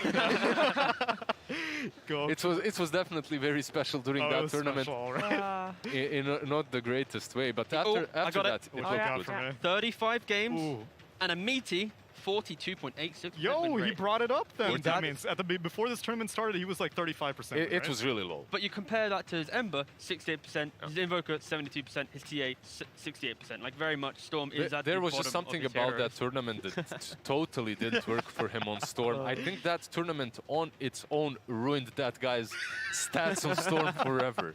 You see his team spirit, they pick up the Shaman, so most likely this IO is going to be playing in that safe lane with the carry, and then it's going to be a Tide Shaman pairing. I wouldn't be surprised if they pick up the generic Toronto Tokyo hero here to give that best IO pairing available at the very end, unless they already have something in mind. And you're already setting yourself up for any of the spirits on the side of Virtus Pro. If you remember Singapore Major, if you remember after that the Annie Major, if there's a spirit, you pick up that Shadow Shaman to hex him, shackle him, and to control him. This is the hero that probably brings the most control after Lion in the game. And previously, we were mentioning the idea of like IO plus carry and how it's not been that great in regards to, say, the Gyrocopter kind of fell off a little bit. I love the idea of picking a mid laner that you can play with, right? So he'll play the side lane, enable the carry. As soon as that laning phase collapses, he's going to jump into the Leshrac kind of situation, play behind the Tide and the Shaman, and it's going to be this kind of annoying four playing with a hard carry. Like, I wouldn't be surprised if Spirit just fully all in on some like late game hero, because this 4 combo that they have, if they have an item each, very active. This is actually going to be the first Leshrac that Team Spirit will play at the International 10. That is the Viper. Well, massive to pull out. The Viper coming out for Virtus Pro. That's not a spirit.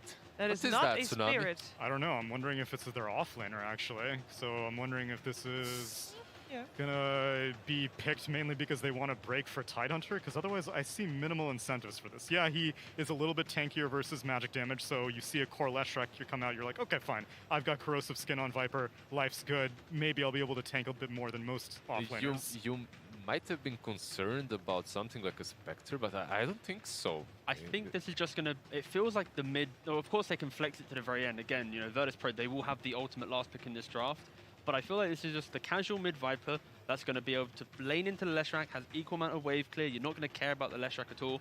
You buy that early bots, and wherever this kind of 4-man Death Ball of Spirit want to move to hit an objective, that Viper will move on in, park himself there, stop that Tide from being tanky, and the whole concept of Spirit's lineup is Tide up front. And of course, Kraken Shell, he is broken by the Never Toxin of Viper, so you aren't tanky at all. So it's very much a casual Viper to remove that tanky. And now Spirit going to need that carry to fill that void. I like that idea a lot, especially if you consider that Tidehunter might have a little bit of a difficult lane if you don't play it correctly, as you are playing into an Ursa. It can get hairy.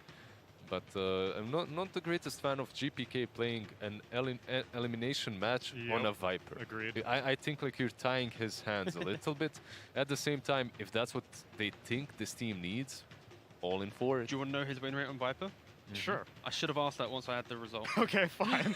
Great setup. We'll wait for it. This is Phil, Tsunami, Phil. Right, it's shades of how I felt with T1 picking DK for Carl. It seems that when it's in elimination time, you're like, I don't know, man. I won't lose on Viper. I won't lose on DK. Yeah, Just you give go me for that. the safe. Right. You go for the safe play, and that is, as we've said many times before on this panel, sometimes in a game, you have to not play to not lose, but you have to play to win. And Right. Viper feels like a hero to play to not lose, and generally that is not actually a strat that works. Yeah. But I think as well with Viper is the fact that the itemization on the hero has shifted a lot. You're not really just kind of magic damage style hero. You are going for Dragon Lance, BKB, Skadi. You're becoming a core in your own right. And when you have heroes like Ursa who get naturally kited, this Viper will be able to kind of prop himself up into the fight sort out kind of where people are to enable Ursa with his blink or whatever to find the hero he wants to kill. And unfortunately, my internet has died, so therefore I cannot give you. Just give me a number. What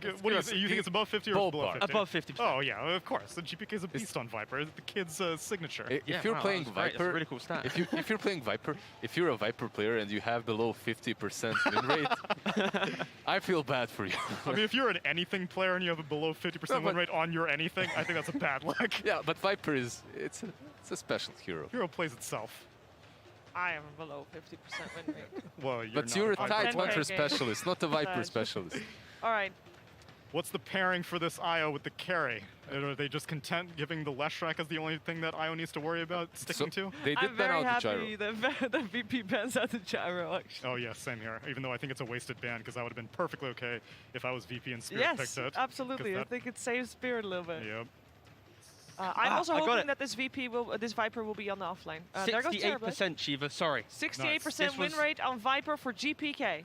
Yep, there it is. Very cool. Sorry, I just had to get that out there for no reason. Okay. And there's a Terrorblade, yeah. So the idea, what we mentioned earlier, about the fact of the Tidehunter Lesh, the IO playing with Lesh, you want to unlock that space on the map for a quarter farm behind you. Terrorblade will thrive in this, and it does put VP in that awkward position of when can we actually win the game. They pick up a Pangolier, again, very, very good at dealing with these early kind of tower objective hitting lineups, because you just have the Rolling Thunder, you will be that cushion for the Viper to get the spells off behind you, and it allows you to at least deal with Terrorblade to some degree, but this is a pretty good Terrorblade game. It's a pretty good Terrorblade game, but Virtus.pro do have that upper hand in the early to mid game, and if they are able to capitalize on that and collapse all over Team Spirit, I believe they can pressure the TB hard enough to take that safe lane tower, that mid lane, and keep pressure on the triangle. It will be difficult though. You guys keep using that name as a verb. You gotta stop saying collapse. You keep confusing me. He's going to collapse. And they are going to collapse. This is a terrifying push lineup. You've got Metamorphosis Terrorblade. You've got the Shaman Serpent Wards. You've got Diabolic Edict on Leshrac. This is fast, and I don't know if VP are going to be able to draw them off their. So you actually like Team Spirit's aggression? I like Spirit's aggression. I'm gonna go the opposite way. Okay. Let's get some some change it. I'm going VP, I think, a little bit. I think they've got just enough in the tank to deal with the early fight, and I don't think there'll be enough room for TB to farm if VP are decisive with kill a hero, invade the jungle. If they kind of hit these rhythms, I think they should be in an okay spot. All right, so basically all we want is for VP to be the one to set the tempo this game if they want to come out ahead. But they've got a good setup for them. Last game I said that GPK has a huge burden. I believe it's Toronto Tokyo this time around to carry it out. All right, well, we are gonna witness it. It should be an exciting series, exciting game rather, regardless of who will take it. But we will find out who will take it together with ODPixel and Insania. Thank you very much, Shiva. Yes, ladies and gentlemen, game 2 coming up now between VP and Spirit. I'm ODPixel with my main man, Insania. Insania, what are you excited to see? I'm seeing a Viper. Not a hero we get to see a lot, but it is one of GPK's hottest back in the day. This was a hero you would never let the man have. No, absolutely. And I think this is their idea to deal with the Tidehunter. I think they probably felt like the Tidehunter was problematic for a certain part of the game, and they couldn't fight into him, and now they're trying to solve it with the Viper. But I feel like generally when you do this, you want to have some sort of stun to keep him inside of the Nether Toxin. And when I look at their draft, I don't really see a lot of it. There's a Stomp from ET, there's a roll through from Pango, and then there's Fiend's Grip from Bane. So I think that's going to be a challenge for them, at least in the early game. And sort of overall, looking at the carries, you feel Terrorblade, good game for it? I mean, it's a great game for TV. The only fear for him really is that Elder Titan. But I saw this earlier actually in the tournament where VP played his Bane against ET, and it was Save playing it that time as well. And he kept finding it. He kept being able to click that Fiend's Grip on top of the TB. And that was also against the Tidehunter, I want to say. So it's a pretty similar situation. So I think VP probably think this Bane is quite strong into this specific matchup, even though I would imagine TB has the edge. Oh, we've definitely seen some fantastic Bane plays. I mean, Save in himself has had some excellent games, turning fights around and starting them off. You know, one of the more aggressive supports it seemed here on the main stage. He's always ready to just jump head first into 5. We're going to see quite a clash here, but it looks like at least the attempts of both teams. It's really eyeing each other up around this fight, around the early vision control on this mid. Now they're back off here for the bounty runes. And we'll see what sort of lane matchups we got. Of course, last game, we did see some early mix-ups in the lanes for both teams trying to find that favorable start. Yeah, and I think that's something that Eastern Europe, you know, laning phase is really, really important to all 10 of these players in this lobby. So I wouldn't be surprised to see some sort of mix-up again, but I think the standard lanes should be expected here. It's most likely going to be the Pangolier together with the Bane going up against the Wisp and the Terrorblade on the safe lane. And how well does the IO and the Terrorblade deal with that pressure? I mean, I think generally speaking, when you play Wisp, you want to play against lanes that are trying to harass you out of the lane, and that does fit like Pango's concept. Pango's very rarely a hero that tries to kill you from full to nothing, so I think they should manage to do fine. However, the Bane is like the X factor here, because save trades extremely well into both these two heroes, so when the meta's down, I think they might have a hard time getting all of the CS, but how you manipulate that with the pull and stuff is going to be interesting to see. We'll see how how much Shitoro can find out early on in the lane. Looking at the other lanes, the mid lane matchup, you know, Viper, Lesh, early levels, how does this look? I think it's a pretty rough lane for the Leshrac. He's going to have to use a lot of mana, as you're seeing, to just try to secure some CS, but he saved up gold for his bottle, so he's going to try to play that regen game where he's just using mana to get a lot of creeps, trying to get as much as possible out of the lane, and then have the water runes refill it. And, you know, if somebody happens to die in the top lane, I wouldn't be too surprised to see Mira TP mid and refill that bottle, or see Miposhka do the same thing. So that bottle's going to be crucial for Toronto Tokyo. I mean, are we going to get someone dying first? What in that top lane is that where you sort of see the most brawling in this early laning stage? I mean, here in the top lane, you have Elder Titan and Ursa. This is more of like a kill setup. So I think once they hit level 3, that's a pretty big power spike for the Elder Titan. I'm sure Fog has talked a ton about this hero. Oh, he loves it. But level 3, that's really when you start trucking in damage. And then Ursa's online too, right? You have both the slow, you have the Fury Swipe. So a lot of tools to get kills up here once the levels come online. So far, on the early CS, nobody falling too far behind really. DM just having to slow out the starts, but we saw the same thing really happen last game. Yeah, and Toronto Tokyo got the bottle. He's just bottling up. You notice he's doing very, very even with the Viper, and this is just a result of getting that bottle so early. Rune control is going to be really important too, I think. This bottle, for me, is like so crucial, because if the Viper is able to dumpster this mid lane, that's going to lead to GPK having a huge timing in this game and BP able to control the pace, so I wouldn't be too surprised to see supports helping out with the 4-minute runes and the 6-minute runes. And what sort of is the aim here for GPK's Viper this game? You know, is he going to build to control? Are we getting an Atos, or is he going to tank up so he can join these early fights and enable the Ursa? So I think traditionally the way GPK likes to play Viper is he goes Boots of Travel, and then he kind of decides where he goes with it. I wouldn't be surprised to see Atos, because like we said, I think this is an answer to the Tidehunter. They want to use that Nether Toxin to shut the Tidehunter down, and they don't really have the lockdown to keep him in the Nether Toxin, so the Atos is probably going to be nice. Later into the game, you're going to have Ursa build a Basher, and then, you know, they'll have the lockdown as the game progresses and they hit item timings. And talking about the Ursa for Nightfall, this game, how do the timings sort of pair up in the way that VP are going to want to play the game around their Ursa carry, and Spirit are going to want to around their Terrorblade? I'm expecting Nightfall to, you know, Roshan's going to be obviously like a point of contention, and if the Ursa can get that Aegis early on, some sort of diffusal build, phase boots, you know, playing fast, I wouldn't expect some sort of Battle Fury, but it is possible. But I think they have enough AoE from the Pangolier and the Viper, so I think for VP you're looking at trying to hit that Atos on Viper, you want to get the diffusal on Ursa, and then you want to just go. Sure. I mean, because this Pango, DM, he's going to be quite the nightmare in the fights when he gets that Rolling Thunder off, right? Nothing to stop him at all once he's in the ult. Yeah, absolutely, as they're applying pressure to Yatora, but, you know, Wisp uses a healing salve, gets him back up to full HP.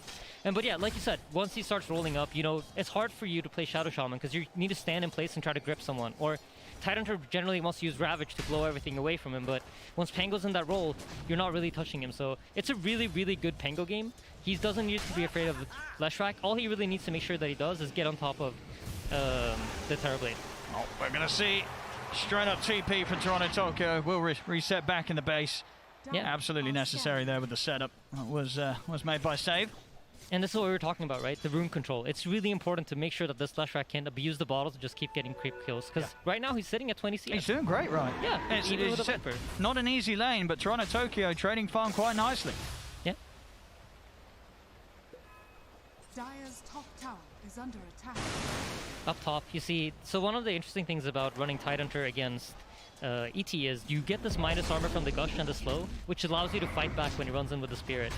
And you can look at Mira's skill build as well. He has 2 points leveled up in his Ether Shock. They're looking to just fight the Elder Titan when he runs in, so it's a tough lane for ET, but the nice thing about it is that you take a lot of attention, and that allows Nightfall to get a lot of creeps. So even though you don't have a great lane as ET nowadays, you almost always will take enough attention to let your carry get a lot of farm. Well, it's certainly been the case here. Only a few CS right now between the farm of Nightfall and, of course, Yatoro there on the opposite side of things down bottom.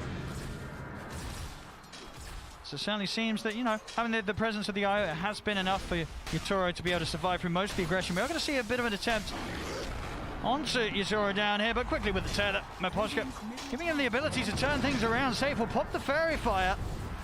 Are they going to have quite enough to take down the Bane? They won't. Save's able to get out of reach of the Terrorblade. DM a little short there on the swashbuckle. That's going to cost him his life. Opts to sort of stay close rather than go for the full distance on the swashbuckle, and Yatoro, of course, with a point and out reflection, he's immediately able to punish that. Yeah, great play from from Team Spirit there. And a bottle just came out on the courier for Pangolier, but smart enough, drops it off onto Save. So Save now has an empty bottle that'll get refilled from Pango. So all in all, they still get both heroes back to full HP. They were so low that they would probably have to go back to base otherwise. So it doesn't hurt too bad, but of course you never want to give a first blood away to Terrorblade. One thing that's so definitely stands out to me this game when you look at both drafts is, you know, VP, whilst they've got the killers and the fighters, they don't really have the tower push right. They're going to have to get a lot of blood spill to actually get the room to push down objectives. Whereas meanwhile on Spirit, they will lose collapse top, but when Spirit group up, towers will just crumble to this Leshrac and Terrorblade, right? Yeah, absolutely. And generally speaking, when you play really long cooldown drafts, you will see teams want to have tower damage, as Yatoro is going to get caught here by the Haste Viper. See if he's got any way out. There's a lot of damage for GPK. There's no way for Yatoro to run away from this. Miposhka as well will also die. Tries to get the courier on the way out, but he won't have enough damage to do so. A very hard-hitting move there from GPK down on the bottom lane. Yeah, and this is just the importance of rune control, right? Because the Leshrac got zoned out of the lane early on, he's no longer able to contest these runes, and he's forced to play in the jungle. And when you play in the jungle, you're low on mana, so you can't fight runes. And that gets him a kill on TV, but Toronto has finished up Arcane Boots, and he's eyeing up his own move here in the top lane now. TP up from Miposhka as well. The quick refill here on the bottle and see what they can do about this tower. See if VP are going to put any effort into trying to hold this off. So this is one of the times when you really want to have tower push in your team, so you can rotate the Ursa down to the bottom lane or some sort of hero down to the bottom lane and apply tower damage. But VP just straight up can't. So this is something that they will suffer to in the game. If they don't feel strong enough to fight back, Team Spirit can easily just run over towers. Radiant structures are fortified. Yeah, they're getting the seal one for sure. Nice turn up here from VP. They're focusing elsewhere. Save, trying to keep Yatoro on edge as he comes deep into the jungle. He's being so obnoxious. He's just forcing Yatoro to run away. He just wishes he could sit here and farm for free, but he's killing off those illusions. This is something I think a lot of people don't do enough of. And this forces Mirror to come down bottom. Well, they should have a pretty good shot against Save here. He'll try and turn with the Nightmare. Instantly able to take it off with the illusion there, Yatoro. There's a couple more hits. He'll find them. So Save finally put to an end. Well, CTM looks to go in with a Rolling Thunder, but Team Spirit, they're already back underneath the tower. Nothing is going to be found with this Pango ult.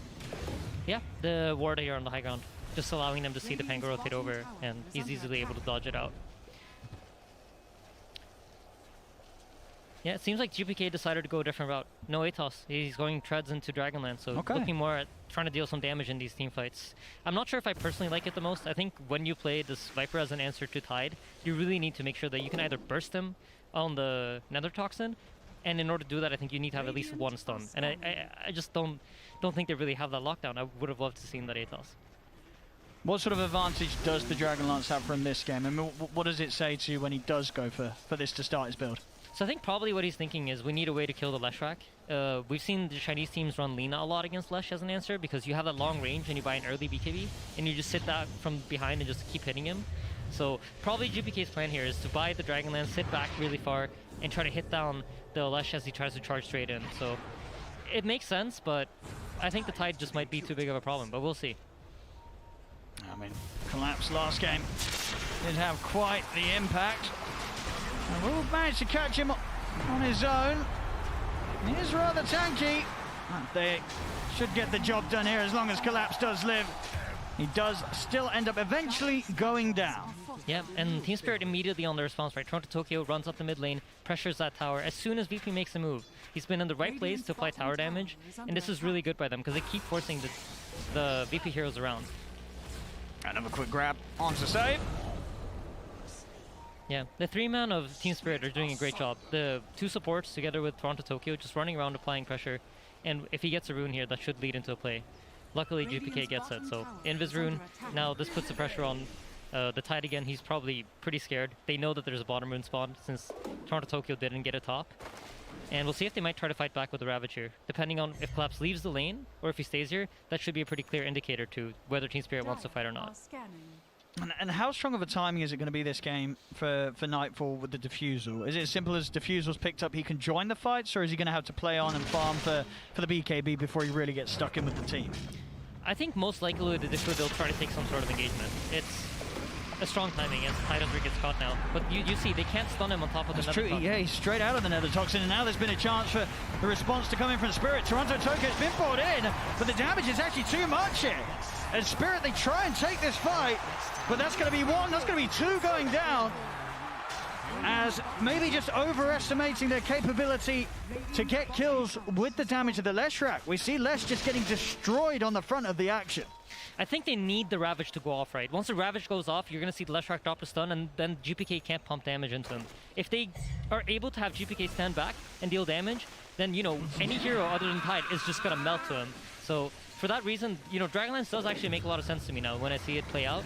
So up until this Blink Dagger on Tide, if he decides to go for it, it should be a pretty smart item choice actually by GPK. And we're definitely seeing this game in comparison to the first one. VP, they seem a little more active in terms of just making sure that the Collapse, he's just not getting the space that he did in game 1, right? This is going to be a much slower beginning for a Tide that had such a long time to ramp his game up in the first match of the series. Yeah, absolutely. And I really do think like Collapse comes in at a really clutch timing for their team. Up until the time that he gets his blink, you rarely see Team Spirit kind of group up. And in game 1, you had Yatoro playing a more active hero as he's caught here at the top lane. He is. Huge. He has got us under if he gets out, but there's nothing to stop the grip here. Mira was trying to find save. Nightfall, he's already out through the tree line. He's going to be fine. They'll turn for save. Should get the Bane. And of course, the bigger loss being theirs. Yatoro taking down VP at the same time. DM applying pressure on the mid. Toronto Tokyo not able to find the lead in. Yeah, just good. I think this is something VP does really well here. They learned, you know, the last game we had kind of roles reversed, where it was Team Spirit applying the pressure to VP, and now VP's in the commanding position of, you know, we need to make the moves. We need to be the ones taking space. And we mentioned the heroes don't really have tower damage. DM's right on top of the mid tower. As soon as a play happens somewhere else on the map, he's in the tower space, making sure that he forces reactions and just gets that chip damage that is really important for them. Top set up from Mira.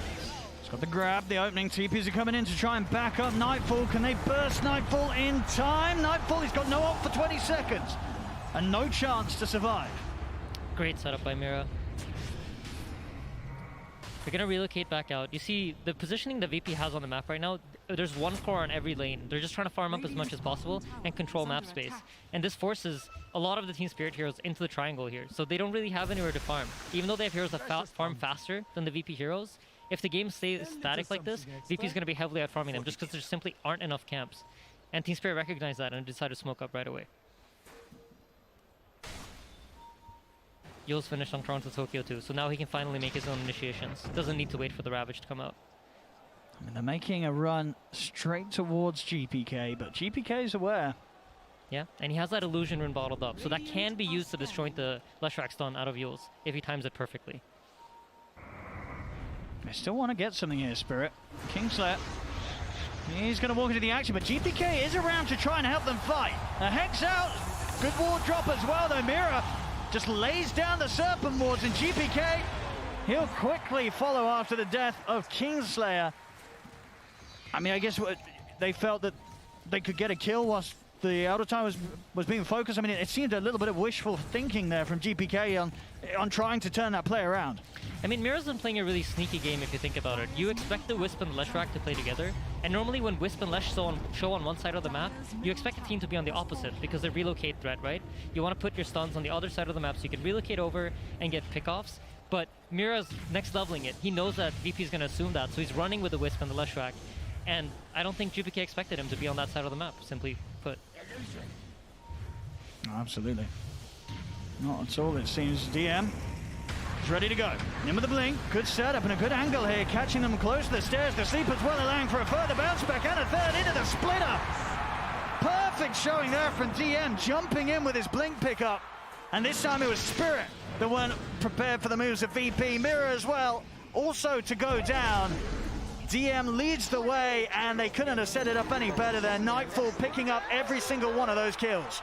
Yeah, and now they're definitely going to be eyeing up Roche. There is a Ravage ready for Team Spirit, so they might try to set up the defense in time. I think they're going to have time to TP in their heroes if they run straight away, but that's going to go down look like quick. They're moving. Yeah, it's going down really quick. So the timing, VP playing for. See Nightfall even eyeing up getting the blink first before the BKB after the defusal. Got a huge cash burst after that. Those last 3 kills, of course, and now here we go. Aegis ready to roll, level 12 as well. VP, we could definitely see them step things up and get even more aggressive now with this timing that they hit. Yeah, Pangolier roll up in 20 seconds. This is going to be their cue to try to set up a fight. I think probably going to eye up the middle lane tower. Some sort of smoke wrap around is most likely what's going to happen next. As you see, this is something I think is really interesting, because normally we don't really think of Bane as a hero that farms, right? But VP have done this multiple times where they set him up to farm in a side lane. Stun slightly off the mark. But yeah, they will farm up this Bane. They recognize how strong of an item this Aghanim Scepter is for the Bane. And I was talking to AOI about it as well. Like, we don't really think there's any Ags that changes the hero as fundamentally as the Bane Ags does. It's just impossible to stop that Fiend's grip when he has the 2 illusions up. That makes it very hard to play into. Consider the stuns they do have the ready. I mean, maybe if they get a good Ravage. Sleep in the top lane. Just burning the Lushrac's mana. Mid lane. I mean, they found Collapse again. Collapse trying to get a bit of peace here. Will be able to force over the terrain to try and get up to the triangle. Mirror locking back Nightfall with the Hex. Collapse. He's looking to turn with the Gush. They're bringing in the backup. Miposhka's brought to run a Tokyo in with the ult. It's already out for Nightfall. Turns over towards Collapse after Tidum to going down. Miposhka torn apart by the claws of the bear. Nightfall, he's not done yet either. Over to Viper. Now towards Yatoro in the stop. Allowing Phoebe to set up around. The grip's in. They've caught Yatoro. They may have lost Nightfall the once. But Yatoro, he's dropping low. Stick, Sunder. Back up to a decent amount of HP, but Nightfall's back up. Second line from ready to roll. The Hex momentarily holding back the bear, but Kingslayer and the rest of VP just smashed down the Terrorblade. A beautiful play from VP there. During all of this, the reason that relocate comes in so late is because the Leshrac slept. They can't relocate in the slept Leshrac, so just beautiful map coordination there from VP and communication. You know, Save runs up top, sleeps Leshrac, they take a fight in the middle lane. Just the understanding of the macro game from VP to play this aggressive is beautiful to watch. Yeah, excellent usage here the first Aegis. We'll see it once more how the fight starts. Again, the real big difference between this game and the last one seems, you know, VP much more aggressive and so much attention on Collapse, making sure that Collapse is tied. It's just left completely behind this game. Yeah, and this was a beautiful usage of the Yules. When I saw this, I was like, oh my god, the Viper might actually go down, but he's able to stand his ground and deal just enough damage for Nightfall to clean up the fight. And he's taking so much attention on GPK that, you know, Nightfall just runs around freely and does whatever he wants. We see it towards the end. Nice little attempt, I mean, but again, sort of just the Bane play from Save, forcing Yatoro to stick around and fight that little bit longer than he can deal with. Yeah, just a great team fight coming out from VP, and they're continuing to apply pressure here in the bottom lane though. Team Spirit have smoked up with Mira and Yatoro, and they're looking for some sort of pickoff, but it doesn't really look like it's going to happen. Nightfall sniffs it out. The next big timing coming up is probably the Ursa BKB. That's when you'll see VP probably try to group up and keep applying the pressure. But a very similar story to last game, right? If VP ever takes their foot off the gas, then the scaling of Team Spirit is going to be amazing. And once they start finishing up these items that allow them to survive, like the BKB on the Leshrac and the Eye of Skadi on Yatoro, it gets a lot harder. Bottom lane, DM is in the back of Nightfall as Team Spirit did try and set up here. Onto the Ursa. See if DM's able to roll his way back out to safety as he is on his own. DM, look at the swashbuckle off, stun still hits, and in fact, they're taking them out of there. They don't want to stick around. They know that the rest of VP's making their way over. Look top though. Can they catch GPK? He's got the BKB and a TP at the ready. He'll pop it. Not taking any chances here, GPK. He knows that they're all coming over. And VP, they make it away. Yeah, Save's in trouble. Mira's gonna catch him here. There's just so much going on the map. There's like a very intelligent macro game being played. Nightfall stuff. I mean, Mira, he's dead. Nightfall able to clean him up.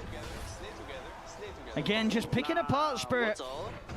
Sort of in the same fashion that Spirit were going for them last game. They've really just stepped up the tempo. Now they sort of looked at the first game, said, all right, this is how you want to play. We can do that too.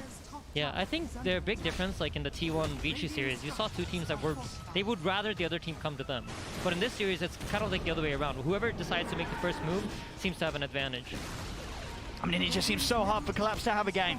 Still very much trying to play the catch-up, but he is far behind on the farm. Forced off buy is just very smart, right? Just gets you straight out of that another Toxin. I just don't really feel like this Viper as an answer to Tidehunter seems to be working. There's just too many ways to get him out of the another Toxin.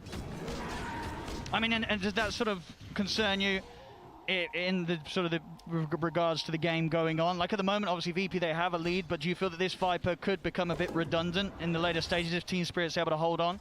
I mean, I feel like it explains why he decided to go for this item route at least, and not the route of Atos. Because if, let's say he went the Atos, right, Tidehunter would just buy a Force Staff and force himself out of it. So Gpay clearly knows something that you and I don't. Yeah. And so it's an intelligent item purchase to go for this like Dragonlance BKB build and aim to try to shut down the Leshrac instead of the Tide. They have the Ursa, right? He's going to eventually hopefully buy an Aghanims, and then he can just ignore the Ravage. He gets Ravage, pops his ulti, and he's completely fine. Yeah, Nightfall certainly on track to hitting great timings this game. See, they've got their eyes down bottom, ready to set up onto Toronto. DM, he's got the lead in, up with the ult, the bounce back into the Fiend's grip. You see an attempt to take him out there, Miposhka, but he can't get him out in time. Top lane, GPK also starting up some further action for VP. As Mira getting a little too close to the Viper, should die, tries to hide in the trees, but GPK has got his eyes on them. Mira will fall. Yeah, and middle lane Collapse has been caught out too. There's just so much going on at once from VP. I mean, yeah, it's just falling apart really for Spirit. Godlike on the Ursa. Spirit, and they may only be 5k down, but as I say, it's just a complete mirror of the state of the game we had in the last one about 22 minutes in. This time round, VP just ruling the map, and Spirit getting very little chances to really climb their course back into this. The team fights, they're not going to get any easier, it seems, because VP, they're at a stage now where they can just get in, BKB and Diffusal, they can pretty much delete whoever they want to start things off. This Lesh is very vulnerable.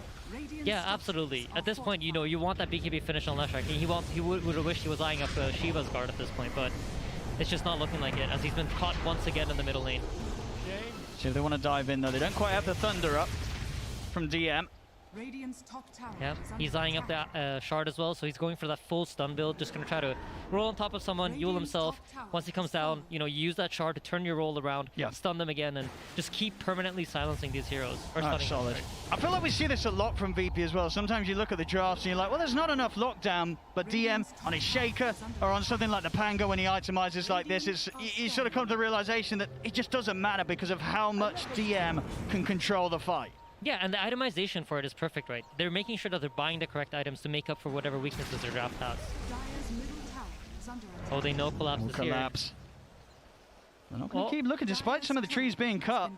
So if you haven't been there with your hero physically, you can't actually see that the trees have been cut sometimes. We can see it as spectators, but the players in the game won't actually see it until they walk straight next to the tree. So they probably don't know that Collapse is there. Sneaky play with the Force Staff there, getting him out of trouble. We'll see if he wants to show himself to clear out a few more waves. Still 10 seconds on the TP, so he's stuck there momentarily. Back in action, Yatoro. 1,000 gold off his Skadi.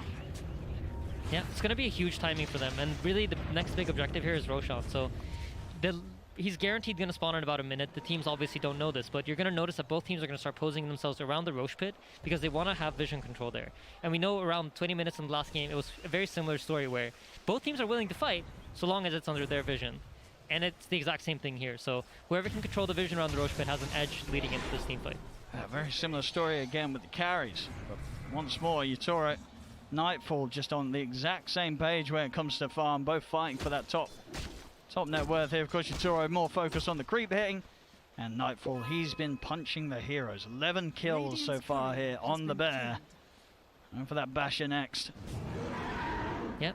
Saves buying a Force Staff, and I believe so is Kingslayer, so they're recognizing that, you know what, they might need to kite out these cooldowns. Once the meta is popped, will have 2 Force Staffs to pull their heroes back and just wait out these cooldowns if they need to. And the same thing for the Leshrac BKB, right? If they don't feel like they can fight into it, they have the tools to decide, you know what, this fight's not good, we're gonna pull out, they've committed meta, and then refight again in about 60 seconds. Nice Roshan, it's all theirs. No doubt about it. Matter of seconds and Nightfall will be able to finish this one, and they're coming out with the smoke from the bottom half of the map, but it's going to be into an Aegis Ursa. So unless they find a real quick pick to start the fight off with, Spirit aren't going to have the best of times fighting into VP. They need the Pango, and they're going to see him here if Collapse keeps running in. This is the best target for them if they can actually kill He's so him. slippery though. With the Shard, the Blink, the Yules, the Thunder, there's just so much to play his way out of there. They have to get some sort of instant catch. It's really all on Mira. Yeah. If he's not able to find the opening, DM's going to get out every single time. And just speaking about that opening, you see Mira is only 250 gold off of a Blink Dagger, Yeah, and that will allow him to make that first jump, which is going to be really important for both teams here. Absolutely, until that's there, they're not going to be able to start off the fights with this Pango dying. Yeah, GPK is also closing up on finishing Skadi. This will make it very hard for the Leshrac to just keep running in, right? You're going to get slowed down by the Viper during your BKB, and then once your BKB is out, you're absolutely not moving. Yeah, and he's going to be a beast. Really itemizing up to be the second carry, really, for the team. You know, you're going to have an Ursa in your face, you'll have this Viper off in the distance, just spewing the poison and toxins all over you. It's not a fun fight for whoever starts off on the front from Spirit. Yeah, absolutely not. I wouldn't want to be a Spirit frontliner playing against these heroes. I mean, what is the game plan for Spirit now? They must be realizing that they're, every minute they are losing more and more control of the map to VP. Where do you look for the comeback from here for Spirit? I think it's a similar story to last game, where you need to fight on vision so that you can find the correct targets. The whole purpose of fighting on wards is so you can see the backliners of Virtus Pro and you can catch them before they get their spells off. If they're able to initiate on Viper and he can't BKB and he goes down, that's a huge catch for them. Same thing with the Pangolier, even the Bane, ET, like all these heroes, pretty much anyone except for Ursa is a good initiation for Team Spirit if they can find it. So just look for the wards, look at the minimap wards, and that's the areas that the teams want to fight in. For VP, you have the top area, and for Team Spirit, you have the bottom area where they want to fight. And this is something Spirit does a lot. I've noticed they do this in a lot of their games, where when they're behind, they'll take over the enemy triangle and ward up the entrances. And then if the enemy team approaches, they're willing to take that fight. Radiant's middle tower is under attack. Still a good few minutes on the Aegis VP. Yeah, they're looking to hunt now. So now the way that you want to approach this game as VP is you want to try to move around the map and force Team Spirit to TP away from it, set up vision on lanes, or set up vision on camps where you know the heroes are isolated when they're farming. And then once you have forced the heroes into their base, then you can start forcing them into a team fight. And you see here, Mira's going to TP out, and now VP feel like they've gained control of the bottom side of the map, and immediately they're going to move over the heroes to top. Nightfall TPs into the tier 2 top tower, and now he's going to be on the hunt.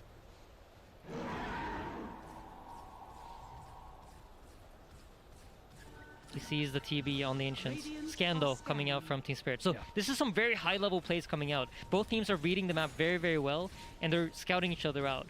And now, if you look at the map again, you see a lot of the Team Spirit heroes are bottling into the bottom side of the map, and Save is going to be in position to catch them. Oh, grip as well onto Toronto Tokyo. GPK is in with the damage. They need backup. They need it now. Toronto Tokyo, how to put the BKB to get out of here. Mira, he'll be the new focus as GPK turns over towards the Shaman to fall. The Spirit, they've got to run. Nightfall just charging at them here. Right up to the tier 3. Spirit being forced back up to the high ground of their base.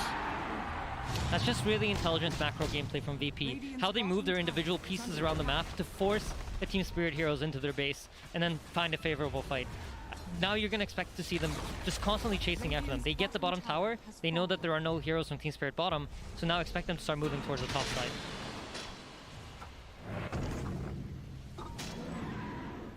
Radiant's middle tower is under attack. See what they can catch in next.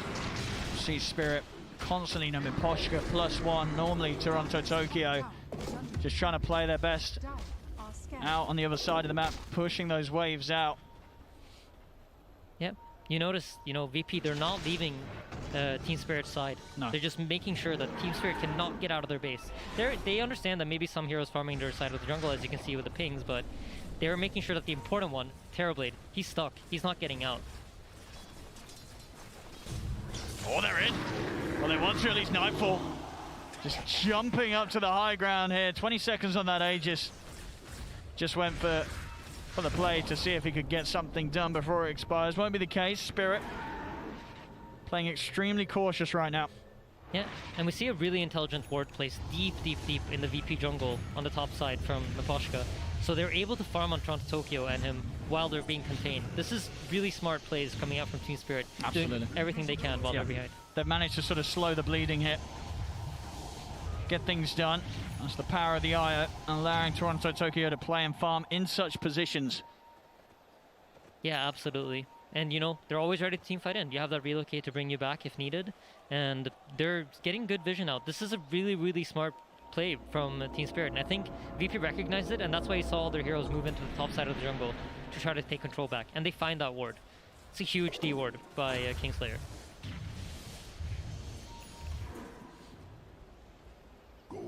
Game state's kind of slowed down, and it's just both teams, they're waiting for that right fight. They know that they can't be impatient and just run into the enemy team in a bad fashion where they will throw the fight away. Just making sure that, they're fighting in areas where the enemy team will not have wards. Let's see to the mid here. Both teams opposite side of the lane, waiting for one another to show. Nightfall will step up. Fighting under the tier 2. It's probably going to be too much of an ordeal here, though, for Spirit.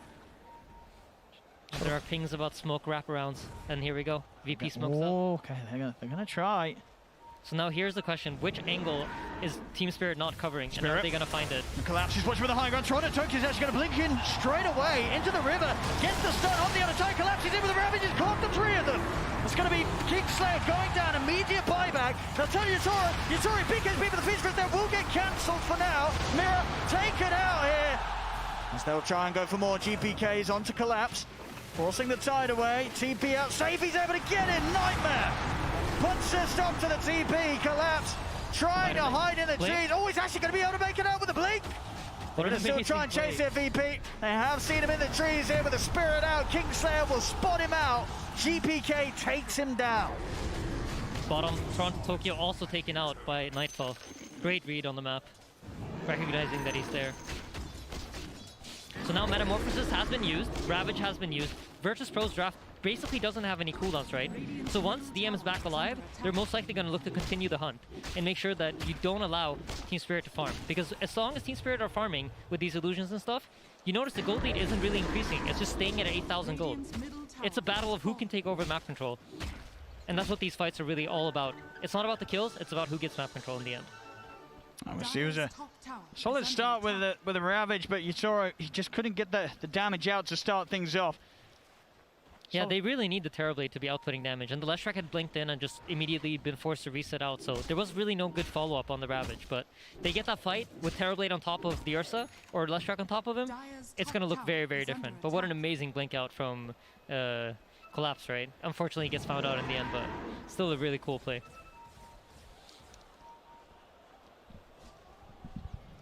Still about 50 seconds until we get close to the next Roche potential for VP. Miposhka against the pressure. We'll pick up a jab. Try and regain a bit of this map control against VP's pretty much complete hold. Making it very difficult indeed for Spirit to step out. We've seen it's really Miposhka +1 being able to play the opposite side of the map right now whilst the vision is as low as it is. They can't really get the rest of the team out. Yeah, and again you see, once Roshan's starting to spawn, VP move their heroes towards the Roche pit, try to control up that triangle, and they set up their vision here, knowing that, you know what? If you want to fight us as Team Spirit, you're fighting under our wards, you're fighting under our conditions. And this is just exactly how you're supposed to play when you're playing from ahead. Roche is up, early spawn. A DD rune as well outside of the pit. It's going to be a quick one. Spirit though, they're smoked up. They're looking to take the fight. Terrorblade meta's up. Ravage is back up. And initiation's everything here. They've got to get it so quick, but this DD is falling so fast. Spirit, they'll start things off with finding Save. Not a bad way to begin the action. Bane's gone. Save has the buyback if he wants to pop it. Toronto Tokyo has been caught out there by DM. PKB and Yules up into the air. Collapse. He's never going to get the Aegis. He gets the cheese as well. Collapse just walks in. Cheese, it's actually been left behind. He doesn't even want it. He starts to back away. Yatura gets fully focused by Nightfall. I mean, Collapse may have got the Aegis, but they've lost their carry. They'll lose Collapse. They're almost certainly going to lose him again here off the respawn by Warblink. He's not making it away with that TP. Basher from Nightfall kicks in. He will go down. Cheese is still there, but he gets it. He takes the Aegis. Who got the Aghanims out of that? I believe the Ursa got the Ag. He did. He did get the Ags, yes. But yeah, is she still in the pit? Yeah, still in the pit. I mean, I feel like it wouldn't be a TI with a game where, without a game where there's been something left inside there, and this time it's the cheese once again. Yep, it has a tendency to be the cheese, right? It does. Cheese is the item that people leave behind the most. But a great opportunity now for VP to go high ground. There's absolutely. no Ravage, and there's no meta. And could you ask for a more timely bash than the one that Nightfall got? Right as the TV wants to look for that Sunder opportunity, bash. Yeah, Yutura's just had such a hard time trying to get a fight going. It's just so much controlling him, even with the BKB. Bashes, grips. It's not an easy game for this Terrorblade to play whilst he's as behind as he is now. Now, 18k lead overall for VP. That was a very costly team fight loss for Spirit. They can't afford to lose another like that, otherwise this game's done for. Yeah, absolutely. But you do notice VP do have some problems with their draft right. They can't break that high ground. And you touched on the early game. There isn't really tower push here. So VP are going to need Team Spirit to come out of their base in order to be able to get this high ground push. So what you'll see VP do here is they're going to split up, try to farm up as many resources as they can. And Team Spirit, knowing that, at some point will feel like, okay, we're falling way too far behind, and force them to come out of the base. But not having Aegis basically bought them 10 minutes. They gave up a fight, but they bought themselves about 10 minutes of like being contained in their base. So it's always something. I mean, and honestly, I feel that comeback potential can absolutely be there. You know, Collapse on the tide. I feel like we've seen so many times. If he can get that refresher, the double Ravage, that can make wonders happen in these team fights. Bottom though, outside of the base, Mira run down by DM. And Poshka was able to make it out with the tether TP. Good job he did go for the tether before TPing out. But now has left Toronto Tokyo on his own. This is huge. I saw something really, really interesting. If you guys click the inventory of Kingslayer, he has 4 healing salves that he sent out. They're recognizing that, you know what, if we want to go high ground, it's going to be a slow push, and we're going to need resources to deal with a poke. So sends out 4 salves for his teammates.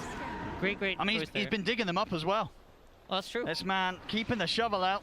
He's been keeping the shovel. That probably is how he got the salves. Makes a lot of sense, Owen. Thanks. He's digging them up nicely. There's another one. 5 salves. He's finding all the heals. But as you say, definitely going to be able to put use to them if VP want to keep knocking at the door of Spirit. As slow and, you know, as it will be, it will take time. Maybe, you know, GPK is able to pick up the shard eventually. Give them a little bit extra to take those buildings down. Yeah, absolutely. But you see, VP, they're not too concerned, right? They understand that right now Team Spirit are not gaining any resources. We finally have what we wanted. For the last 37 minutes, this is what they've been fighting for. They've been trying to force Team Spirit back into their base to allow them to just farm all the resources on the map and get as ahead as they can. I mean, Nightfall's just absolutely massive. Nearly level 25. Has the full Satanic done. Ag Shard, he is ready to end this. Yeah, I think the second Spirit steps out, they're going to pounce. But I wouldn't be surprised to see them happy just farming out until Roshan comes otherwise. VP's going to set their map up here with, like, I think Save is going to play close to whatever hero's playing aggressive on lanes.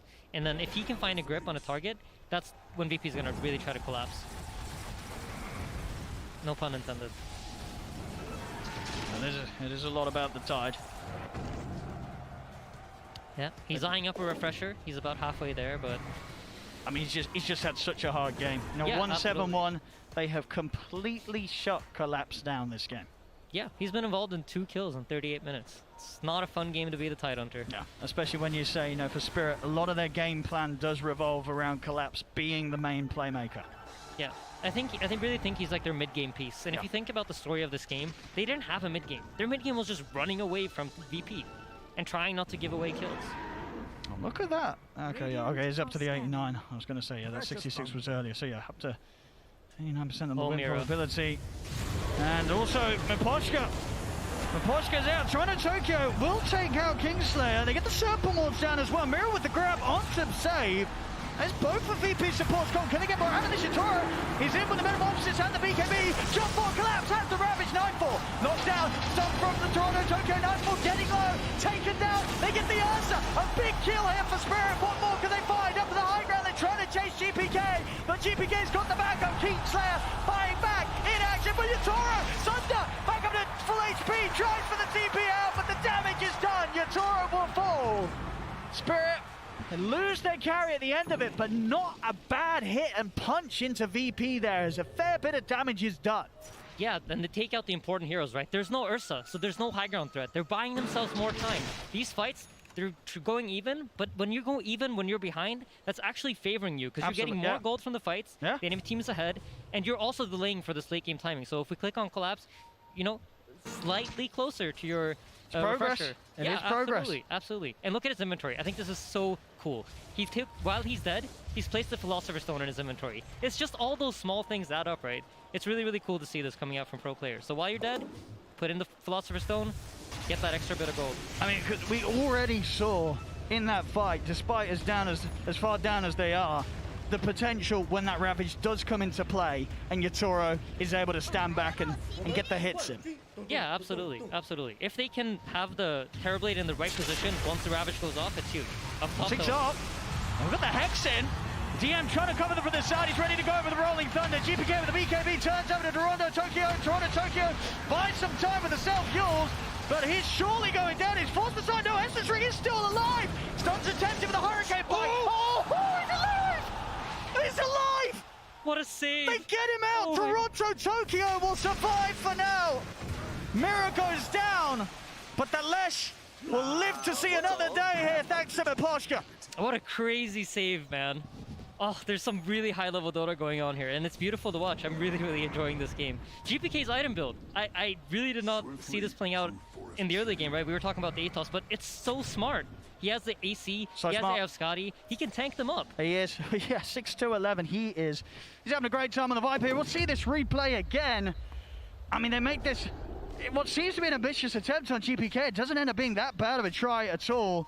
And just look how low Toronto Tokyo gets. Miposhka able to switch targets here and just get him out at the final possible moments, it seems. Oh my god. Literally the last, less than a second on the relocate back out. Miposhka. What a play. What a move. There's so many crazy high-level plays going on, man. Every spellcaster, from the Hex on the Viper, you know, the Pango sitting behind the Viper in case he gets caught.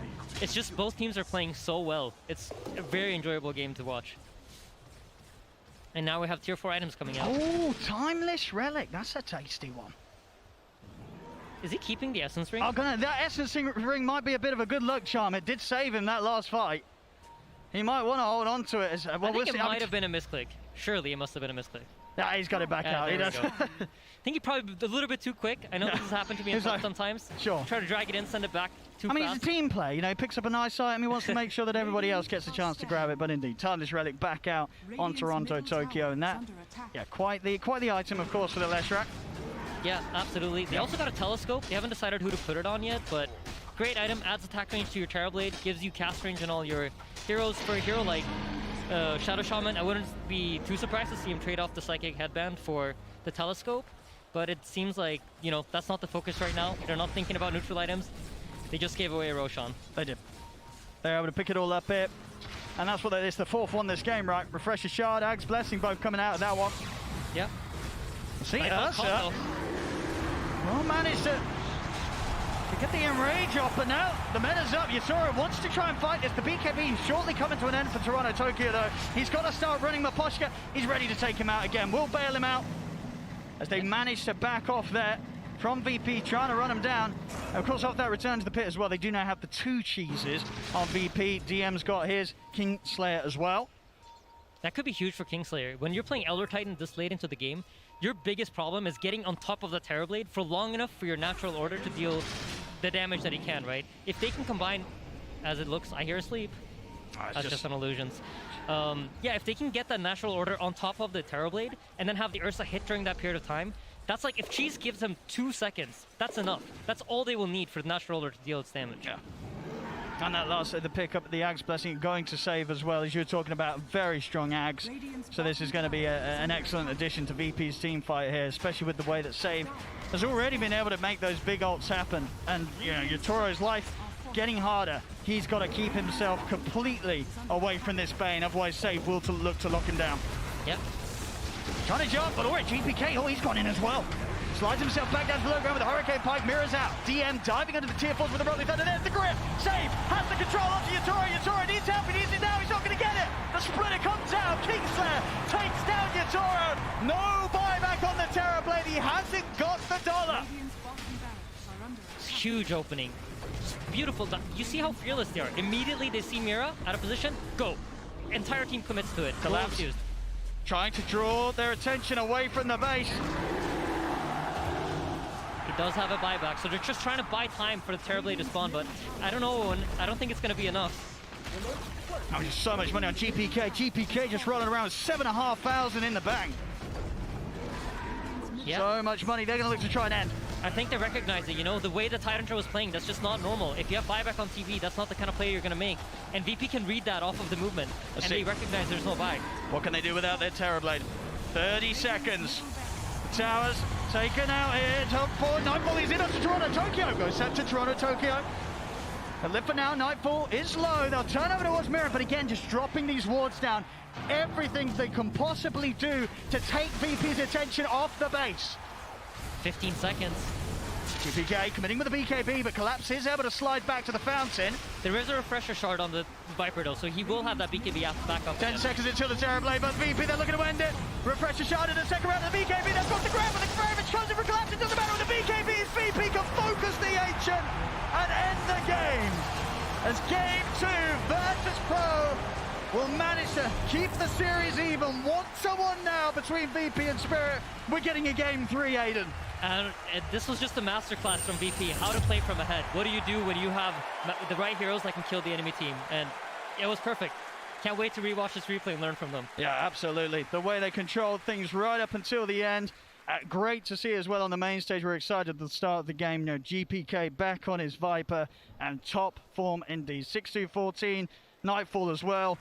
19-2-6, keeping up completely this game with Yatoro's Terrorblade. Yatoro could never farm himself an advantage, and it really just seemed we see VP hit back harder, if anything, than Spirit did in game 1. I just hope in game 3 we're going to get a clash of both of these teams going maximum power one another from minute 1. Yeah, absolutely. Just I want to see clashes. I want to see both teams trying to contest for control. Ladies and gentlemen, we're getting a game 3. We can't ask for much more. Cannot wait. 1-1 at the moment between Team Spirit and Virtus Pro. Thank you very much, ODPixel and Sadie, and indeed cannot wait as well. Very happy we get to see a game 3 between these two teams. An absolute bloodbath once again here in game 2 with Virtus Pro victorious at the end of that, and we're going to break down exactly why they were victorious. I want to start this time with the end of the game because I heard Jenkins said it in the green room earlier.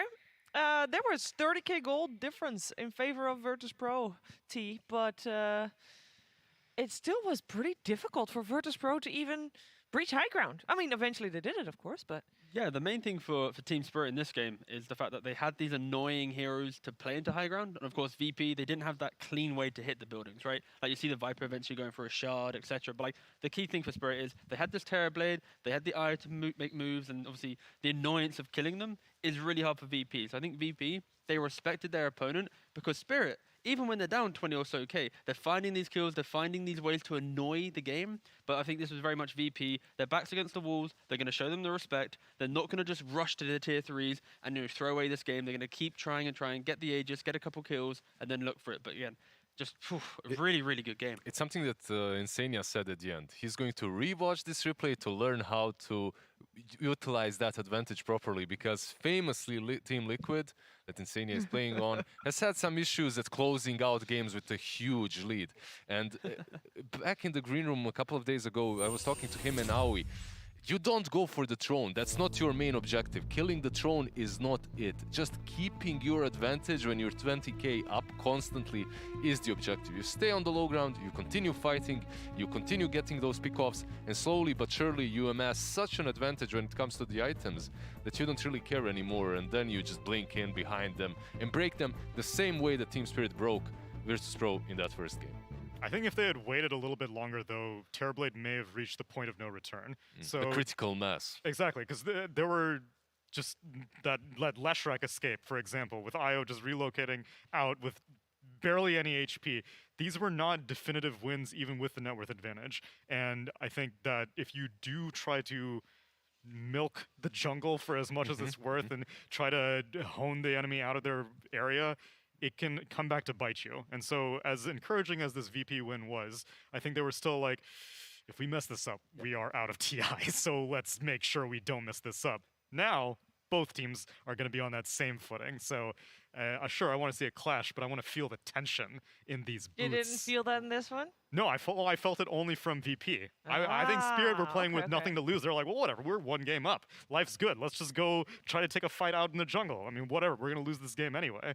But this is also one of those games where, like, if you look at Team Spirit's itemization, they're not able to really get, the Lotus Orbs and these enabling core style items to prop that Terrorblade in the front, right? How many times do we see this Bane hit this like big old grip, and you're like, how is? And it's not. They don't have that because Collapse on his Tidehunter, he's playing into the Viper.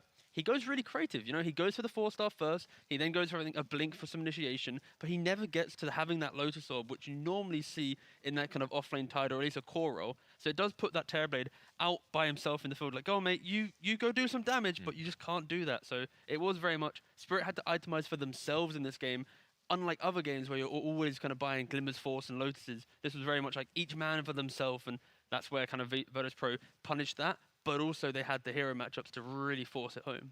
Yeah, I want to talk a little bit about a mid matchup because we were, I wouldn't say unhappy with the Viper pick, but of course we know GPK, flashy hero, Viper, or flashy player, Viper, not such a flashy hero, Lizard.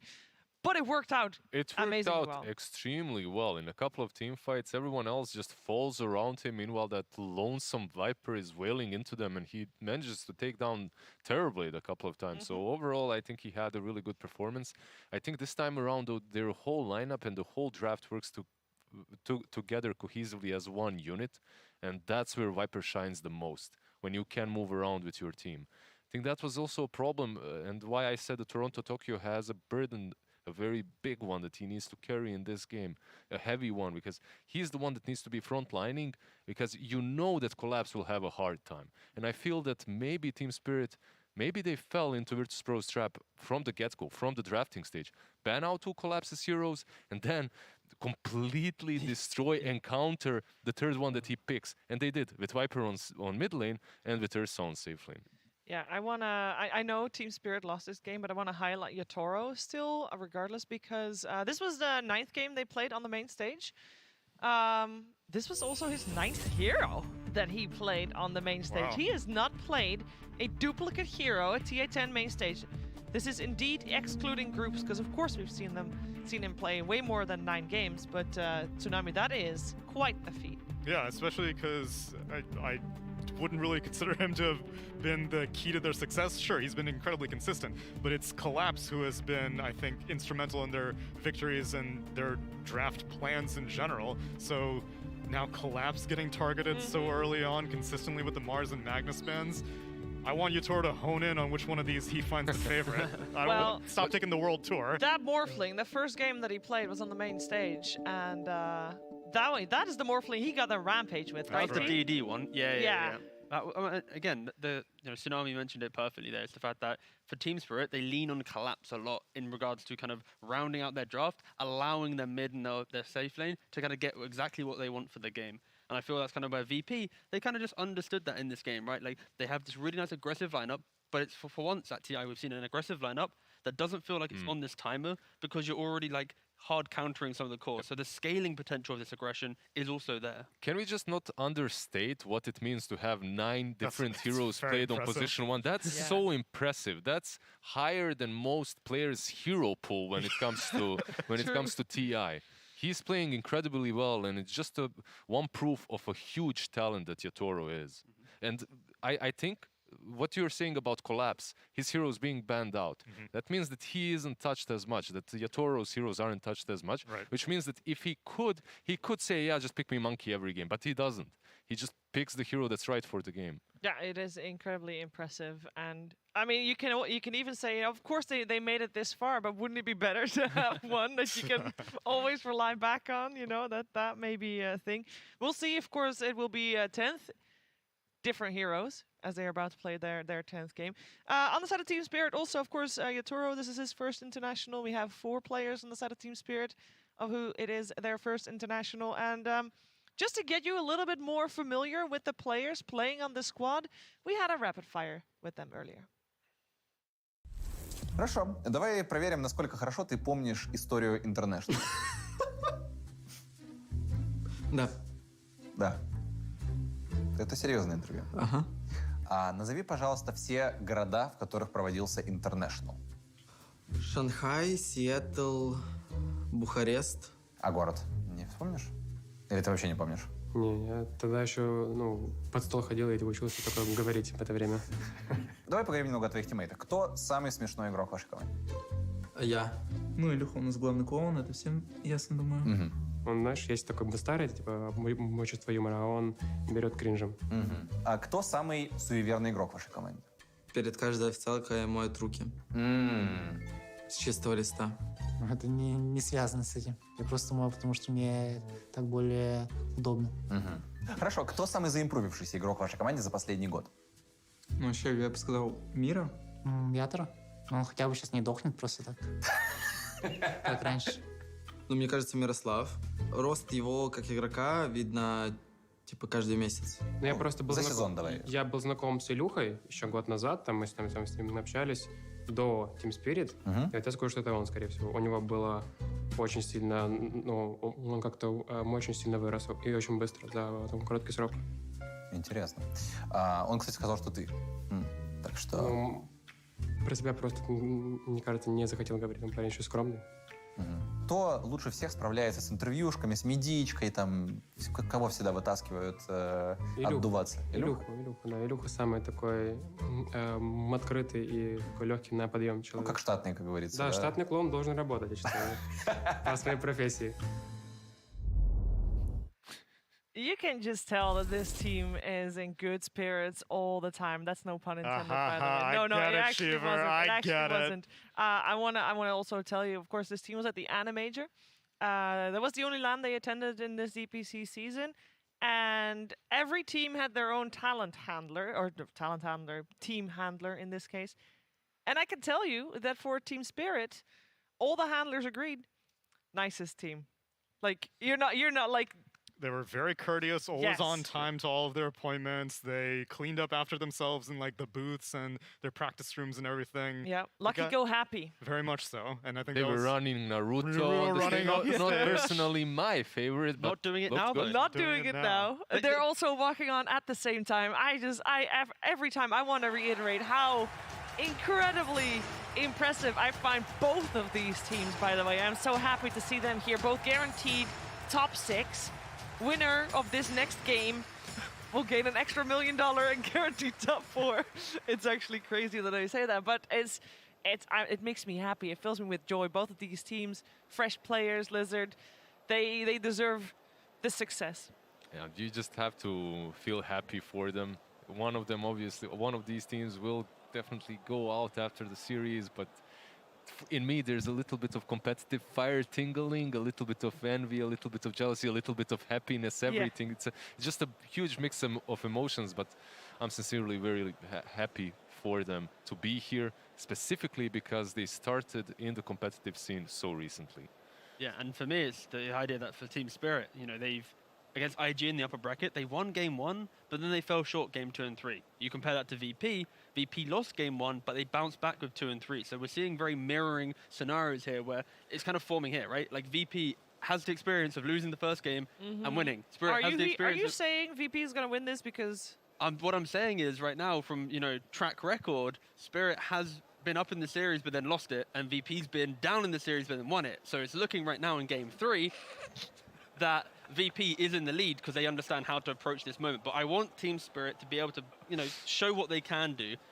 Because, of course, I think VP in that second game, it feels like they have Spirit's number in regards to how to approach the draft, all right? Both teams are very strong, very good, but Spirit really need to kind of think again with a little curveball coming into this third game, because if they do the exact same thing again, VP will look like the stronger team in this third game, potentially. Well, it all starts with the draft. What do we want to see change there, Lizard? Is there anything in particular that is easy to address from that game too?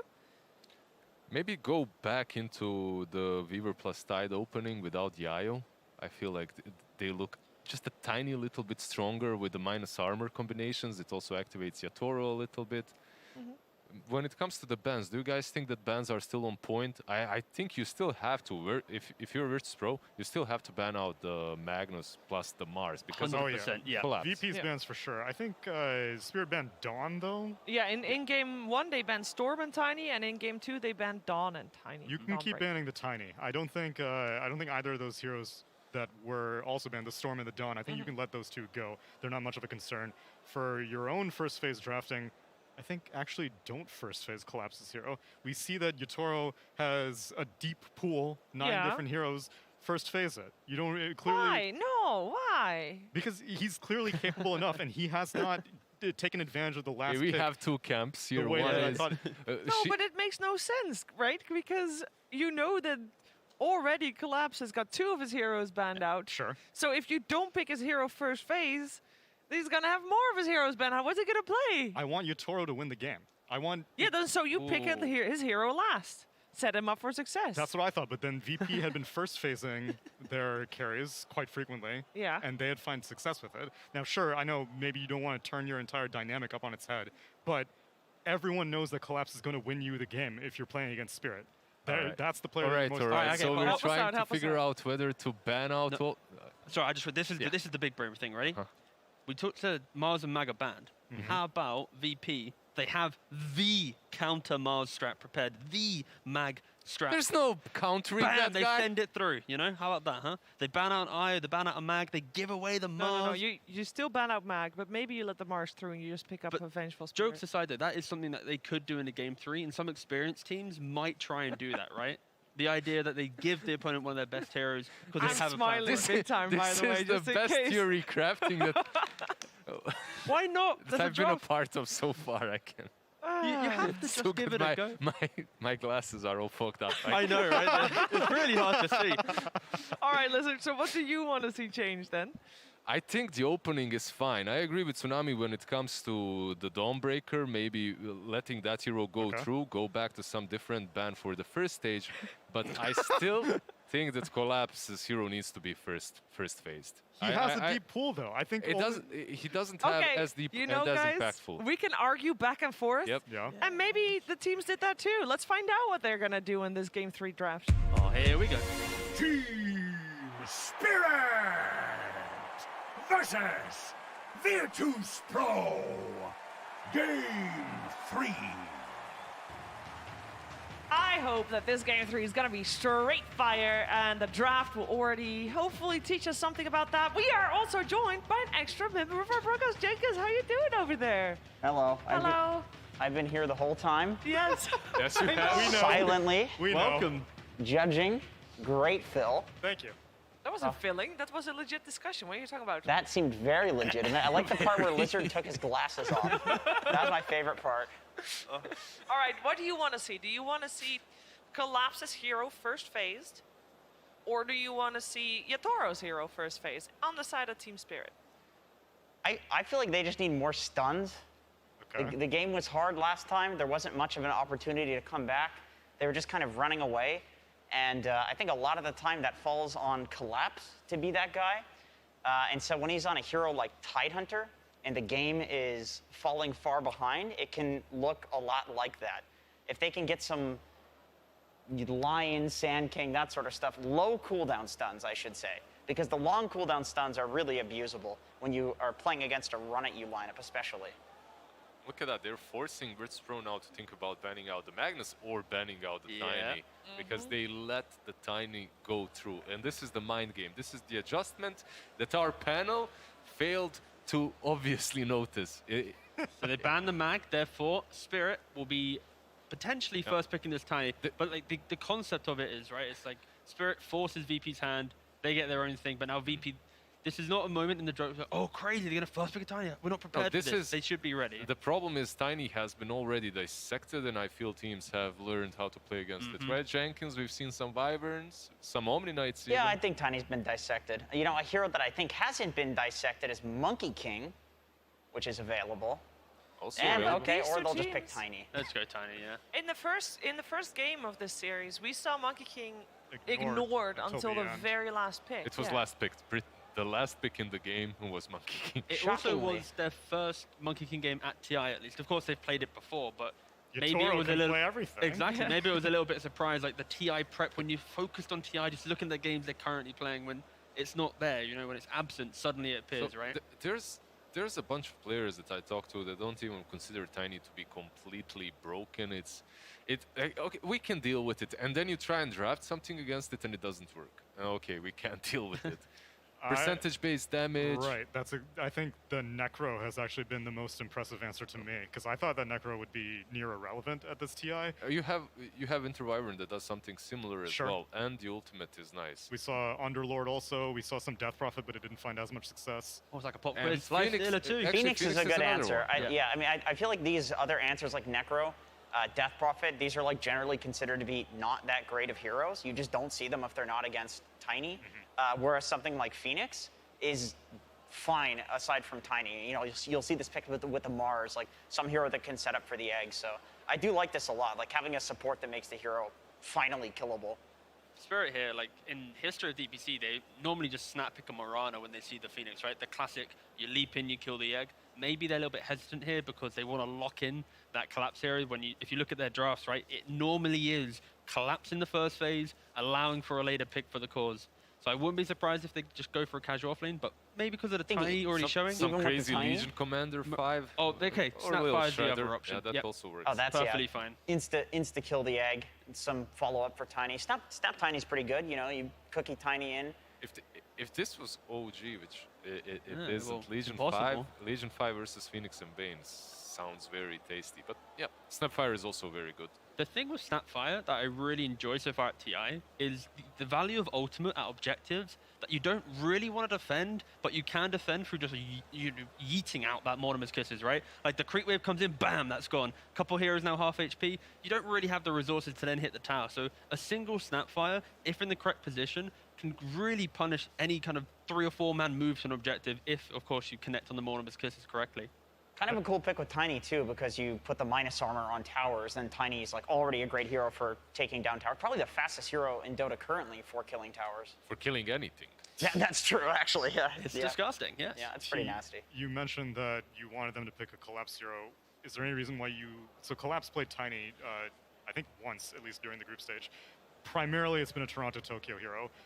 Would you prefer an offlane Tiny, or would you prefer a mid-Tiny? I think they lost that game. They where did, he was yeah. This is, Tiny. I think, just throw it into the carry. Like, you could see some type of mid scenario, but I think we've just seen how carry Tiny, if with the correct enablers, is so strong. But so now with the Snapfire, this is kind of just, in our minds, just going to be the carry, the Tiny, you get your normal items, you get the Shard, the BKB, the Silver Edge, you throw up, you get the Aegis and you just rock up into the enemy face and just take their objectives, right? Like it's a very simple style of Dota. So the Tiny that you're talking about, Tsunami, probably was somewhere in the group stages, am I correct? Yeah, I think it was, yeah. The hero wasn't necessarily as discovered back then as he is right now. And Okay, yeah. most teams understand that if you don't put this hero on position 1, if you don't put Tiny as that Silver Edge carry, it just doesn't feel right. It's not I as want to potent. quickly mention Snapfire because yes, it's good against the ultimate of the Phoenix, but Team Spirit, even though they've had great success throughout TI10, just in general, this will be their 7th game. They've got 6 games so far with it. It's 2-4. And that seems a little rough. And it doesn't have a good win rate in this tournament either. It's a 38% win rate despite being picked so much. It had a pretty solid win rate at the beginning of this tournament because it was being played in a combination with Tidehunter. And that lane is pretty potent. You have a lot of minus armor, then you can combo that with some TA on mid lane, Venge and whatnot. But on its own, Snapfire doesn't seem as the most broken position for it. And Tide already banned as well, so what other offlaners would you like to see a Snapfire with? I think the Night Stalker that we had mentioned earlier would be good. They could go all in on minus armor, pick up a Slardar. But the egg, the sun, it burns. That's right. There's still Earthshaker. That's kind of the go-to. It's like a weird one because literally like just before this tournament, the Earthshaker offlane was completely unheard of. And then all of a sudden it's like, it's the offlaner. But then some teams completely ignore it as well. They're like, no, that's not legit. But that would be the one because you can like cookie the Earthshaker in. You've, some stun set up for the Snapfire abilities, the Snapfire ultimate. Have we mentioned Tusk yet? The collapse offlane Tusk? Not yet. Put that in with a Snapfire. Just go all out skirmish. I'd like to see some One Punch Man. That yeah, you sounds go dope. One Punch Man. Like, of course, Phoenix probably not the best because you can egg, but then you have the Snapfire already. But I could see that being an option if VP fully lean into 5 offlane bans. Collapse might go, all right, lads, let's just have a bit of fun. Let's go for it. Curveball, they are banning out 5 offlane heroes. We've seen earlier this tournament the Tiny for Collapse. Yeah. I know it didn't win, but it's still on the table. This is what I was hoping for even before the thing started. At least now that you are blowing some flex potential on Spirit rather than saying this is going to be a Collapse's hero. Now it's, I mean, all 3 cores of Spirit have played Tiny before. So now if they go hard in the paint on banning out offlaners on VP, you have to be He's giggling. He's like, oh my god, they're banning out all my heroes and I So already when this got mine. happens, as a player, you feel so proud. so You feel so good. good. It's one of the best things to have all your heroes banned out against you. I feel like they're just forcing him to pick Earthshaker now. Like, I don't see what else you can pick as an offlane right now. They broke it. It's the Shadow Demon last. And then they go, okay, they go for a Luna. Okay. That actually makes sense. So they banned out the Shadow Demon to protect the Luna. Also, the Legion Commander that was mentioned earlier as a 5, in its real role is a position 3. So they ban her out as well, as it enables Tiny, plus it counters Bane a bit. So. And if you think about Collapse's hero pool, right? Luna is one of the best heroes at dealing with these tankier style of offlanes, enabling the ranged forward to be kind of the big damage dealer. Like, Tide, Mars, Mag, Nightstalker, etc., even though most are banned, any of the other melee heroes left for Collapse, which he loves to play, aren't going to be too comfortable at winning the lane against the Luna, right? Man, they're running low on time. Yeah. Yeah, very low on on time. time. Doom. Okay. Oh, double insta-pick. Doom Lina. Damn, this looks like a T1 draft. Yeah, I know, right? But that's only because of the Doom. I'm still not a fan of the anti-synergy between Eclipse and Supernova on the side of VP. That was the good reason why you guys were not too hot on the idea of a Night Stalker. Teamfights look complicated for VP. And Doom, I'm surprised that they go for it. Is it day? Is it night? But yeah, it's not like Luna's has less day vision or something. It's fine. It's fine. It's not the big Night deal. Stalker's unplayable. The day and night. Oh, beautiful. So the Phoenix egg makes it daytime, and that overrides absolutely everything. So Night Stalker is hard countered by that, even if Phoenix is on your own team, because you lose your Hunter in the night passive. Yeah. But Luna, you're losing the nighttime advantage of having more vision, which the egg gives you so much vision that I feel like it's not playable, It's totally playable. Night Stalker's like legit unplayable. Like abandon if you have a Night Stalker and a Phoenix on your team in a pub. I assume that this Doom, though, is going to be the offlane, right? Because with the Lina pickup, you want that to be mid, Tiny's your carry, Snap's most likely your 4. And yeah, it's just going to be that casual Doom in the offlane, most likely skipping some waves. You're not really going to be pressuring Luna, but you're just trying to get as fat as possible. So when your Tiny and Lina are ready, you join up together. Is there something on the side of Earth's Pro that they can pick for GPK here? If that's the case, to counter the Lina instantly, I don't feel there's too many heroes. We've seen some TAs, but with Luna it would feel a little bit too greedy. They go for an Invoker.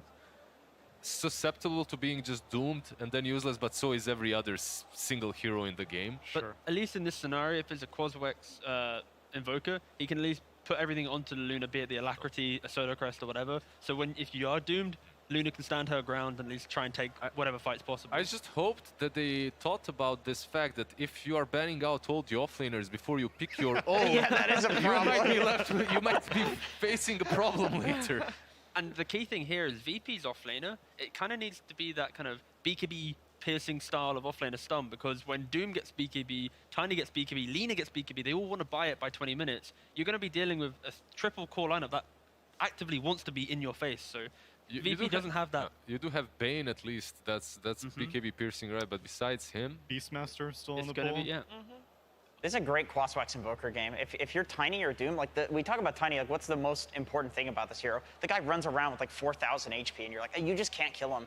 Obviously, on Invoker, Quaswax, you're probably going to get a Spirit Vessel, so that's going to help out. But also, if Tiny has no mana, he's not as useful. Sure, he can right-click people with the tree, which we've seen happen a lot, but you can get kited, and you become like a Sven at that point. It's like a kiteable hero, so just mana draining these like tanky heroes that also use their mana is super effective. If it is a Yatoro playing Tiny, by the way, that would indeed be his 10th different hero on main stage TI.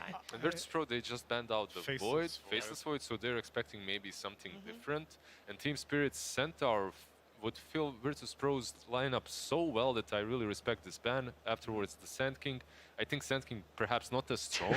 What offlaners are there other than Earthshaker? Night Stalker. Underlord. Okay, you can't, neither team can Night Stalker. Yeah, don't do it. So I can tell you what both DM and Collapse have played. Tusk is also still in the pool, the one that T-Gov mentioned. I'm down for a Tusk for Spirit. But the Vengeful Spirit, Night Stalker, Wait, Shaker. I thought we're looking at Doom offlane. Yeah, I think so too. Swap it up. Why not? Go quick. Well, we're looking for a VP offlane here, though. Sure. Okay. So, but our Spirit looking for a Yatoro hero. Where's this Tiny going? I would assume they are still looking for. The 5. No, it's the 5, right? It's the 4 snap. That's not what VP think. VP banned out. Well, it could be a 4 Doom too. I mean, in 8 seconds we'll know. Oh. They have such little reserve time. We'll just know. Yeah, we'll just know. It will be. Tells me absolutely nothing. I don't know anything. Silencer most likely going to be support. Surely Yes, you don't want to give him that much farm priority. The Most biggest instant impact he's going to Invoker. have is pressing his big R button, making sure everybody is silenced. Hard counters the Phoenix too. If you cast whatever the last word on the Phoenix as he's flying away, he just comes Isn't that back. your segment, Jenkins? Last word? That is my segment. Oh no, I forgot. Oh, there's the Beastmaster. There's the Beast. The only remaining offlaner in the game. Not only do they have BKB piercing ability from Beastmaster, it synergizes really well with Luna and the whole playstyle.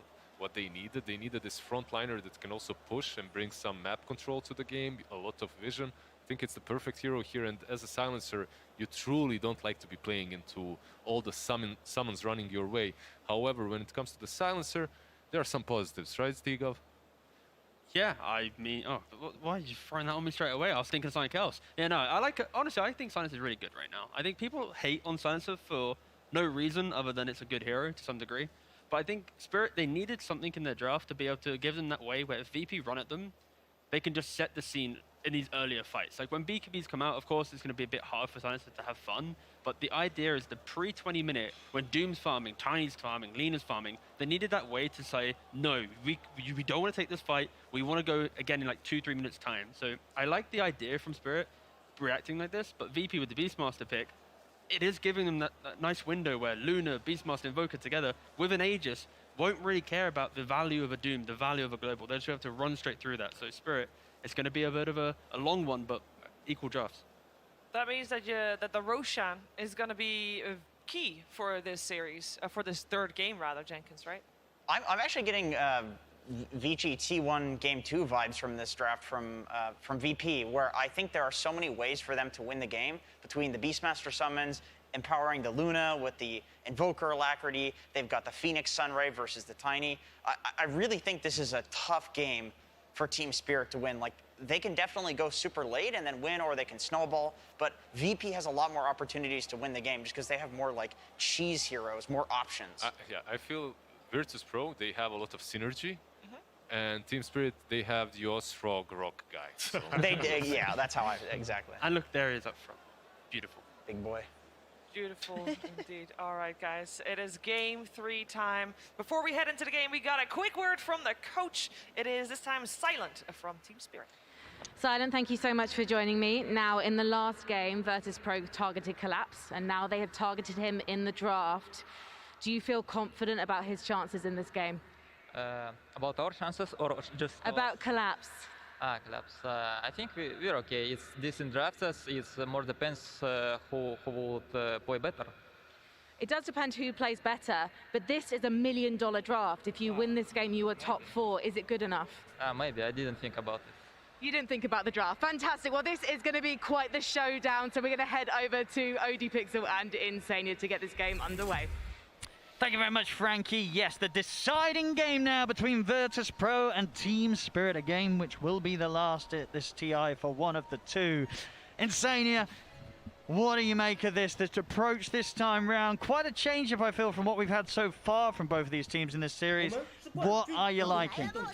So, I think there are strengths to both drafts. I don't want to bias any viewers at home watching. I don't want to give them any feeling that either team is stronger or weaker, but I'll tell you guys what the strengths are. So I think VP, they're looking to buff up this Luna, right? You're going to have Alacrity, you're going to have Beastmaster Aura, you're going to have Sunray. It's going to be all about the Luna for them. I think stacking of Ancients, just like basically playing the macro game in the early game, and then having this 4-man of Invoker, Beastmaster, Bane, and Phoenix running around and applying pressure to Team Spirit. Whereas Team Spirit, there's going to be like this tricore. You're going to have the Doom with a lot of farm, you're going to have Tiny with a lot of farm, you're going to have Lina with a lot of farm, and then they're going to look to power through and try to kill that one target. So basically it is, if Luna dies without an Aegis later on in the game, VP's teamfight's done. They're relying heavily on the Luna to output the physical damage for them. And if they can't kill Luna, then 1v5 Nightfall is going to happen. Sure, and we've seen Nightfall do that many times before. Both games really. Both Nightfall and Yatora have been solid on the farm, solid on the carry. See what sort of timings they can hit this time round. Of course, Yatora this game on the Tiny, one of those heroes that's been first picked many a time here at this TI, and a lot of times taken away, getting it through here in this all-important game. Spirit almost certainly going to be feeling very happy, at least with the opening 2 from their draft. A great way to go into this. Yeah. I would expect Team Spirit to have a little bit of an edge in the middle lane. I think as the levels start coming out, Lina should be edging out the Invoker slightly, as she has the option of farming out that small camp and pushing out the middle lane. So expect Toronto Tokyo to be off to a great start. Top lane between Luna Phoenix and Doom Snapfire, you don't really have a lot of like kill threat from either side. So you're mostly going to see them try to contest a lot for CS. You're using that Luna aura together with the Phoenix, pretty decent attack damage to just get creep control creeps. So both Doom and Luna should have a pretty good time up here top. And then bottom lane, I think, is where you might see some action happen between Save and Akoshka, trying to get some trades going. And this is really where I see kill threat potentially happening. If you're out of position and getting slowed by the boars, could lead to a kill. And do you like sort of the sort of the closing from Spiritual, the fact that they get this silencer in the support position? Like, what is this going to offer for them in terms of timing and team fight? Right, so if you think about it, VP's draft, the way it comes together, it's going to be all about Luna, right? And they need to cover her, they need to heal her, they need to be applying these buffs to the Luna. And if they're able to just stop any sort of counter initiation, stop these buffs from coming out, stopping these heals from coming out, and they're able to burst them during that global silence duration, that might just be enough for them to win the game. So it makes sense, I understand what they're thinking, but you know, theoretical Dota doesn't always play out that way when you're on the main stage of TI. So it'll be interesting to see if they can get that execution right and find the fights where they're allowed to use their spells that way, as he's in a little bit of trouble here in the bottom lane. We have it. First blood for Save. Obviously trading. I mean, is any sort of support against a Bane in lane? It's never easy, especially when it's Save on the Bane. He always knows how to read the matchup and when he can push himself. Yeah, I would argue Save on these like ranged lane dominant heroes arguably is the best position for in the world. This is his dream playstyle, so not too surprised by seeing that. We see up top actually the Luna is falling a little bit behind the Doom and the CS. I didn't expect that this early on, so maybe they're able to push that lead. As Kingslayer's in a bit of trouble, but gets away just fine. Kingslayer is gonna be forced right back here by Mira, so plenty of room for Collapse to pick up the farm. Nightfall being forced to CS here underneath the tower. Money to burn. I think at this level, you know, that should not be too much of a problem. He has a level 2 Luna, Lucent Beam as well. I'll say that, I think he missed one of them. There we go, he's got this one. Yes. Easy peasy. Yeah, and I mean, the timing up here in the top lane is really the level 3. That's when the level 3 on the Phoenix, sorry. That's when they have the damage to potentially threaten to kill on Mira. I wouldn't really expect Collapse to have too much trouble going through this lane with the start that he's at. He's already up at 20 CS. And here we go, initiation on Nightfall. Yep. Straight in they go. Won't be able to stay on top of it. The damage being done out. Yeah. How much regen they have between the two of them? They don't actually have any. Just the stick charges on Nightfall. One Verifier on Kingslayer. Pressure definitely getting to them. Sorry. The worst part is the boots just got delivered to Nightfall, so his courier's not in base for him to get any regen. Definitely in a bit of a fragile position now, VP. These two being as low as they are. Yeah, I think the top lane is doing above expectation, and you know, we've been talking about Collapse a lot, and this is the reason why. He has the skill to pull out plays like this. And they go. They get the cookie connection. Nightfall will turn, but the range is there from Mirror. Gets taken out. I mean, you knew that Team Spirit were going to go for that, sitting as low as they were up here. I mean, VP's just lack of regen getting completely punished. Yeah, absolutely. And just great find from Team Spirit. I didn't really expect this top lane to have this much action going on. I expected that more to be happening in the bottom lane, but yeah, top lane going very, very well for Spirit. 26 CS on the Doom, but you see at the bottom lane, DM's matching that. And these are both like very scary heroes to have a great early game on. A very even CS elsewhere. I mean, mid lane. Actually, mid lane, we are starting to see Lina being able to clean up the waves a bit more effectively than GPK and farm that small camp. Yeah, and that really is the advantage that she has here. I expect Toronto Tokyo, very standard build, most likely going to see the boots of travel into some sort of BKB into damage item. Might even sneak into Yules there, just because when you're going up against something like Bane or like that, you want to have as many disables as possible. You do have the global silence to cancel it, but ideally you want to have the freedom of using the global silence to cover your team fights and not be forced to save it to react to like a Fiend's Grip or something like that. Bottom save.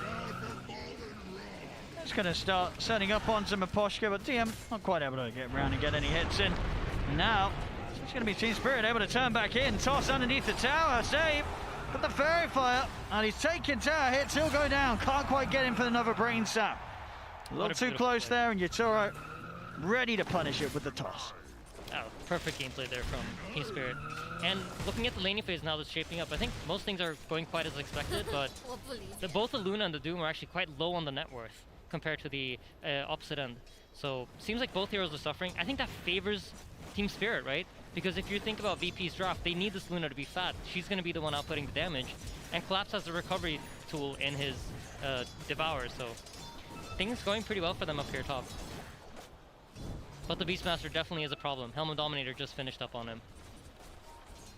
And with sort of the Beastmaster and the Luna, you know, who's going to be grouping up sooner this game, would you say, when you look at these two drafts?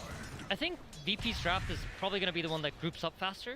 And I think Team Spirit's job is going to be to disrupt that, to not allow them to get the objectives the way they want to, and like try to kill them before they're able to group up.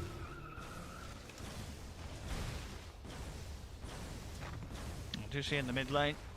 Toronto Tokyo did take the walk back to base to refuel. If he heads anywhere other than the mid when he gets back out on the map, he's just going to return it, keep on farming. Yeah, and GPK is TP top. They want to make sure Luna is able to start farming as effectively as she can. Spirit are keeping completely away from this.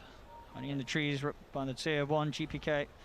We just have to spend his time sweeping back to mid, where save. We'll have a bit of a setup onto Toronto Tokyo. GPK trying to come in and help out. Save might be in trouble. Toronto Tokyo has got that Laguna to commit with, and save. Oh, he tries his best to high ground the tree line, but Toronto Tokyo does still find him. He's in a lot of trouble for this though. Cold snap of the EMP into the stun from DM's Centaur. That's a really nice play from Save there, completely baiting him out. And then, you know, it was so close to him juking it out. If he gets that juke, survives, what an amazing play. But really nice response there. You see, this first earn charge for Invoker is really important. And that's sometimes the hard part of playing Invoker. When you're stuck in your lane, you're unable to get it. You saw him TP top, not find a kill, but then rotates back mid and sets up the opportunity for him to get that. So now he has that earn. If he wants to make a move, it's much, much easier. Top tower is under attack. It's alright. He's able to find Kingslayer. And with the curses upon him, it's going to be quite the bit of damage ticking in, but GPK's there to try and help out. Curses still tick down Kingslayer. Yatoro burst out of mana. DM closing the gap in with the Roar. He'll have the follow-up lockdown if necessary, but the right clicks alone, that'll do it. Yatoro trying to run, but completely surrounded by GPK, DM, and his Centaur. Yeah, pretty funny little interaction there as DM took over the Centaur. that was already EMP'd by his own Invoker, so he couldn't use the stun. Top lane, Mirror does end up going down here. We see a quick move once more. GPK making sure to get involved in all of this early action, keep those charges up. Yeah, GPK just in the right place at the right time, and when he's not, he makes sure he has the TP ready to get over there. He's having a very, very good start to this game. You would expect around 9 minutes for the Selena to be the one that's ahead and dominating. DM, he just walks under the tower, kills off Miposhka. The TPing over to punish him for this. See if they're actually able to do so. The kiss is coming out, but DM, he's just going to go straight for the TP away. And there is nothing to stop that man. VP are set up here. We have a level 5 on Phoenix with the Invoker, but their judgment here is that we don't have enough damage to kill the Tiny. So they're waiting for the Beastmaster to rotate back, but... They're going to try. But you're right, even with the opening, it's not enough to burn through Yatori straight away. Yatori's actually looking to turn back in. Him with a cookie over towards GPK. Oh, he misinvoked. He invoked Cold Snap, so he doesn't have Invis for another 2 seconds. Can they chase him down, though? They've got the toss. He's got it back up now, but the curse is already in place. Sentry ready to drop as well as GPK will die. Oh, that one's got a sting. He misinvoked. He definitely wanted the Ghost Walk, but he got the Cold Snap instead, so unable to make the distance there. Radiant's middle tower is under attack. But yeah, you see the Luna now heading back into the jungle, starting to farm up these stacks and recovering his early game. And this is going to be really the key thing for VP, I think. How much pressure can they apply with the other heroes? They have Phoenix Egg back up now. They have Roar, Catapult way bottom. Beastmaster's gameplay, it sometimes becomes pretty predictable because you're mostly going to look to push around the Catapult timings because that's when you get that bonus tower damage. And that is what I expect them to go for here. Most likely going to see the Phoenix rotate bottom, try to use that Catapult to apply pressure to the tower. And Spirit looks like they want to fight. They're setting up. So at the 600 Poshka, so global, we'll be ready to break through the combo that VP will want to play with. Supernova, of course, up for them on their side. So VP here, they're noticing that Nightfall's not getting pressured in the top lane, and this means that there are no heroes there, right? Nightfall's able to farm top, he's not getting pressured. That means DM's about to get ganked, and what do you see DM do? Fall back straight to his triangle, wait for support to come by, and now they're going to make the attempted push with all their heroes in position. Great plays from VP. They're reading the map so well right now.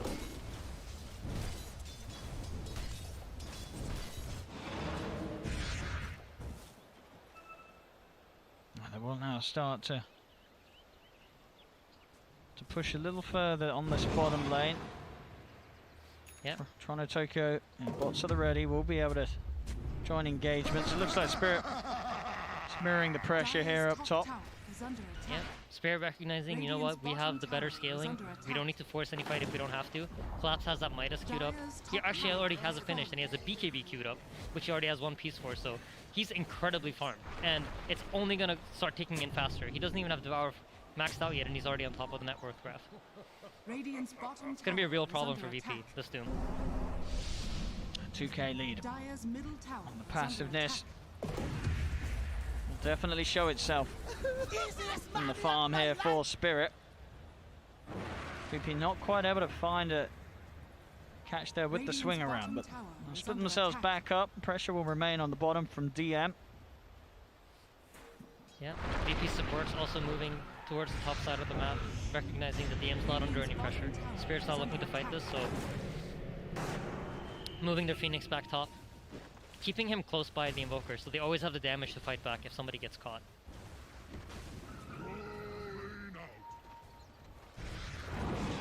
Spirit, they want to make a move. Yeah, they don't want to just have this Beastmaster controlling all their space. They don't want to get stuck in their base like they did last time. Not even just so the Bane save's been keeping them out of their jungle completely, so they've got to try and flush them out here. Radiant's bottom tower is under attack. But you notice, like right now, Tiny doesn't really have a lot of space to farm. He's dropping down. He was doing very, very well at the start of the game, but at this point, there's just not many camps for them to farm. So I feel like VP are doing a good job of controlling the pace, but I'm scared of this Doom, Owen. He's getting really, really fast. He's going to get massive. And even if Yatoro's farm gets shut down a bit, Toronto Tokyo on the Lina, we've seen it many times. The Lina can very easily carry a game on her own back as well with the damage that they can do later on. Absolutely, and I think Team Spirit, they're like one of the few teams that I see do this consistently, where the Yatoro kind of shifts between the 1 and the 3 position almost. He kind of plays like more of a supportive player from the carry position. He'll buy the carry items, but you see it, look at his item queues up. He has Echo Saber into Blink. He recognizes that's going to be his job this game. Top lane. An attempt on to collapse. There's a lot here with the burn of the Sunray. Using the Supernova as well, but collapse is going to be able to walk out of the range of it all. So, yeah, the lack of the urn charge. They just don't have enough urn charges to chase him down there. at the same time that was happening, Spirit did have a bit of a poke at the mid. The remainder of VP's lineup in position to stop it. And VP, again, just getting themselves to the jungle. You see Save and DM consistently pushing Spirit out of this, their half of the map down. They also, VP recognizes, right? Even though we didn't kill the Doom, he's out of resources, so he can't fight. What does that mean? That means that Team Spirit has to draw back on the map, and VP are allowed to walk up to this tower. They know that they have a timing until Doom regions up, until they have to reset back.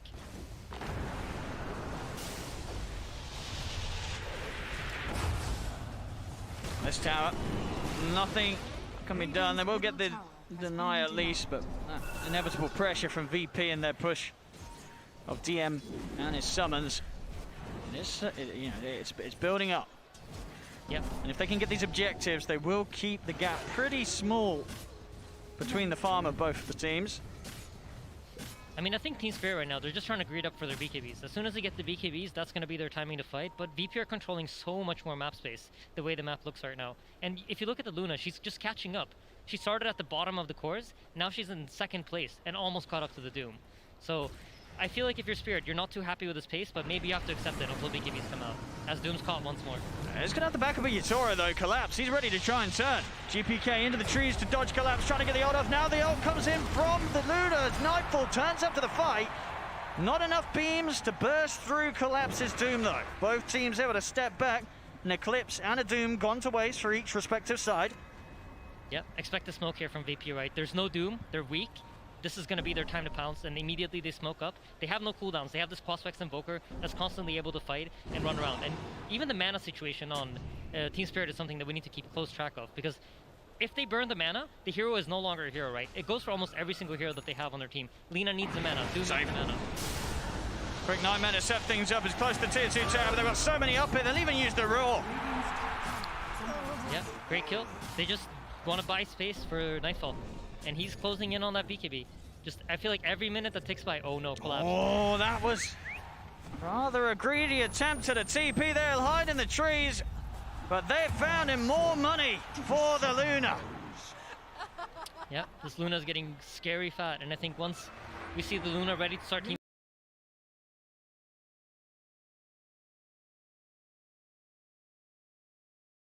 fighting, expect that Roshan attempt. This Roshan's going to be so important, because if you think about Team Spirit's heroes, Tiny has basically a spell combo the way he's itemizing, right? Going for the blink, not really going to be the big auto attacker that we're used to seeing during this tournament. Lina as well relies on her ultimate, relies on her BKB to fight. Same thing goes for Doom. He just wants to Doom a guy and push for him to die, so Aegis is going to be huge. GPK just been a huge nuisance there, forcing Yatoro back each and every time with that EMP. It really does feel like the GPK show. He's everywhere, right? He is. He's right in their faces. Oh, Phoenix Grip coming out on the silencer. Even giving the kill. Now we're able to blow up the Phoenix. So the trade is found here.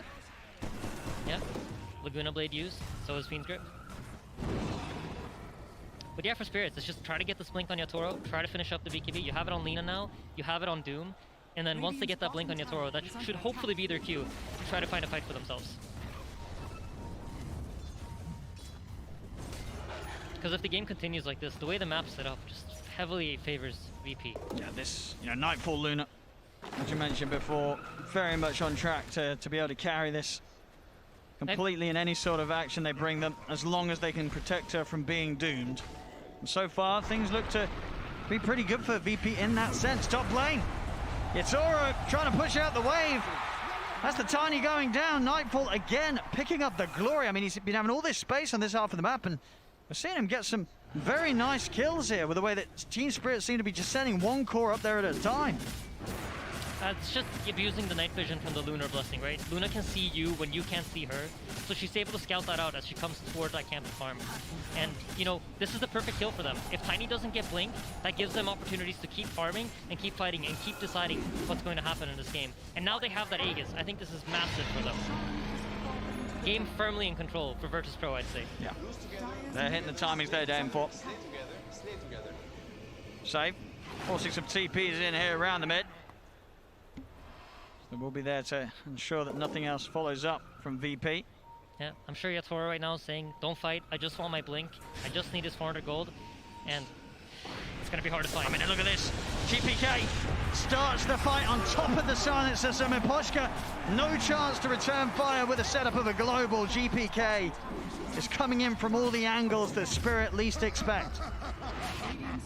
That's just great recognition from VP, right? They know where the Tiny's going to go to farm. The Tiny was right there. I mean, this save Bane, so many games, it's just set up so much.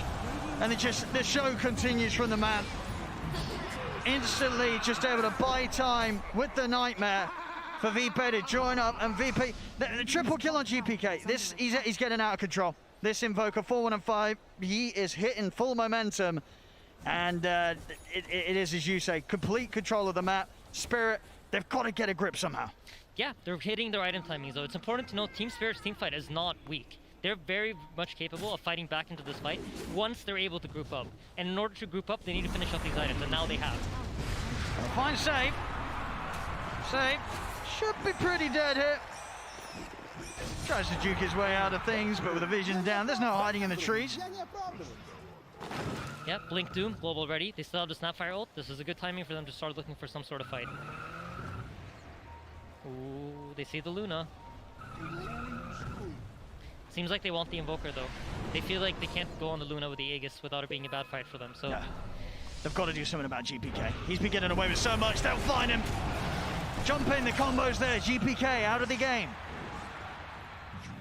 Yeah, Doom wasn't even needed to be used there, so they still have the capability of fighting into VP. And if you take a look at VP's wards, they're set up very...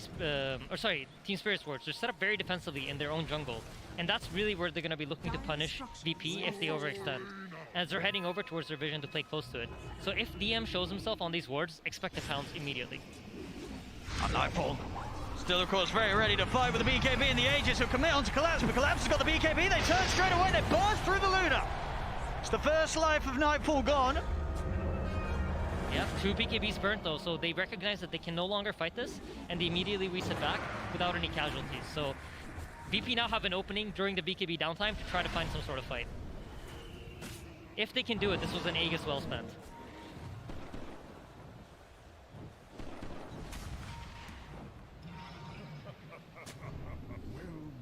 Spirit, they know, even with that Aegis taken away from VP,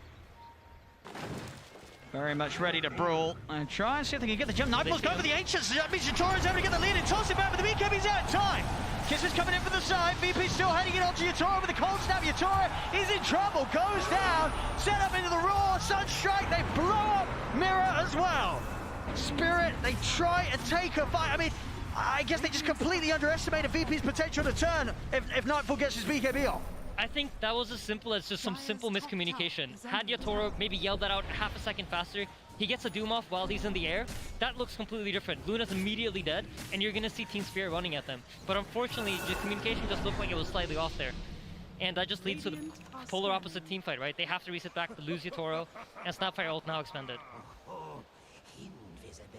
Yatoro, of course, queuing up that BKB, but he's quite the while away from it. See Toronto, Tokyo doing the classic Shadow Amulet setup here. Very He's sneaky. been practicing this in pubs. He has. I'll tell you what, I wish that's what happened in my games where my teammates got the Shadow Amulet. Yeah, mine too, Owen. Oh, save. How does he do this? How is he just He's just always there, where isn't they he? He's are? always there. Nightmares from everywhere. Feeds grip at the ready. Ooh. Global will be used, but the time's been brought in. Nightfall's going to be charging over towards Toronto, Tokyo. This is an opening, though. I mean, the rest of Spirit are looking to connect with Toronto, Tokyo. In fact, they're going to find GPK. They knew that GPK would be looking for that wraparound, and it all ends up working out for Spirit. They read and they get into the mind of GPK this time.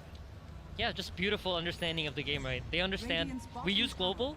That's going to give VP the cue to group up and look for some fight. And they've decided to smoke to their Lina, find a rotating invoker. Just really high level thinking here from Team Spirit. Something important to note, as this game does continue on into the late game, you traditionally see your Lunas buying items like Satanic, right? In order to survive the team fights. She won't really have that luxury in this game. He should be expected to get doomed in almost every single fight. So it's going to be hard for VP, I think, after a certain point in this game, to keep scaling up, to keep relying on the Luna to output all of their damage. So for VP, it's going to be about hitting the Scotty timing on Luna and then looking to try to zone them into their base again, grab the second Aegis, and then apply the high ground pressure. You see the Luna also has skipped the Shard. This is because he's planning on getting the next Roche. There's no Luna Shard. He wants that from Roshan for free. Toronto Tokyo setting up in the mid. They open up the light strike. Really good to blade as well. They're in onto the Luna. Nightfall down. Huge kill. Super swift move from Toronto Tokyo. I mean, they knew he had the amulet, but of course, getting that blade completed in between that last blade top and this play now, they weren't quite prepared for that, and Nightfall just completely misreads that item would have been online when it was.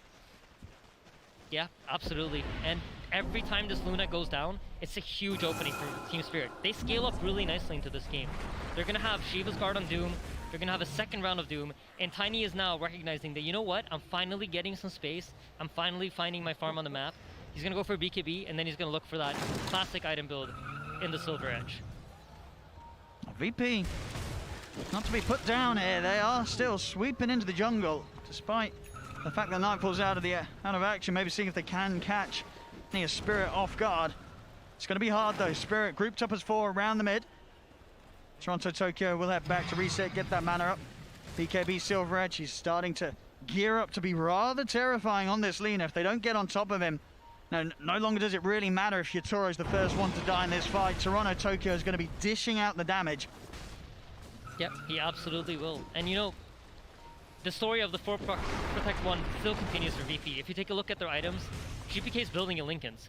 They're building Lotus Orb on the Beastmasters. They really want to protect this Luna. This is going to be all about the Luna for them. So, are they going to be able to do it, or is Team Spirit's just Tricore too strong? I mean, it's, as you said, it's always a risk. Always a risk, this 4 Protect 1 against the Doom.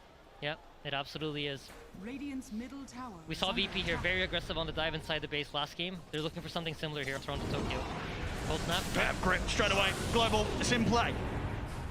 Man, this global's come in huge front of Tokyo twice now. It's really stopping VP from making the pickoffs that they want, but it's still an opening, right? No global. Roshan could spawn in 20 seconds if VP's lucky. And if they're able to clean up that Roche, that pretty much will be the money for Nightfall to have that Skadi complete. So very close to this next sort of power spike when they'll have the tools and able to get out. Ooh, a little close there top with the tornado, but the TP's out in time. Spirit's away. Yeah, and we saw this in the last game too. When Roshan's about to come up, where does VP go? Well, straight into the Radiant Triangle. Yep. Control the space. Make sure they're pushing in the top lane. Make sure you're pushing in the mid lane. Force Team Spirit to come to you and fight under your vision. Oh, they're coming. Smoke up from Spirit, ready to head out the base.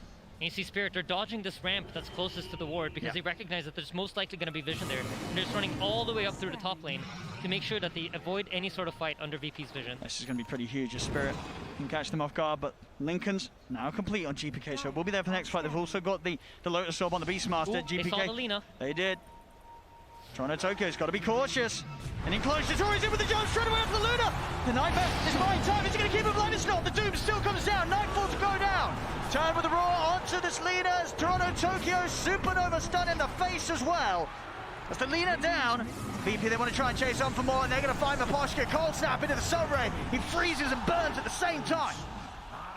Okay, but Nightfall's buyback was expended. If Roshan does not spawn for them within the timer, this is very good for Team Spirit. You see how fast this Luna dies. They're not able to keep her alive. They need the Aegis. Unless she can dodge out some of these spells, she's going to be dying. Top lane collapse. Very close to being caught there by GPK. He's going to go out for the TP around the tree line. He's out. Beautiful juke. He tried to use the Sunstrike to provide him with vision to cancel the TP, but unfortunately just didn't. If you're VP right now, you're praying that Roshan spawns. They don't know the timer the way we do. Absolutely not. It's not going to be up until Spirit do have the full lineup back up. Sure, the Doom itself won't be back online. Still about a 30-second window between that and the Roshan, but everything else, it will be there And we are seeing if Yutoro gets that lead in, even without the ultimate from the Doom, that initiation and time for them to throw everything out, it's enough. Yeah, see mid DM. He's going to go for the Raw onto the Doom and collapse. I think he's going to be all right. Does have to use the BKB here to run out the Sunray.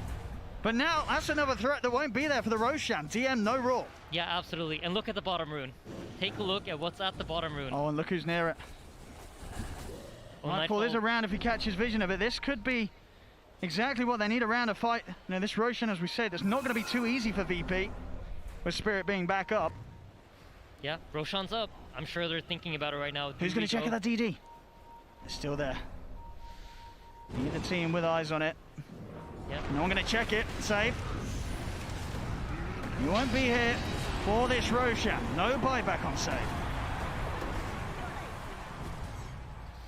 Yeah, this is an opportunity for Team Spirit to try to look to make some sort of map control play, de-ward the potential wards that VP might have in their triangle, gain control of that area, and here you go. Punchman finds it right away. He has a gem and 2 sentries.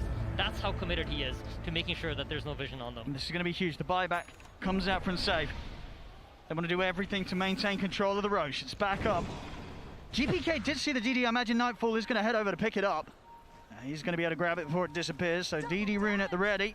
Yep. Still just 200 gold really off that Skadi. Would have been great for him if he could somehow get that online before the fight. VP, they're already smoked up around mid, ready for someone to step at Toronto. Tokyo's got to be cautious. He absolutely has to be cautious. He is their source of damage. He's their answer for the egg. If he doesn't get to stand his ground in the fights, it could be very, very hard for Team Spirit. Just the same as if the Luna goes down. Without the Lina, they just don't have that firepower to really finish targets off as the Skadi finishes, but this DD was most likely not going to get used for anything. No, it's going to run out soon. Both teams recognize this Roshan's everything. Yep. Whoever gets it is going to have a huge advantage. Buybacks are pretty important as well. GPK just 50 gold off his, so he's close to... Yeah, he's going to have it. So there will be buybacks available across the board, really. Yep. And they will certainly be coming out around this Rosh, especially once some of the bigger ultimates have been used. If VPC, the Doom drop, Global Silence popped, they will absolutely invest those buybacks to secure Roshan. Yeah, absolutely. I think if you're Spirit here, you're probably thinking, do we want to use this opportunity while the Luna's buyback is on cooldown? First, and like, is it worth running into the vision to get that opportunity, or is it not? I'm sure that's the kind of conversation that's going on in their booth right now. Do we want to run in, fight when Luna can't, or do we want to wait for them to come to us? I mean, when you look at these two teams at the moment, when they're playing sort of around the stalemate near the Roshan, who is it easier for to start the fight? I don't actually think it's easier for either team. You have the Hawk and VP to smoke behind, but you know, you expect there to be some sort of sentry, and if they spot the Hawk coming into their triangle, you know what's coming next. That's a smoked up VP behind it. So both teams understanding that it's very, very hard to move into each other. But I just have to imagine you're thinking about it if you're Team Spirit. It'd just be so juicy. You know, the Luna has no buyback, and you know she has no buyback. Nearly still 4 minutes on that buyback cooldown for Nightfall. See, DM, he did have the money for the blink. He's maybe holding off in case he himself doesn't want to keep the buyback available, so he can get back over to that outpost and offer up his services if he's the one that gets initiated upon. The VP, they're going to start things off here in the pit. They're going to he's all right. He's not going to find Nightfall. Nightfall having the BKB up. The Tornado comes out at the same time with the group as well. They've locked down the Doom. Collapse has been found. Instant buyback from Collapse. DM ticking down low to the Curse. They'll try and get the Beastmaster out of there. Will DM go down the once? A bit of a heal from the Sunray. Will keep DM protected. So all in all, that's the Doom having to expend the buyback. The Lina still has BKB. And huge. He walked straight into it. You see the step up for GPK. The Doom is down. Dropped onto the Luna. The Lotus was there, so having to deal with the Doom himself, but he got his job done. Collapse. He doesn't mind taking his own Doom. As that's Nightfall down for 100 seconds. GPK did buy back. But a bit of a very risky way for GPK to try and approach that fight. Walking in, you know, he's got to be almost certain that Team Spirit have the sentry down. They actually did sentry their ward first, so just great positioning by Impulsha, running in as fast as possible, dropping that sentry and ward. It's alright. Never great jump. He's got the silent. He's got him. Did they heal off? Great EMP. They're burning through. You're trying to took his friend GPK. He goes straight over the ward. The Invoker GPK tries to push him back with a deadly blood, but GPK goes down. Kingslayer will kill off your turret, but another light strike from Toronto Tokyo. Sets up for the kill on Kingslayer. He's now ready to go over towards DM. DM trying to step away. See if they've got the chase down. Able to remove the debuff with the Lotus Orb. DM. He's going to be found by the slope from Mirror. Break it comes in. The little shredder It'll get the job done, surely. Immediate buyback. They don't want to give up Roshan. They understand. Maybe we can't kill them, but as long as there's 3 of us alive, they won't be willing to go into the Rosh pit because it's going to cost them too many resources and it'll drop too low from trying to tank Roshan. So the stalemate continues. I think it does. VP, they survived the no buyback Luna here. It's huge for them. They did. Indeed, even in a situation where you look at the death timers and GPK and Nightfall down at the moment, as you say, with what they're able to hit back with, there's almost certainly going to be time for at least Nightfall to get back in before anything kicks off again. We'll see this fight once more. You said we're just great read of getting that sentry down. Actually. They're attempting to get the Roshan. They are. Trying trying. The Roar comes out, but the Lotus is there. The Roar back onto him on his own self. DM's in trouble. DM, he's still alive. The Thunder Hill keeps Slayer, keeps DM alive. Oh my god, how Roshan is so low. Toronto Tokyo wants to step back in. Light Strike Ray's going to miss. He doesn't catch even on stage because the Global Silence comes out. Toronto Tokyo commits to finish off the Roshan. They get it, Team Spirit. Oh, it's so huge. But are they out? Oh, the birds! They're coming in on Toronto Tokyo, but he's out. Lotus and the Silver Edge, he'll disappear. Mirror will get left behind. They're tempted to go back in. Toronto Tokyo wants to take down Nightfall. He's in with the Laguna, forces out the BKB from Nightfall. But they got what they came for. Aegis on Toronto Tokyo. Spirit able to sneak in and take it. Absolutely. This is huge because it slows down VP's game plan. VP's game plan was to try to win the game on the second Aegis.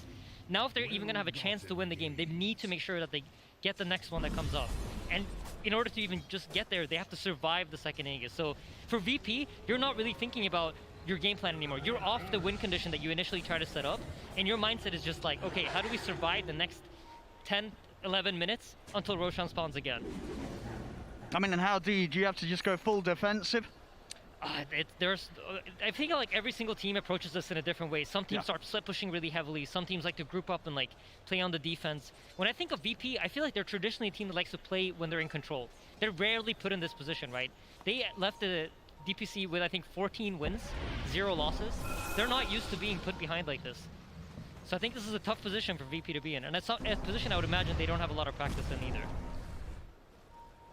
Definitely a scary time for them to be put in that position here. Game 3 in an elimination series here at the International. Yep.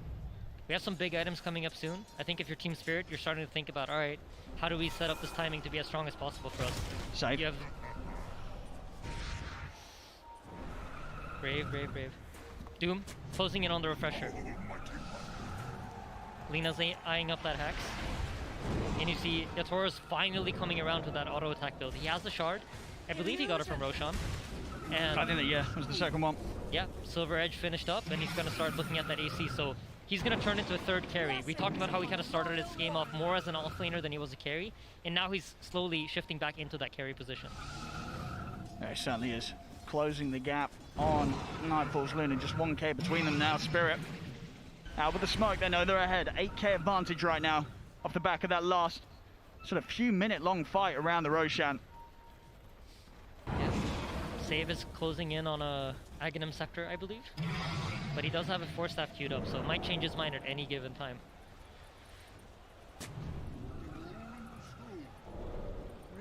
VP know though, 3 of them right up by their tier 3s.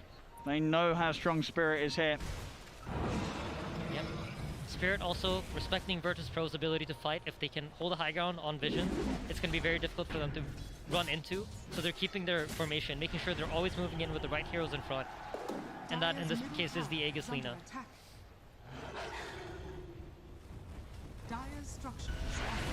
Also, Lincoln Sphere finished up on the Lina, so very hard for the Virtus Pro initiators to really get on top of her. The only real initiation they have to catch her is some sort of Enfeeble from Bane, coordinated with the Roar from the Beastmaster. So it's going to be a 2-player initiation. Got to make sure you have that coordination on point. So we're seeing one of them always put to a stop thanks to the global potential. So further limiting the way they can start off the action, VP. Team Spirit playing with so much discipline though. Look at it. Tiny's not walking up to clap the tower because unless he knows he's safe. Really playing this patiently. Just walks up, hits it twice, backs off. You know, they understand. We cannot give away the wrong target. We might be stronger, but it's only under the right circumstances. As long as we play it right, we will edge out in the fights. Make one mistake, and it's not the case.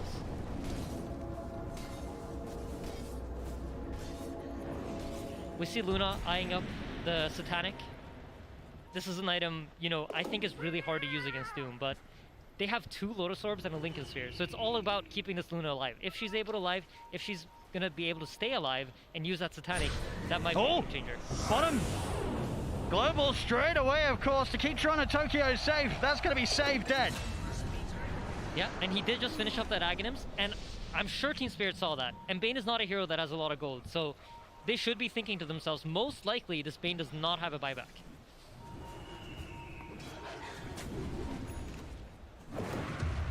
Especially now with the refresher done on Collapse. They'll be very happy to make the moves. Aegis timing out. But that ability to pretty much even guarantee a Doom on 1 target, or if Collapse is able to find them grouped up, get the Doom down onto 2. Yep, Spirit has really nice vision set up though on the top side of the map. And when you're playing Radiant, this is where you want vision if you want to wait for the next Rosh shot. This is going to give Spirit an advantage going into the next Rosh fight. You know, maybe recognizing we don't have the best high ground tools yet. We need the AC on the Tiny in order to go high ground. So they're just playing it patient. They understand with a second Aegis, all we needed to do was take map control and make sure that VP has to fight us under our circumstances. And they're recognizing that, you know what, our Lina probably outscales most heroes of this game at this point. VP doesn't really have great heroes to catch people in the back line. So just really good game understanding from Spirit. Are we gonna see a Rax trade? I mean, someone's gonna surely back off. I mean, GPK is here trying to hold them off of this damage. My goodness, the base not standing a chance. It's gone, the Rax, they're done for. Kingslayer TP cancels, no Phoenix in base. Collapse. Can you keep himself on top of DM? He's going to be met by the wraparound of Toronto Tokyo. It's a dead Beastmaster for sure. Rax taken, Rax defended. DM down, no buyback for 50 seconds. Yeah, huge opening for Team Spirit. You saw how fast they killed that Rax in the top lane if they want to.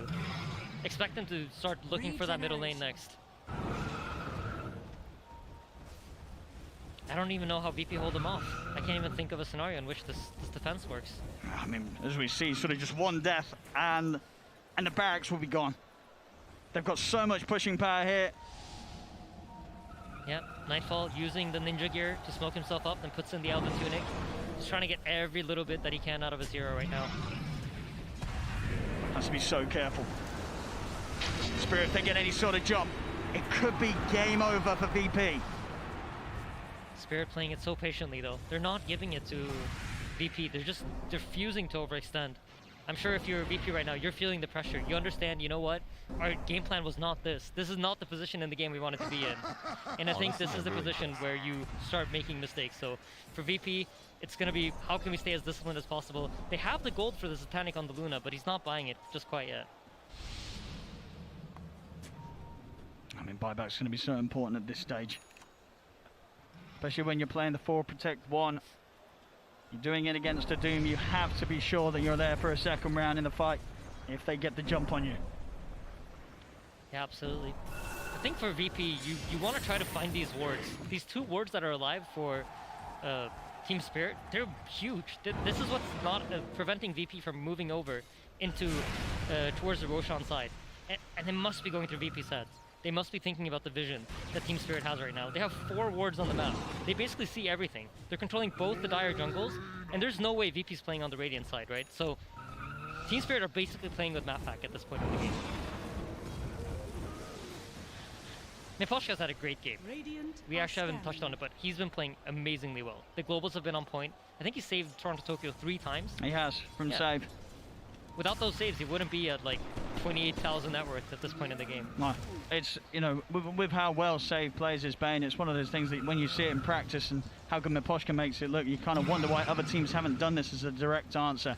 It really ruins that sort of flow that the VP want to play. We saw in previous games of this series where they just go kill to kill with the setup. Mid lane, you're going to catch up to Toronto Tokyo with the roar. The global comes out, but Toronto Tokyo, he's not surviving this. BKB popped, it won't keep him alive, he's dead. 100 seconds. I mean, Roshan, it's up in a minute, so there'll be about a 40-second window when Roche is up. The Lina isn't. See if VP's able to make anything work with this.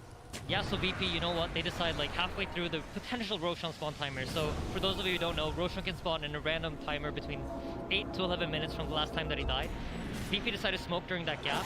Unfortunately for them again, Roshan doesn't spawn during the timer where they're strong and Team Spirit are weak. But like you touched on, they will have an opening. There's a little window. It depends how quickly they spot it out and if it's going to be enough. You know, yes, there are hawks everywhere. They will see as soon as it's up. But Team Spirit, of course, still very scary with just the 4 of them. With the lead that they have, 15k up as a team right now. Yeah, I wouldn't be surprised to see them fight it. Yeah. Absolutely. The buyback status as well is not quite as good for Spirit. Still 3 of their heroes without the money for the buyback. You see on VP, they're playing it much more cautious. Everybody buyback at the ready. Yep, they understand that, you know, if we don't get this Roshan, it's done. There is no item in the game that's more valuable for us than this Aegis. So it really is going to come down to Roche, and it spawns a refresher. 30 seconds, no Toronto Tokyo. This is ideal for VP. Some crucial components in the start of a potential turnaround. As the Roche, it's all theirs. Spirit nowhere near to be seen. Aegis, refresher shard, and again, no love for the cheese. They don't like cheese on VP. Yeah, okay. All right. I mean that could potentially be game changing. I think that's pretty important. Yeah. Yeah. You've got to use everything you get to get back in on this one. You're down at the moment. Cheese left behind. If they lose this game, they're gonna regret that a lot. They are. They really are. Yeah. Once again, we have a standoff. VP now finally getting rid of these pesky wards. Look at this Toronto Tokyo. He's in with the burst straight away. They've got the grid coming out of the globals there. Nightfall being fully focused down by Toronto Tokyo. Nightfall to go down. He's standing his ground alone against 4 heroes on Toronto Tokyo. He's got the backup coming in. He needs it. Jump forward for collapse. The Doom goes down. Finds his target. If they can get any follow-up, the kisses are coming in. They're having a backup refresher. Pop by collapse. He's ready to go in once more. They're healing up the Luna. The tree hit comes in hard. Nightfall still alive for now. GPK trying to force back the rest of Spirit. They know no Lina for 80 seconds, but VP, they will be cautious. They won't try and push on for any more. They'll accept it as it is. Surely they know this Lina has no buyback, right? I don't know, actually. Who plays like a madman? I mean, it's so hard to understand. I was going to say, Spirit is playing without buyback on some of their cores in a way that, as you say, you just wouldn't expect them to do so. So VP may be hesitant due to the fact that they feel that the Toronto Tokyo could still make a re-entry here. We'll see how hard they do push it. Yep. Important to note, Doom refreshed. He has 1 more Doom ready, but so did Phoenix. The refresher shard has been expended. So there's another egg on Virtus Pro's side too. Shora's going to step in his start, cleaning up the creeps. BKB has to come out. That's Nightfall. Starting to focus the damage onto the base. Fortification out.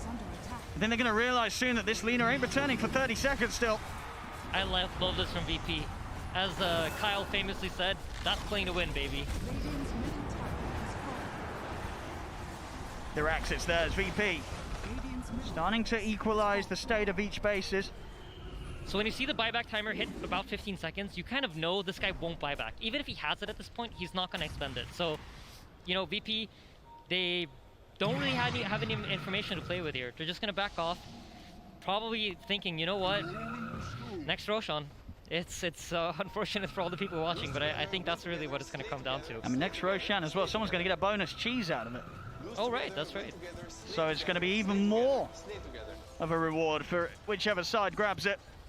Yep, so we got Invoker eyeing up a Hex. We have DM eyeing up a BKB. And, you know, for Phoenix, I'd say maybe try to start farming that refresher. They need that. The Sunray seems to be crucial. He actually doesn't have the Aghanim shard. I'm quite surprised by that.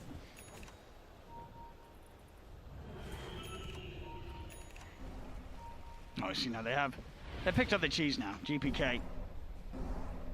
Finally finding it here, so. I think if you're VP, the dream teamfight scenario is finding that silencer, but it's going to be really, really hard. Invoker is just hiding very well. He almost has a refresher, by the way. So they want to jump Toronto Tokyo. Looks like a bit of a bait. There's the jump. Yatora collapses straight over the high ground. They're another Kicksave. Kicksave gets the supernova. Doom down onto the Luna, but with the egg out, there's no Sunray to help the Luna as life falls out. GPK will turn with the BKB to commit back onto collapse. So 2 for 1 with Save buying back. We're also going to have a buyback for Collapse because Toronto Tokyo, he's just charging in on VP. VP having a run. Gpay can't stop. They've got the grip from the lower ground, but Chitoro jumps in with the Avalanche. Can't quite find the Bane though. The grip persisting, holding back Toronto Tokyo. It doesn't matter though. Yatoro, he's got enough damage on his own to finish off GPK whilst Toronto Tokyo's held back.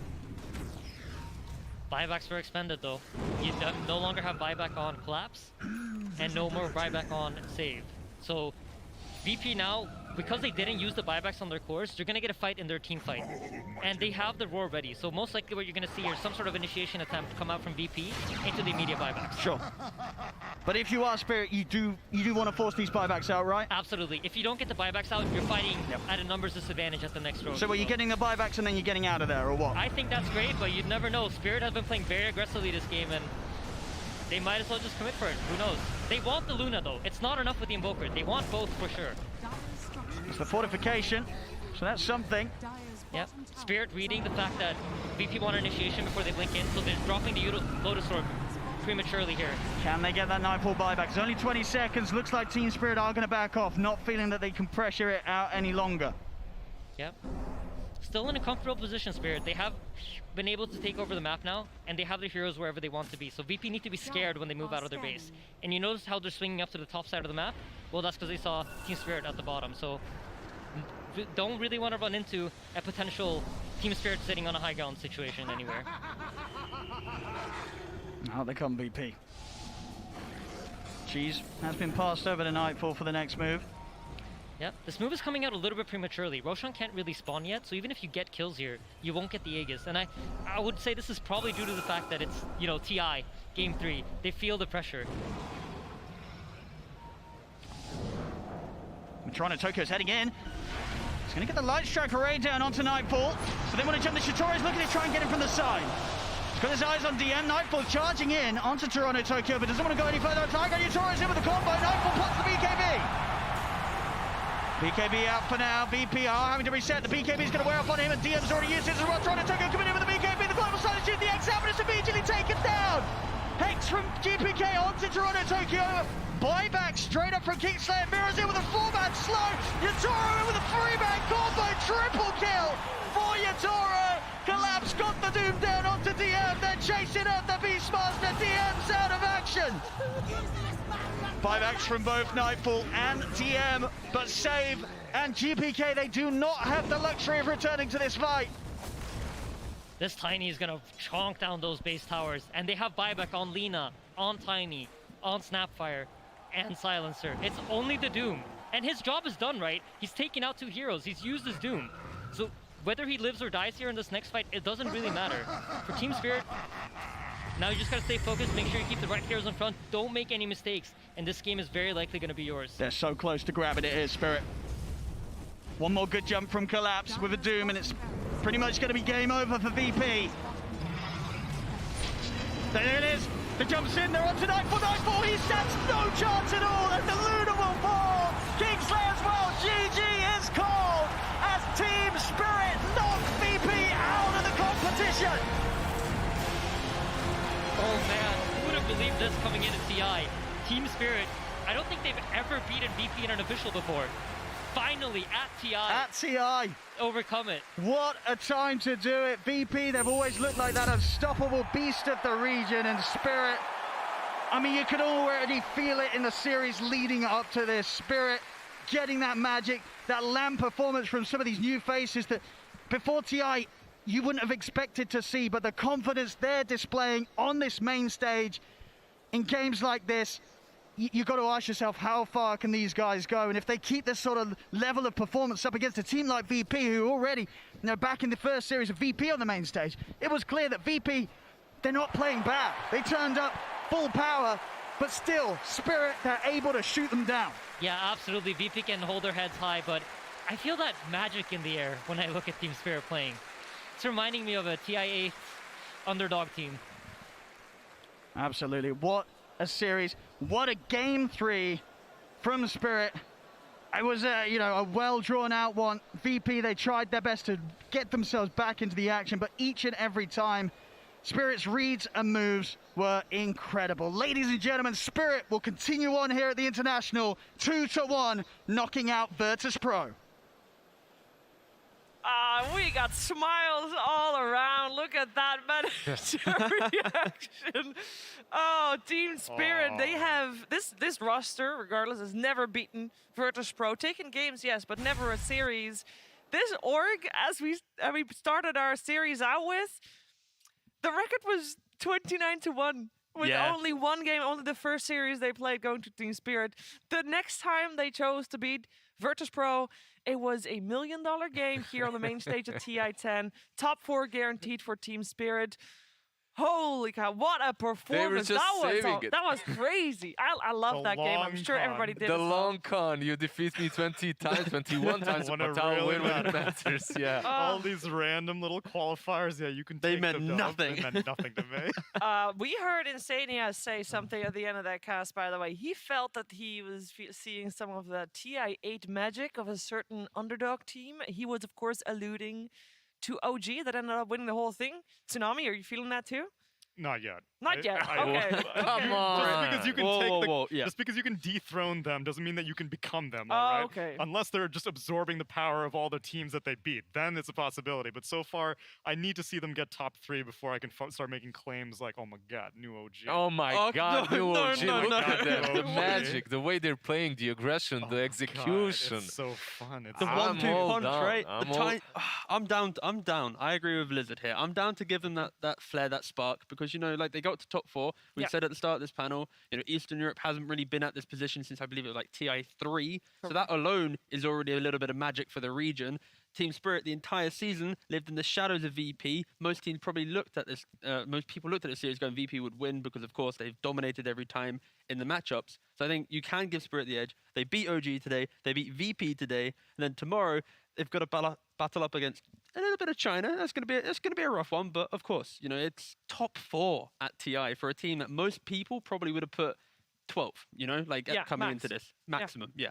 Not us though, right? Like no, on our predictions, we had them really high. Of course. Shout out to my fantasy. I didn't actually have OG cards, so I went all in on Spirit, and oh baby, did it pay off! I'm shooting to the top of that leaderboard. It all paid off. It was a great performance. I want to highlight the Snapfire.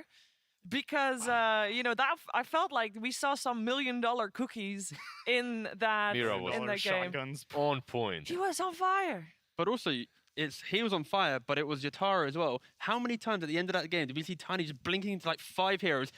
Point, VP being clumped up as 5 was kind of weird. But anyway, the Tiny jumping in, finding all of them, and then enabling these, you know, cookies to come on top of that. It was, just Team Spirit, their teamfight execution. Like, we lightly commented on this coming into TI. Like, this is a team to watch out for. Like, during these ESL events, they were ruthless. If they can actually, you know, connect and have the easy execution.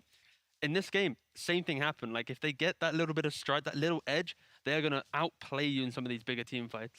We are all very, very excited about Team Spirit. But, of course, every time a team wins, there is a team on the other side that loses. And we are going to highlight that as well. Asumi is ready to talk to DM.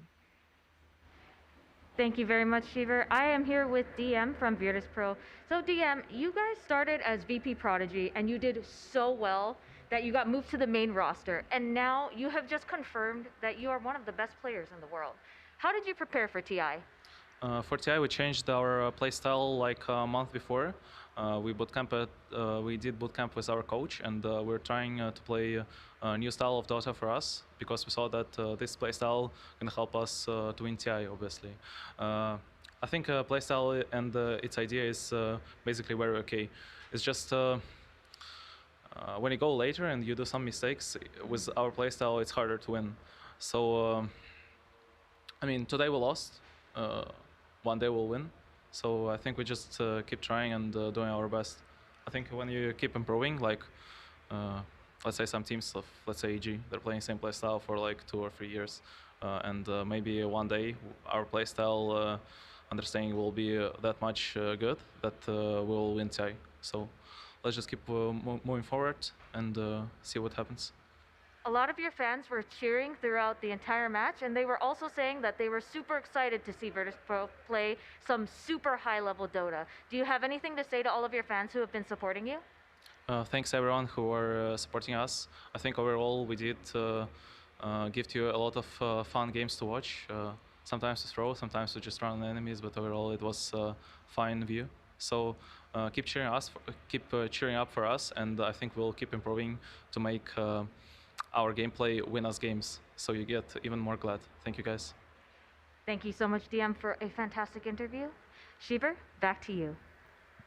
Thank you very much, Sumi and DM. And this was DM's first main stage. He is part of the youngest team at TI.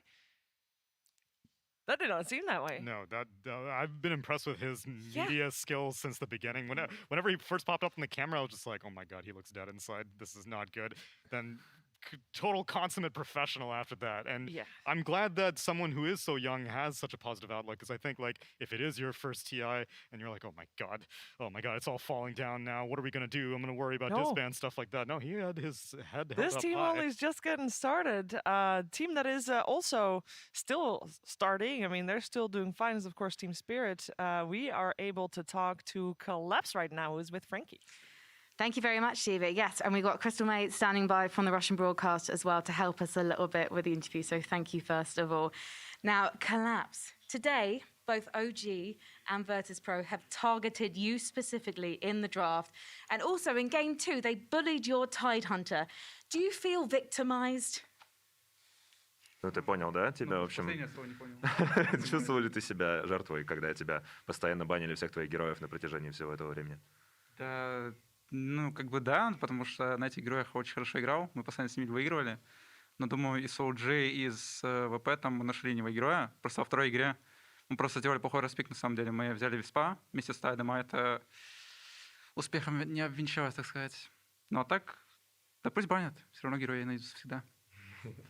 Okay, yeah, he was a little bit disappointed because he cannot play on his favorite heroes, and then they got there on a second map, but draft with a Wisp and Tidehunter. He didn't like it, and also, but he said like, let them ban. It's totally okay. I'm gonna play it. So tell me about the draft going into Game 3, because talking to Coach Silent before the match started, he didn't seem too confident. Ну, на третьей игре, в третьей, точнее, игре у нас был такой... Что у нас еще было? Я уже забыл все. У тебя был Doom, была Лина на миде, был сейфлейн Ятара Тини. Да, я вспомнил. Но у нас так-то на КВшках просто мы не особо часто пикали Дума, но мы его хотели пикать, но у нас просто не получалось. И в Думе не особо были уверены, но, как показала игра, там он нормально заходил. Ну а насчет остальных героев, да, драфт, в принципе, окей был, просто вот именно Дум, типа такое слабое звено был. Draft was okay, but Doom, we played a lot with them on a Clan Wars, but it wasn't feel well. But in this game, it felt like really good. And also, I've got to talk to you about whether it feels good to finally beat this lineup of Virtus.pro, because I don't believe you've ever beaten them before as this version of Team Spirit. And now, not only have you done it, but you've done it to beat them into the top 4 at the International, and you've earned yourself an extra $1 million. Tell me how that feels. I'm speechless. It's okay. I have that effect on people sometimes. Let's blame it on the questions. Herosh, congratulations. Absolutely huge to see you here at your first ever TI, 19 years old. This is the offlaner to watch out for, let me tell you. Thank you so much, guys. Let's head back to the desk. Yeah, it is incredible to think about what this team is doing right now. Team Spirit moving forward here at the International 10, guaranteed top 4. I think anybody would be speechless after just playing a game for extra $1 million to their prize money, because that now makes $2.4 million, by the way. That was an incredible series. And it also marks the end of the Virtus.pro run here, Lizard. Yep. These boys, these men have been together for quite some time now, and a lot of faith, but also a lot of pressure was put on them to perform under the biggest organization that there is when it comes to Dota in the Eastern Europe at the moment. That probably did get to them a little bit, but there's a rising star, the Collapse, and the boys. Yeah. Both of these teams, of course, are the youngest teams at the international. Now only one remains with Team Spirit. Let's take a look at where that puts them in the brackets, because today we had 3 series coming your way, and all 3 were elimination games. We have said goodbye to OG, T1, and now also Virtus Pro. And I must say, the games today, it is heating up here in Bucharest, absolutely. Of course, we still also have on the horizon an upper bracket finals to look forward to. Team Secret and PSG LGD. That's going to be a blockbuster of tomorrow for sure. But the lower bracket, that's the brutal part, right? It's part of competition. We only need one team to crown champion, but I really like all the teams. I just want to see a lot of them do well. It's a tough part of the competition. My favorite part of TI is when the event first starts, we have these paper brackets on the wall that we production use to keep track. And it's completely empty. No teams have been filled in because we haven't even started the group stage yet. And then each day, more and more, a few names get put in. A few names get put in the red fields, a few names get put in the green fields that move on. And these last 3 days, whenever the weekend starts, it's so fraught with anticipation because you've been through so much over this. And now 2 Chinese teams, an Eastern European team and a European team are going to prevail in the top 4.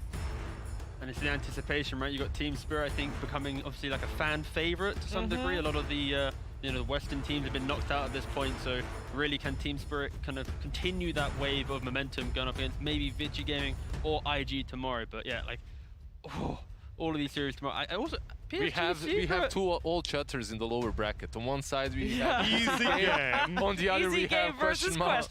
Which one is stronger? Oh no. We don't know yet if it will be easy game versus question mark. Of course, Vici Gaming will have something to say about that. But we do have 5 teams left. There were 18 before, but now there's only 5. Tomorrow we'll find out one of the teams that will make it to the grand finals guaranteed with that upper bracket finals. And we will say goodbye to 2 more teams. You know, the culling's going fast. Culling's going very fast. The Dota has been going very fast. We have had some really amazing games today, though. That is for sure. Tomorrow will be another day full of amazing Dota 2 games. That was it today from Bucharest. We are going to give the late game guys a much needed break. But of course, they'll be back later, and we will be back later with more International 10. See you tomorrow.